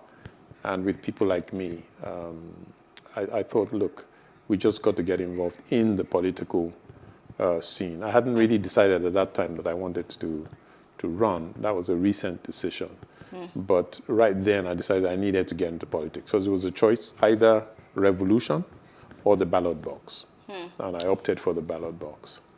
Now, I mean, you do know that the political scene in Nigeria is not as friendly as, it should be. It's not necessarily come on. It's something that a lot of people are apprehensive of getting involved in, but great position. But why do you think that Lagos got to where it got to? I mean, of course, it didn't. NSAS was a ripple effect of something. That's why we had the NSAS. But like you said, it's your Lagos. How have you contributed to either the positive parts of Lagos or the roles what roles have you played in making Lagos either better or where it is? I don't want to say worse, but where we find it right now. Certainly, I would count myself as one of the persons who has played a positive role. If you're either using an Airtel line or an MTN line. We're going to send you an invoice for mentioning those brands on our show. Point of go fact. Ahead. A fun fact. You would definitely have benefited from my involvement. I was one of the pioneer people that was involved in bringing telecoms, into the Nigerian space. It was a very, very interesting period. And certainly, I would like to think that by ensuring that we had modern telecommunications, very, very great customer services, that we were able to do something that brought Nigeria and Lagos into the modern age. From that point onward, you would definitely expect that we would now just be moving on a forward trajectory. Today, I'm one of the co-founders of a cloud telephony organization called Kasuku. And I continue to contribute. In terms of the grassroots, I also had an involvement. I do write children's books, incidentally, yes. So I don't know if when you were growing up, whether you came across the tortoise stories. You didn't? I'm a bit too old. I don't remember. Well, you know, we used to, be taught stories about the wise tortoise, Yes, Ajakpa, that. the tortoise, and so I've written some kind of nostalgic storybooks. But I now use that as a leverage to get into poverty alleviation for children. And we had a program that was running with the approval of SUBEB, which is the State Universal Basic Education Board, and UNICEF, where we went through all the local governments of the state, picking some champion schools, public schools for that matter, and just really helping children to make sense of their world and to understand how they can really get into self-development and help themselves to avoid the poverty trap by learning how to earn, doing various things, even simple things that can earn. And through that process, we were able to get children to start saving money in the bank. We took children on experiences to banks. And, it's been a very, very worthwhile experience. So I see this is very interesting. But if you were to be given the opportunity to be governor of Lagos, there's always that blueprint. People have 10 points, 20-point agenda, being rolled out. What would be your core? What would be at the core of your strategy for turning around, Lagos and making it what you call my Lagos? Okay, there are a number of key critical aspects, and they're multifaceted. Certainly at the core layer would be the civil service. If I had my way, I'd call it the civil partnership, because the concept of civil servant, I think, is an old, archaic one. We really need these guys in the civil service to become our partners. If you've ever had to do anything, in government circles, it can be a real pain. Sometimes you might leave there crying. What can be done in a day, they might take you around the circles, and 6 months later, you still haven't achieved. You try to get the title to land and property and all that kind of stuff, horrendous. So we need a civil service that really is for the people. And clearly, one of the things that they need badly is a change and a review of their remuneration structure. Because I can just imagine that if somebody is earning a wage when the bag of rice was at 3,000 naira and is still earning the same wage with bag of rice now at 30 or something, do you go to the market at all? I do. Right. So I think you can bear witness that rice has gone up like 10 times or whatever since some years back. But then when you talk about wages, you're looking also at the wage bill. Don't forget that maybe states like Lagos might be comfortable with raising that. But then there are also states across the federation that cannot. I mean, we've been here before with the Labour, asking for an increase in their wages, and that's been a drag. But there are also people who are saying the civil service is bloated. It needs to be reduced, and there has to be some re-strategizing for it to not be gulping as much money as it is gulping. So that's also a whole kettle of fish to deal with on the other hand. I think we have to be careful how we compare Lagos to other places. In the UK, there's such a thing as London waiting, which means that if you live in London and you work in London, you would have an increased package because it takes account of the high cost of living in London as compared to maybe Manchester. So we would look at Lagos waiting, and make this thing very realistic. I mean, Lee Kuan Yew in Singapore really did something wonderful when he decided that, look, in order to move the country forward, which rests a lot on what the civil service does, they actually were able to get people into the civil service who were your A-grade people, and they paid them at the private commercial rates. Okay. So that what you then get is that you get people who are energized, motivated, and who are going to be doing things, the way they should. If you don't pay the civil service properly, what you're creating is an environment for graft, all right? Because they will have to make up that difference. You can imagine the civil servant, his wife at home saying, he gives her the allowance and she says, look, this is not going to do, this won't cut it. So the poor chap has nothing else, no other option but to kind of fleece any and everybody, that he can. So whatever it is that we want to achieve in the state, if we don't have the civil service partnering with us, we're just going to be spinning wheels. So that would be a major and a core thing. Security would definitely be another core plank and pillar. And it so happens that I've had some police training. Yes, I've had 3 months. Scotland Yard or here? Where? In Scotland Yard or here? You'd be surprised that the Nigerian Police College is actually very, very sound. I mean, the people there I didn't say it wasn't. I was just Nigerian Police College and not Scotland Yard. But of course, it's a vestige of Scotland, Yard and the British colonial, hand down. So that training really kind of gave one and prepared one to understand, the issues around security, around policing, and whatever. And there's a combination of things that we will do, in our government, which essentially will be about, it's a multi-layered approach. You have your neighborhood watch scheme, which will plug into So you're advocating for state police? Let me put it this way. I'm advocating for local policing, okay? So local policing, which will definitely incorporate the neighborhood.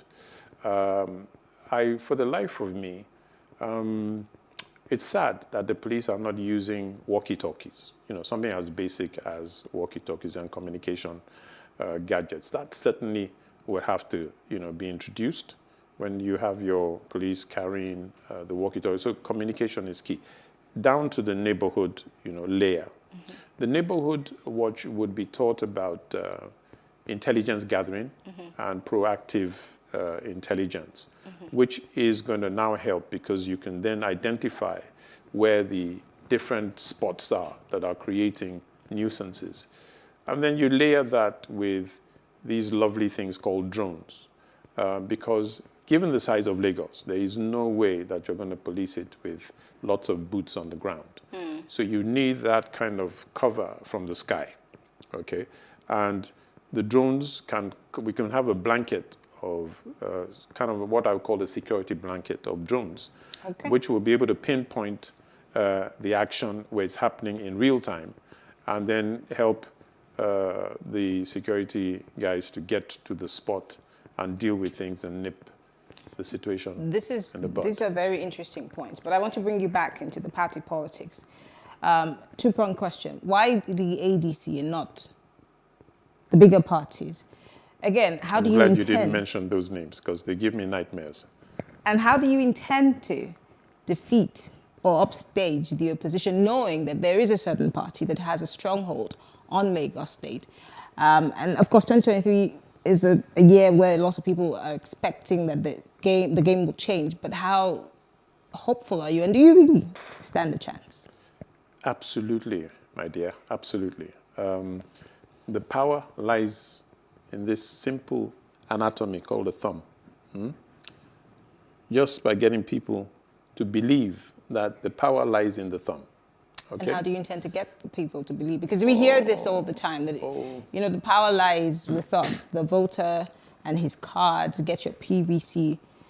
But how do you plan to defeat these parties who tell you they have more structures, they've been in power for so long, and they know the politics of Lagos? How do you intend to break through? And why did you, again, choose the ADC? Okay, simple. Give people what they want, and they'll do what they need to. Which is, what do you think that Lagosians want? People say, look, I don't have, who am I going to vote for? That's a very, very simple question that we've not been able to answer, that we have refused to answer, up to now. Because the voter isn't dumb, all right, the voter has already shown that they do not like what is on offer. You don't go to a restaurant and they shove something, they only tell you that there's 2 items on the menu. You know, you walk out of there, right? So, but if you go into the restaurant and then they wise up and they realize that they need to give you a very nice entree, then you choose what fits you. Lagosians have not had the opportunity to really look at what they want. So I'm presenting myself as that nice, caring guy next door who really wants to see Lagosians get what they truly deserve and what they want. Well, on that note, I want to say thank you. Unfortunately, time is not on our side. Right. I want to say thank you, Mr. Braithwaite, for being part of the conversation. You are the ADC governorship aspirant for Lagos. Thank you so much for being here. Thank you for having me. And we will upstage them. Okay. Well, that's all for tonight, ladies and gentlemen. Thank you for being part of the conversation. Plus Politics returns tomorrow evening, same time. And have a great evening. We'll be back tomorrow talking for development. I am Mary Anacon. Have a good evening.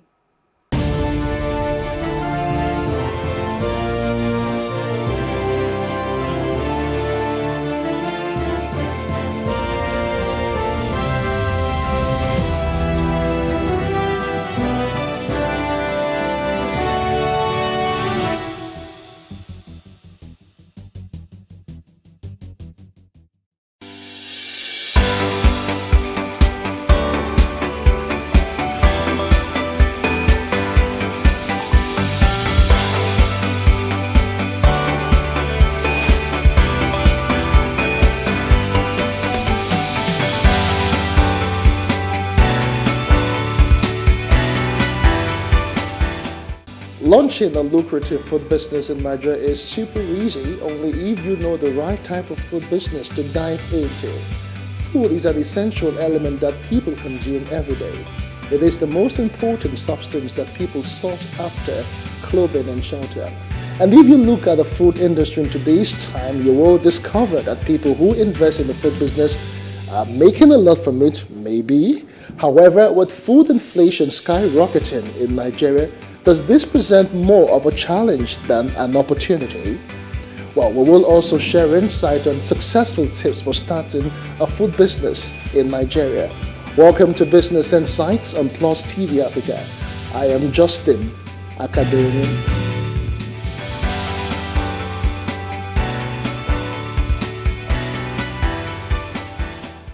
Nigeria commemorated the start of the week by dedicating 2 days to the Eid holidays. However, here are the highlights of stories that rounded up Business Nigeria. Take a look.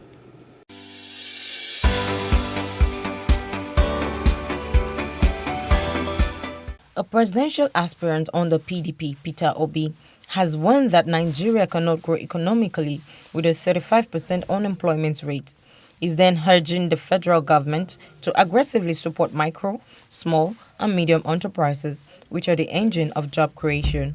Peter Obi disclosed this in his Workers' Day message to Nigerians. Nigeria's unemployment rate as of the end of 2020 rose to 33.3% from 27.1% recorded as of Q2 2020, indicating that about 23,187,389 Nigerians remain unemployed.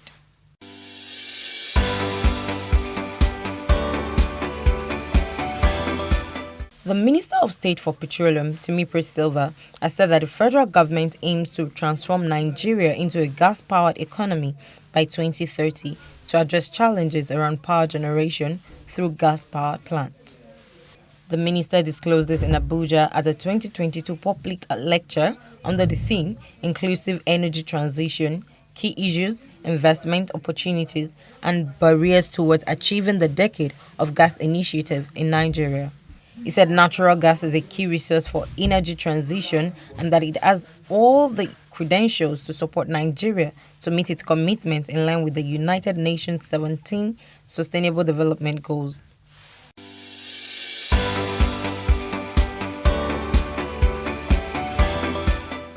The federal government and Morocco are set to build the world's longest offshore pipeline and second longest pipeline in the world.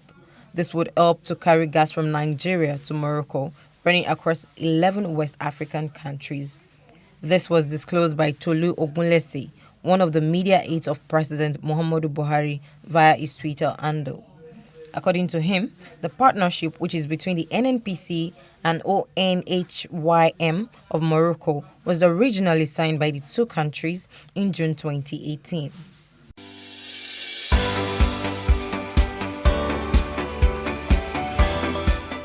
Telecommunication companies are proposing a 40% increase in the cost of calls, SMS, and data to the Nigerian Communications Commission as a result of the rising cost of running a business in the nation. Based on their proposal, the price floor of calls will increase from 6.4 naira to 8.95 naira, while the price cap of SMS will increase from 4 naira to 5.61 naira. According to them, the telecommunication industry has been financially impacted following the nation's economic recession in 2020 and the effect of the ongoing Ukraine-Russia crisis.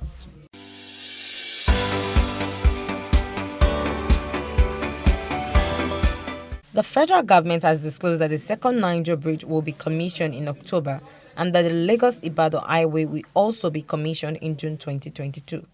Nigeria's Minister of State for Works and Housing, Muazu Sambo, said that 11.9 kilometers second Niger Bridge and 120-kilometer Lagos-Ibadan Highway are part of President Buhari's administration pledges on infrastructure.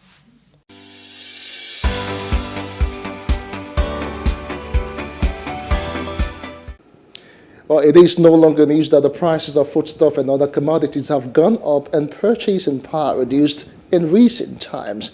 Nigerians are spending much on food. Does this translate to more money for food entrepreneurs, or are they also struggling to stay afloat? Joining me right now to discuss the food business in this inflationary period is Nneka Adesoya. She is the founder and CEO of Super Dishes. Thanks for joining us on Business Insight. Thank you for having me. I'm super excited to be here. It is indeed our pleasure. Let's just dive into it. A lot of people always believe that food business is very lucrative. Is it actually the case, judging by the general hike in prices in Nigeria? Okay, so first off, I'm super excited that I'm in food business, right? But I would say this, that it's pretty much what you believe to be possible. You know, I mean, someone can say, oh, okay, food business is lucrative, and for somebody else, it's not, you know, it's not as lucrative. So it's what you believe to be true, what you believe to be your reality. And I'll say that for my reality, you know, being in food business for way over 10 years now, right, I would say that it's a thriving it's a thriving arm of business if you choose to make that your reality. Okay. Speaking of your reality, it sounds very interesting.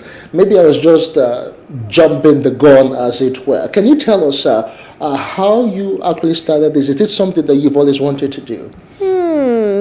Maybe not exactly. So I was in paid employment, and you were in paid employment? Yes, I was in paid employment. You were a banker, you were a lawyer? No, I was in customer service. So I was working in a telecommunications company at the time, and I think it became a need. So it's pretty much, you know, how the market is. I feel like every entrepreneur should identify the need, you know, and you're able to meet it. So I was in paid employment at the time, and I think, you know, food became like such an issue. I guess we got tired of what we were always eating, and then on few occasions I come in and then I make different types of meals to work, and then, you know, my colleagues just see and like, babe, how far, you know, can you make this for us? And I think from there I picked up an interest in, okay, I could actually service, you know, I could use my skills to serve people, you know, and so I just started making in small, you know, in small quantities here and there, and before you knew it, this person hears, that person hears, this other person hears. I think at a certain point in my life, I just knew that, okay, God was leading me somewhere else, and, you know, I prayed about it, and here we are. All right, Nneka, you know, one thing I picked up from what you just said is that there was a need, and you identified it, and you know, chose to fill that particular need. Right. So invariably now, this food business, is it an all-comers affair? What can you do differently to stay afloat? So I feel that for every business, I strongly advise that you're quite knowledgeable about it, and you're able to grow with the trends, that evolve with the trends. So it's beyond, you know, being, oh, food business is lucrative, oh yeah, let me start, let me do this. It's important that you're knowledgeable, right? And when I say knowledgeable, at least you have basic knowledge of how to put tomatoes and onions together. That's one. I also strongly feel that on few occasions where I have mentees who say, oh, I'm not making so much profit, I started this business because it was passion. I think it's important that you also understand that there's a difference between passion and there's a difference between making profit as a business. So you can be passionate about something and you're not making any type of profit from it. So it's safe to say that that's a charity business. All right, you're probably cooking for your family, everybody's eating and they're excited. But the moment you want to go into food business, you should understand that there are basic things you should have knowledge of. What's your food costing? What's the percentage of profits that you're looking to make?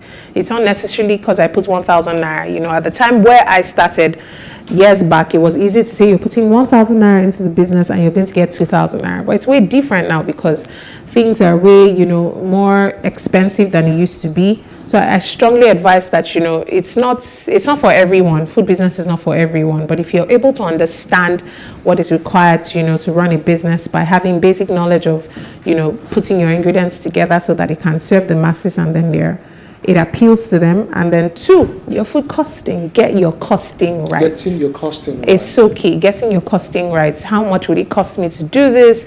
Some of the basic things that we leave out, which, at the end, by the time you put them together, you realize that, oh, this is what's taking out my money. This is where I can cut costs. This is where I can reduce, wastage. This is, so those are basic things I feel that everyone who's going into food business should know. You should know your basic overhead costs. But then you should know how to cook. Because I wonder sometimes, people operate restaurants and eateries and canteens and all of that. But you find out that when you eat those food being served or being sold at those places, they're not really delicious. And I wonder how you open a restaurant when you actually cannot cook. How does that work? So I know that, life has evolved and life is evolving as it is. But like I said, I think it's important that you have basic knowledge of what type of business you're doing. Okay. So, I would bring it to fashion. So you have, certain persons who are in fashion industry who don't necessarily know how to sew. But they have basic knowledge of, okay, this is how I pattern, this is how I want it, there are some core skills that I believe you should have. So, bringing it to those who, and like I say to people, I say that it's way different when you have to cook for one person and when you're cooking for 100 persons. You have to know how you're going to incorporate your ingredients, how you're going to infuse different elements of cooking into it. And, putting your heart into it. So I think I would just really encourage or, put it out there that for everyone who wants to do food business, you should have basic knowledge. Have basic knowledge of knowing how to cook whatever it is that you want to cook. Because, when I started, there were times where, I started out doing small chops. Yes. Right, and there were days where I knew, I had an idea of the recipes. I knew how I wanted the small chops to look like. I knew, but I just felt, oh, I can hire people to get it done. And on different occasions, I had them not showing up. Disappointments. Like, they would not show up. And I'm like, and in that moment, my husband is like, babe, you need to learn this. You need to learn how to do it. And so I picked it up myself. I started frying puff. I started doing stuff by myself. So whether you choose to show up at work, so I think, as individuals and business owners, it's important that you empower yourself.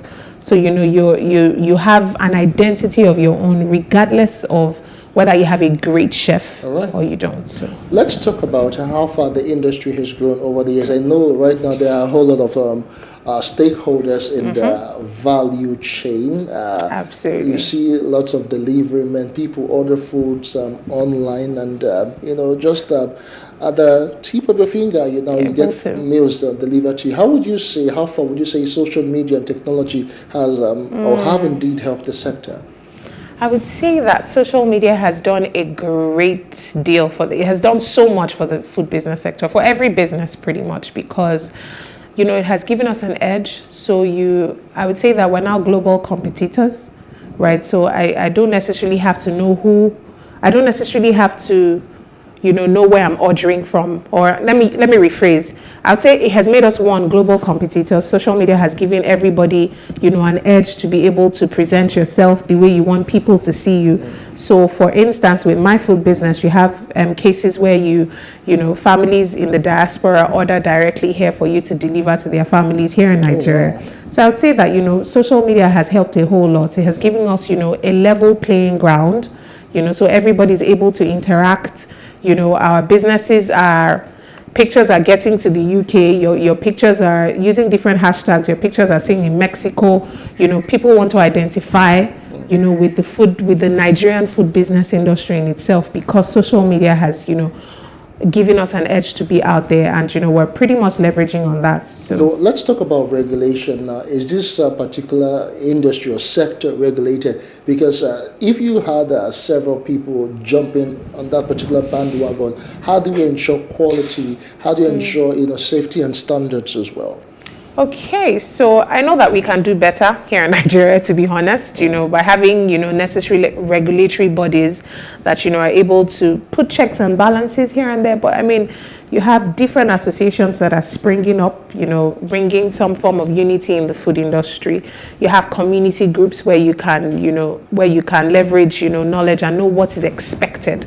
So I run a community group as well, where we're able to, help growing business owners, gather basic knowledge, have an understanding of the line of business that you're in. So I would say that has helped all them communities here and there and all that. But like I said, I feel that, as a nation, we can still do better by having regulatory, bodies who are able to put checks and balances. However, as a food business owner, I would encourage that you take up courses that can give you an edge, So when I pretty much started, I didn't know that there were certain courses that, that you could leverage on. But, right now you have food safety courses, that makes you certified, that helps to ensure, that gives customers some level of comfort that, okay, this person knows what she's doing. You also have HSE, HSE management courses, health and safety.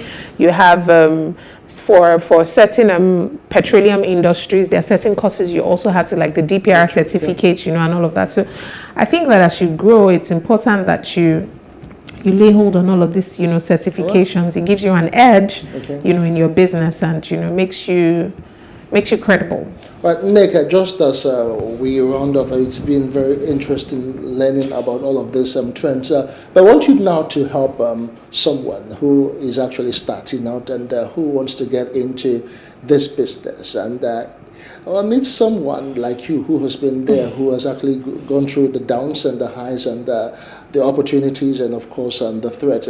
Your camera is too. I just want you to look at it and just advise and give useful tips on how to start a food business in Nigeria. Okay, I think first off, one thing that I would, say to whoever is watching is, know your why. Why do you want to do what you want to do, right? That's one. Two would be that you must be able to numb yourself to limitations, numb your mind to seeing limitations and saying, okay, this is not working, this is not working. You must be able to numb yourself to such things. And most importantly, one of the scriptures that keeps me going is from Isaiah 50 verses 7, which says you should set your face like a flint and you will not be dismayed. So you must set your face on the one who has called you, on the one who has sent you, and one who is making it possible for you to make your food business grow. Set your face on him. Don't focus on anything else, because he would always give you direction, and that's the person of the Holy Spirit.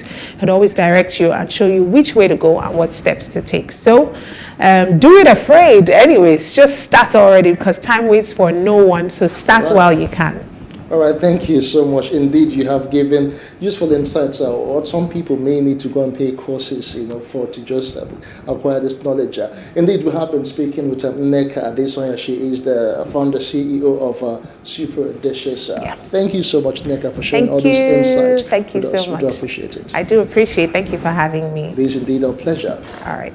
All right, during the week, we were at the opening day of the 13th edition of the LAF, that's the Lagos Architects Forum, and it was themed, the city of Lagos, what is Lagos? It brought together experts to discuss issues, trends, and policies, among others, with the city of Lagos as the center of focus. We'll leave you with the highlight of this in the next report. My name is Justin Akadonye, Business Insight. Returns again next week. Bye for now. Lagos is the fourth capital of Nigeria, known for its uniqueness as an economic hub, high-flying business hub, and a city that has long captivated people from all over the world. However, these architects have converged to share ideas and critical insights to effectively midwife a livable and sustainable Lagos state. We try to analyze the physical development within the city of Lagos and see how we can get government to key into some of the suggestions that as professionals we think they should key into. When we talk of the thriving city in the world, these are cities that never sleep. What it is all about is to synergize, to interact with the private sector, the public sector, the manufacturers, the suppliers of building materials. In recent times, incidences of building collapses have become recurring, even with a city as commercial as Lagos. As one wonders how this tide can be stemmed, government is advised to ensure monitoring, as enforcement does not stop when approval is given.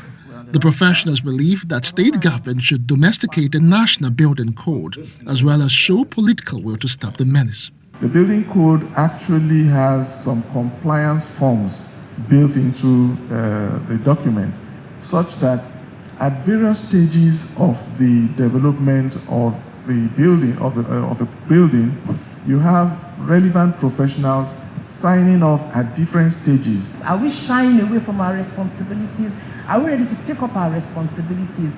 And to be honest with you, please be ready for more collapses, because if we are not ready to do the right thing, then be sure that these tragedies will continue to occur. Until we can have a proper governance structure on the construction process, where we start to track who designs, who supervises, what are the stages of construction, what are the stages of certification, and it's available on a digital platform.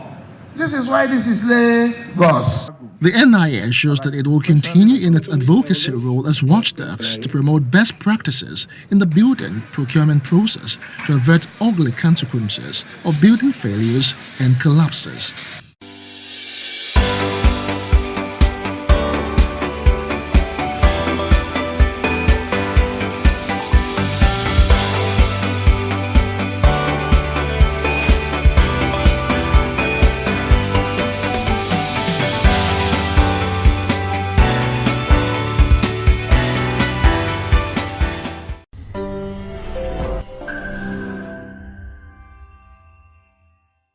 Hello and welcome. On today's episode of One on One, we'll be focusing on writing and migration. Now, writing is a talent for some, and for some it's a skill. Now, there are different categories of people who enjoy writing on different levels, and writing has become a required skill in the 21st century to succeed, whether you're in business, whether you're in academic, career, or any sphere of life. Now, Uwamma Odefa is a best-selling author of romance novels that spotlight lifestyle and social situations in Nigeria and Africa. She's a media personality as well as a human resource professional with a focus on organizational development and change management.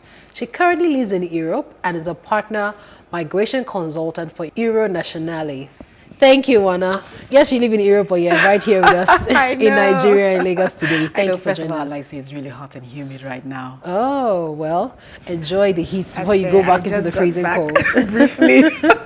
So thank you. So now let's talk about writing. Yes. Now, how does a budding writer begin to hone his skill? His talent to become a skill. So you have this gift, you know you can write, but how do you hone it to become so effortlessly at Practice, practice, practice. I think that's just the best you can do. Start. Some people think, I have to wait until I'm perfect or at a certain level to put it out there. But I think just start with whatever you've got, put it out, then the feedback would help you hone those skills. And then also look at your peers. It's not something I do, but I recommend it, because I always feel like if I look at what others are writing, then it can influence my tone. Okay. Yeah, but for most people, they find that it helps them to focus. If I'm having a specific challenge, maybe describing certain scenarios, then I can research that particular scenario based on how other writers describe it. But other than that, I'll just say practice. There are a lot of platforms for budding writers to put their work out for free. And then people read it and give you feedback, and then based on that you can, that's actually how I started writing as an author. writing my novels. I put it out on a free reading app, and it was just something I started out of not just boredom, but I was in a rough space at the time, and it was an outlet for me. And I put the first few chapters, and I kept getting, so when's the next chapter? So when's the next chapter? You know, and I thought, and by the time I was getting midway through, people were like, look, don't give this thing away for free. It's too good. It's as good as any published work out there, so make money off of it. So I yanked it off from the free app. Okay, and then? Finished the book and put it on the major book reading platforms in Nigeria, Africa, and I guess globally, the major ones everyone knows. I don't know if I'm allowed to say their names, but they are out there. And I started making money. Oh, interesting. Yep. Okay, so you've even delved to like 2 of my questions already. Right. I want to ask you, how did you develop your own passion for writing? So tell us, say you're in a difficult space, so what happened? Well, prior to that, I've always been someone who loved to write, even as a child. Short stories. I was always the best in English, best in literature, prize winner at school.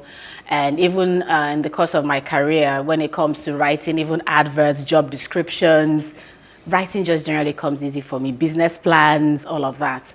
I mean, it was already a gift that I had. I just had to channel it, I guess, and I get easily not distracted, but my attention span I get bored easily. Okay. So I could start the story and, okay, I'm bored with this right now.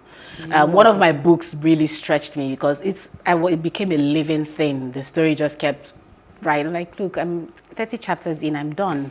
But for some reason, it just kept going. So the passion has always been there, I guess. I just needed to find the right push to actually create something out of it. Okay, so let's talk about money, because you said you started making money from it. Like every other business, does writing really pay? Now, define really pay, because for some greedy person, really pay might be $1 million every month or $3 million every month. So, I mean, it's just one source of income for me. And right now, these days, you've got to have several sources of income.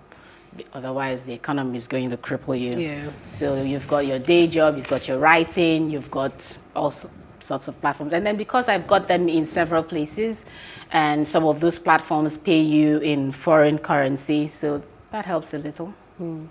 Okay, so I know that you're a HR professional, so how do you find time to balance between doing a regular day job and finding time to write and also to read? Because I hear that for you to be a writer, you must be a reader as well. So how do you find time to balance this? Okay, let me take the second aspect of being a reader to be a writer. I don't know, I feel like that's a myth. Oh, really? Okay. Yeah. Well, I was an avid reader as a much younger person, as a child to early adulthood, but I don't read that much anymore. I mean, beyond business-related books and all, but as for prose, I mean, some of the famous books out there, like, oh, this person writes, you sort of write like this person or this author. Have you read any of her books? Do you know her? Never heard of her, or I've never read her books, you know. So I don't think that to be a good writer, you have to be a good reader. I think you just have to have imagination. And then, of course, work on your craft in terms of skills, actually understanding grammar, tenses, you know, the sentence construction and all of those things. But otherwise, yeah. Okay. And then the first part was, how do I find time? To balance, yes. I used to have a boss who did several things at the same time. I used to wonder, you know, and I used to pray, God, please just give me energy to be this kind of person. Unfortunately, I think I'm blessed with that kind of energy. I don't get that many hours of sleep, and I'm more functional at night. So I think I just find a way. I don't know. I think that if it interests you, you'll find the time and the energy for it. If it's something you've got a passion for, you do it. Of course, there are times when you feel overwhelmed because you've got lots of work to do, lots of deliverables on one hand, and I've got, like, let's say 3 or 4 caps at the moment. So, but sometimes you might drop the ball on 1 or 2 things, but you have to be adept enough to pick it up. All right. Okay, well, we have to take a quick break. When we come back, we'll talk more about this. Stay with us.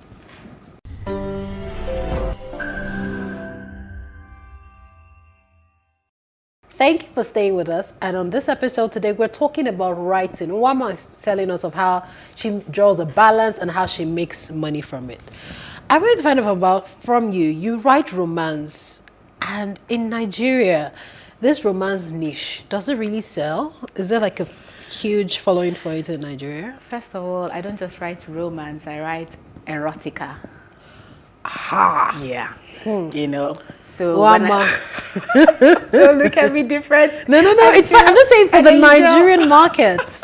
How has that helped in the, you know? When I first put my very first book, Stormy Passion, on one of the, I think it's probably Africa's biggest reading platform, and before I put it there, when I started writing this book, and a few of my friends read it, there's a group I belong to, some of them are quite righteous, you know, and they're like, oh no, this book won't sell in Nigeria, you know Nigerians are religious, you know Nigerians are XYZ. And I said, well, I've written it, there's not much I can do, let's see the reaction. So I put it on this platform, and in 2 weeks I became their highest bestseller. Oh wow. So I beat out the business books, I beat out famous authors whose books they had on their platform. So I was telling the owner of the app that, look, I was getting this feedback, sir, you know how we are, we are religious in the outside. You know, so people read them. And then I did an anthology with about 20 other African romance writers, and they gave the same feedback. One of them is an LGBTQ writer, and her books are doing very well. So yeah, there's a huge market. It might be a closet market, but there is a market. Interesting. So why don't you give like an advice, or what would you say to someone who is writing? And you know how with everything we always have this imposter syndrome of how you feel this is not good enough, this is not good enough, you're training to the brain. How does that person move on from there? What will you say to the person? I think maybe say to yourself, okay, yes, I'm an imposter, so what?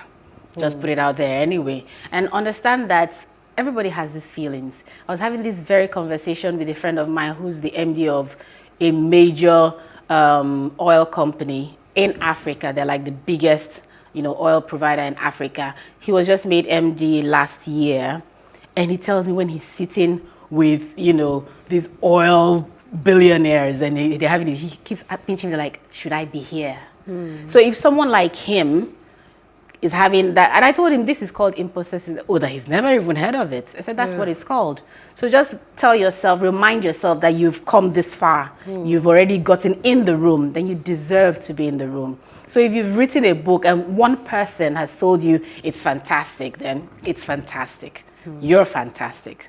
Just have that at the back of your mind. Of course, that imposter syndrome will always whisper to you. Have a support system too, that helps. Okay. I mean, I know some of these women who are my friends who are religious, but they say, look, Wama, I won't read your book, but I know you are gifted. I've seen other writing you've done, so just run with it. So find yourself a support system.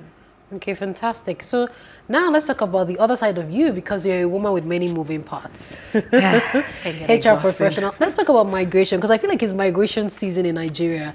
You meet someone now, they're relocating, it's not Canada, it's somewhere in Europe, they're moving to the UK, everybody just going out of the country.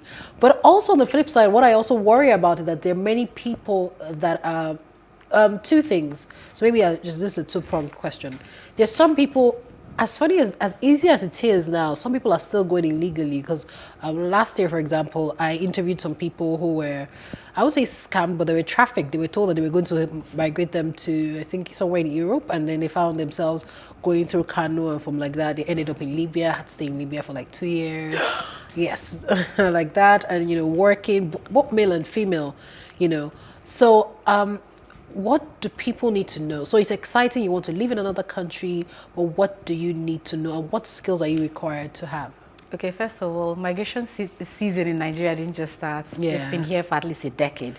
It's just that it seems that with each passing year, it becomes more frenetic. True. You know, everyone's like, okay, it's now. And then your circle begins to be impacted by the season. So it feels like everybody you know is talking about it. So it has been around for a while. And I think that people get into trouble because they don't realize that there are so many choices out there. Most people are focused on Canada, the US, the UK. That's about it. But there's a whole world out there that you can, migrate to and make a difference in. And these countries, small but countries with strong economies, are looking for what we call international talent. We don't like to call them migrants or immigrants. International talent. They are looking for these people. So all you need to do is redirect your focus. And then again, you need to vet who, anybody can tell you they're, but they've got to show you proof that they've either moved other people there or they themselves have moved there. And then also, I think a lot of people think that once you're maybe at a certain life stage or you're at a certain level, it's harder for you, so you have to do it through underhanded means. I know a lot of us Nigerians, we like the back door. Yes, because we feel, okay, we're already disqualified, so let's just find a back door. There's no disqualification. It doesn't matter your age, your status in life, whether you went to school or not, or how long ago you left school. There are countries, especially in Europe, which is my area of focus, that there are ways to get in legally. And in literally months, you would have a temporary residence permit. Oh, literally months. And the only reason why some of these countries is taking months now is because of COVID. So there's skeletal services, most people are working from home. So for the few people who are working in the offices, they are few and can impact output. But otherwise, can be done legit.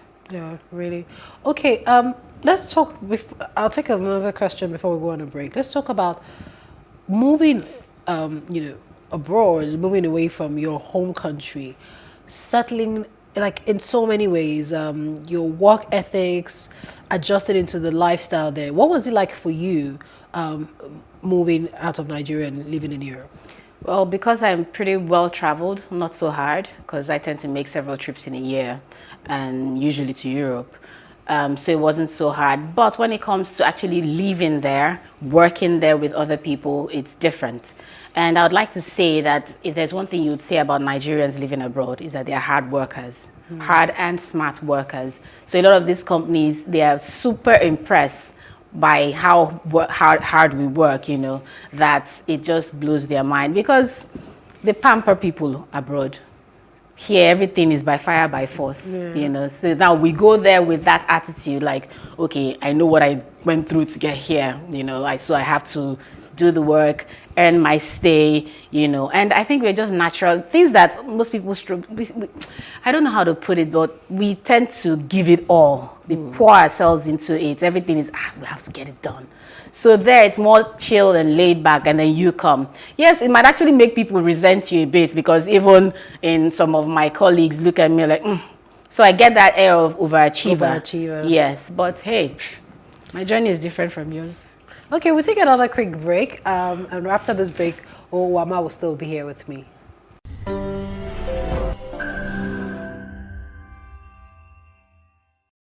Thank you for staying with us. I am speaking with Wama, and we are talking about different things. We've talked about writing earlier on. Now we're talking about migration. We're just talking about different things. So Wama, let's talk about. So it's fantastic that you talked about Nigerians and their work ethics and how they work smartly. But let's also, is there a flip side to this? Is there also Nigerians who don't realize that, look, this is not home anymore. I can't behave anyhow or do anyhow? Yes, that's on the other side as well, because there's good and bad, So while I've also encountered the Nigerians who would work hard, put in their best, there are also, a lot of the times, yes, you're working hard, you're working smart, there's also integrity questions. So you find people looking for shortcuts, you find people also looking for ways to, they're not focused on the work because they're thinking, okay, is this the best place for me, or can I still go to Canada? So they're distracted, and then they're just people who just feel like, look, just understand that, anyhow we go rough am. I hear that you don't know how common that phrase is, anyhow, we go run am, and I always give run what? You can't bring that same attitude that you think you were leaving behind with others, and then bring it here, and it won't affect you. I know someone who lost his job, and this is a great job that people, try to get. He got it in a short space of time. It's a major financial company, global financial company. Got a great job, paying well, and then through really silly ethics decision. Him and his friend decided to dub one thing or the other, and HR found out. While one of them, and they were both Nigerians, while one of them was feeling a tad, bad about it, the other was like, anyhow, no mind them, we go talk to them, go. That's not the case here. They will bring out policies and procedures for you. And I said to my friend who was telling me about it, if I was HR, we wouldn't even have a meeting about it. I will type your letter and you are out. Wow. Let's talk about racism, because I think one of the worries for many people, in fact, this morning I saw a video, how does one deal with racism when, they move out of the country? Now, that's a tricky question, because you will find racism.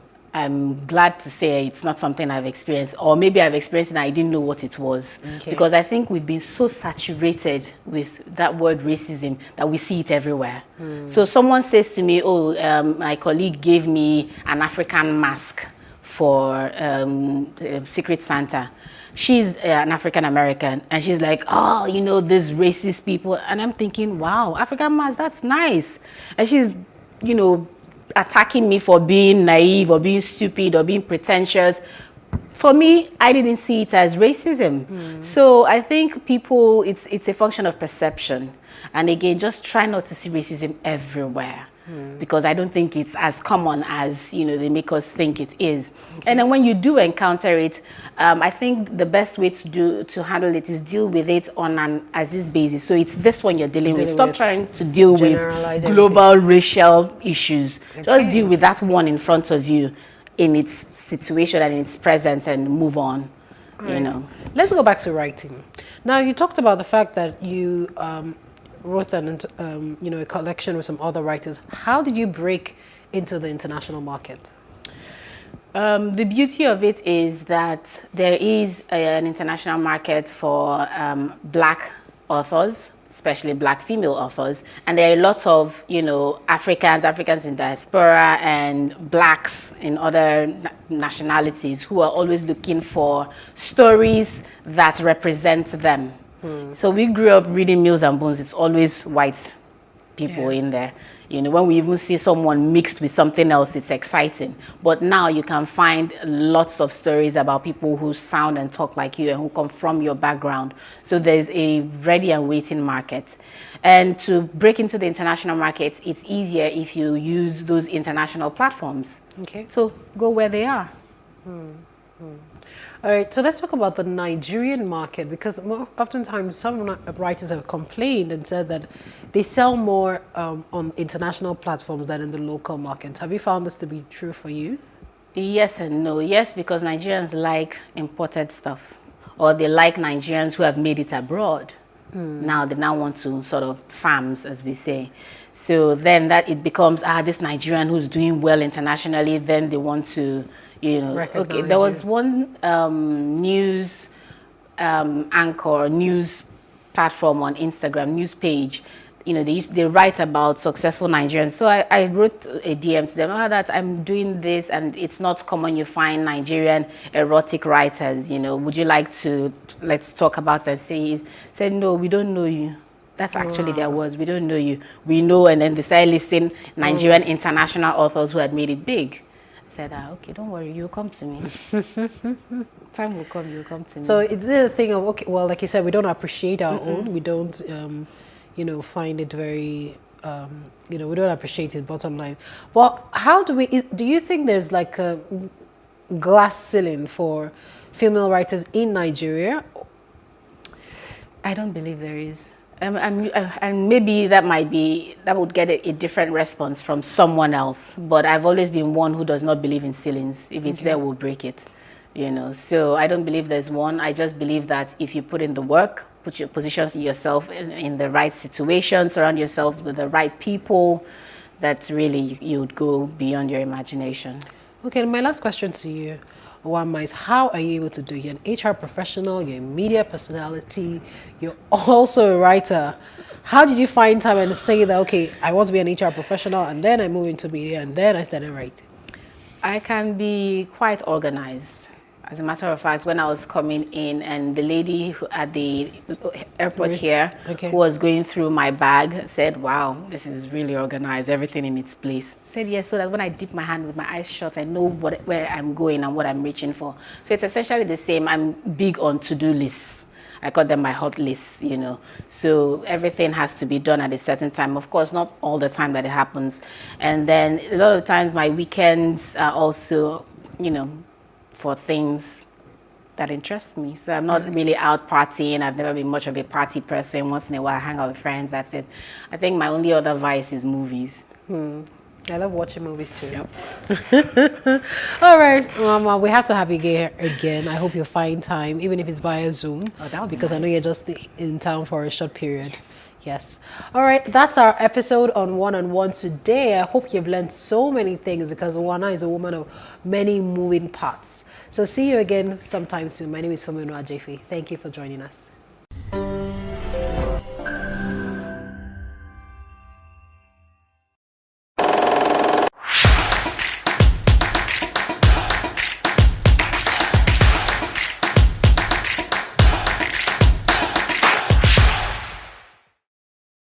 Cooking is considered a basic life skill, but some have honed that skill and turned it into a profitable business. This is the story of Abiola Akanji, popularly called Chef Stone. Abiola Akanji discovered his love for cooking at a very early age. The name came from business school. When I was in business school in London, they used to call me Mr. Stone, the man that cannot be moved. Because when I set my mind to something, there's nothing you can say to stop me from doing it, basically. Unlike many boys, I was in the kitchen more than on the field. I wasn't a football person. I wasn't really a sporty kid. I spent a lot of time in the kitchen with my mom. I was really fascinated with food and baking and anything to do with food.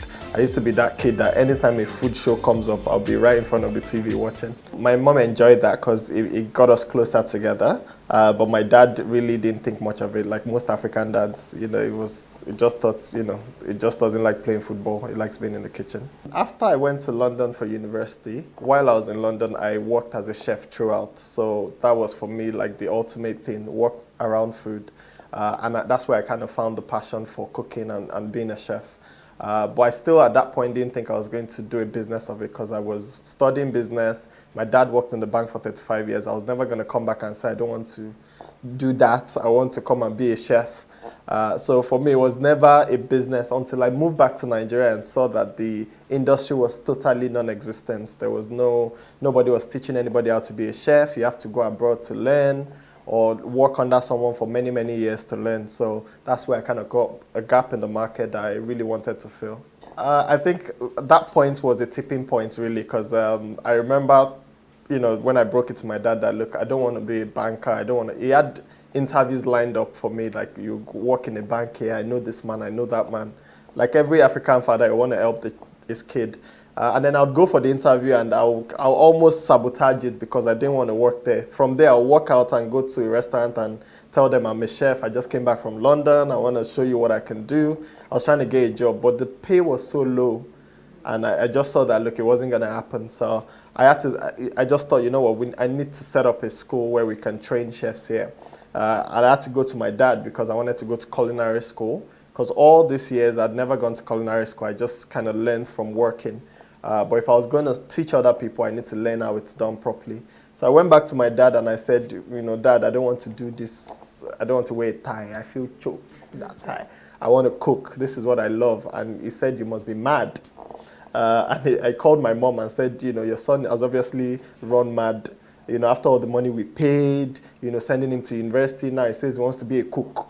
You know, that talk to your son, you know, talk some sense into him. And my mom was very supportive. She said, you know what, this is what you want to do. You know, she tried to talk to my dad. It was a little bit of a fight at home, but eventually my dad came through and said, he thought it was a phase. He thought, you know what, let me send him to culinary school. Maybe after a while he'll come back and see that that's not really what I want to do. But it stuck because, you know, I'm the stone. If I set my mind to something, I just have to do it. So, you know, I went to culinary school and he supported it. Today he's proud of me. He always calls me, my son is a principal. He owns a school here, owns a school in Abuja. So he's very proud now. I'm glad. The culinary school was 6 months. I did a program at the French Culinary Institute in New York. And for me, I didn't go to culinary school to learn how to cook because I'd worked in 5 restaurants, some of them really top restaurants in London. So I knew how to cook, but I wanted to understand the teaching side. I wanted to understand how to run a culinary school, the business side of it. You know, so when I went to London, I studied business. It really came in handy as well. So all my time in culinary school, all I was gathering was data and knowledge. I pretty much used to talk to everybody from cleaners to receptionists because I wanted to understand everything. And with cooking of food also, I wanted to understand the whys and the whats and why are we adding this? Why are we doing it for so long? So I'm one of those annoying students that will keep on asking questions. And that's because everything I learn to be able to reteach. So for me, it was very important that I understand everything around it. You know, part of the deal with my dad was, look, if you're going to go to culinary school, it was going to pay half of it, and if I can raise half of it. So I did raise almost half, but it paid the rest. But in raising that half, I sold everything I had, basically. I had a car, I sold it. I started a dry cleaning business. I sold that to my friend. I borrowed money. So I came back to Nigeria, and there was no money left to start up. Even though I had these big dreams when I was in culinary school that when I get back, it's going to look like this, it's going to look like that. But unfortunately, I came back and I was broke.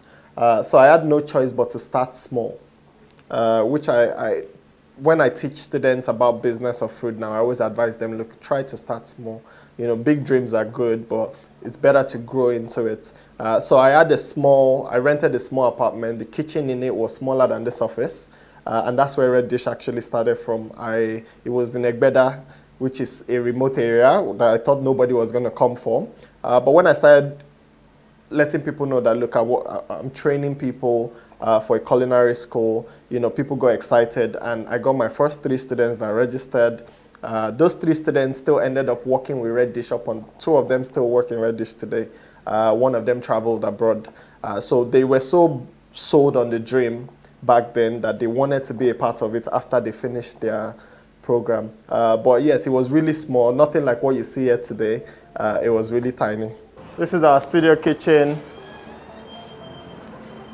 We use this for recording sometimes, and sometimes we teach here as well. The professional 1-year students use this as their classroom as well.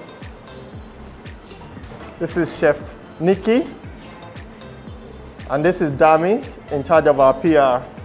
I think when I started, I had a lot of doubts. At the point I was thinking maybe I made a mistake. Maybe I should go and beg my dad and say I want that bank job, because it was tough. Because first of all, Nigerians thought, even one of my friends was telling me that, why are you trying to teach people? Nobody wants to learn. They learn from their mothers, or, you know, why are you trying to teach people how to cook? This is stuff that people learn at home, and they're like, you're a guy, you should be working here. So I had a lot of negativity around it, that, you know, this is never going to work. You know, people thought that after like a year, everything will fall apart. This is not a business that's sustainable. So that was tough. And then also, you know, sourcing ingredients. I came back from French culinary school where they taught different things. Here in Nigeria, we did not have a lot of the ingredients. So I had to almost dumb down the syllable a lot to start. And then we built on that again. So it was tough. A lot of Nigerians didn't know a lot of the stuff that we were trying to teach then. So we had to come down and go back and review. And a lot of things I learned along the way about running business in Nigeria. Because while I was in the UK, I used to run a business there. It was very different to when I got here and I saw the way things were done. You know, you don't have any support from the government, you don't have support from anybody. You're pretty much on your own. So it's been tough. All right, this is the pantry. Very, very busy. You can pass through. We call this the demonstration kitchen or the demo kitchen. And this, the different classes go on here, but the continental class is currently going on here. Chef Isi and Chef Lola. What are we making today? Okay. I think for this business, it's been mostly organic growth. We've shied away from trying to get loan and trying to get finance, because we find that, look, you don't want to put yourself in the corner, especially in this economy where things are not as it seems and things are very quick. So the dollar is increasing every time. If you get a finance from an American company, for example, and they give you dollars, they're going to expect dollars back. By the time you're paying the dollars rate has changed, you're losing money. So for me, I've tried as much as possible to grow as organically as possible, so that we are not, shackled and tied up. But, you can still get finance, you can still get capital, but we have tried as much as possible to just grow organically. So when I say organically, I mean, basically, like I said, I started small. And when I started with almost nothing. I did all the decor myself, I did woodwork myself, everything. I came from a DIY culture, living in the UK, so I did a lot of that myself. So as people paid money, as the money was coming in the business, I was reinvesting in the business. And then when it was time to move from my home to another place, I met a friend that is now the director here. He runs the Lagos school now. So he was the only person that believed in the dream and put forward some money towards the business. But since then, what we've basically done is reinvested money back in the business. So we are not frivolous people. We're not trying to be big boys. So we try as much as possible to just reinvest the money in the business, use it to grow the business on its own.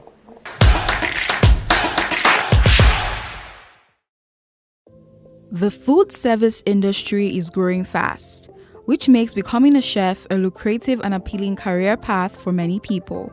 Additionally, the growth of the Food Network and proliferation of YouTube celebrity chefs have glamorized the industry. However, success in the food service industry isn't easy. 60% of restaurants don't make it past their first year, and 80% go out of business within 5 years. According to an IBIS World Report on single location full service restaurants in the US, 67% of a restaurant's costs go directly to wages and purchase expenses. Additionally, the average profit margin for restaurants after removing all other costs is only 6.2%.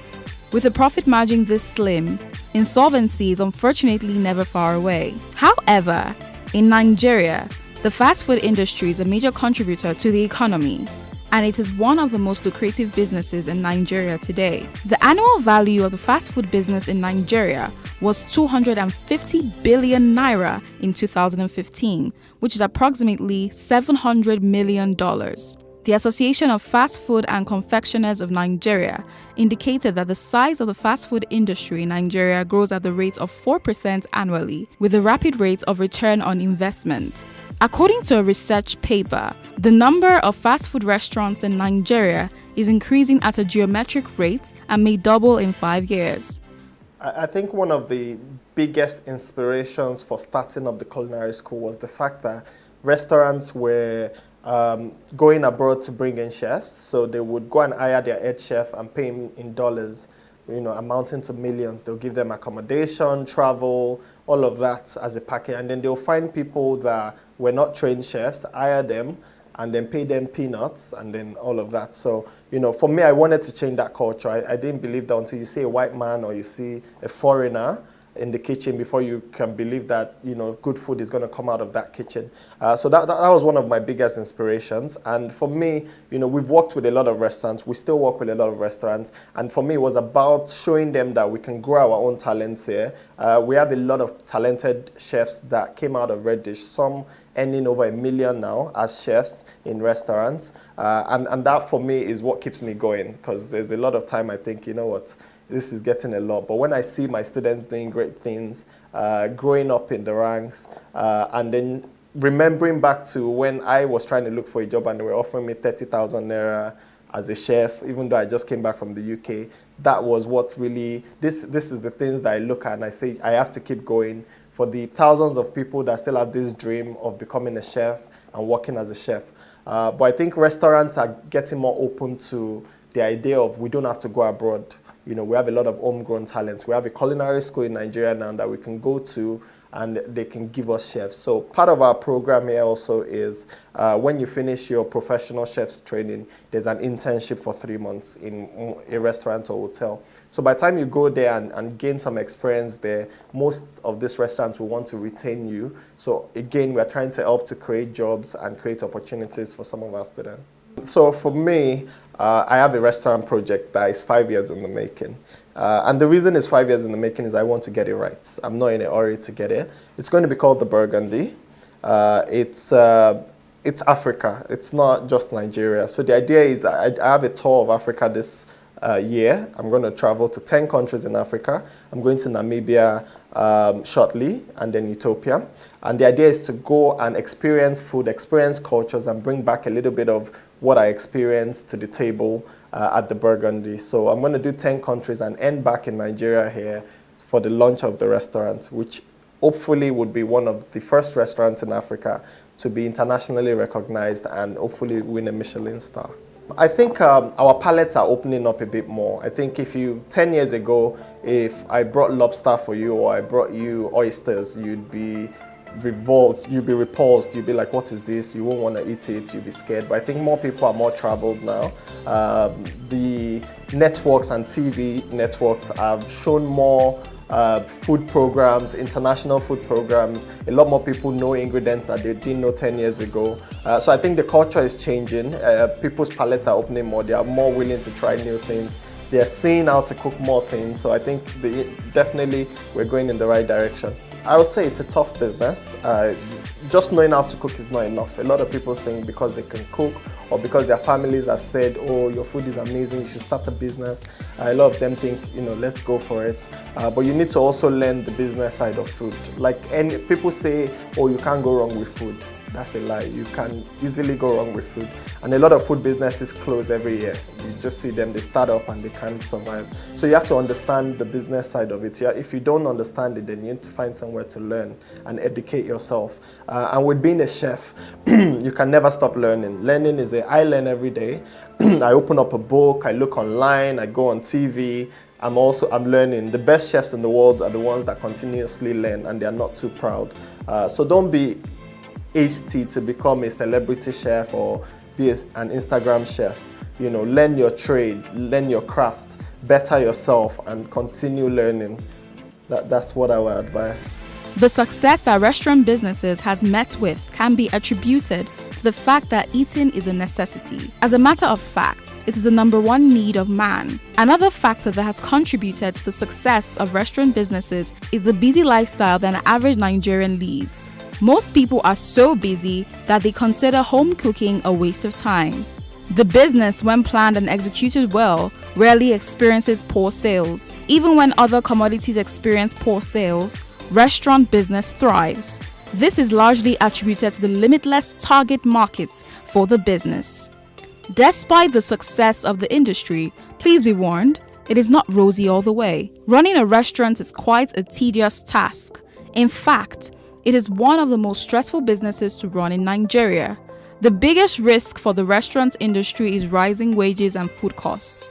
If you're not constantly working to improve profitability and grow your revenue, the costs will take over. Despite the challenges associated with owning a restaurant, many individuals have found successes in this sector of the economy. According to Chef Heroes, in an economy like Nigeria's, where it is difficult to get funding, food business is one of the fastest businesses you can start with little or no capital. As a matter of fact, he stated, I started my business with 25,000 naira, and today we are a multi-million naira company. A lot of people have seen the journey of a few chefs and have been inspired by it, so much so that I can advise that if you are out of a job or you are not getting enough on the job, start a snack business and deliver to your friends. Before you know it, orders will be coming in. There is enough space for everyone. We are a country with a population of about 200 million people. People need food. The demand is really huge. Thus, venturing into the food service industry in Nigeria with proper planning and execution is definitely not a bad idea. Part of the things we're still struggling with now is the fact that a lot of people have spoiled the name Nigeria, and one of the things we're trying to get, one of the accreditations we're trying to get is City and Guilds, which we got so far with them, and then all of a sudden they said they're not doing Nigeria anymore. Like anything Nigeria they're not doing, because so many people have been so fraudulent with it. Someone will get the accreditation and then be selling it to other schools, and then they would be using that person. So, it was hard for them. So they had to stop it. So we're now going through Ghana which, you know, doesn't make a lot of sense, you know. So I think a lot of things has gotten to that stage where we're having to double fight. We're having to give them extra assurances. So we've partnered with a lot of bodies. We've partnered with some other schools abroad as well, so that our certificate is also recognized in those countries. So we're having to go through channels that normally should be a simple process for us.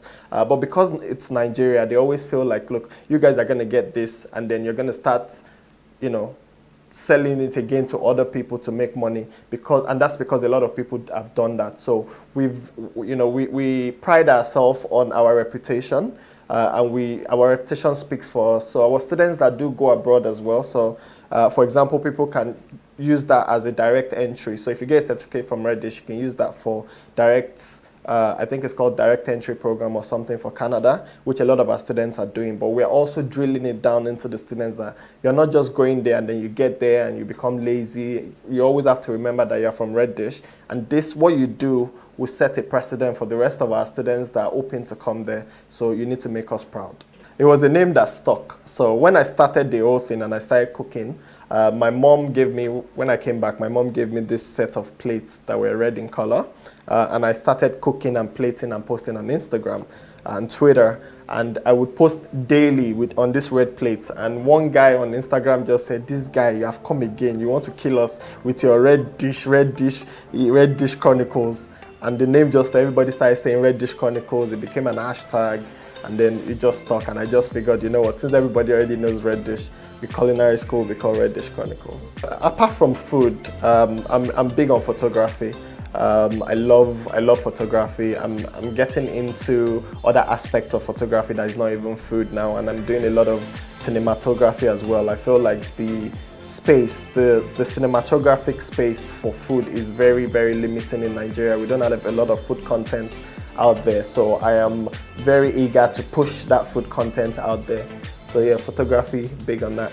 I like holidays. I don't get a lot of them, but my wife forces it. Every year we have to go somewhere at least, or 2 places. And when I'm on holiday, I try as much as possible not to think about work, or I will go and hide somewhere and quickly text and say, "You guys must do this," and then get back to the holiday. And so I do like traveling a lot. So I use that because when I'm in Nigeria, there's no chance. I'm working Monday to Sunday. I'm working from early. I'm first to get to the office, last to leave.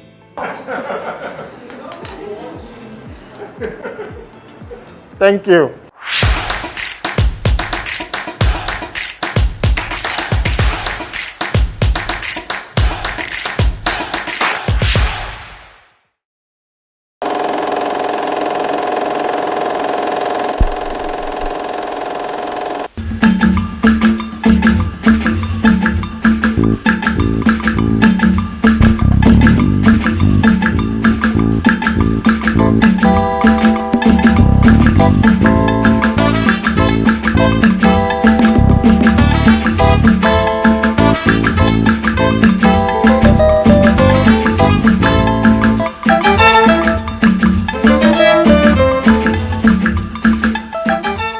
Hello, welcome to this edition of our program, your program.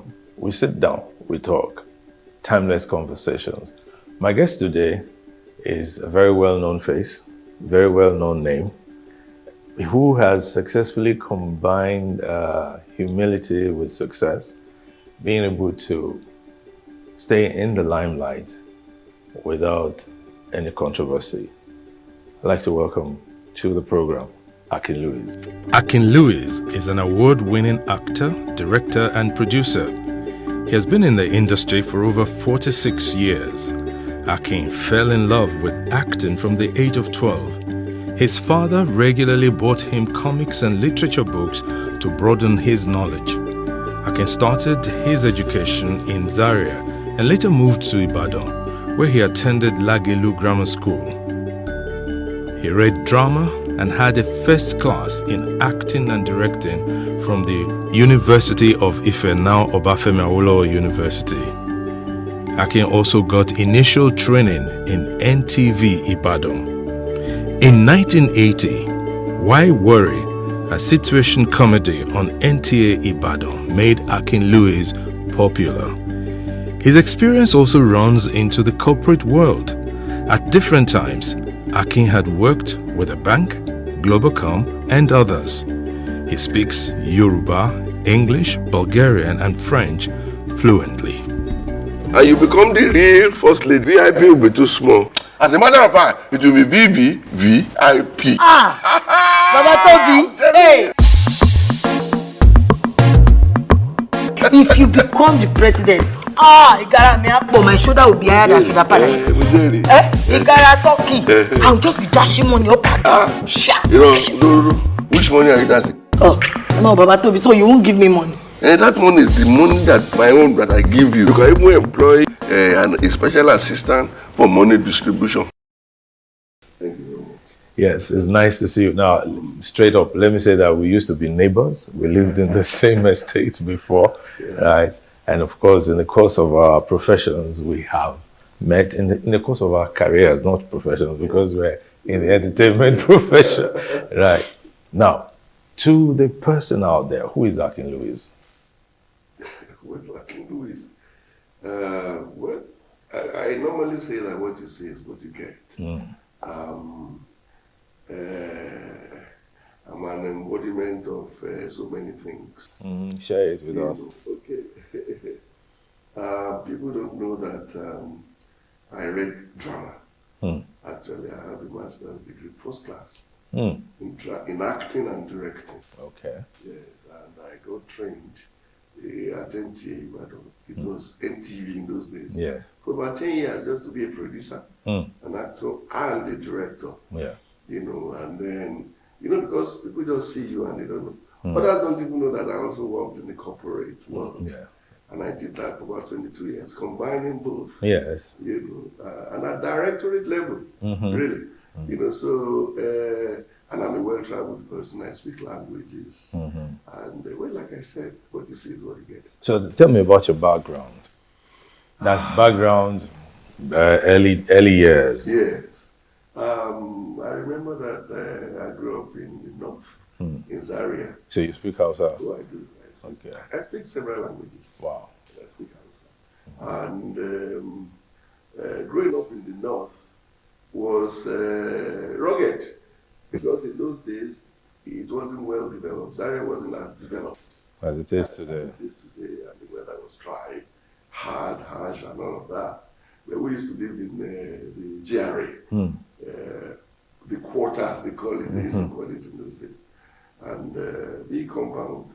I had neighbors that you had leases. I had dogs, and with my sister, we were all doing that. But when the pogrom started, that thing that led to the civil war. Yes. I was almost killed. Matter of fact, I was killed. Say that again. I was almost killed. Yes. But in the mind of the fellow who did it, okay, he killed me already. Tell me that. Yeah, because what they did was, as it is, I was a lot lighter, and then I have this mark. Okay. And, this. So I passed easily for an Igbo boy. Wow. And that's what they didn't bother to find out. This mark, which I got from a broken bottle. Yeah, I was going to say, how did that come there? I fell into the gutter years before. Yeah. And so that had healed. My father said you shouldn't stitch it. Stitch it, so it healed on its own.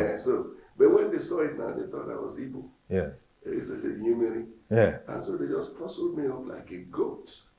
Yes. And put the knife there. What saved my life was that he now started to chant this whatever. He was chanting. Yeah. And then my mother came running out of the house. Somebody had told her. Yeah. And she just barged into us, and everybody ran helter-skelter. Now my mother, until she died, was very fair-skinned. Really fair. Yeah. And that was where I got my color from. Then. And then she had tribal marks. See? That was another thing that saved also. Wow. Because she didn't have, they would have killed her first. Oh, okay. Where was she from? Ibadan. Oh, Ibadan. Okay. Yeah, she's from the royal family in Ibadan. Yeah. So she had this Ila from Ibadan, and that was saved us. So eventually, when everybody settled down, they knew my father. Oh, God. They just didn't know that I was his son. I was the son. And so when everybody settled down, it was like, okay, is him sorry, I'm sorry. And then they went across the road, killed somebody else. In lieu, And then they said, okay, No that's more. it too. You should forgive us eventually. So that's how you actually were killed. Yeah. But didn't die. I didn't die, but that's how I was killed. And then my father came back. And that's how he sent everybody down south. He remained there. He remained, working. Yeah. He sent everybody Where down was south. he working there? In the railways. He was an engineer. Okay. And that's how we came back home. And the war started. Wow. From all of those. Okay, so now you returned to Ibadan. Had to do primary 6 again. And then got into secondary school. Which secondary school was grammar it? school. Okay. Yeah. And well, I'm proud of that school. Yes. That's the school that the former governor attended. Which one of them? Ajimobi. Ajimobi. Yes, Oh, that's the school.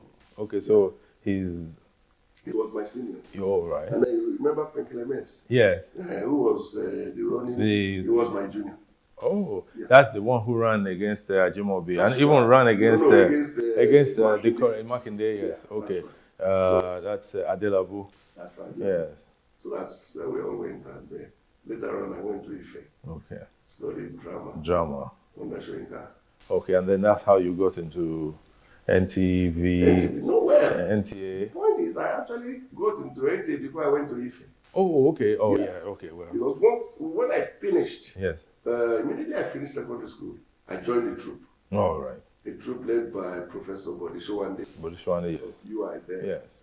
Odu themes. Mm-hmm. And then I started learning the rudiments of theatre and all that. Theatre and all that. And that's how I got into NTA. Yeah, okay. As an actor. Okay, so you were already working. Yes, I was working. Before you went back to school. Yeah. Okay, that's my story too. So.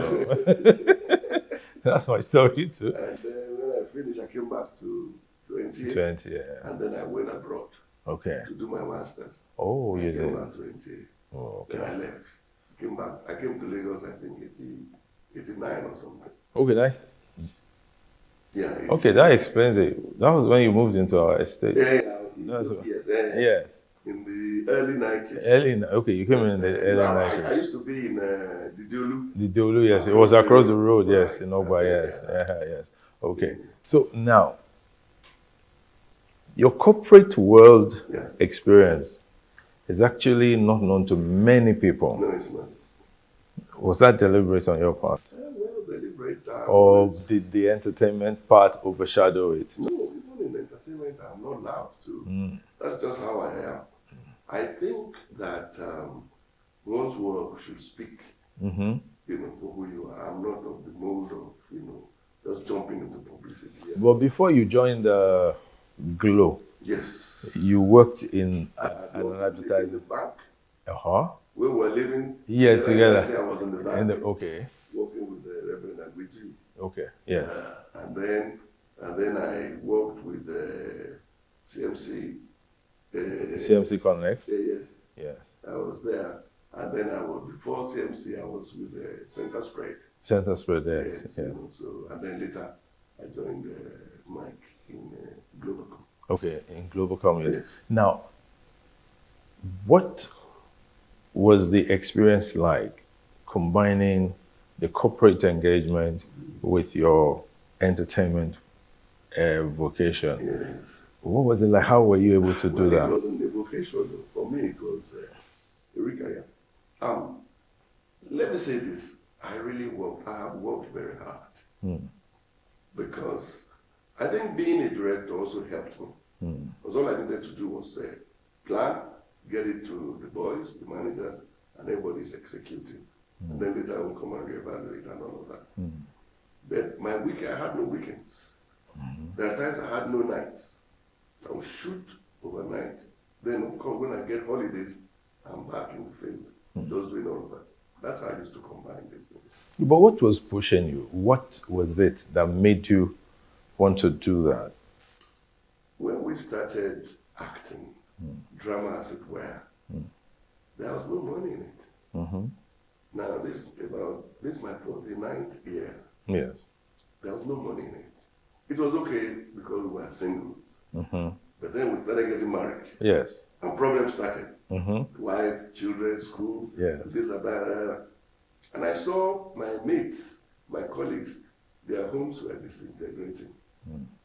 So according to my people, Okay. So I now said, listen, no. And I have the certificates. So I just said, let me go back to the other side. Yeah. Get money from there to live and keep doing my stuff. And that's exactly what I did.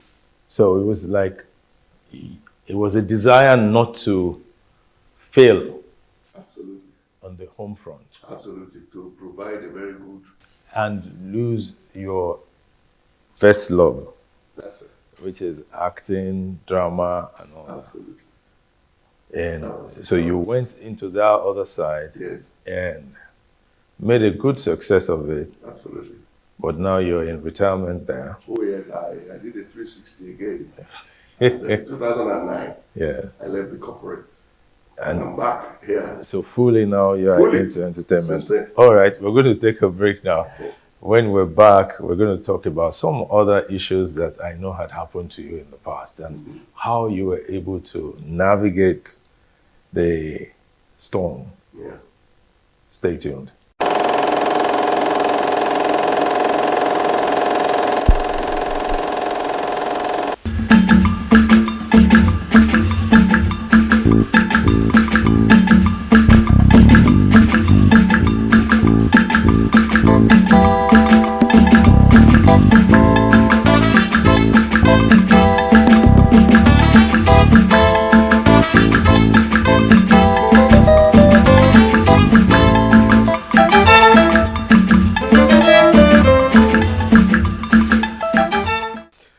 Welcome back. I'm still talking with Akin Louis. Now, let's go into that area you wanted to say. Yeah. The home front. Yeah. How were you able to sustain that home before the bubble burst? Because I know the bubble burst at some point. Yes. I mean, Humpty fell and you couldn't put it back. Oh Lord, that's even worse. Yeah. I mean, with all these monies I was getting from the other side, I was able to, I mean, my children were going to the best schools. Yeah. You know, my wife was comfortable. Everybody, I had my car, they had their car. And, you know, we were living ever after. And then suddenly something burst. But it wasn't me. Yeah, well, people say you fall in and out of love. So, love took a holiday or something? I don't know about that. Maybe she did, but I never did. Because she, you know, we were together, we dated for like 7 years. And then got married for like, officially for like 21 years. Yeah. And she was. There's this thing that the women folk sometimes say that men don't have emotions. Do men have emotions? I don't know what they're talking about. Men have emotions. I will know my women. Yes. Our mothers raised us. Yes. And they have emotions. They put them in us. Yes. We have just been trained by our understandable. You can still run with the inflation, with the price increase over there, compared to the price increase with last year. It's not comparable. So I have a question, Vivian. Help me out because now it be like say when we want to do birthday, we go mix garri, we go make a rice, use a snap picture. No, we can do what Bobrisky did and put a cardboard underneath and just decorate it for picture and give people cupcakes or nothing at all. It's not by force for you to eat cake. You know, because Vivian, on a serious note, let's move to cake. I ordered a cake of 16,000 naira. I was expecting one gigantic cake to come. When I saw the cake, I was weak. It looked like the cover of a Tupperware bowl. You know, so help me. You said what, Vivian? I say a 16,000 cake has to be a small cake. Vivian, but it was not so. In the beginning, it used to be about 20-23 inches of width. So at a now, time. with the current reality of things right now, so just our reality. Vivian, help me out. Walk me through this costing. How do you cost your cake? Because it is ridiculous. So I know they order birthday cake again. Just give me the money instead. I'll use it to go and buy something else. Dash the child the money itself and let them go and use it for something else. You know, so walk me through. Let me run you through the costing of producing a cake. Yes. Okay, now, so I need to produce for instance, an 8 inches cake. which is a medium cake Yes. for a birthday. I'll think about the flour I'm going to use. I'll think about the butter I'm going to use. Now, for you to use good margarine to produce your cake, you have to spend money. I mentioned earlier that the cost of egg have actually also gone up incredibly. And these are the 3 vital ingredients that makes up a good cake. You need flour, you need butter, you need sugar, you need eggs. And these prices have gone up so bad, that you need to, by the time you calculate your cost on just a medium-sized cake, you are spending about 11,500 to produce this cake you are talking about, an 8 inches cake. Remember, you are still going to pay rent. You are going to run the generator because there's no light. There's practically no light anywhere in Nigeria. You're going to run diesel. You're going to buy diesel to run the generator. I mean, do you also know that gas has also gone up? To fill up a 0.5 cylinder of gas is about 10,000 naira. It used to be 2.8 just 8 months or a year ago. It's now 10,000. So by the time you put all of this together, you have staffs to pay, of course. You're going to take off salary. You have salaries to pay. You have. The truth is that the cost of production is high. Encompasses a lot of items. There's no way you can produce at say 15,000 naira and then you sell at 10,000 naira. It doesn't make sense. Absolutely. In fact, that it doesn't make sense. You're actually just hitting the point on the head, because I bought gas actually today at 10,500. Large or small? The 12.5 kg. Okay. I bought it at 10,500. 12.5 kg. Yes, 10,500. But let's take a very short break, right? When we come back from the break, we'll take your comments and we'll continue the conversation. Stay with us.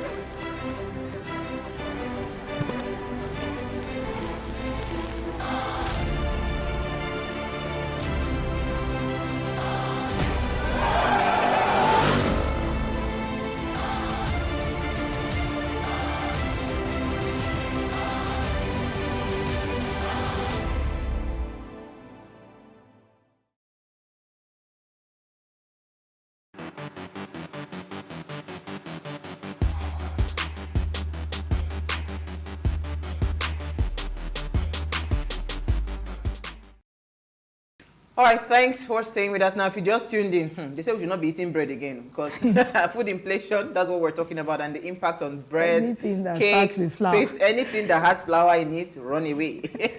All right, and we have Vivian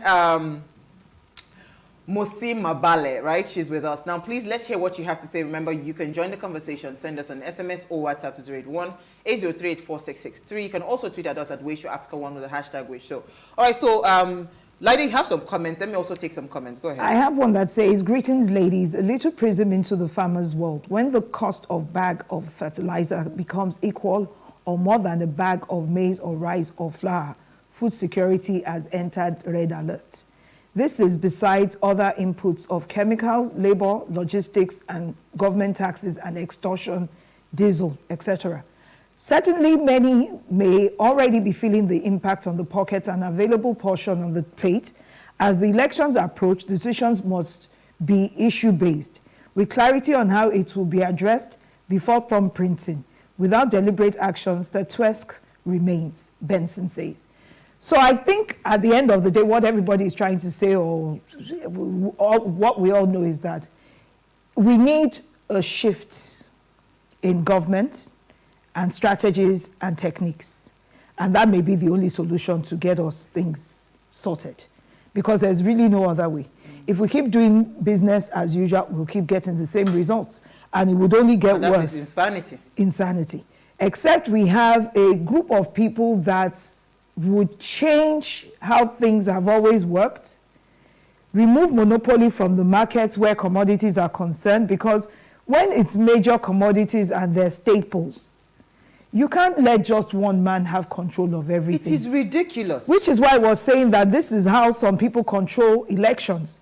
When someone has the monopoly of such commodities, he would only support a government that favors his continued business. Stay in business. Do you understand? And there are many people like that in the back that you don't even see, you don't even know they have a hand in government, but this is how governments are made. So take away monopoly from a lot of people. So my sister, there is nothing that is working in Nigeria. Can you just imagine bread has become food for only the rich? At the moment, we are in pain. All of the nation under the present government of the day, and they don't care. All they are after is how to win elections as if they know tomorrow. It's terrible and annoying. Great topic today, Bobby Kennedy from Jalingo. Thank you, Bobby Kennedy, for your contribution. Someone says the lady with pink hair, her name is Vivian. The lady with pink hair is making good points. Waiting happen. Oh, okay, that was yesterday. That was yesterday's show. I was like, all right. So Vivian, let me come back to you. Sorry, they're watching it on GoTV. Vivian, let me come back to you. So I like the fact that you've broken down the costing for us, right? So it makes sense, it makes clarity as to how we can understand where the bakers are coming from. But if you had something, that you are going to be telling us, as the people that are the consumers of your product, because what eventually I see happening is people just completely, staying away from anything, pastries, cakes, or whatever. They just stay away from it and just go and look for anything food at this point, So how do we start to manage expectations even from the people? Because I remember I ordered some brownies and the lady told me that, Ma, if we go by the old price, right? That the old price is, so no, they had reduced the pieces, the number of cubes of brownies that I would get. Yes. But if I want to maintain that exact same size and the exact and the number, and that I just needed to add an extra 1,000 naira on it. That wouldn't sound bad. So it didn't stand bad to me. I said, please give me the old size, and I bought it. So how are you managing, right, your customers? How are you managing to explain to them, and not so that you do not also, because this would have a major impact on small businesses. Businesses will lose, customers. So how are you managing that with your customers? Okay, like you rightly say. So for me personally, I try to make you understand where things are right now. I could advise you to go for a smaller cake instead of a bigger cake. So if the size of cake you used to get before for, say, 25,000 naira, right now that same size is going for about 40,000 naira. Okay. To advise you, okay, you want a cake, you need to get a cake, because I also need to be in business. Let's come to a compromise. Let's do a smaller cake for you. But if you don't mind that you can still pay for the same size of cake you always want to get, you have to add a bit more money to get that same size. So really, it's just understanding. Most of my clients understand that things are happening. We don't want to cut down on quality. We still want to give you the best, which you've been getting from us way back. We don't want to cut down on that quality. So you understand that for us to still maintain the quality and give you, okay, now let me digress a bit. So something is happening in the industry. People are bringing in things just to make for a makeshift to get a piece of cake. Now, I have someone I order for food from. The guy called me and was telling me that, madam, I want a cake. And I'm like, oh, your location is quite far from me. Why do you want to get a cake from me? Because I'm really far from you. He said, because I know you. I know the things you buy. I know how you still buy the items used in producing cake. Right now, the market is flooded with a mix. It won't be flour mixed with cassava. A mix that you can just mix and just bake a cake. And the guy says it's very dangerous, but people don't know. So you might even see a cheaper cake right now, and you feel that, oh, I'm buying a cheaper cake. But the truth is that good cake is not cheap, and a cheap cake is not good right now. So you need to understand that if you have to consume cake, you need to understand that things are not the way they used to be. We can either go smaller in quantity or you go higher price you're willing to pay. But let me ask Vivian, because we have talked about the airline and we talked about collaboration, right? So are bakers coming together to collaborate? So here's my thoughts, right? If, for instance, probably I have a big production house and maybe the production has gotten drastically low based on all of these challenges that are happening. If I'm able to find other bakers that have the same, because it's the same capacity. Now, can we all come together? Yes, it's the same diesel that we will burn, that if we were baking one, it's the same diesel we used to bake 500. Yes. So are there thoughts in the line of collaboration? If you're near my neighborhood, can we join forces?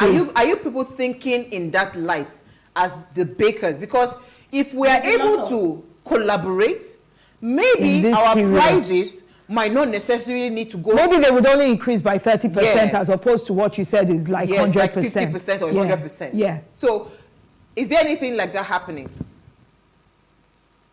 There's a lot of collaboration going around. Sometimes I come together to say, let's work together. Let's do this together. Just like you rightly said. Let's do this together. Let's see if we can reduce cost of production. But the truth is, even if we all come together, all the bakers in Nigeria all come together and say, let's collaborate and produce together. The only cost that will be reduced is cost of diesel. All the ingredients will still cost the same. Expenses are still there. Because the thing is, for you to have a good bread, for you to have a good cake, it requires ingredients. It requires materials coming together. And the prices of these materials are not reducing in any way. Even if you are buying bulk, even if you are doing a lot of bulk purchase, the price is not reducing. But so you are still stuck in a way. The only, of course, there will be a reduction in production costs, but the only reduction you are having is reduction in diesel, probably.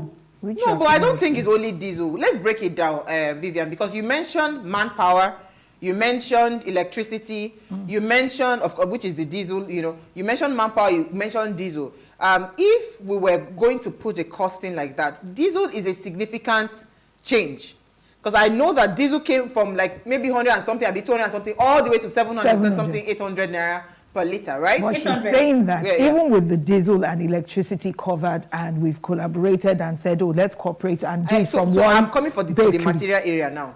I'm coming to the material area, but I'm saying that if we check the cost of, it's not a small, it's a significant savings. Yeah. So 20% So can we not then match that up with the cost 20%, maybe 20%. Now, wow. She said maybe 20%. Vivian, you sure say you want to with the chop cake again? I think what they're trying to tell us is that we should take a break from eating cake and bread. But that won't happen. Take a break from eating cake. We need you to eat cake. We need you to eat bread. We need you to eat cake. People are doing celebrations every day. Weddings, I'm saying birthdays. You would also need to know that to get these cakes done, to eat this cake, it's coming at a cost for both you and for me. What is our way forward now? Delay children's wedding.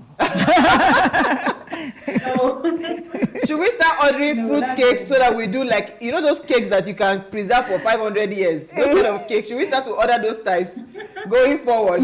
Fruit cakes are actually quite expensive. They're very expensive. If you compare to the normal angel cake and vanilla cake and sponge cakes that we take. Fruit cakes are very expensive. There's no way out. The prayer is that regardless of what the economy of the jungle is, we shall never eat grass. Amen. We won't eat grass. Exactly. All right, so let me take a comment. That's our prayers right now. Good evening, ladies. It's really disheartening to hear how prices of foodstuffs are increasing daily. I have a question for Vivian, right? If the flour is mixed with cassava, is it still okay and safe to consume such? Is there any alternatives? This present government has borrowed so much and nothing to show for it. If we don't get it right this time around, I'm afraid of the future of this country. Thanks and have a good weekend. This is from BC. So BC has really asked a very valid question, that I also thought it's important that we talk about it. Cassava is not so bad because I remember during Jonathan, why are you eyeing me with corner eye, lady? During Jonathan's regime, there was a time in this country where they were seriously considering using cassava flour to make bread. I think they even rolled out some.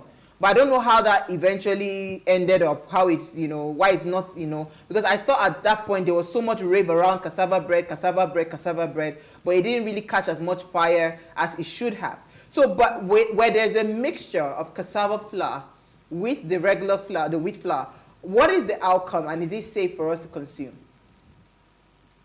Cassava in itself is safe to consume. So it's not bad because our gari is made from cassava. Of course. We have so many things that are made from cassava that we are consuming and we are healthy, we are okay. But the thing with cassava in flour, especially when the cassava is more than the wheat, you do not have a cake anymore. You will have amala, rock solid. It's not cake, it's something else you have.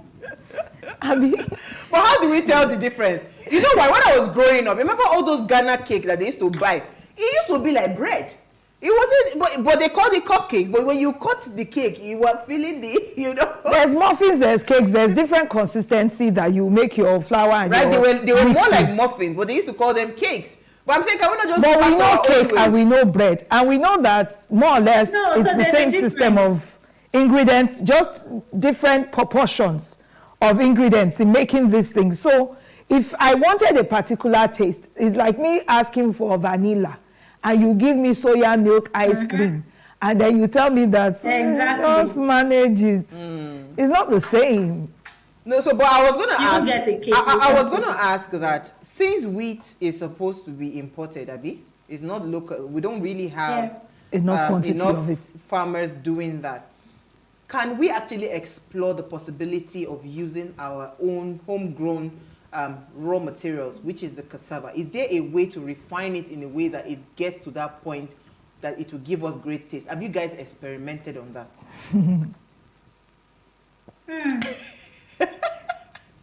I like the way you sighed. Because here in Nigeria, to experiment on things like this, there's a lot of things that's going to be involved. No, but so I'm sure someone is doing that.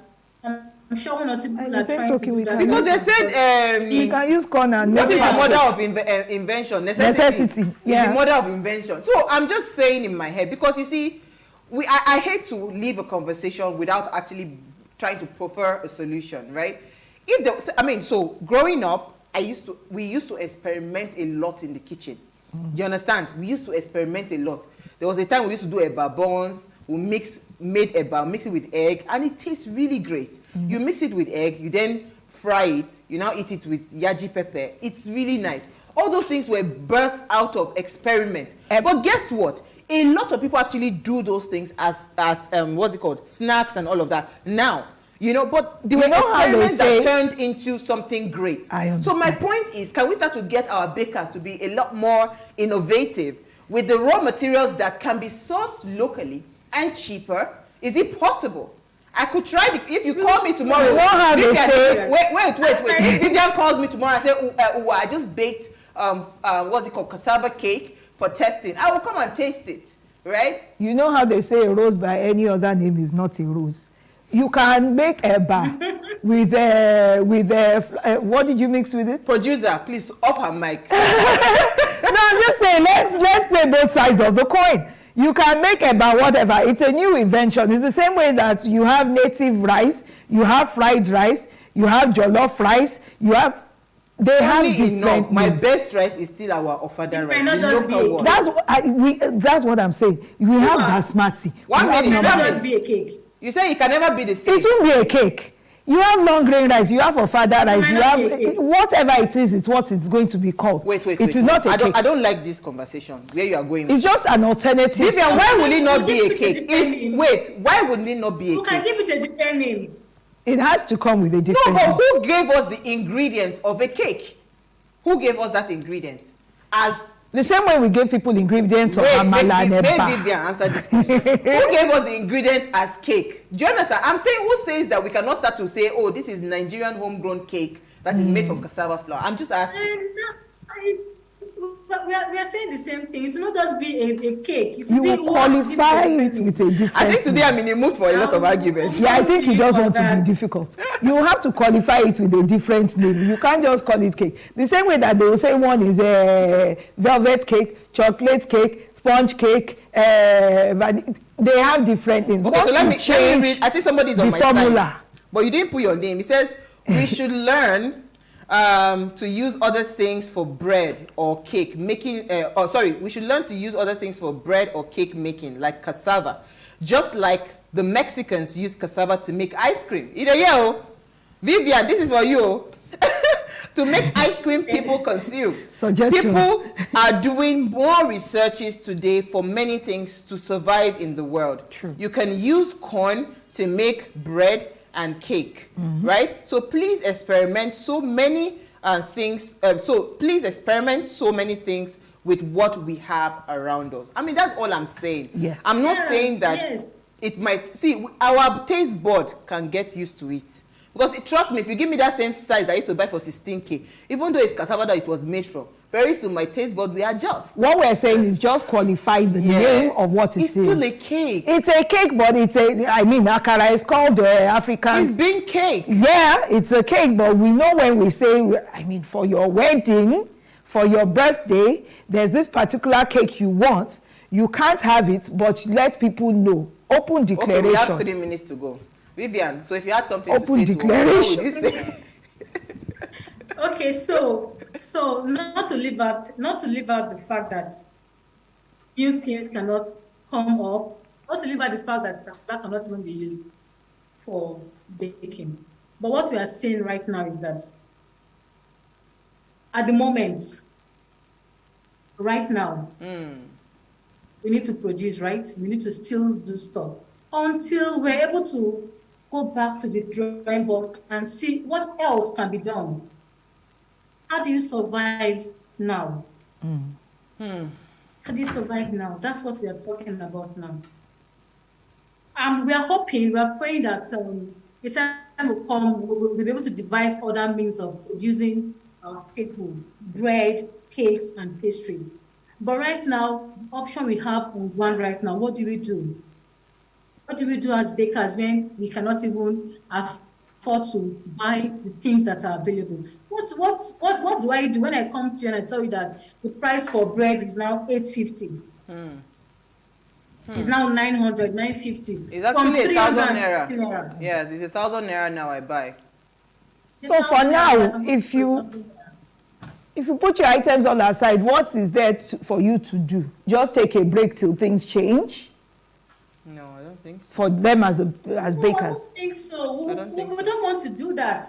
We don't want to take a break. If we take a break till things change, how do we resuscitate the business? But on a final note, on the Vivian, on the final note, on the strike, are you all together in sync with that? Are you agreeing to that strike? Because the bakery I went to today, they are really producing. Like I said, some people don't need to. Are you guys go by prices. together as a voice, as Association of Bakers, truly going to go on that strike?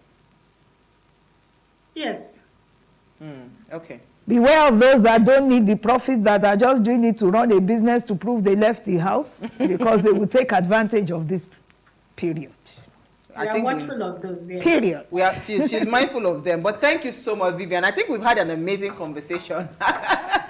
even though we are tackling you small, but I believe, Vivian, I see you as an innovative person.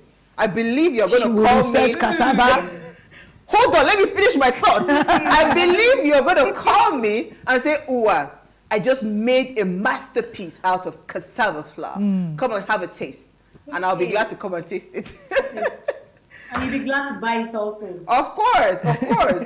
Thank you so much, Vivian. Thank you, lady. We had a fantastic, what a great way to wrap the conversation for the week. Now, before we go, do ensure you follow us on Instagram at PlusTvAfrica. You can interact with us further, drop a comment, and more importantly, follow all our engagements on social media. Like, share, and invite your families and friends to watch and follow the conversation. Now, if you missed today's quote, here it is again. There are people in the world so hungry that God cannot appear to them except in the form of bread. Hunger is real. Poverty is real. So whatever it will take for us to get at least our stable food prices within the reach of the poor, that is what we are hoping for in Nigeria. So we'll see you guys live at 8 p.m. tomorrow as we bring another great conversation to your screen. Enjoy.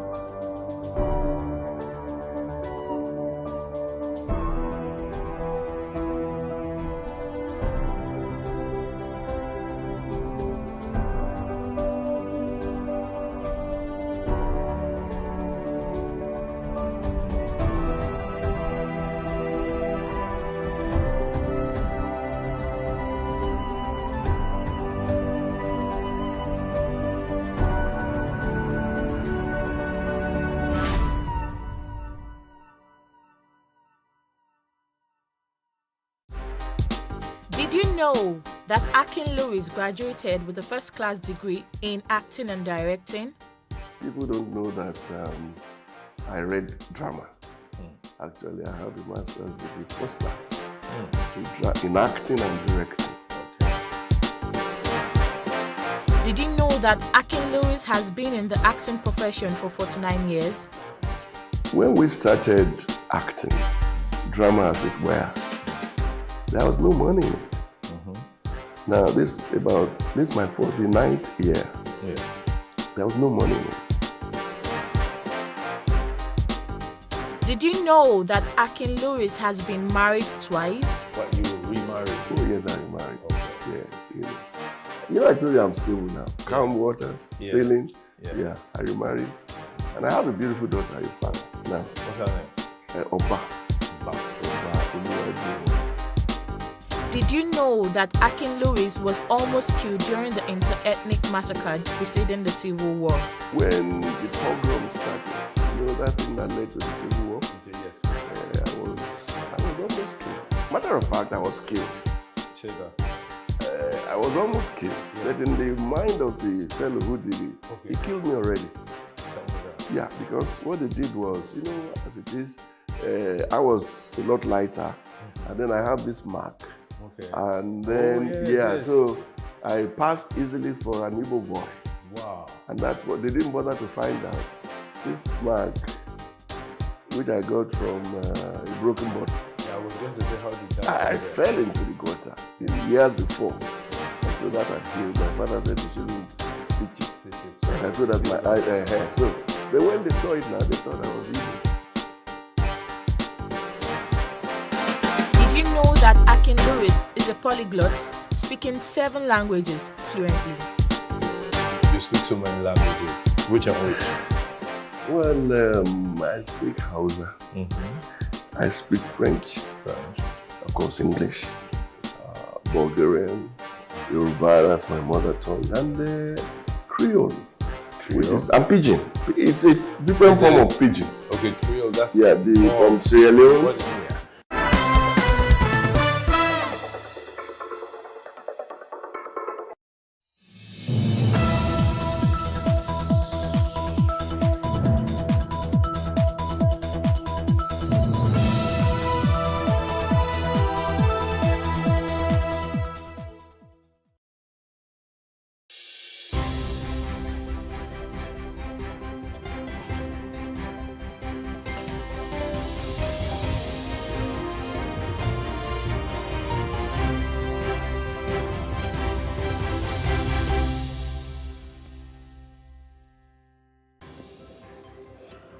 Today on The Breakfast, the Nigerian Center for Disease Control has warned of possible fifth wave of COVID-19 virus in the country, given the resurrection and the number of confirmed cases. What's the impact of this on public health? Also on The Breakfast, presidency reacts to video by terrorists threatening President Muhammadu Buhari and flogging kidnapped train passengers, describing it as a propaganda, adding that security agencies are on top of the matter. Is this the best way to go?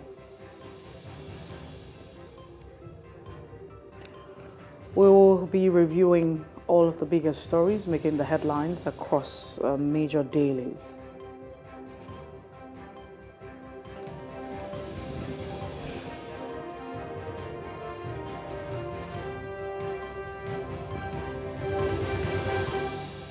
It's a beautiful Monday morning. Welcome to The Breakfast in PlusTvAfrica. I am Messi Boko. As always, we start off with our top trending conversation. And top for us this morning is the Abuja-Kaduna train victims tortured by bandits. Now, the abductors of the Kaduna-Abuja train passengers have released another video which is making the rounds and has gotten a lot of Nigerians talking, where victims were being flogged by this terrorist. It's really heartbreaking. This terrorist had attacked the Abuja-Kaduna train on March the 28th, killing 8 and kidnapping no fewer than 61 passengers. The managing director of the Bank of Agriculture Alwan Hassan was the first to be released after it was reported that he paid 100 million naira ransom on April the 7th. 75 days after the incident, the terrorists also released 11 persons held in captivity, which according to the negotiator, Tuko Mamur, media consultant to the Islamic cleric Sheikh Gumi, described it as an achievement, following series of robust engagement with these terrorists. I mean, one begins to wonder, we have mediators, people who are mediating with terrorists. We know them with the approval of the federal government. And so there's a lot of conversation, and there's a lot that follows. The first is, it brings to bear the question of when the president came in. I mean, 2015, you had a lot of campaign, the APC came. You need to look at that video and also have in mind that across the globe, generally, in every climb, the number one responsibility of every government is that lives and properties will be protected. That's your number one job as a government everywhere in the world. Security, protection of lives and property is the number one responsibility of every government. It's a universal thing when it has to do with government. So there's no excuse. Now, the Constitution of the Federal Republic of Nigeria, 1999, guarantees that as well. That, the welfare of the people and all of that will be the concern of government. Now, it's also, a question, especially when you know that this government came on the strength of saying, hey, we will crush Boko Haram in 3 months and we would ensure that lives and properties are secured.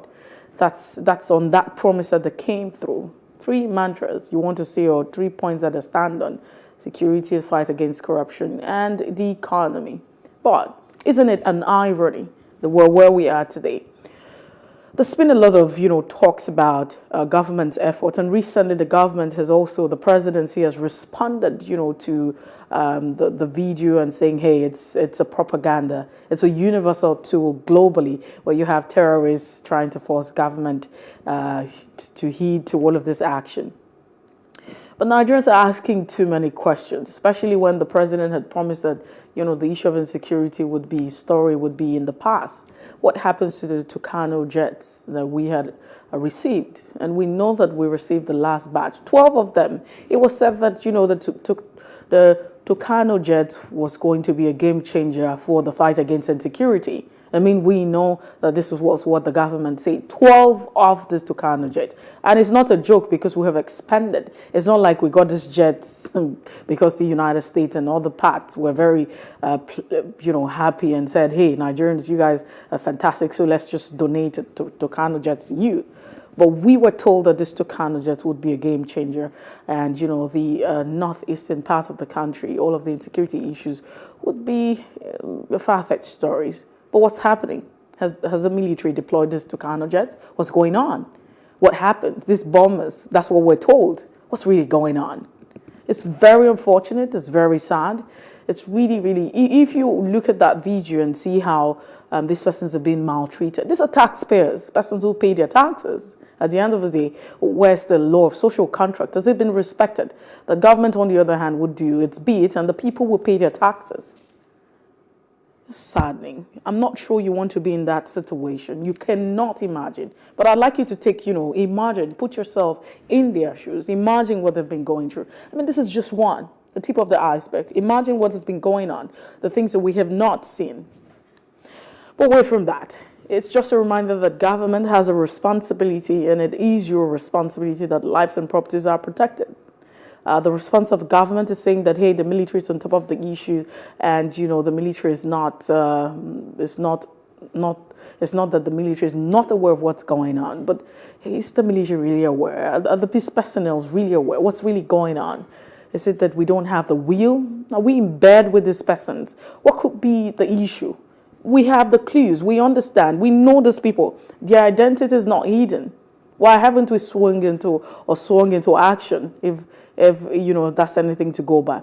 And with the fact that this terrorists would actually threaten the number one citizen of the Federal Republic of Nigeria, the number one citizen. Now, it's not even a threat. Would you say that that's just a threat? Because we also know that just recently, the president's advance team was attacked. Is this just a mere threat? But that's the much we can take on that. We'll move away to a fantastic story because, I mean, we need to celebrate this one. Tobi Amosu breaks the 100 meters hurdles record, and she's a Nigerian. She actually ran for 12.40 plus 1.5 millimeters to break her own record for Africa. It's the biggest thing that's happened in the history. We do have a track. We quickly just come to this. We listen to this, and when we return, we'll continue with the conversation. Please stay with us. Start there from Danielle Williams. Kumbunji is away and running, but Tobi Amosu with her normal fantastic start. Technically so perfect, the Nigerian. And that looks so easy. Points to the sky. She liked that 12.4 for Tobi Amosu. And if that time stays as it is, that would be a new national record for Nigeria. Well, it's been said that is the fastest heat time ever. You definitely have at the global championship. Nigerians are making us really proud, despite the fact that we have recorded 0 medals yet. But you look at that, it's a great one. And Tobi Amosu, we're really proud of you. I mean, looking at that, you would always associate, when you see the race, you would say Kenyans would always be on top of this one. But she just did another one, the AR, and we're very expectant that, hey, whatever happens, maybe a medal will definitely come out of this. We're proud of you. We're proud of everyone that's out there. It just gladdens our heart that we see you making us proud, despite all of the odds. And so let's move away from that. Another interesting conversation. It's that you have residents reacting to Abiodun's visit to Shango Ota. Now, these residents reacted when Governor Abiodun paid the visit. Some people would say an August visit to, the location. And so those mixed reaction when he visited the community. There were road issues. I mean, if you have seen that video, I'm sure they were able to pop that up or put that up right on screen where it was flooded. You could see the floods and you could see everything. The road is horrible, and members of these communities were really talking. Now, let me bring you to speed with some of the reactions. Some people were saying that the governor had wanted to, he came through, he was going, his normal, going to his business or just going about his business.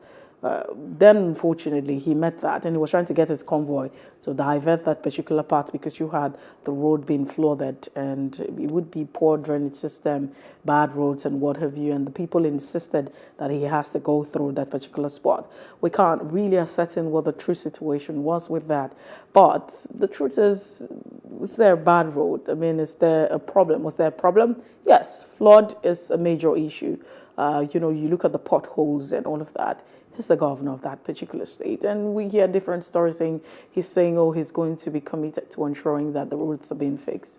It brings us back to the question. It's not just in Ogun State. It cuts across the entire 36 states of the Federation. Maybe, and just maybe, excluding the FCT, because some people say the roads in the FCT and, the infrastructure might probably just be different. And that's why the president might not understand when people talk about, poor infrastructure across the the country. I know a colleague who was saying, what are you talking about? The roads here have fantastic roads. It's that the situation, including the suburbs and the satellite towns. Would that be the situation? But you ask yourself again, we are taxpayers constantly paying taxes. What's the primary responsibility of government?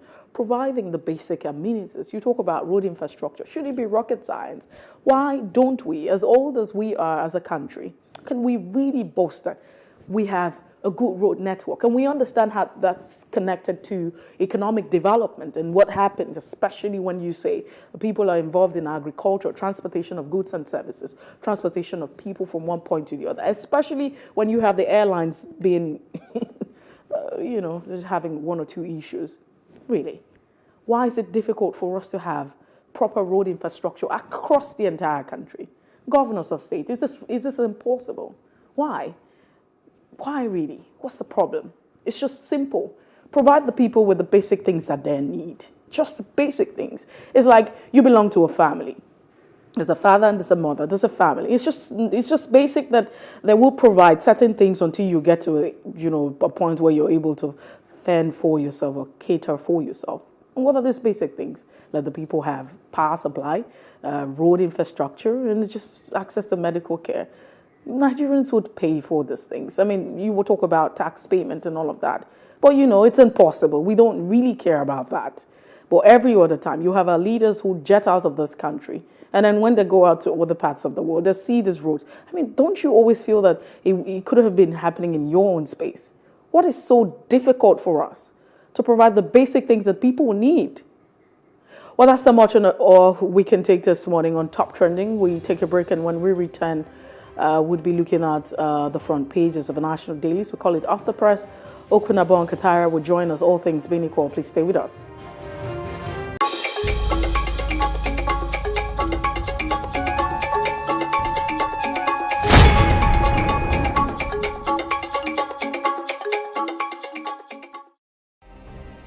Nigeria's Niger Delta region, from where the black gold fuels Africa's largest economy, where the lines between wealth and poverty has never been thinner. Conflicts, poverty, insecurity, and environmental challenges daily confront the region. How can the Niger Delta story be changed for the better? Join Mamude Akuga at 9 p.m. every Friday evening on PlusTvAfrica as he probes deep in search of solutions. Inside the Niger Delta with Mamude Akuga, the authentic voice of Nigeria's oil-rich region. It's not just the parents that have to do this. We put a lot of emphasis on government, we put a lot of emphasis on schools, but the service sector is completely left out of this conversation, and it's really important because they touch the families every day. When we are making intervention, at the back of our mind, that plan that you're drawing up should also say on X amount of times or hours, you as the parents have to have X number of training. Not just about the training, okay? So as we're collecting data in the center, you're collecting data at home. We give you the exact same plan. From my own experience is that the children are usually the best advocates. Absolutely. Because the children have been informed and they have also experienced it, we find that they tend to go home and tell their parents the appropriate things to do. How can we have peace without justice? Plus Politics. It's not just another political conversation, it's about keeping you in the know. Relevant interviews, asking the tough questions to those that matter. Get the answers you need. Does it mean that the people who were injured, people who were shot at, those who were involved in that stampede are not going to get justice? It is unfortunate, it is sad that we have a government of deaf and dumb. Analysis from top experts. The last election was not really an election. We feel that Obasanjo has a very special place in his heart for hating Ijaw people. I think it really boils down to two things. One, trust and accountability. Plus Politics, every weeknight at 7 p.m. on Plus TV Africa. So what are the top decisions that the United States considers necessary that Nigeria must take?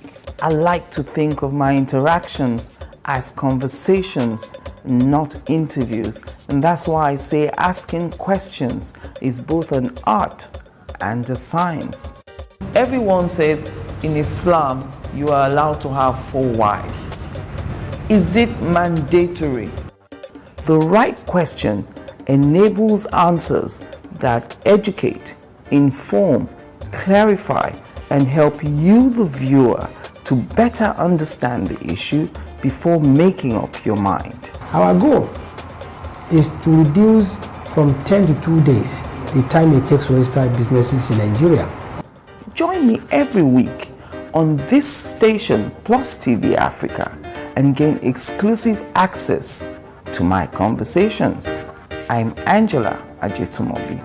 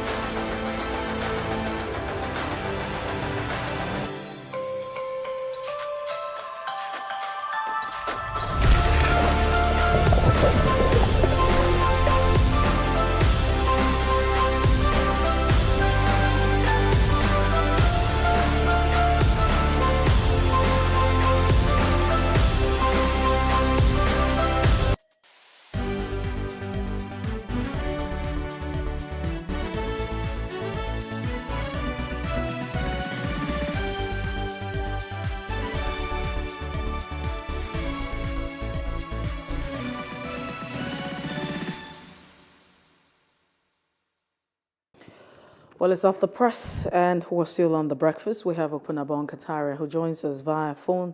Good morning, Opunabo. It's good to have you join us this beautiful Monday morning. Good morning, and good morning, Nigeria. All right, then let's take a look at the punch as made available by a paper vendor. PDP challenges Tinubu again. APC says Asiwaju will floor Atiku. 1 hour interview. Some Nigerians are saying, hey, we need to go that way. Tinubu should subject himself to a 1 hour interview. Atiku campaign insists. Atiku incapable of defeating anybody. He has nothing to offer. APC spokesman is quoted. So there's a back and forth.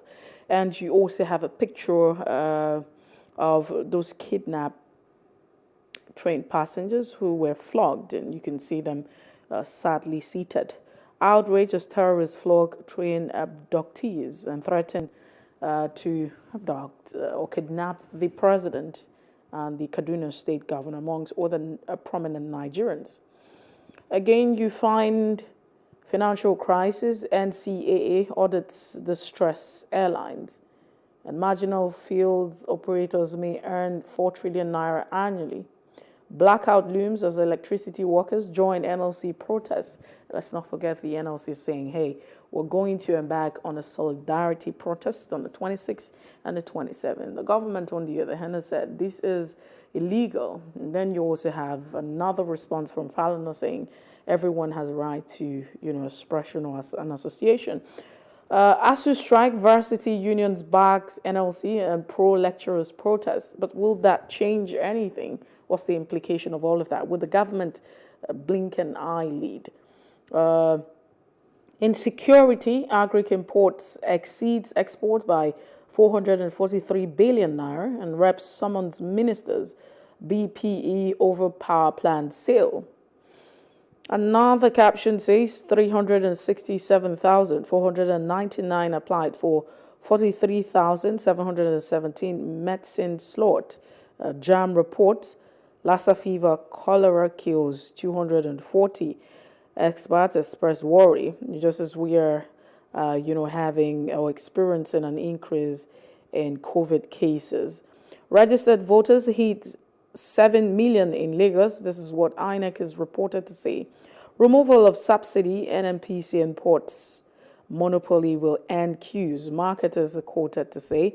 And hypertensive man dies as bribe chasing last man sees vehicle. We must perform, a billionaire brother tells governor-elect. That's what it is this morning. Well, that's the much we can take on the Punch newspaper. We turn our attention from the Punch. We have the Nation.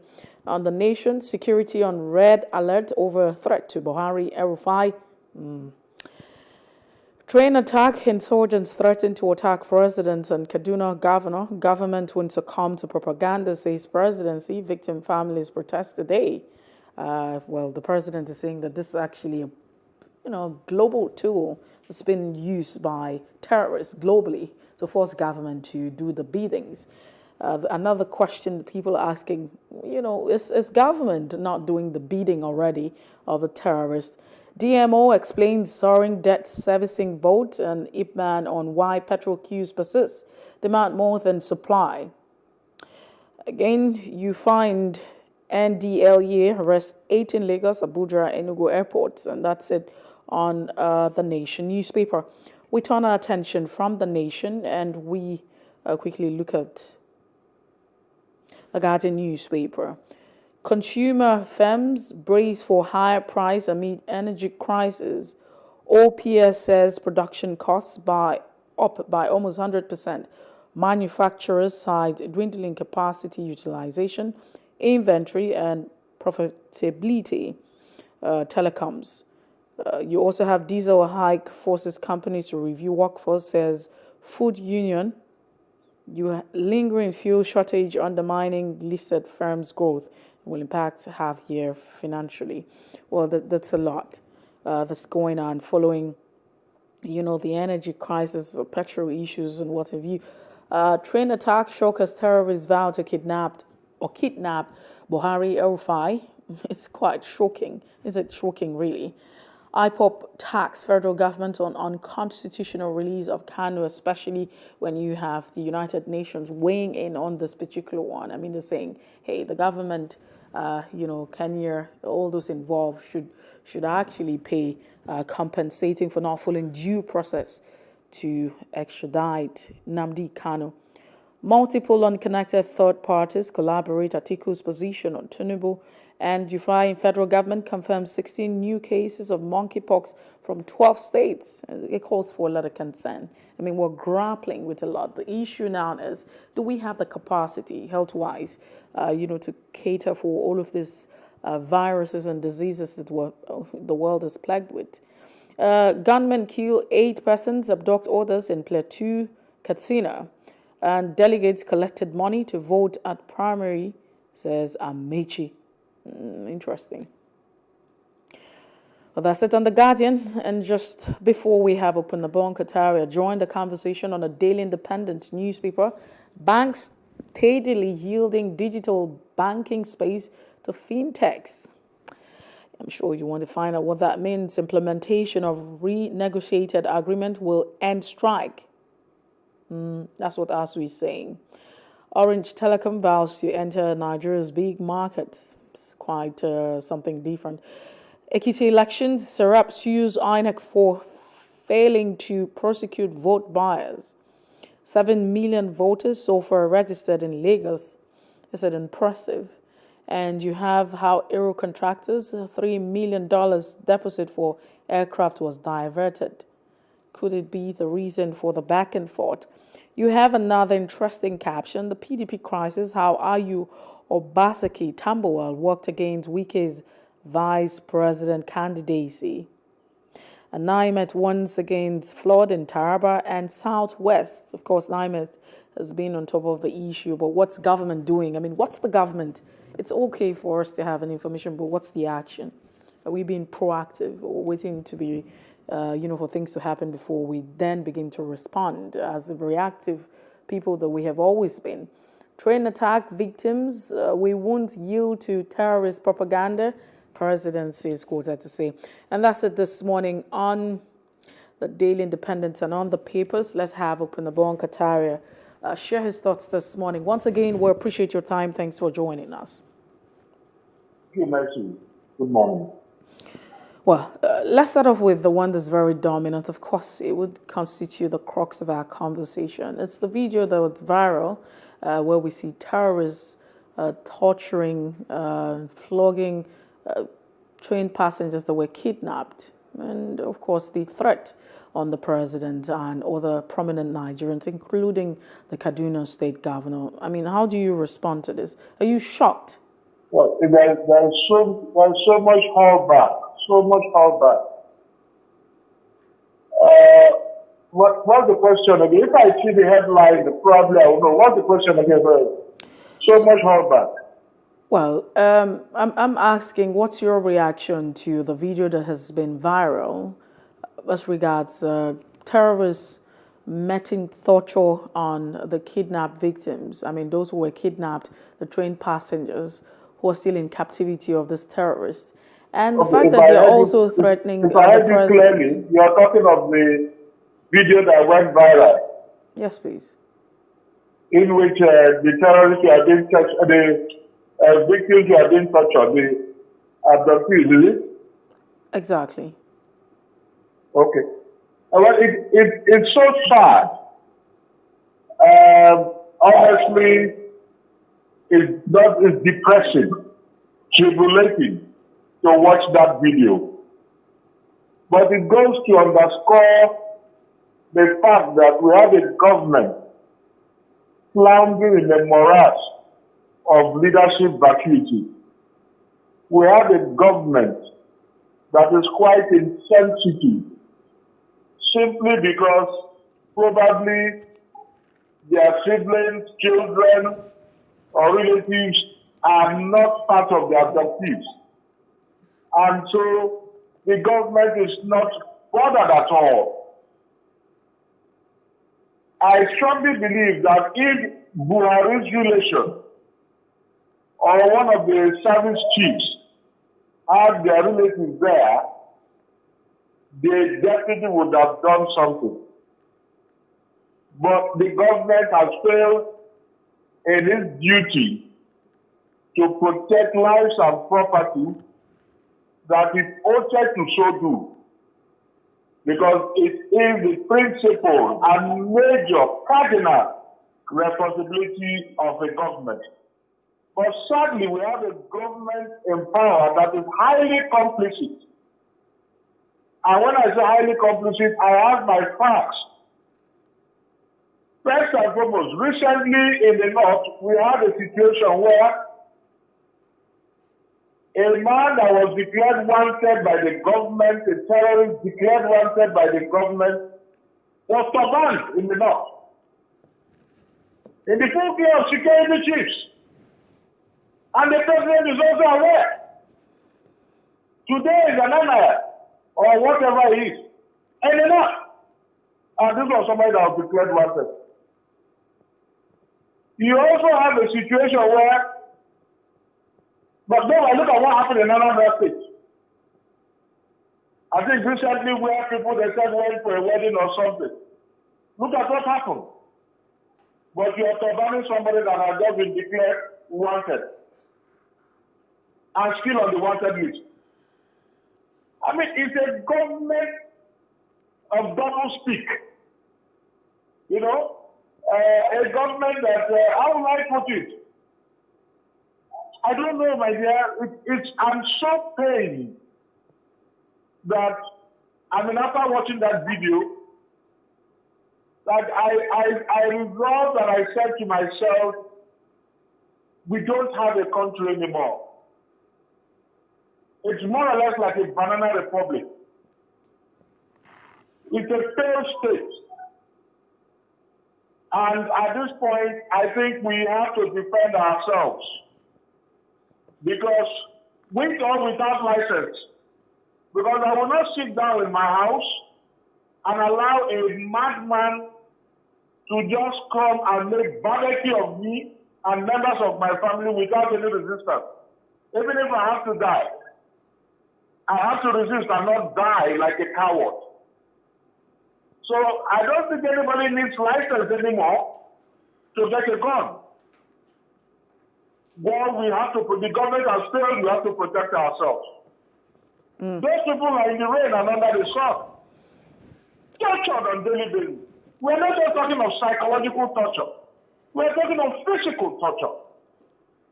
I have a president that is globetrotting, sleeping, without a twinge of conscience, as if nothing is happening in this country. Rather, the service chiefs who embezzle the funds meant for the procurement of arms and ammunition to fight this war. We are made ambassadors. Well, what do you then? This much, even the NSA said that the money that were allocated could not be accounted for. The NSA said it. Then you have the same former service chief of army staff who said the war against the war was going to last for 20 more years. He has more facts than he does. He knows why he said that. He knows. He has the facts. And whether he was being rewarded with an ambassadorial appointment, and you call this a country, the government is highly complicit. Highly. Where is Gumi today? Nothing. Gumi himself, after Mr. President said that they were going to wipe out terrorism, what did Gumi say in response? With 24 hours after, Gumi said no, it was not possible, that they have to negotiate, or else terrorism will continue. It's on record. Where is Gumi? So we have a government that is dead, the government has failed completely in terms of protection of lives and property. Okay. Okunaban Katara, let's move away from that now, as we will definitely look into it as we proceed in the course of the conversation. I mean, it's just quite worrisome for a lot of people, and some people say it's quite embarrassing where you have this terrorist threatening to kidnap the #1 citizen the commander-in-chief of the armed forces of the Federal Republic of Nigeria. I mean, really, I really don't know.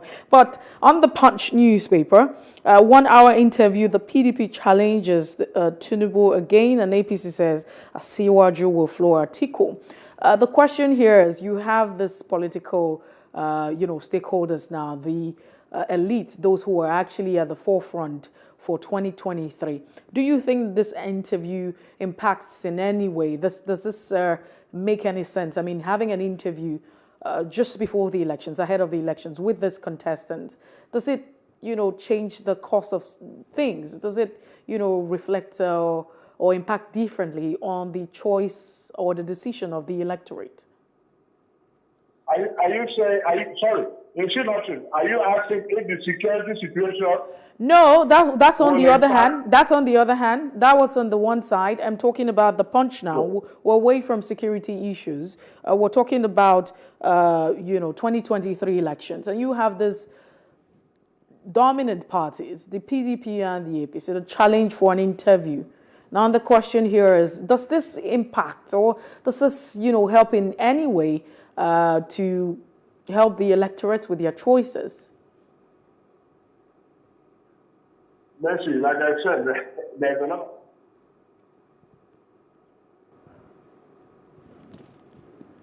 Well, we quickly take a break, and when we return, we're hoping that we sort out that technical issue. Please stay with us.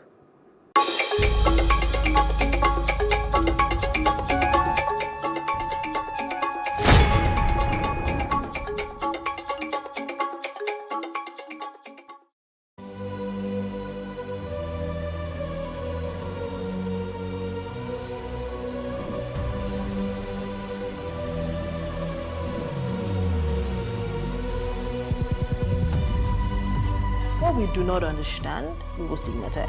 What you can see is the remaining of the tanker that exploded. The suspect equally confessed.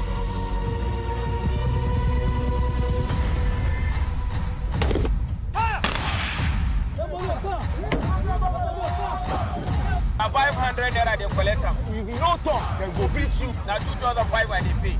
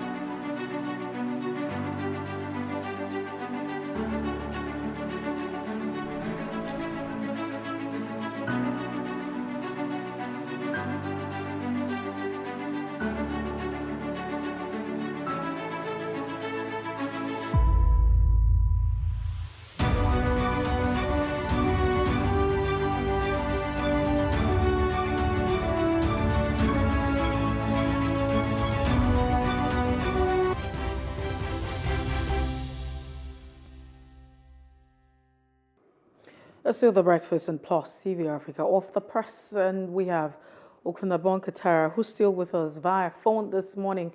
Okunabo, thank you so much for staying with us once again. All right, and we're looking at the Punch newspaper just before that timeout, and the question or the concern here is about the 1 hour interview that you have the PDP challenging the APC flag bearer too. I mean, and there's a back and forth with the APC and the PDP. APC saying that Asiwaju will floor Atiku.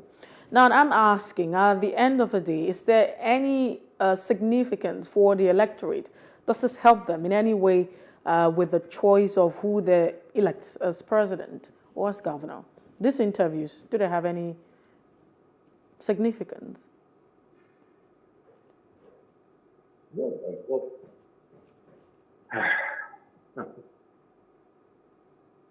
Okunabo, can you hear me? The summary is, is the question on who will win in the forthcoming general election? That's not it. I'm asking, is there any importance for this interview? Does this, in any way impacts on the electorate and their choice at the end of the day? That's the interview. Okay, if you're talking about the effect of the interview on the electorate. Exactly. Oh, I see. Okay. And well, I don't think so. I don't think so because right now, of course, what we expect is castigations will definitely go on. I mean, it's the characteristics of politics, especially when you approach the crunch time.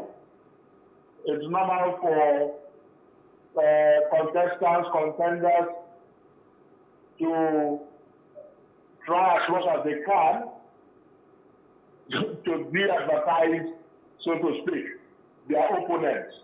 And so they will say all kinds of things.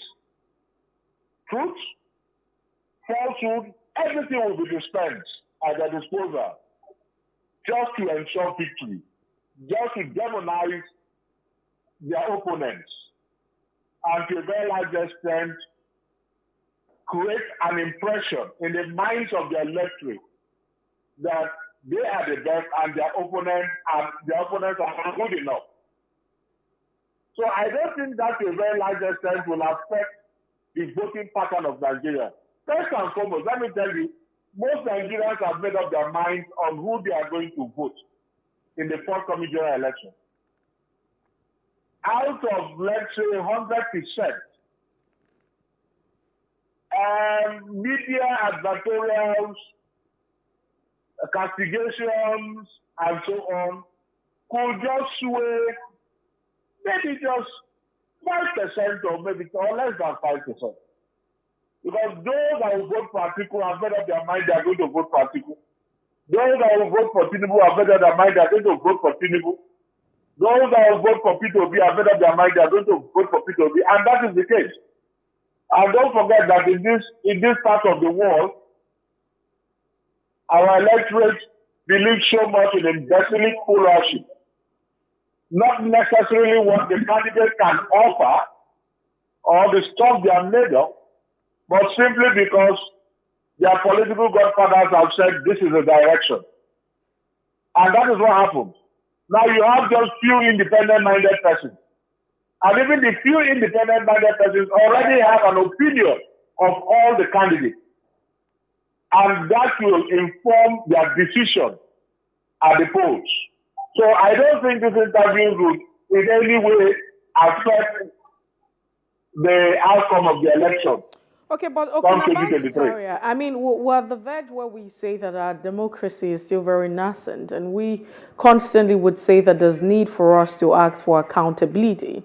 Don't you think that this would also be a means where these elite or those who vie for political office can be held accountable, especially when you have this debate with their opposition or whoever it is and those who are contending, those in the race? It would be a time where we would hear their thoughts on different policies and how they are able to, what they intend to, bring on the table for the people. Don't you think that this is also a means of holding these persons accountable and, where people can scrutinize them? A means of accountability.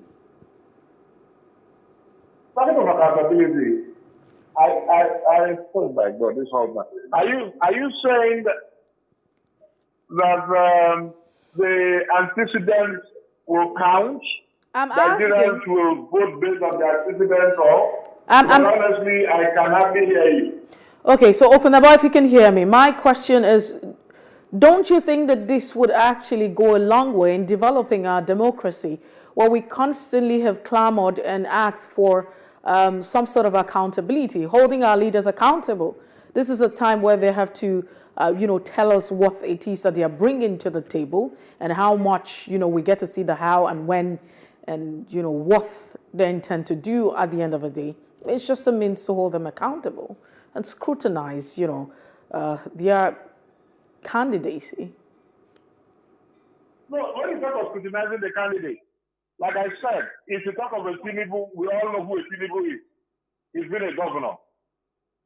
So we all know what he did as a governor. If you talk of an Atiku, we all know who Atiku is. If we talk of a P2B or a Kwakwanso, these are known figures with antecedents. So definitely even before you make your choice, two things will inform your choice. One, the antecedents of the candidate, scrutiny. You're going to do an appraisal of the candidate.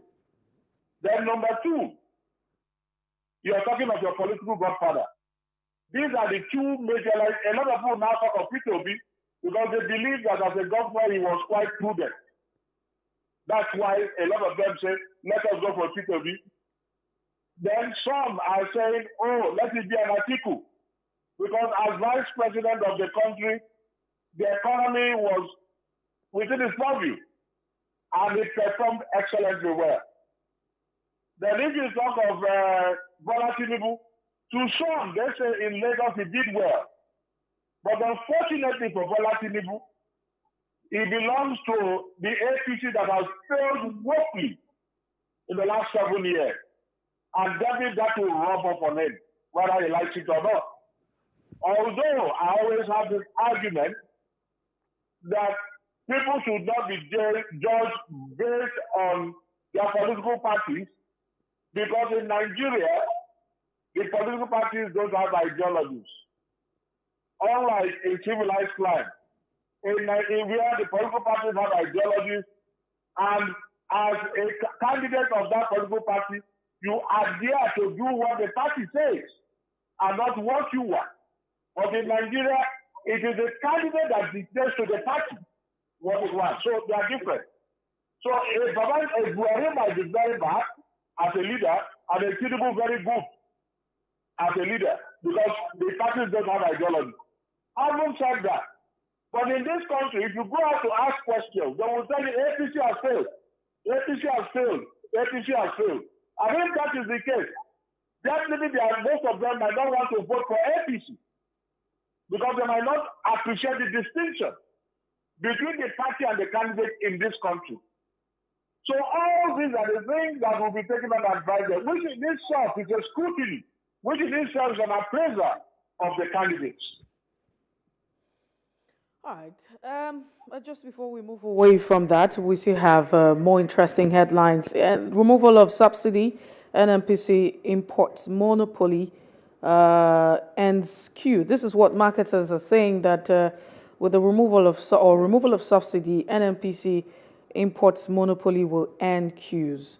Do you think that that's it? Do you think that this will become a thing? Well, I remember something. I don't think so, because our refineries are not working. Yes, if you talk of the queues, okay, fine, because to a very large extent, it might not necessarily be controlled by just the federal government, but if you go by the act, the federal government is still more or less like the holding company. It will still dictate what will happen, for now, at least for now. And if you have to MPLQ, the government has to be sincere. We must maintain our refinery, resuscitate and maintain our refinery. That is the only way, so that we don't export the crude and import the finished products, which is extremely ridiculous and cannot be justified. Because when you talk of the cost of importation, both upstream, midstream, and downstream cost, definitely these prices will go up. And when these prices go up, the microscopic few are making their millions. They will sell.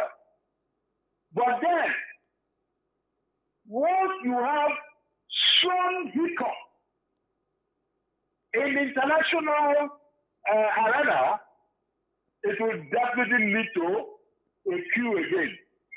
Not necessarily, some people say it's because of the Ukrainian war. No. Those that are involved in the importation put into consideration their cost, and they create artificial scarcity in order to increase prices. That is just what is going on. Artificial scarcity to increase prices. Otherwise, I see no, if we have our refineries working, we won't be having queues. That is the panacea. We must get our refineries working. That is the only remedy to this issue of queues. that has become perennial under this administration. Okay, but open the bank, Tara. We have always talked about getting our refineries functioning. We also know that there's some turnaround maintenance that goes on with the refineries that we already have. And is it that we don't understand that we need to get the refineries functioning? Is it a function of knowledge that we lack knowledge? Nothing we do. The truth is, you have just a microscopic few benefiting from it. First and foremost, the turnaround maintenance. You know how much is being voted. And at the end of the day, nothing is done. It's a cabal, a cartel. They just share the money. So my question is because the Minister for Petroleum, who is the president himself, is not bothered. Sorry, what did you say something? So is the issue here is not that we don't know that we need the refineries to function. No, we know, but if the refineries are working, majority Nigerians are going to be the beneficiaries, but to the detriment of the cabal that is now making abnormal profit from the importation of the finished products. That's all. So there is every effort to translate. No, the anointing is that monies are voted for the turnaround maintenance of those refineries. And sadly, you have how many people working in NNPC, and at the end of every month, how much is being paid to maintain them in terms of salaries, allowances, and what have you. So as far as the petroleum sector is concerned, the government is completely wasteful. Completely wasteful. Now that it has been privatized, when the privatization will fully take effect, when the government will cease to be like more or less like the holding company, you will see that even though the price of petrol might go up, but because it is more or less now like a private thing, we are not going to have shortage of petrol anymore. Unless those that are going to be involved will want to be, so they cannot afford. They have to make profit. They have to make profit. But right now, because it's a federal government thing, it belongs to nobody in particular. You have a few making a fortune. It's a concrete pipe. It's seen as a concrete pipe, and the government is doing nothing about it. In fact, the government is complicit.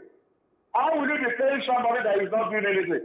You export crude, then import the finished product. Meanwhile, almost every 2 years or thereabouts, you vote at billions of naira for turnaround maintenance. They've never maintained it. Because if they were maintaining, we will be refining here in this country. They've not been maintaining. So we understand. And in how many years now, the president has been the substantive ministers of petroleum? From 1977? Yes. All right. Let's move away from that issue so we understand why we're not making progress. It's not because we don't have knowledge about what we should do, but, there's no willpower there, and we understand that corruption might just be at the front burner. And then you have a president who's saying, hey, corruption is, top on the list, and we're going to, squash corruption at the end of the day. But that's not even the case. So we quickly look at this one just before we call it a wrap this morning on the paper review.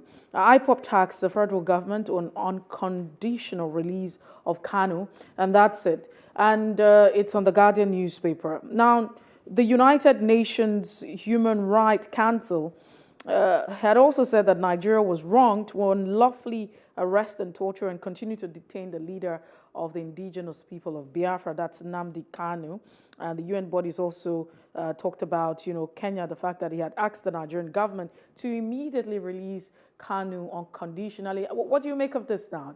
The UN, it feels like we're always very keen about the international bodies. Now that IPOP is asking for unconditional release, we already know what it is, that he was unlawfully arrested and detained. Do you think that the government would, blink an eyelid? I don't think the government will release Kanu unconditionally. Why? And in all fairness too, you don't expect a government to release a man that is seen as a threat to the unity of the country unconditionally. Because it's political now. Yes, he was arrested illegally, no doubt about that. But my greatest worry or concern is that the tempest of justice must not be allowed, must not blow peacefully. In other words, what is good for the goose is also good for the gander. You have a Kano there, and Kano is being treated the way it's treated simply because he's from the southeast. I just thought of a terrorist who was in Turban just about 2 weeks ago, a week ago, and enough. A man that was declared wanted. In the full glare of the DSS, police, army, and co, he was Turban. And the government is doing nothing about it. Still on the wanted list. Not that he has been pardoned. He's in Turban. Meanwhile, there is a Kano in detention. And you have a president who said, let the courts decide the fate. But the president did not say, let the court decide the fate of the man that has just been Turban. And that is why people are saying, let this man go. You can negotiate. That's why I say it must not be unconditional. You can negotiate. If we release you, you have to go back to talk to your people to end the madness in the southeast, which is actually a function of segregation, discrimination, and marginalization by the federal government. Well, Okunabamka you can negotiate and tell them to ask you to go and talk. The another state governor too said even when he met with him in prison, the man was willing to renounce all form of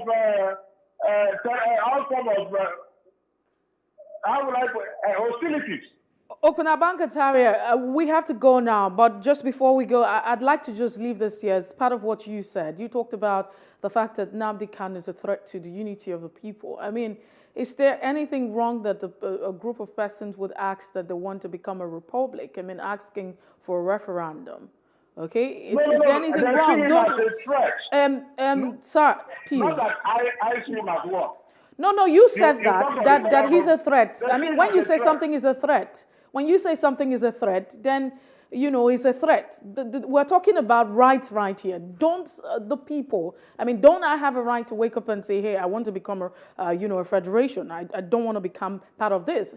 Especially when we look at, the 100 centurion, when we click that, or when we clock that particular 100 years amalgamation, the document that brought us together, in 2014, had expired. And so some people say that this entity is almost illegal. Don't people have a right to say, hey, we don't want to become and we want a referendum? Is there anything wrong? Is that really a threat, or people have a right to it? Especially when people, the government or the people not paying attention to the concerns of these individuals or a group of persons who are saying, this is what the problem is. Have we paid attention to it? But I know that it's a conversation for another day, and I know that you are willing to answer, but we need to go. Okunabamka Taria, we'll definitely talk about this. I wanted to respond to that. I know, but let's talk about this, some other time. I'll probably off air right now. Thank you so much. It's always a delight to have you on the show. Sorry for the holdback. No, that's not on you. We take full responsibility. Technical issues. Thank you so much. Okay. All right then, and that's the size on Off the Press. But quickly, this is a fantastic news. In all of this, we need to celebrate our big wins. Tobi Amosun is the first Nigerian athlete in history to set the world record in any event, as she's just recently won 12.12 seconds in 100 meters hurdles. We're talking about a gold medal here, and that's a good one. Tobi Amosun, we're proud of you, and we say congratulations. Amosun, thank you. We're proud of you, and we look forward to greater wins. It probably might just be the very first medal that we're getting right there, if I'm not mistaken. But that's it this morning on Off the Press, and we take a break. When we return, it'll be time for us to have our first major conversation. But just before then, let's tell you what happened today in history, being the 25th day in the month of July. Stay with us.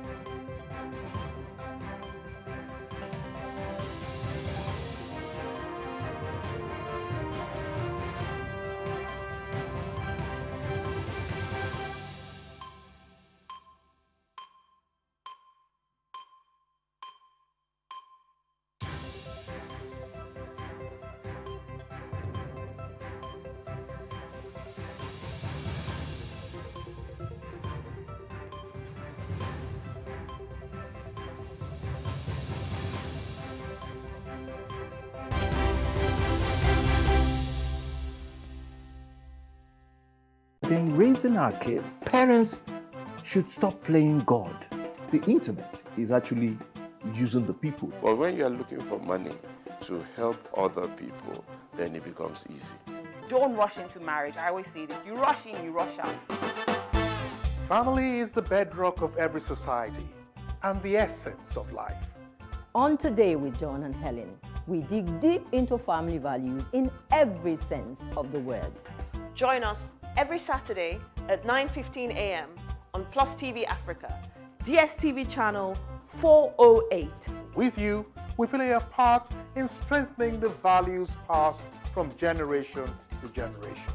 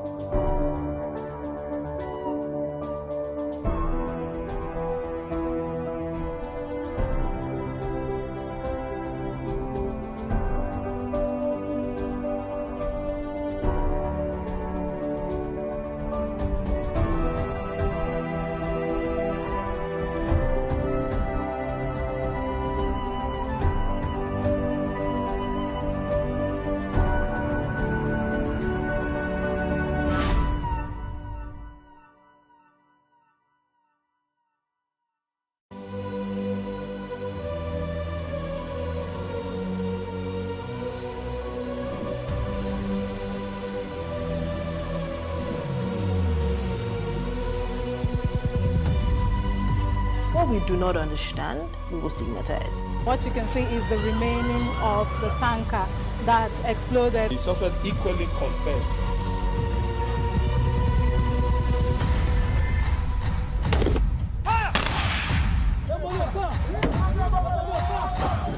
A 500 naira they collect them. If you no talk, then go beat you. Now 2,500 when they pay.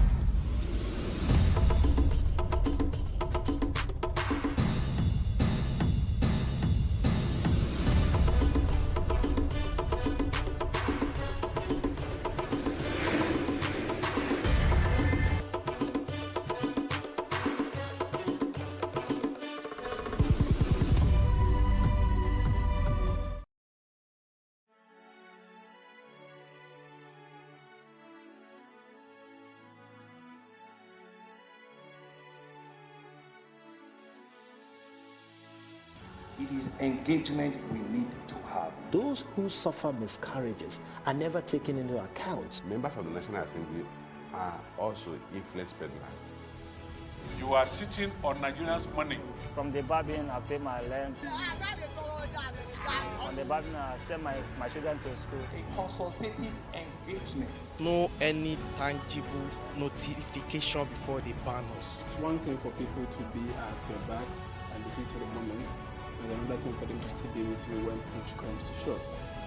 I will do everything to take Lagos out of the national grid.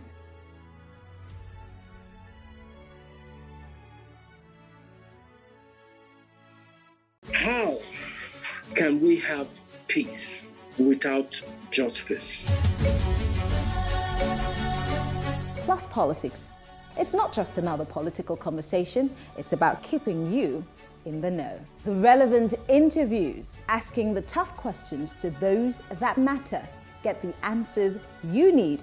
Does it mean that the people who were injured, people who were shot at, those who were involved in that stampede are not going to get justice? It is unfortunate, it is sad that we have a government of deaf and dumb.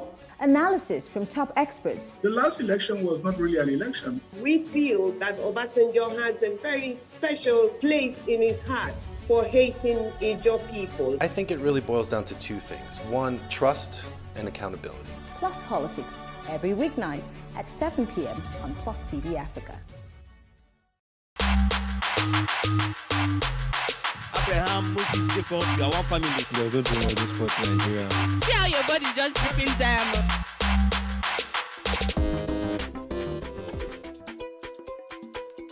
I don't have one yet because I'm yet to be rich. So when I'm rich now, I will have one. But like this, I can just go. I do freestyle, go to wherever I like. But for now, I don't have any favorite. Now my own mind, I know the life for you. It's not like you're on TV. I'm trying to film. I'm just studying my mind. So I don't have any favorite destination for now. In Nigeria, there are a couple of places in Abuja, a couple of amusement parks in Abuja. I usually, Wonderland, a couple of nice spots. Since I stay in Lagos, so my first destination is like Landmark Beach. This is one of the most favorite of mine.